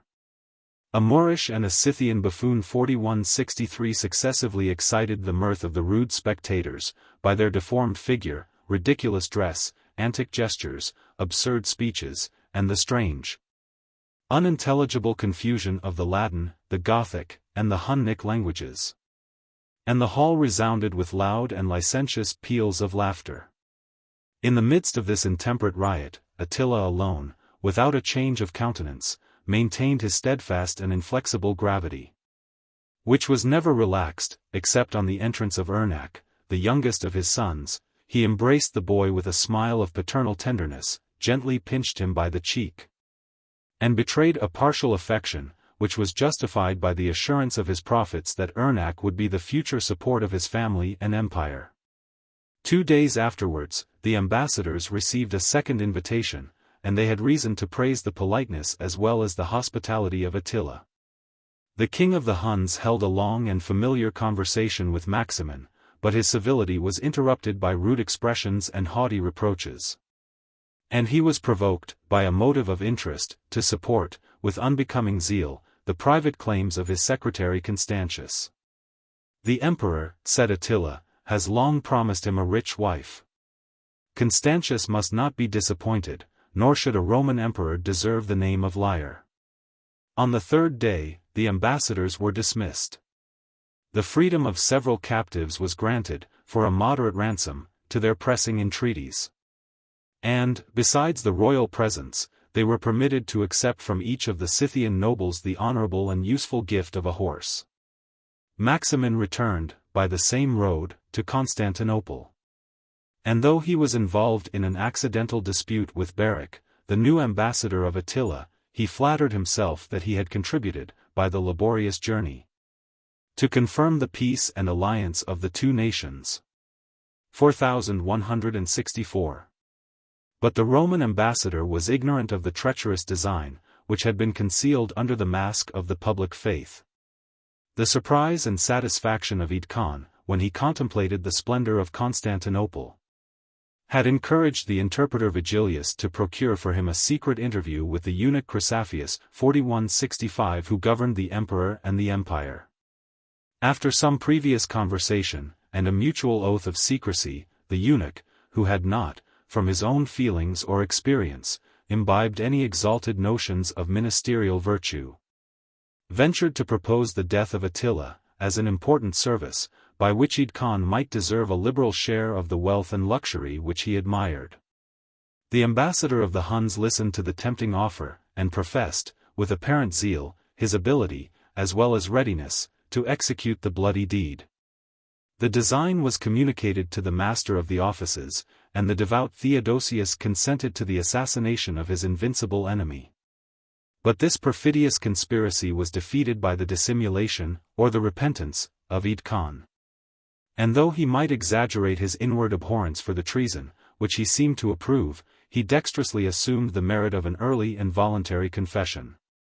If we now review the embassy of Maximin, and the behavior of Attila, we must applaud the barbarian, who respected the laws of hospitality, and generously entertained and dismissed the minister of a prince who had conspired against his life. But the rashness of Vigilius will appear still more extraordinary, since he returned, conscious of his guilt and danger, to the royal camp, accompanied by his son, and carrying with him a weighty purse of gold, which the favorite eunuch had furnished, to satisfy the demands of Ead Khan and to corrupt the fidelity of the guards. The interpreter was instantly seized, and dragged before the tribunal of Attila, where he asserted his innocence with specious firmness, till the threat of inflicting instant death on his son extorted from him a sincere discovery of the criminal transaction. Under the name of ransom or confiscation, the rapacious king of the Huns accepted 200 pounds of gold for the life of a traitor, whom he disdained to punish. He pointed his just indignation against a nobler object. His ambassadors Eslaw and Orestes were immediately dispatched to Constantinople with a peremptory instruction, which it was much safer for them to execute than to disobey. They boldly entered the imperial presence, with the fatal purse hanging down from the neck of Orestes, who interrogated the eunuch Chrysaphius, as he stood beside the throne, whether he recognized the evidence of his guilt. But the office of reproof was reserved for the superior dignity of his colleague Eslaw, who gravely addressed the emperor of the East in the following words: Theodosius is the son of an illustrious and respectable parent. Attila likewise is descended from a noble race, and he has supported, by his actions, the dignity which he inherited from his father Munzuk. But Theodosius has forfeited his paternal honors, and, by consenting to pay tribute, has degraded himself to the condition of a slave. It is therefore just that he should reverence the man whom fortune and merit have placed above him, instead of attempting, like a wicked slave, clandestinely to conspire against his master. The son of Arcadius, who was accustomed only to the voice of flattery, heard with astonishment the severe language of truth. He blushed and trembled. Nor did he presume directly to refuse the head of Chrysaphius, which Eslaw and Orestes were instructed to demand. A solemn embassy, armed with full powers and magnificent gifts, was hastily sent to deprecate the wrath of Attila. And his pride was gratified by the choice of Nomius and Anatolius, two ministers of consular or patrician rank, of whom the one was great treasurer, and the other was master general of the armies of the East. He condescended to meet these ambassadors on the banks of the river Drenko. And though he at first affected a stern and haughty demeanor, his anger was insensibly mollified by their eloquence and liberality. He condescended to pardon the emperor, the eunuch, and the interpreter, bound himself by an oath to observe the conditions of peace, released a great number of captives, abandoned the fugitives and deserters to their fate, and resigned a large territory to the south of the Danube, which he had already exhausted of its wealth and inhabitants.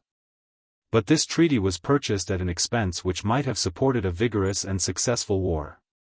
And the subjects of Theodosius were compelled to redeem the safety of a worthless favorite by oppressive taxes, which they would more cheerfully have paid for his destruction. 4166. The Emperor Theodosius did not long survive the most humiliating circumstance of an inglorious life. AD 4500-728, as he was riding, or hunting, in the neighborhood of Constantinople, he was thrown from his horse into the river Lycus. The spine of the back was injured by the fall, and he expired some days afterwards, in the 50th year of his age, and the 43rd of his reign. 4167. His sister Pulcheria, whose authority had been controlled both in civil and ecclesiastical affairs by the pernicious influence of the eunuchs, was unanimously proclaimed Empress of the East. And the Romans, for the first time, submitted to a female reign. No sooner had Pulcheria ascended the throne than she indulged her own and the public resentment by an act of popular justice. Without any legal trial, the eunuch Chrysaphius was executed before the gates of the city. And the immense riches which had been accumulated by the rapacious favorite served only to hasten and to justify his punishment. 4168. Amidst the general acclamations of the clergy and people, the empress did not forget the prejudice and disadvantage to which her sex was exposed. And she wisely resolved to prevent their murmurs by the choice of a colleague, who would always respect the superior rank and virgin chastity of his wife. She gave her hand to Marcian, a senator, about 60 years of age, and the nominal husband of Pulcheria was solemnly invested with the imperial purple. The zeal which he displayed for the Orthodox creed, as it was established by the Council of Chalcedon, would alone have inspired the grateful eloquence of the Catholics. But the behavior of Marcian in a private life, and afterwards on the throne, may support a more rational belief that he was qualified to restore and invigorate an empire which had been almost dissolved by the successive weakness of two hereditary monarchs. He was born in Thrace, and educated to the profession of arms. But Marcian's youth had been severely exercised by poverty and misfortune, since his only resource, when he first arrived at Constantinople, consisted in 200 pieces of gold which he had borrowed of a friend. He passed 19 years in the domestic and military service of Aspar, and his son Artiberius followed those powerful generals to the Persian and African wars, and obtained, by their influence, the honorable rank of tribune and senator. His mild disposition and useful talents, without alarming the jealousy, recommended Marcian to the esteem and favor of his patrons.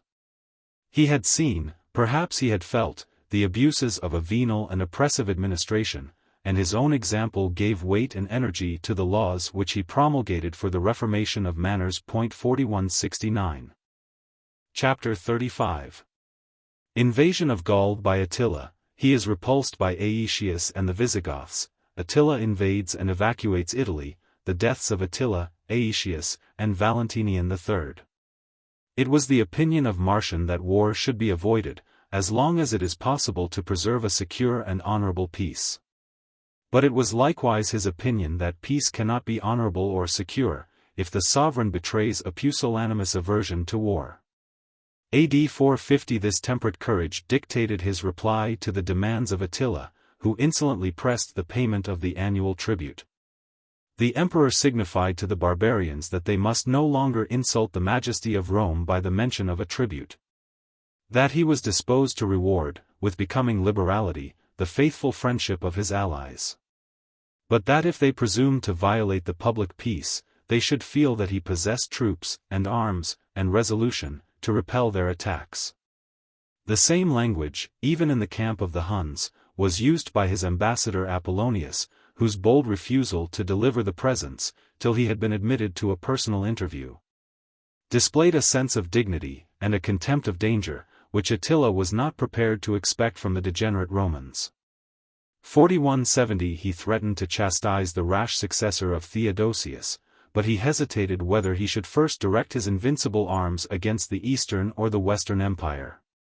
While mankind awaited his decision with awful suspense, he sent an equal defiance to the courts of Ravenna and Constantinople. And his ministers saluted the two emperors with the same haughty declaration.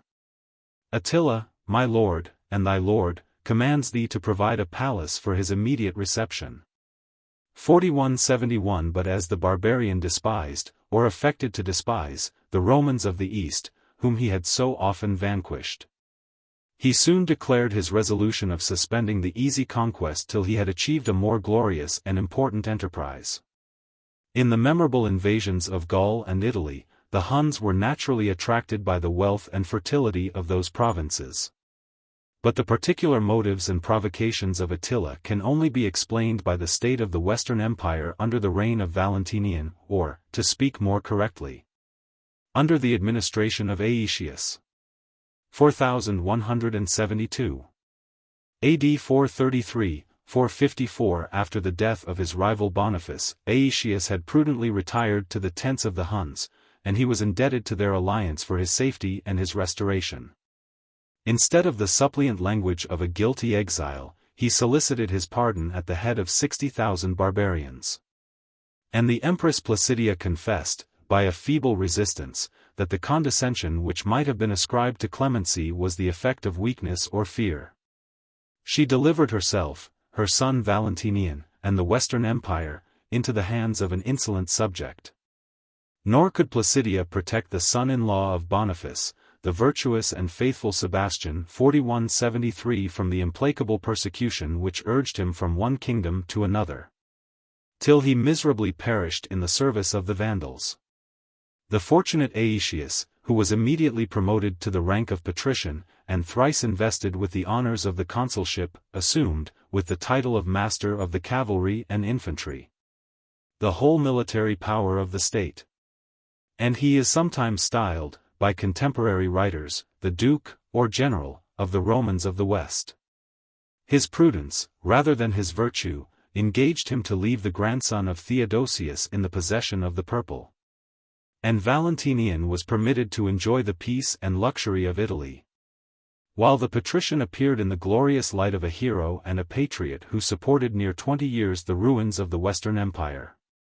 The Gothic historian ingenuously confesses that Aetius was born for the salvation of the Roman Republic.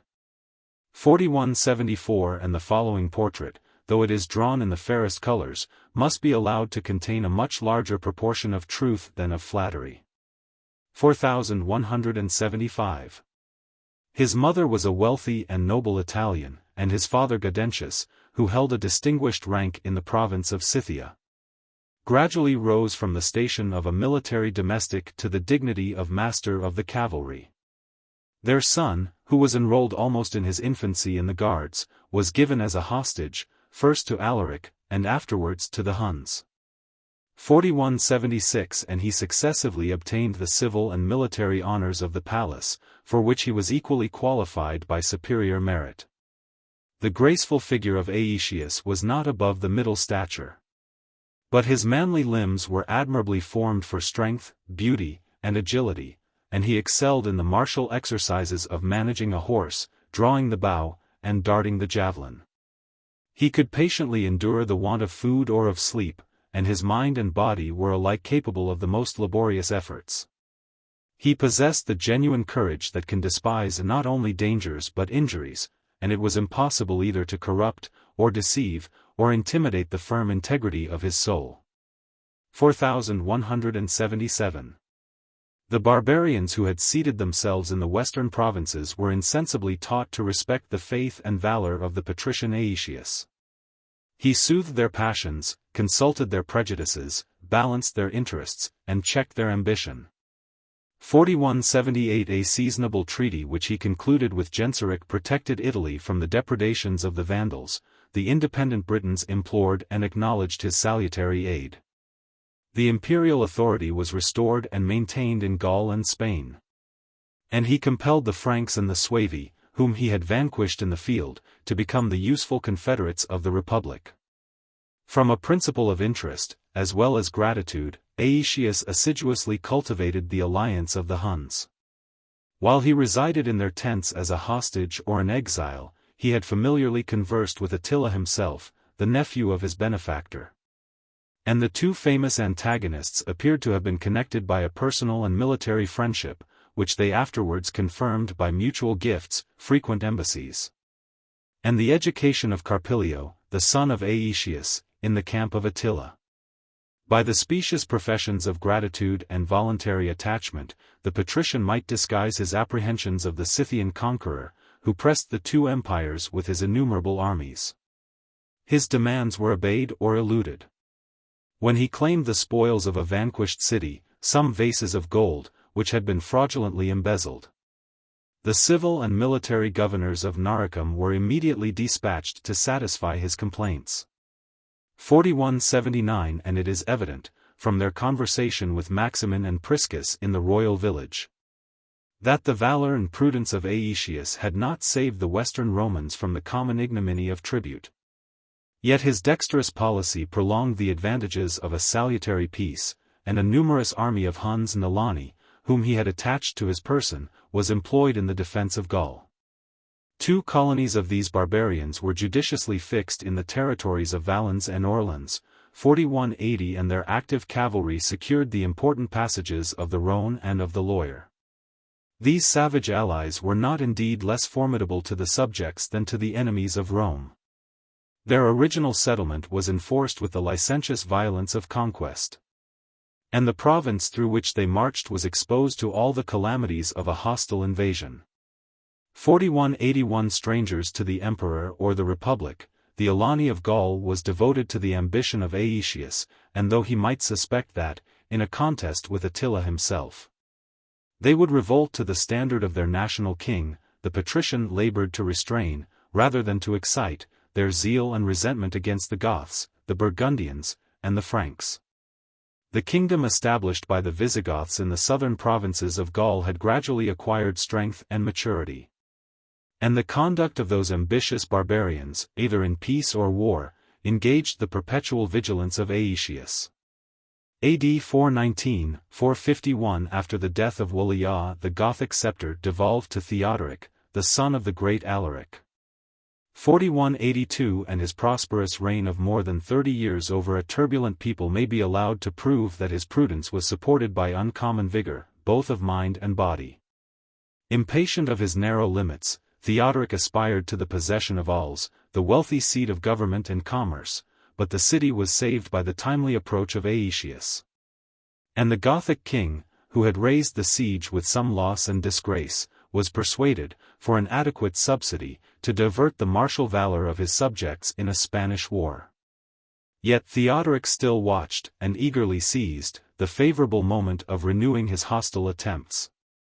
AD 435-439. The Goths besieged Narbonne, while the Belgic provinces were invaded by the Burgundians, and the public safety was threatened on every side by the apparent union of the enemies of Rome. On every side, the activity of Aetius and his Scythian cavalry opposed a firm and successful resistance.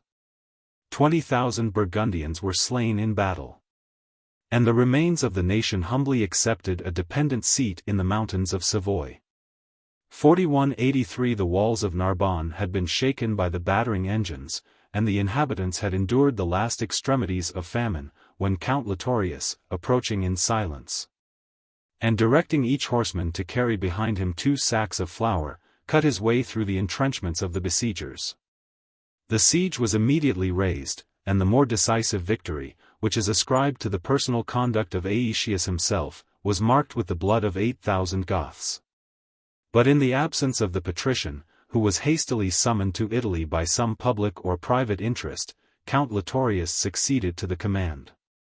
And his presumption soon discovered that far different talents are required to lead a wing of cavalry, or to direct the operations of an important war. At the head of an army of Huns, he rashly advanced to the gates of Toulouse, full of careless contempt for an enemy whom his misfortunes had rendered prudent and his situation made desperate. The predictions of the augurs had inspired Litorius with the profane confidence that he should enter the Gothic capital in triumph. And the trust which he reposed in his pagan allies encouraged him to reject the fair conditions of peace, which were repeatedly proposed by the bishops in the name of Theodoric. The king of the Goths exhibited in his distress the edifying contrast of Christian piety and moderation, nor did he lay aside his sackcloth and ashes till he was prepared to arm for the combat. His soldiers, animated with martial and religious enthusiasm, assaulted the camp of Litorius. The conflict was obstinate, the slaughter was mutual.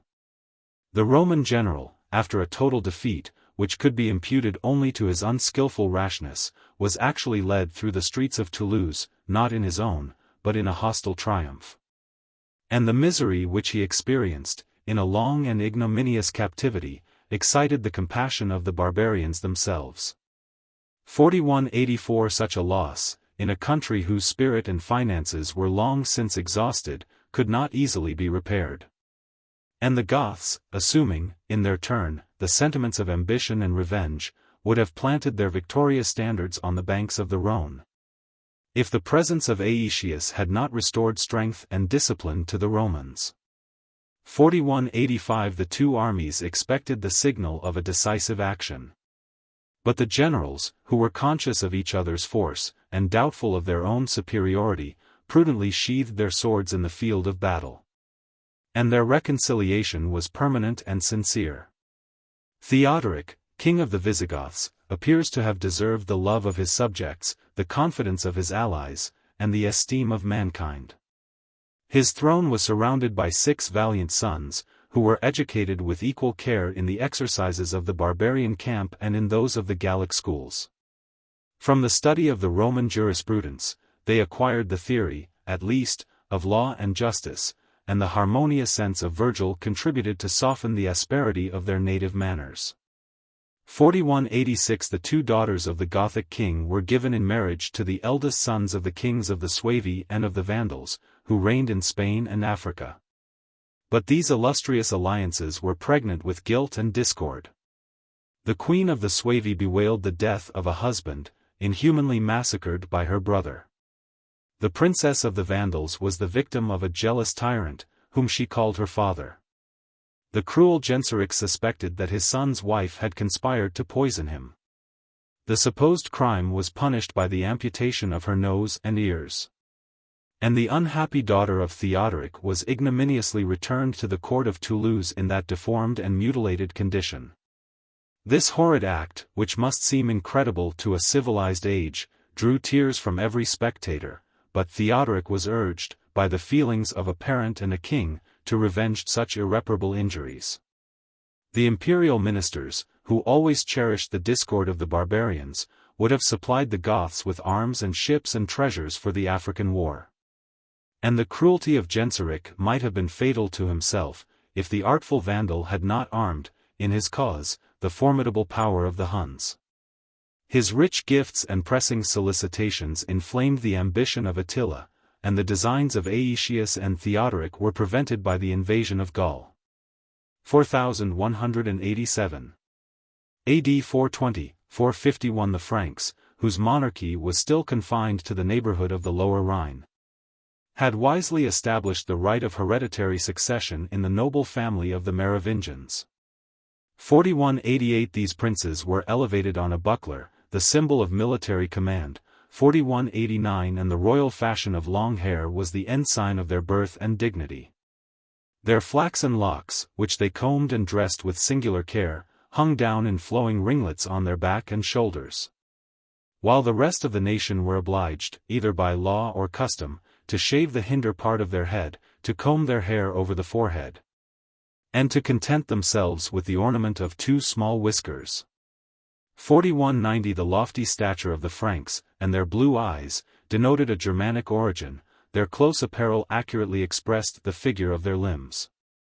A weighty sword was suspended from a broad belt, their bodies were protected by a large shield, and these warlike barbarians were trained from their earliest youth to run, to leap, to swim, to dart the javelin or battle-axe with unerring aim, to advance, without hesitation, against a superior enemy, and to maintain, either in life or death, the invincible reputation of their ancestors. 4191 Clodion, the first of their long-haired kings whose name and actions are mentioned in authentic history, held his residence at Dispargum. 4192 A village or fortress whose place may be assigned between Louvain and Brussels. From the report of his spies the king of the Franks was informed that the defenseless state of the Second Belgic must yield, on the slightest attack, to the valor of his subjects. He boldly penetrated through the thickets and morasses of the Carbonarian forest. 4193 occupied Tournai and Cambrai, the only cities which existed in the 5th century, and extended his conquests as far as the river Somme, over a desolate country, whose cultivation and populousness are the effects of more recent industry.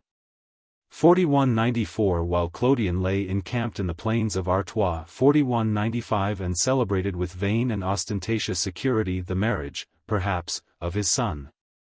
The nuptial feast was interrupted by the unexpected and unwelcome presence of Aetius, who had passed the Somme at the head of his light cavalry. The tables, which had been spread under the shelter of a hill, along the banks of a pleasant stream, were rudely overturned. The Franks were oppressed before they could recover their arms, or their ranks, and their unavailing valor was fatal only to themselves. The loaded wagons which had followed their march afforded a rich booty, and the virgin bride, with her female attendants, submitted to the new lovers who were imposed on them by the chance of war. This advantage, which had been obtained by the skill and activity of Aetius, might reflect some disgrace on the military prudence of Clodion. But the king of the Franks soon regained his strength and reputation, and still maintained the possession of his Gallic kingdom from the Rhine to the Somme.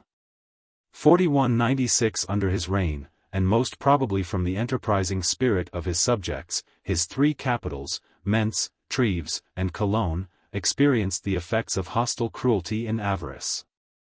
The distress of Cologne was prolonged by the perpetual dominion of the same barbarians, who evacuated the ruins of Treves. And Treves, which in the space of 40 years had been 4 times besieged and pillaged, was disposed to lose the memory of her afflictions in the vain amusements of the circus. 4197 The death of Clodion, after a reign of 20 years, exposed his kingdom to the discord and ambition of his 2 sons. Meroveus, the younger, 4198 was persuaded to implore the protection of Rome. He was received at the imperial court as the ally of Valentinian and the adopted son of the patrician Aetius, and dismissed to his native country with splendid gifts and the strongest assurances of friendship and support. During his absence, his elder brother had solicited, with equal ardor, the formidable aid of Attila, and the king of the Huns embraced an alliance which facilitated the passage of the Rhine and justified, by a specious and honorable pretense, the invasion of Gaul. 4199. When Attila declared his resolution of supporting the cause of his allies, the Vandals and the Franks, at the same time, and almost in the spirit of romantic chivalry, the savage monarch professed himself the lover and the champion of the Princess Honoria. The sister of Valentinian was educated in the palace of Ravenna. And as her marriage might be productive of some danger to the state, she was raised, by the title of Augusta 4200 above the hopes of the most presumptuous subject. But the fair Honoria had no sooner attained the 16th year of her age than she detested the importunate greatness which must forever exclude her from the comforts of honorable love. In the midst of vain and unsatisfactory pomp, Honoria sighed, yielded to the impulse of nature, and threw herself into the arms of her chamberlain Eugenius. Her guilt and shame, such is the absurd language of imperious man, were soon betrayed by the appearances of pregnancy. But the disgrace of the royal family was published to the world by the imprudence of the Empress Placidia, who dismissed her daughter, after a strict and shameful confinement, to a remote exile at Constantinople. The unhappy princess passed 12 or 14 years in the irksome society of the sisters of Theodosius, and their chosen virgins, to whose crown Honoria could no longer aspire, and whose monastic assiduity of prayer, fasting, and vigils she reluctantly imitated. Her impatience of long and hopeless celibacy urged her to embrace a strange and desperate resolution. The name of Attila was familiar and formidable at Constantinople, and his frequent embassies entertained a perpetual intercourse between his camp and the imperial palace. In the pursuit of love, or rather of revenge, the daughter of Placidia sacrificed every duty and every prejudice, and offered to deliver her person into the arms of a barbarian, of whose language she was ignorant, whose figure was scarcely human, and whose religion and manners she abhorred. By the ministry of a faithful eunuch, she transmitted to Attila a ring, the pledge of her affection, and earnestly conjured him to claim her as a lawful spouse, to whom he had been secretly betrothed. These indecent advances were received, however, with coldness and disdain.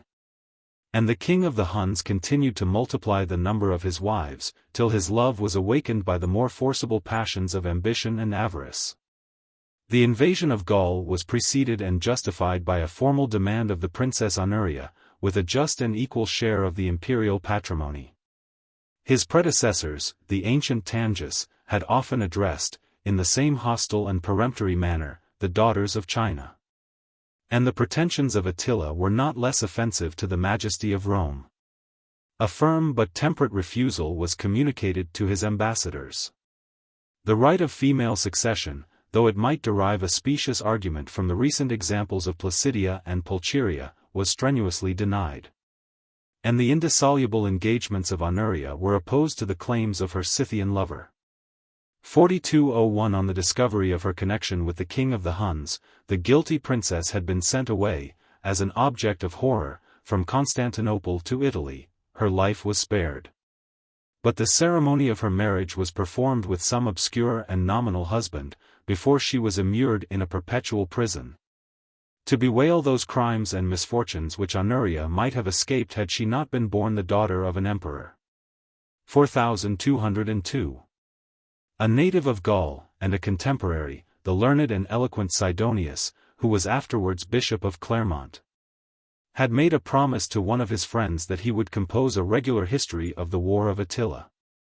If the modesty of Sidonius had not discouraged him from the prosecution of this interesting work, 4203 the historian would have related, with the simplicity of truth, those memorable events to which the poet, in vague and doubtful metaphors, has concisely alluded. 4204 AD 451 The kings and nations of Germany and Scythia, from the Volga perhaps to the Danube, obeyed the warlike summons of Attila.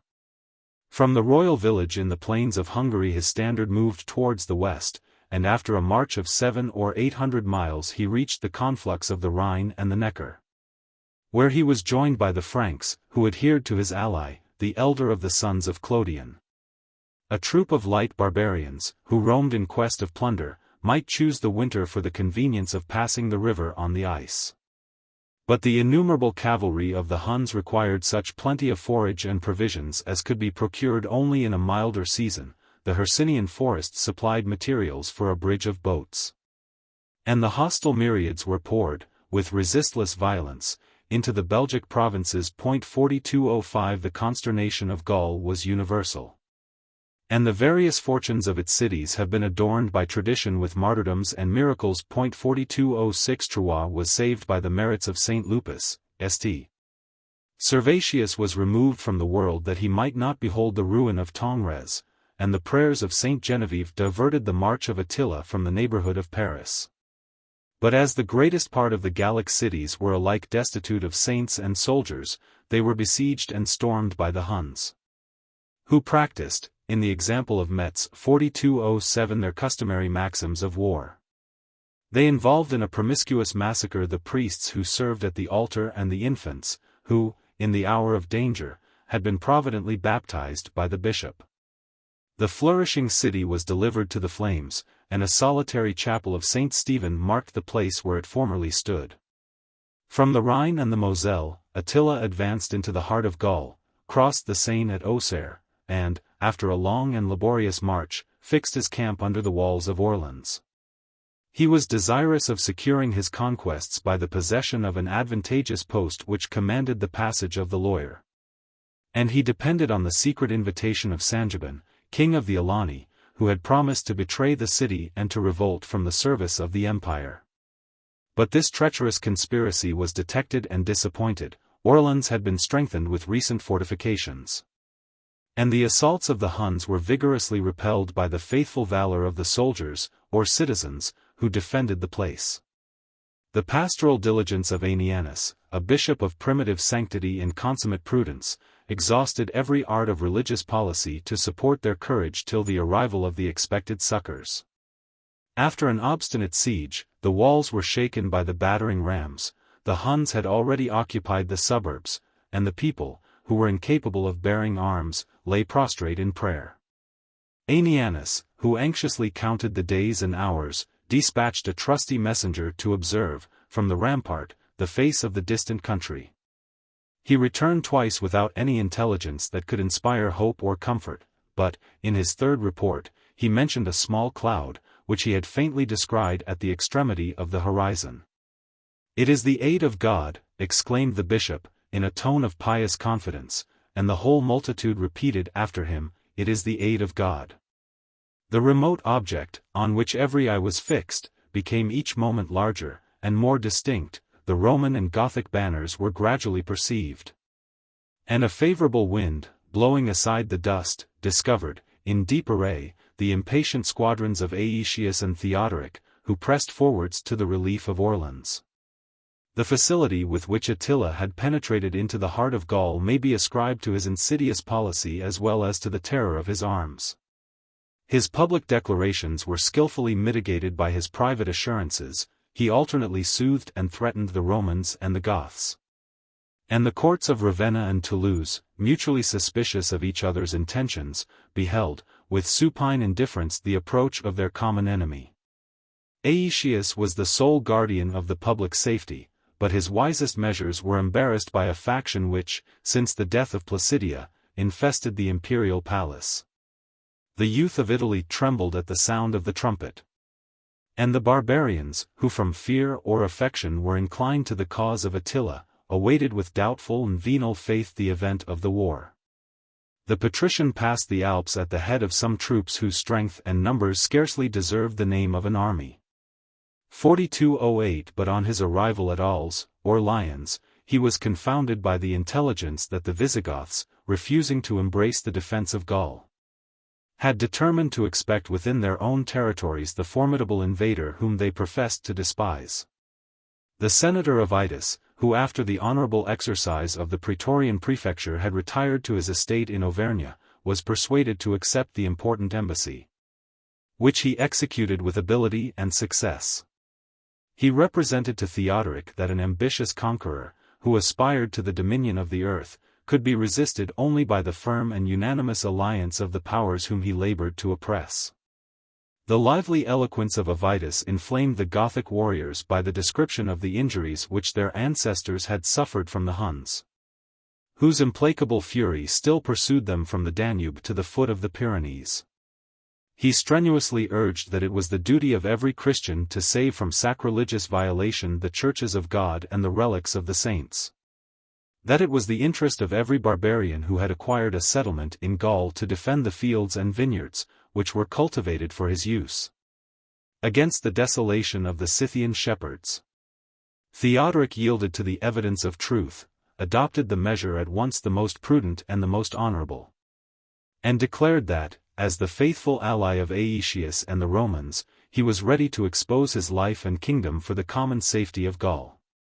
4209 The Visigoths, who at that time were in the mature vigor of their fame and power, obeyed with alacrity the signal of war, prepared their arms and horses, and assembled under the standard of their aged king, who was resolved, with his two eldest sons, Torismond and Theodoric, to command in person his numerous and valiant people. The example of the Goths determined several tribes or nations that seemed to fluctuate between the Huns and the Romans. The indefatigable diligence of the patrician gradually collected the troops of Gaul and Germany, who had formerly acknowledged themselves the subjects or soldiers of the Republic, but who now claimed the rewards of voluntary service and the rank of independent allies. The laity, the Armoricans, the Brions, the Saxons, the Burgundians, the Sarmatians or Alani, the Ripuarians, and the Franks who followed Merovius as their lawful prince. Such was the various army which, under the conduct of Aetius and Theodoric, advanced by rapid marches to relieve Orleans, and to give battle to the innumerable host of Attila. 4210. On their approach the king of the Huns immediately raised the siege, and sounded a retreat to recall the foremost of his troops from the pillage of a city which they had already entered. 42:11 The valor of Attila was always guided by his prudence. And as he foresaw the fatal consequences of a defeat in the heart of Gaul, he repassed the Seine and expected the enemy in the plains of Chalons, whose smooth and level surface was adapted to the operations of his Scythian cavalry. But in this tumultuary retreat the vanguard of the Romans and their allies continually pressed, and sometimes engaged, the troops whom Attila had posted in the rear. The hostile columns, in the darkness of the night and the perplexity of the roads, might encounter each other without design. And the bloody conflict of the Franks and Gepidi, in which 15,042 barbarians were slain, was a prelude to a more general and decisive action. The Catalonian fields 4213 spread themselves round Chalons, and extend, according to the vague measurement of Jornans, to the length of 150, and the breadth of 100 miles. Over the whole province, which is entitled to the appellation of a champaign country. 4214 This spacious plain was distinguished, however, by some inequalities of ground, and the importance of a height which commanded the camp of Attila was understood and disputed by the two generals. The young and valiant Torismond first occupied the summit, the Goths rushed with irresistible weight on the Huns, who labored to ascend from the opposite side. And the possession of this advantageous post inspired both the troops and their leaders with a fair assurance of victory. The anxiety of Attila prompted him to consult his priests and haruspices. It was reported that, after scrutinizing the entrails of victims and scraping their bones, they revealed, in mysterious language, his own defeat, with the death of his principal adversary. And that the barbarian, by accepting the equivalent, expressed his involuntary esteem for the superior merit of Aetius. But the unusual despondency which seemed to prevail among the Huns engaged Attila to use the expedient, so familiar to the generals of antiquity, of animating his troops by a military oration. And his language was that of a king who had often fought and conquered at their head. 4215 He pressed them to consider their past glory, their actual danger, and their future hopes. The same fortune which opened the deserts and morasses of Scythia to their unarmed valor, which had laid so many warlike nations prostrate at their feet, had reserved the joys of this memorable field for the consummation of their victories.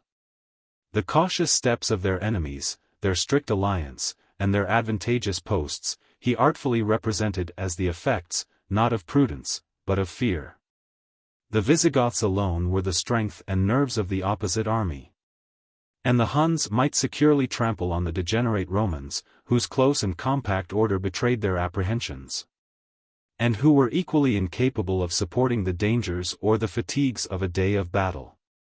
The doctrine of predestination, so favorable to martia virtue, was carefully inculcated by the king of the Huns, who assured his subjects that the warriors, protected by heaven, were safe and invulnerable amidst the darts of the enemy, but that the unerring fates would strike their victims in the bosom of inglorious peace. I myself, continued Attila, will throw the first javelin, and the wretch who refuses to imitate the example of his sovereign is devoted to inevitable death. The spirit of the barbarians was rekindled by the presence, the voice, and the example of their intrepid leader, and Attila, yielding to their impatience, immediately formed his order of battle. At the head of his brave and faithful Huns he occupied in person the center of the line. The nations subject to his empire, the Rugians, the Heruli, the Thuringians, the Franks, the Burgundians, were extended on either hand over the ample space of the Catalonian fields. The right wing was commanded by Arderic, king of the Gepidi, and the three valiant brothers who reigned over the Ostrogoths were posted on the left to oppose the kindred tribes of the Visigoths. The disposition of the allies was regulated by a different principle. Sangiban, the faithless king of the Alani, was placed in the center, where his motions might be strictly watched, and his treachery might be instantly punished. Aetius assumed the command of the left, and Theodoric of the right wing, while Torismond still continued to occupy the heights which appear to have stretched on the flank, and perhaps the rear, of the Scythian army. The nations from the Volga to the Atlantic were assembled on the plain of Chalons, but many of these nations had been divided by faction, or conquest, or emigration. And the appearance of similar arms and ensigns, which threatened each other, presented the image of a civil war. The discipline and tactics of the Greeks and Romans form an interesting part of their national manners. The attentive study of the military operations of Xenophon, or Caesar, or Frederick, when they are described by the same genius which conceived and executed them, may tend to improve, if such improvement can be wished, the art of destroying the human species. But the Battle of Chalons can only excite our curiosity by the magnitude of the object. Since it was decided by the blind impetuosity of barbarians, and has been related by partial writers, whose civil or ecclesiastical profession secluded them from the knowledge of military affairs. Cassiolorus, however, had familiarly conversed with many Gothic warriors who served in that memorable engagement, a conflict, as they informed him, fierce, various, obstinate, and bloody, such as could not be paralleled either in the present or in past ages. The number of the slain amounted to 162,000, or, according to another account, 300,000 persons. 42:16 And these incredible exaggerations suppose a real and effective loss sufficient to justify the historian's remark that whole generations may be swept away by the madness of kings in the space of a single hour. After the mutual and repeated discharge of missile weapons, in which the archers of Scythia might signalize their superior dexterity, the cavalry and infantry of the two armies were furiously mingled in closer combat. The Huns, who fought under the eyes of their king, pierced through the feeble and doubtful center of the allies, separated their wings from each other, and wheeling, with a rapid effort, to the left, directed their whole force against the Visigoths. As Theodoric rode along the ranks to animate his troops, he received a mortal stroke from the javelin of Antiochus, a noble Ostrogoth, and immediately fell from his horse. The wounded king was oppressed in the general disorder, and trampled under the feet of his own cavalry, and this important death served to explain the ambiguous prophecy of the haruspices. Attila already exulted in the confidence of victory, when the valiant Torismond descended from the hills, and verified the remainder of the prediction. The Visigoths, who had been thrown into confusion by the flight, or defection, of the Alani, gradually restored their order of battle. And the Huns were undoubtedly vanquished, since Attila was compelled to retreat. He had exposed his person with the rashness of a private soldier. But the intrepid troops of the center had pushed forwards beyond the rest of the line, their attack was faintly supported, their flanks were unguarded. And the conquerors of Scythia and Germany were saved by the approach of the night from a total defeat. They retired within the circle of wagons that fortified their camp. And the dismounted squadrons prepared themselves for a defense to which neither their arms nor their temper were adapted. The event was doubtful, but Attila had secured a last and honorable resource. The saddles and rich furniture of the cavalry were collected by his order into a funeral pile. And the magnanimous barbarian had resolved, if his entrenchments should be forced, to rush headlong into the flames, and to deprive his enemies of the glory which they might have acquired by the death or captivity of Attila. 4217. But his enemies had passed the night in equal disorder and anxiety.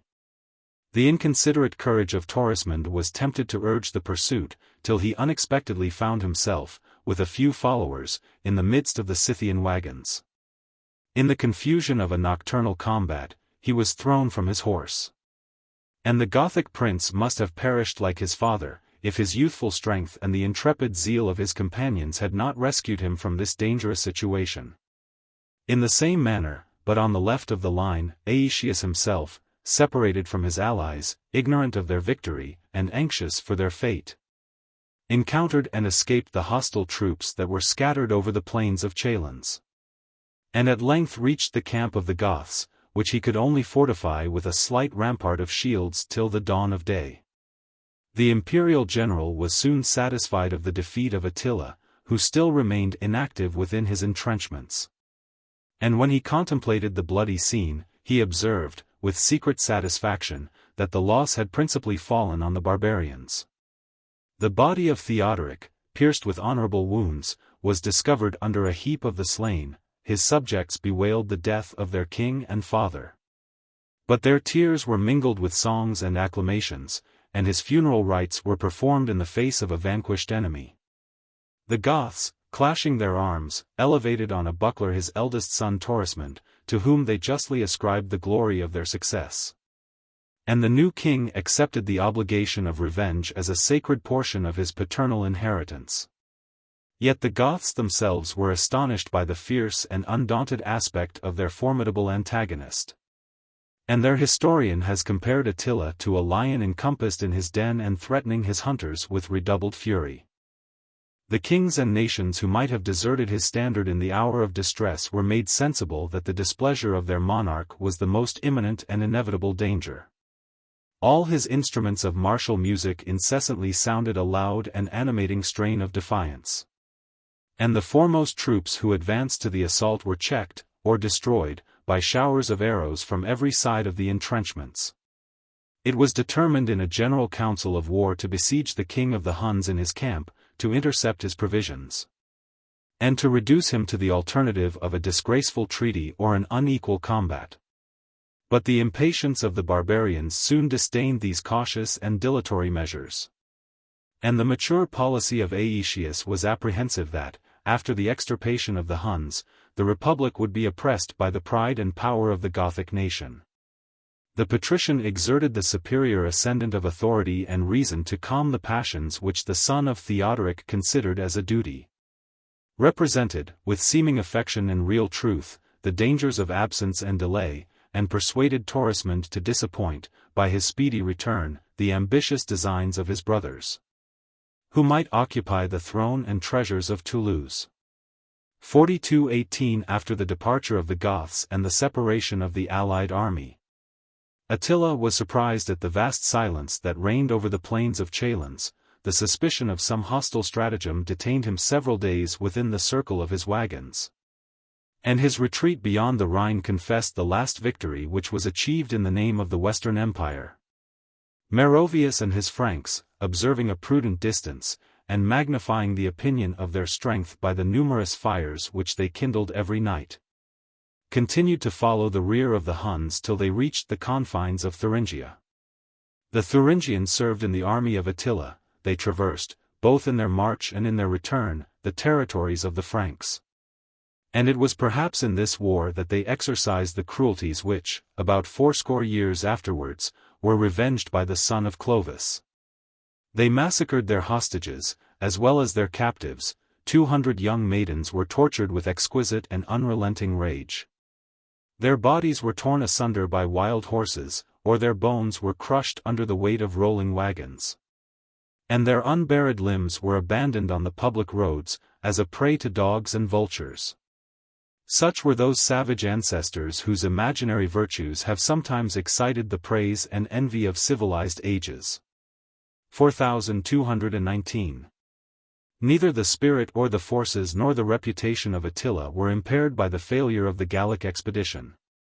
AD 452 In the ensuing spring he repeated his demand of the Princess Honoria and her patrimonial treasures. The demand was again rejected, or eluded. And the indignant lover immediately took the field, passed the Alps, invaded Italy, and besieged Aquileia with an innumerable host of barbarians. Those barbarians were unskilled in the methods of conducting a regular siege, which, even among the ancients, required some knowledge, or at least some practice, of the mechanic arts. But the labor of many thousand provincials and captives, whose lives were sacrificed without pity, might execute the most painful and dangerous work. The skill of the Roman artists might be corrupted to the destruction of their country. The walls of Aquileia were assaulted by a formidable train of battering rams, movable turrets, and engines that threw stones, darts, and fire. 4220 And the monarch of the Huns employed the forcible impulse of hope, fear, emulation, and interest, to subvert the only barrier which delayed the conquest of Italy. Aquileia was at that period one of the richest, the most populous, and the strongest of the maritime cities of the Adriatic coast. The Gothic auxiliaries, who appeared to have served under their native princes Alaric and Antala, communicated their intrepid spirit. And the citizens still remembered the glorious and successful resistance which their ancestors had opposed to a fierce, inexorable barbarian, who disgraced the majesty of the Roman purple. 3 months were consumed without effect in the siege of Aquileia, till the want of provisions and the clamors of his army compelled Attila to relinquish the enterprise, and reluctantly to issue his orders that the troops should strike their tents the next morning and begin their retreat. But as he rode round the walls, pensive, angry, and disappointed, he observed a stork preparing to leave her nest, in one of the towers, and to fly with her infant family towards the country. He seized, with the ready penetration of a statesman, this trifling incident, which chance had offered to superstition, and exclaimed, in a loud and cheerful tone, that such a domestic bird, so constantly attached to human society, would never have abandoned her ancient seats, unless those towers had been devoted to impending ruin and solitude. 4221 The favorable omen inspired an assurance of victory, the siege was renewed, and prosecuted with fresh vigor. A large breach was made in the part of the wall from whence the stork had taken her flight, the Huns mounted to the assault with irresistible fury. And the succeeding generation could scarcely discover the ruins of Aquileia. 4222 After this dreadful chastisement, Attila pursued his march. And, as he passed, the cities of Altinum, Concordia, and Padua were reduced into heaps of stones and ashes. The inland towns, Vicenza, Verona, and Bergamo, were exposed to the rapacious cruelty of the Huns. Milan and Pavia submitted, without resistance, to the loss of their wealth, and applauded the unusual clemency which preserved from the flames the public, as well as private, buildings, and spared the lives of the captive multitude. The popular traditions of Comum, Turin, or Medina may justly be suspected. Yet they concur with more authentic evidence to prove that Attila spread his ravages over the rich plains of modern Lombardy, which are divided by the Po, and bounded by the Alps and Apennine. 4223 When he took possession of the royal palace of Milan, he was surprised and offended at the sight of a picture which represented the Caesars seated on their throne, and the princes of Scythia prostrate at their feet. The revenge which Attila inflicted on this monument of Roman vanity was harmless and ingenious. He commanded a painter to reverse the figures and the attitudes, and the emperors were delineated on the same canvas, approaching in a suppliant posture to empty their bags of tributary gold before the throne of the Scythian monarch. 4224 The spectators must have confessed the truth and propriety of the alteration, and were perhaps tempted to apply, on this singular occasion, the well-known fable of the dispute between the lion and the man. 4225 It is a saying worthy of the ferocious pride of Attila, that the grass never grew on the spot where his horse had trod. Yet the savage destroyer undesignedly laid the foundation of a republic which revived, in the feudal state of Europe, the art and spirit of commercial industry. The celebrated name of Venice, or Venetia, 4226 was formerly diffused over a large and fertile province of Italy, from the confines of Pannonia to the river Adua, and from the Po to the Rhaetian and Julian Alps. Before the eruption of the barbarians, 50 Venetian cities flourished in peace and prosperity. Aquileia was placed in the most conspicuous station. But the ancient dignity of Padua was supported by agriculture and manufactures, and the property of 500 citizens, who were entitled to the equestrian rank, must have amounted, at the strictest computation, to £1,700,000. Many families of Aquileia, Padua, and the adjacent towns, who fled from the sword of the Huns, found a safe, though obscure, refuge in the neighboring islands.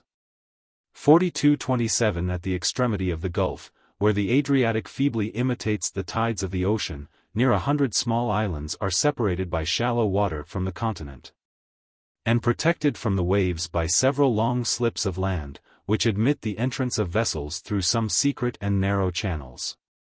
4228 Till the middle of the 5th century, these remote and sequestered spots remained without cultivation, with few inhabitants, and almost without a name.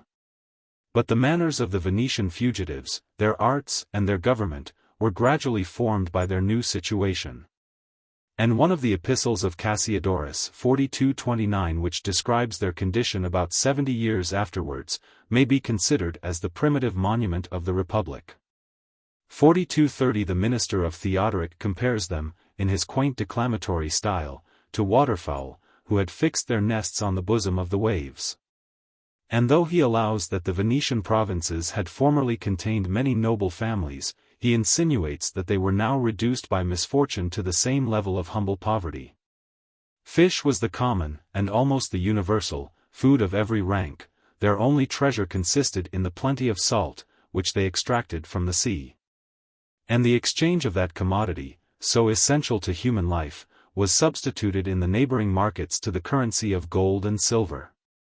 A people, whose habitations might be doubtfully assigned to the earth or water, soon became alike familiar with the two elements, and the demands of avarice succeeded to those of necessity. The islanders, who, from Grotto to Chiozza, were intimately connected with each other, penetrated into the heart of Italy by the secure, though laborious, navigation of the rivers and inland canals. Their vessels, which were continually increasing in size and number, visited all the harbors of the Gulf. And the marriage which Venice annually celebrates with the Adriatic was contracted in her early infancy. The epistle of Cassiodorus, the Praetorian prefect, is addressed to the maritime tribunes. And he exhorts them, in a mild tone of authority, to animate the zeal of their countrymen for the public service, which required their assistance to transport the magazines of wine and oil from the province of Istria to the royal city of Ravenna. The ambiguous office of these magistrates is explained by the tradition that, in the 12 principal islands, 12 tribunes, or judges, were created by an annual and popular election. The existence of the Venetian Republic under the Gothic Kingdom of Italy is attested by the same authentic record which annihilates their lofty claim of original and perpetual independence. 4231. The Italians, who had long since renounced the exercise of arms, were surprised, after 40 years' peace, by the approach of a formidable barbarian, whom they abhorred as the enemy of their religion as well as of their republic. Amidst the general consternation, Aetius alone was incapable of fear, but it was impossible that he should achieve, alone and unassisted, any military exploits worthy of his former renown.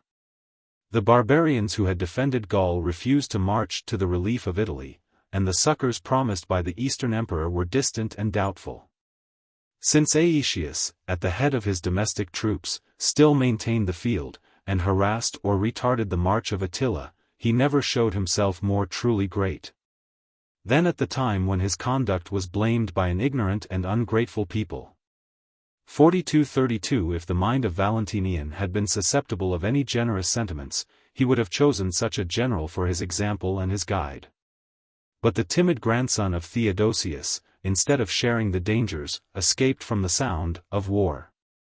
And his hasty retreat from Ravenna to Rome, from an impregnable fortress to an open capital, betrayed his secret intention of abandoning Italy as soon as the danger should approach his imperial person. This shameful abdication was suspended, however, by the spirit of doubt and delay, which commonly adheres to pusillanimous counsels, and sometimes corrects their pernicious tendency. The Western Emperor, with the Senate and people of Rome, embraced the more salutary resolution of deprecating, by a solemn and suppliant embassy, the wrath of Attila. This important commission was accepted by Avienus, who, from his birth and riches, his consular dignity, the numerous train of his clients, and his personal abilities, held the first rank in the Roman Senate. The specious and artful character of Avienus 4233 was admirably qualified to conduct a negotiation either of public or private interest. His colleague Trigetius had exercised the Praetorian prefecture of Italy, and Leo, Bishop of Rome, consented to expose his life for the safety of his flock. The genius of Leo 4234 was exercised and displayed in the public misfortunes. And he has deserved the appellation of great by the successful zeal with which he labored to establish his opinions and his authority, under the venerable names of orthodox faith and ecclesiastical discipline. The Roman ambassadors were introduced to the tent of Attila, as he lay encamped at the place where the slow-winding Mincius is lost in the foaming waves of the Lake Benacus 4235 and trampled. With his Scythian cavalry, the farms of Catullus and Virgil. 4236 The barbarian monarch listened with favorable, and even respectful, attention, and the deliverance of Italy was purchased by the immense ransom, or dowry, of the Princess Honoria. The state of his army might facilitate the treaty and hasten his retreat. Their martial spirit was relaxed by the wealth and idleness of a warm climate. The shepherds of the north, whose ordinary food consisted of milk and raw flesh, indulged themselves too freely in the use of bread, of wine, and of meat, prepared and seasoned by the arts of cookery. And the progress of disease revenged in some measure the injuries of the Italians.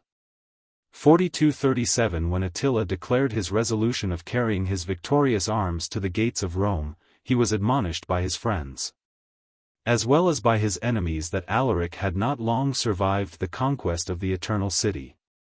His mind, superior to real danger, was assaulted by imaginary terrors, nor could he escape the influence of superstition, which had so often been subservient to his designs. 4238 The pressing eloquence of Leo, his majestic aspect and sacerdotal robes, excited the veneration of Attila for the spiritual father of the Christians. The apparition of the two apostles, St.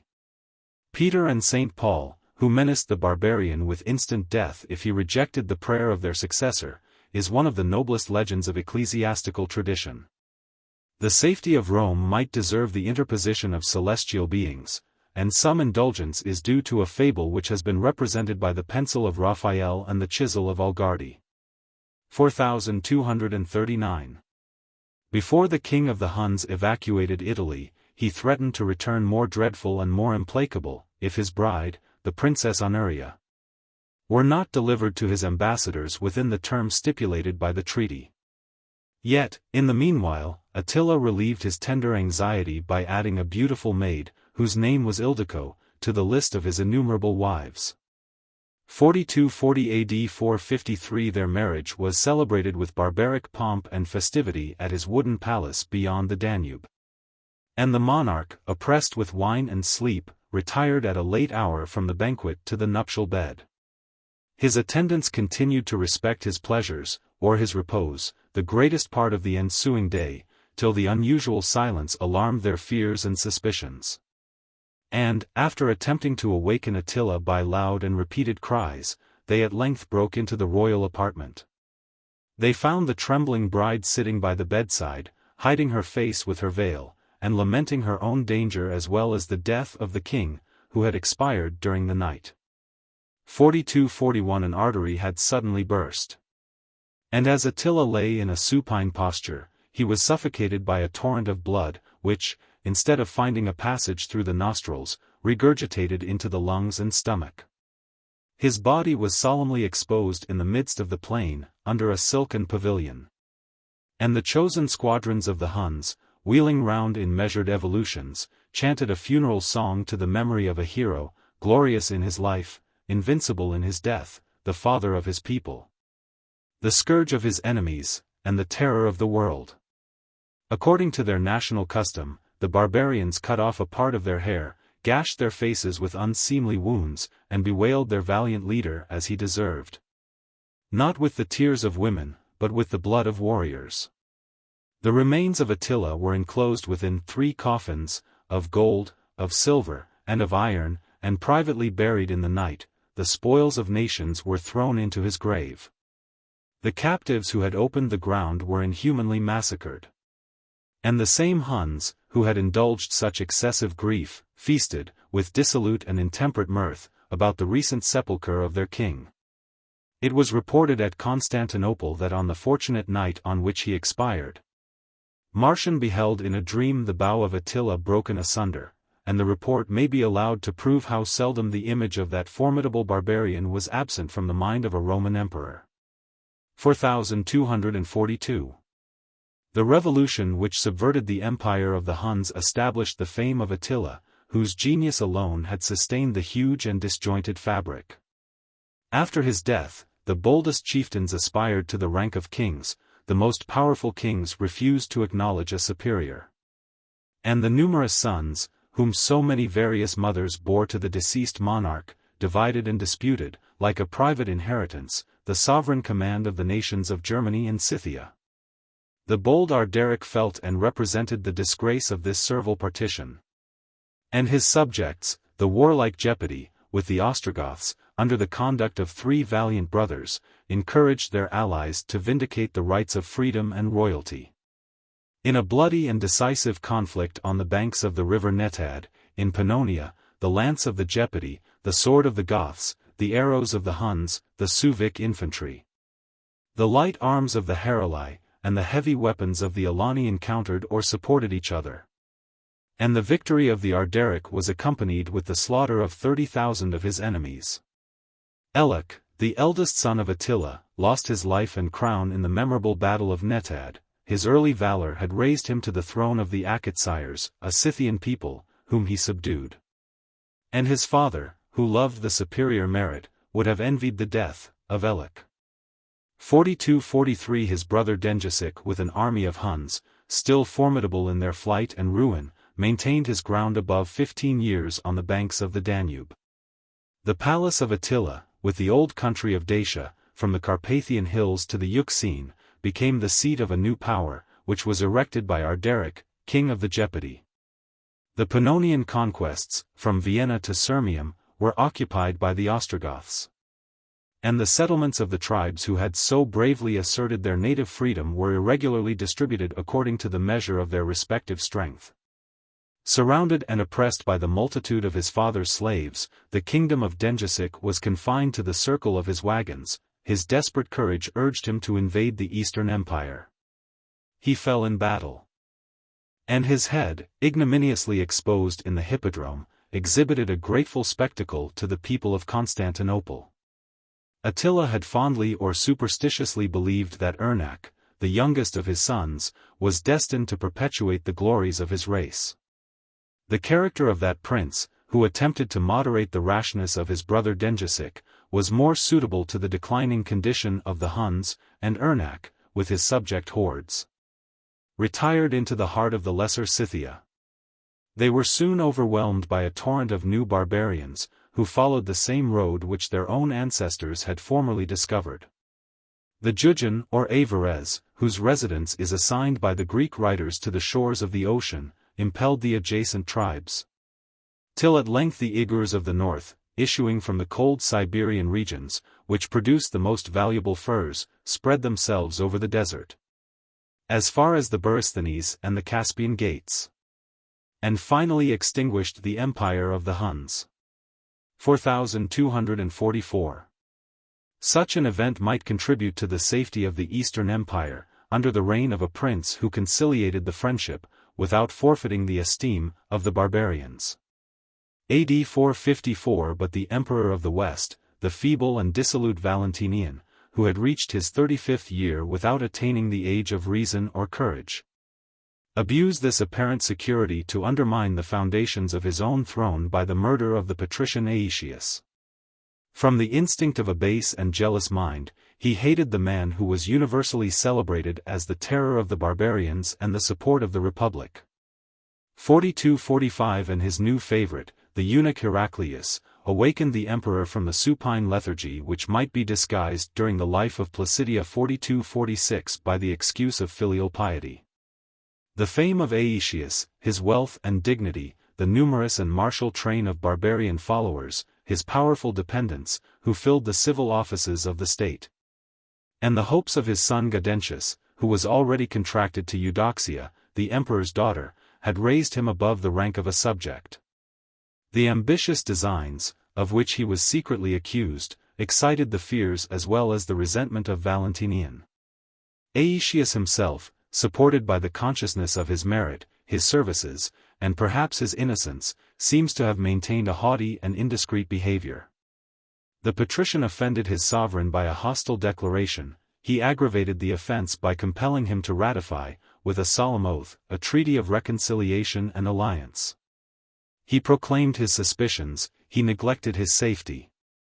And from a vain confidence that the enemy, whom he despised, was incapable even of a manly crime, he rashly ventured his person in the palace of Rome. Whilst he urged, perhaps with intemperate vehemence, the marriage of his son, Valentinian, drawing his sword, the first sword he had ever drawn, plunged it in the breast of a general who had saved his empire. His courtiers and eunuchs ambitiously struggled to imitate their master, and Aetius, pierced with 100 wounds, fell dead in the royal presence. Boethius, the praetorian prefect, was killed at the same moment, and before the event could be divulged, the principal friends of the patrician were summoned to the palace, and separately murdered. The horrid deed, palliated by the specious names of justice and necessity, was immediately communicated by the emperor to his soldiers, his subjects, and his allies. The nations, who were strangers or enemies to Aetius, generously deplored the unworthy fate of a hero. The barbarians, who had been attached to his service, dissembled their grief and resentment. And the public contempt which had been so long entertained for Valentinian was at once converted into deep and universal abhorrence. Such sentiments seldom pervade the walls of a palace. Yet the emperor was confounded by the honest reply of a Roman, whose approbation he had not disdained to solicit. "I am ignorant, sir, of your motives or provocations. I only know that you have acted like a man who cuts off his right hand with his left." 42-47. The luxury of Rome seems to have attracted the long and frequent visits of Valentinian, who was consequently more despised at Rome than in any other part of his dominions. A republican spirit was insensibly revived in the Senate, as their authority, and even their supplies, became necessary for the support of his feeble government. The stately demeanor of an hereditary monarch offended their pride, and the pleasures of Valentinian were injurious to the peace and honor of noble families. The birth of the Empress Eudoxia was equal to his own, and her charms and tender affection deserved those testimonies of love which her inconstant husband dissipated in vague and unlawful amours. Petronius Maximus, a wealthy senator of the Anician family, who had been twice consul, was possessed of a chaste and beautiful wife. Her obstinate resistance served only to irritate the desires of Valentinian, and he resolved to accomplish them either by stratagem or force. Deep gaming was one of the vices of the court. The emperor, who, by chance or contrivance, had gained from Maximus a considerable sum, uncourteously exacted his ring as a security for the debt, and sent it by a trusty messenger to his wife, with an order, in her husband's name, that she should immediately attend the Empress Eudoxia. The unsuspecting wife of Maximus was conveyed in her litter to the imperial palace. The emissaries of her impatient lover conducted her to a remote and silent bedchamber, and Valentinian violated, without remorse, the laws of hospitality. Her tears, when she returned home, her deep affliction, and her bitter reproaches against a husband whom she considered as the accomplice of his own shame, excited Maximus to a just revenge. The desire of revenge was stimulated by ambition, and he might reasonably aspire, by the free suffrage of the Roman Senate, to the throne of a detested and despicable rival. Valentinian, who supposed that every human breast was devoid, like his own, of friendship and gratitude, had imprudently admitted among his guards several domestics and followers of Aetius. Two of these, of barbarian race, were persuaded to execute a sacred and honorable duty by punishing with death the assassin of their patron. And their intrepid courage did not long expect a favorable moment. AD 4550316. Whilst Valentinian amused himself in the field of Mars with the spectacle of some military sports, they suddenly rushed upon him with drawn weapons, dispatched the guilty Heraclius, and stabbed the emperor to the heart, without the least opposition from his numerous train, who seemed to rejoice in the tyrant's death. Such was the fate of Valentinian III, 42-48, the last Roman emperor of the family of Theodosius. He faithfully imitated the hereditary weakness of his cousin and his two uncles, without inheriting the gentleness, the purity, the innocence, which alleviate in their characters the want of spirit and ability. Valentinian was less excusable, since he had passions without virtues. Even his religion was questionable. And though he never deviated into the paths of heresy, he scandalized the pious Christians by his attachment to the profane arts of magic and divination. As early as the time of Cicero and Varro, it was the opinion of the Roman augurs that the 12 vultures which Romulus had seen represented the 12 centuries assigned for the fatal period of his city. 4249 This prophecy, disregarded perhaps in the season of health and prosperity, inspired the people with gloomy apprehensions when the 12th century, clouded with disgrace and misfortune, was almost elapsed. 4250 And even posterity must acknowledge with some surprise that the arbitrary interpretation of an accidental or fabulous circumstance has been seriously verified in the downfall of the Western Empire. But its fall was announced by a clearer omen than the flight of vultures. The Roman government appeared every day less formidable to its enemies, more odious and oppressive to its subjects. 4251 The taxes were multiplied with the public distress, economy was neglected in proportion as it became necessary, and the injustice of the rich shifted the unequal burden from themselves to the people, whom they defrauded of the indulgences that might sometimes have alleviated their misery. The severe Inquisition, which confiscated their goods and tortured their persons, compelled the subjects of Valentinian to prefer the more simple tyranny of the barbarians, to fly to the woods and mountains, or to embrace the vile and abject condition of mercenary servants.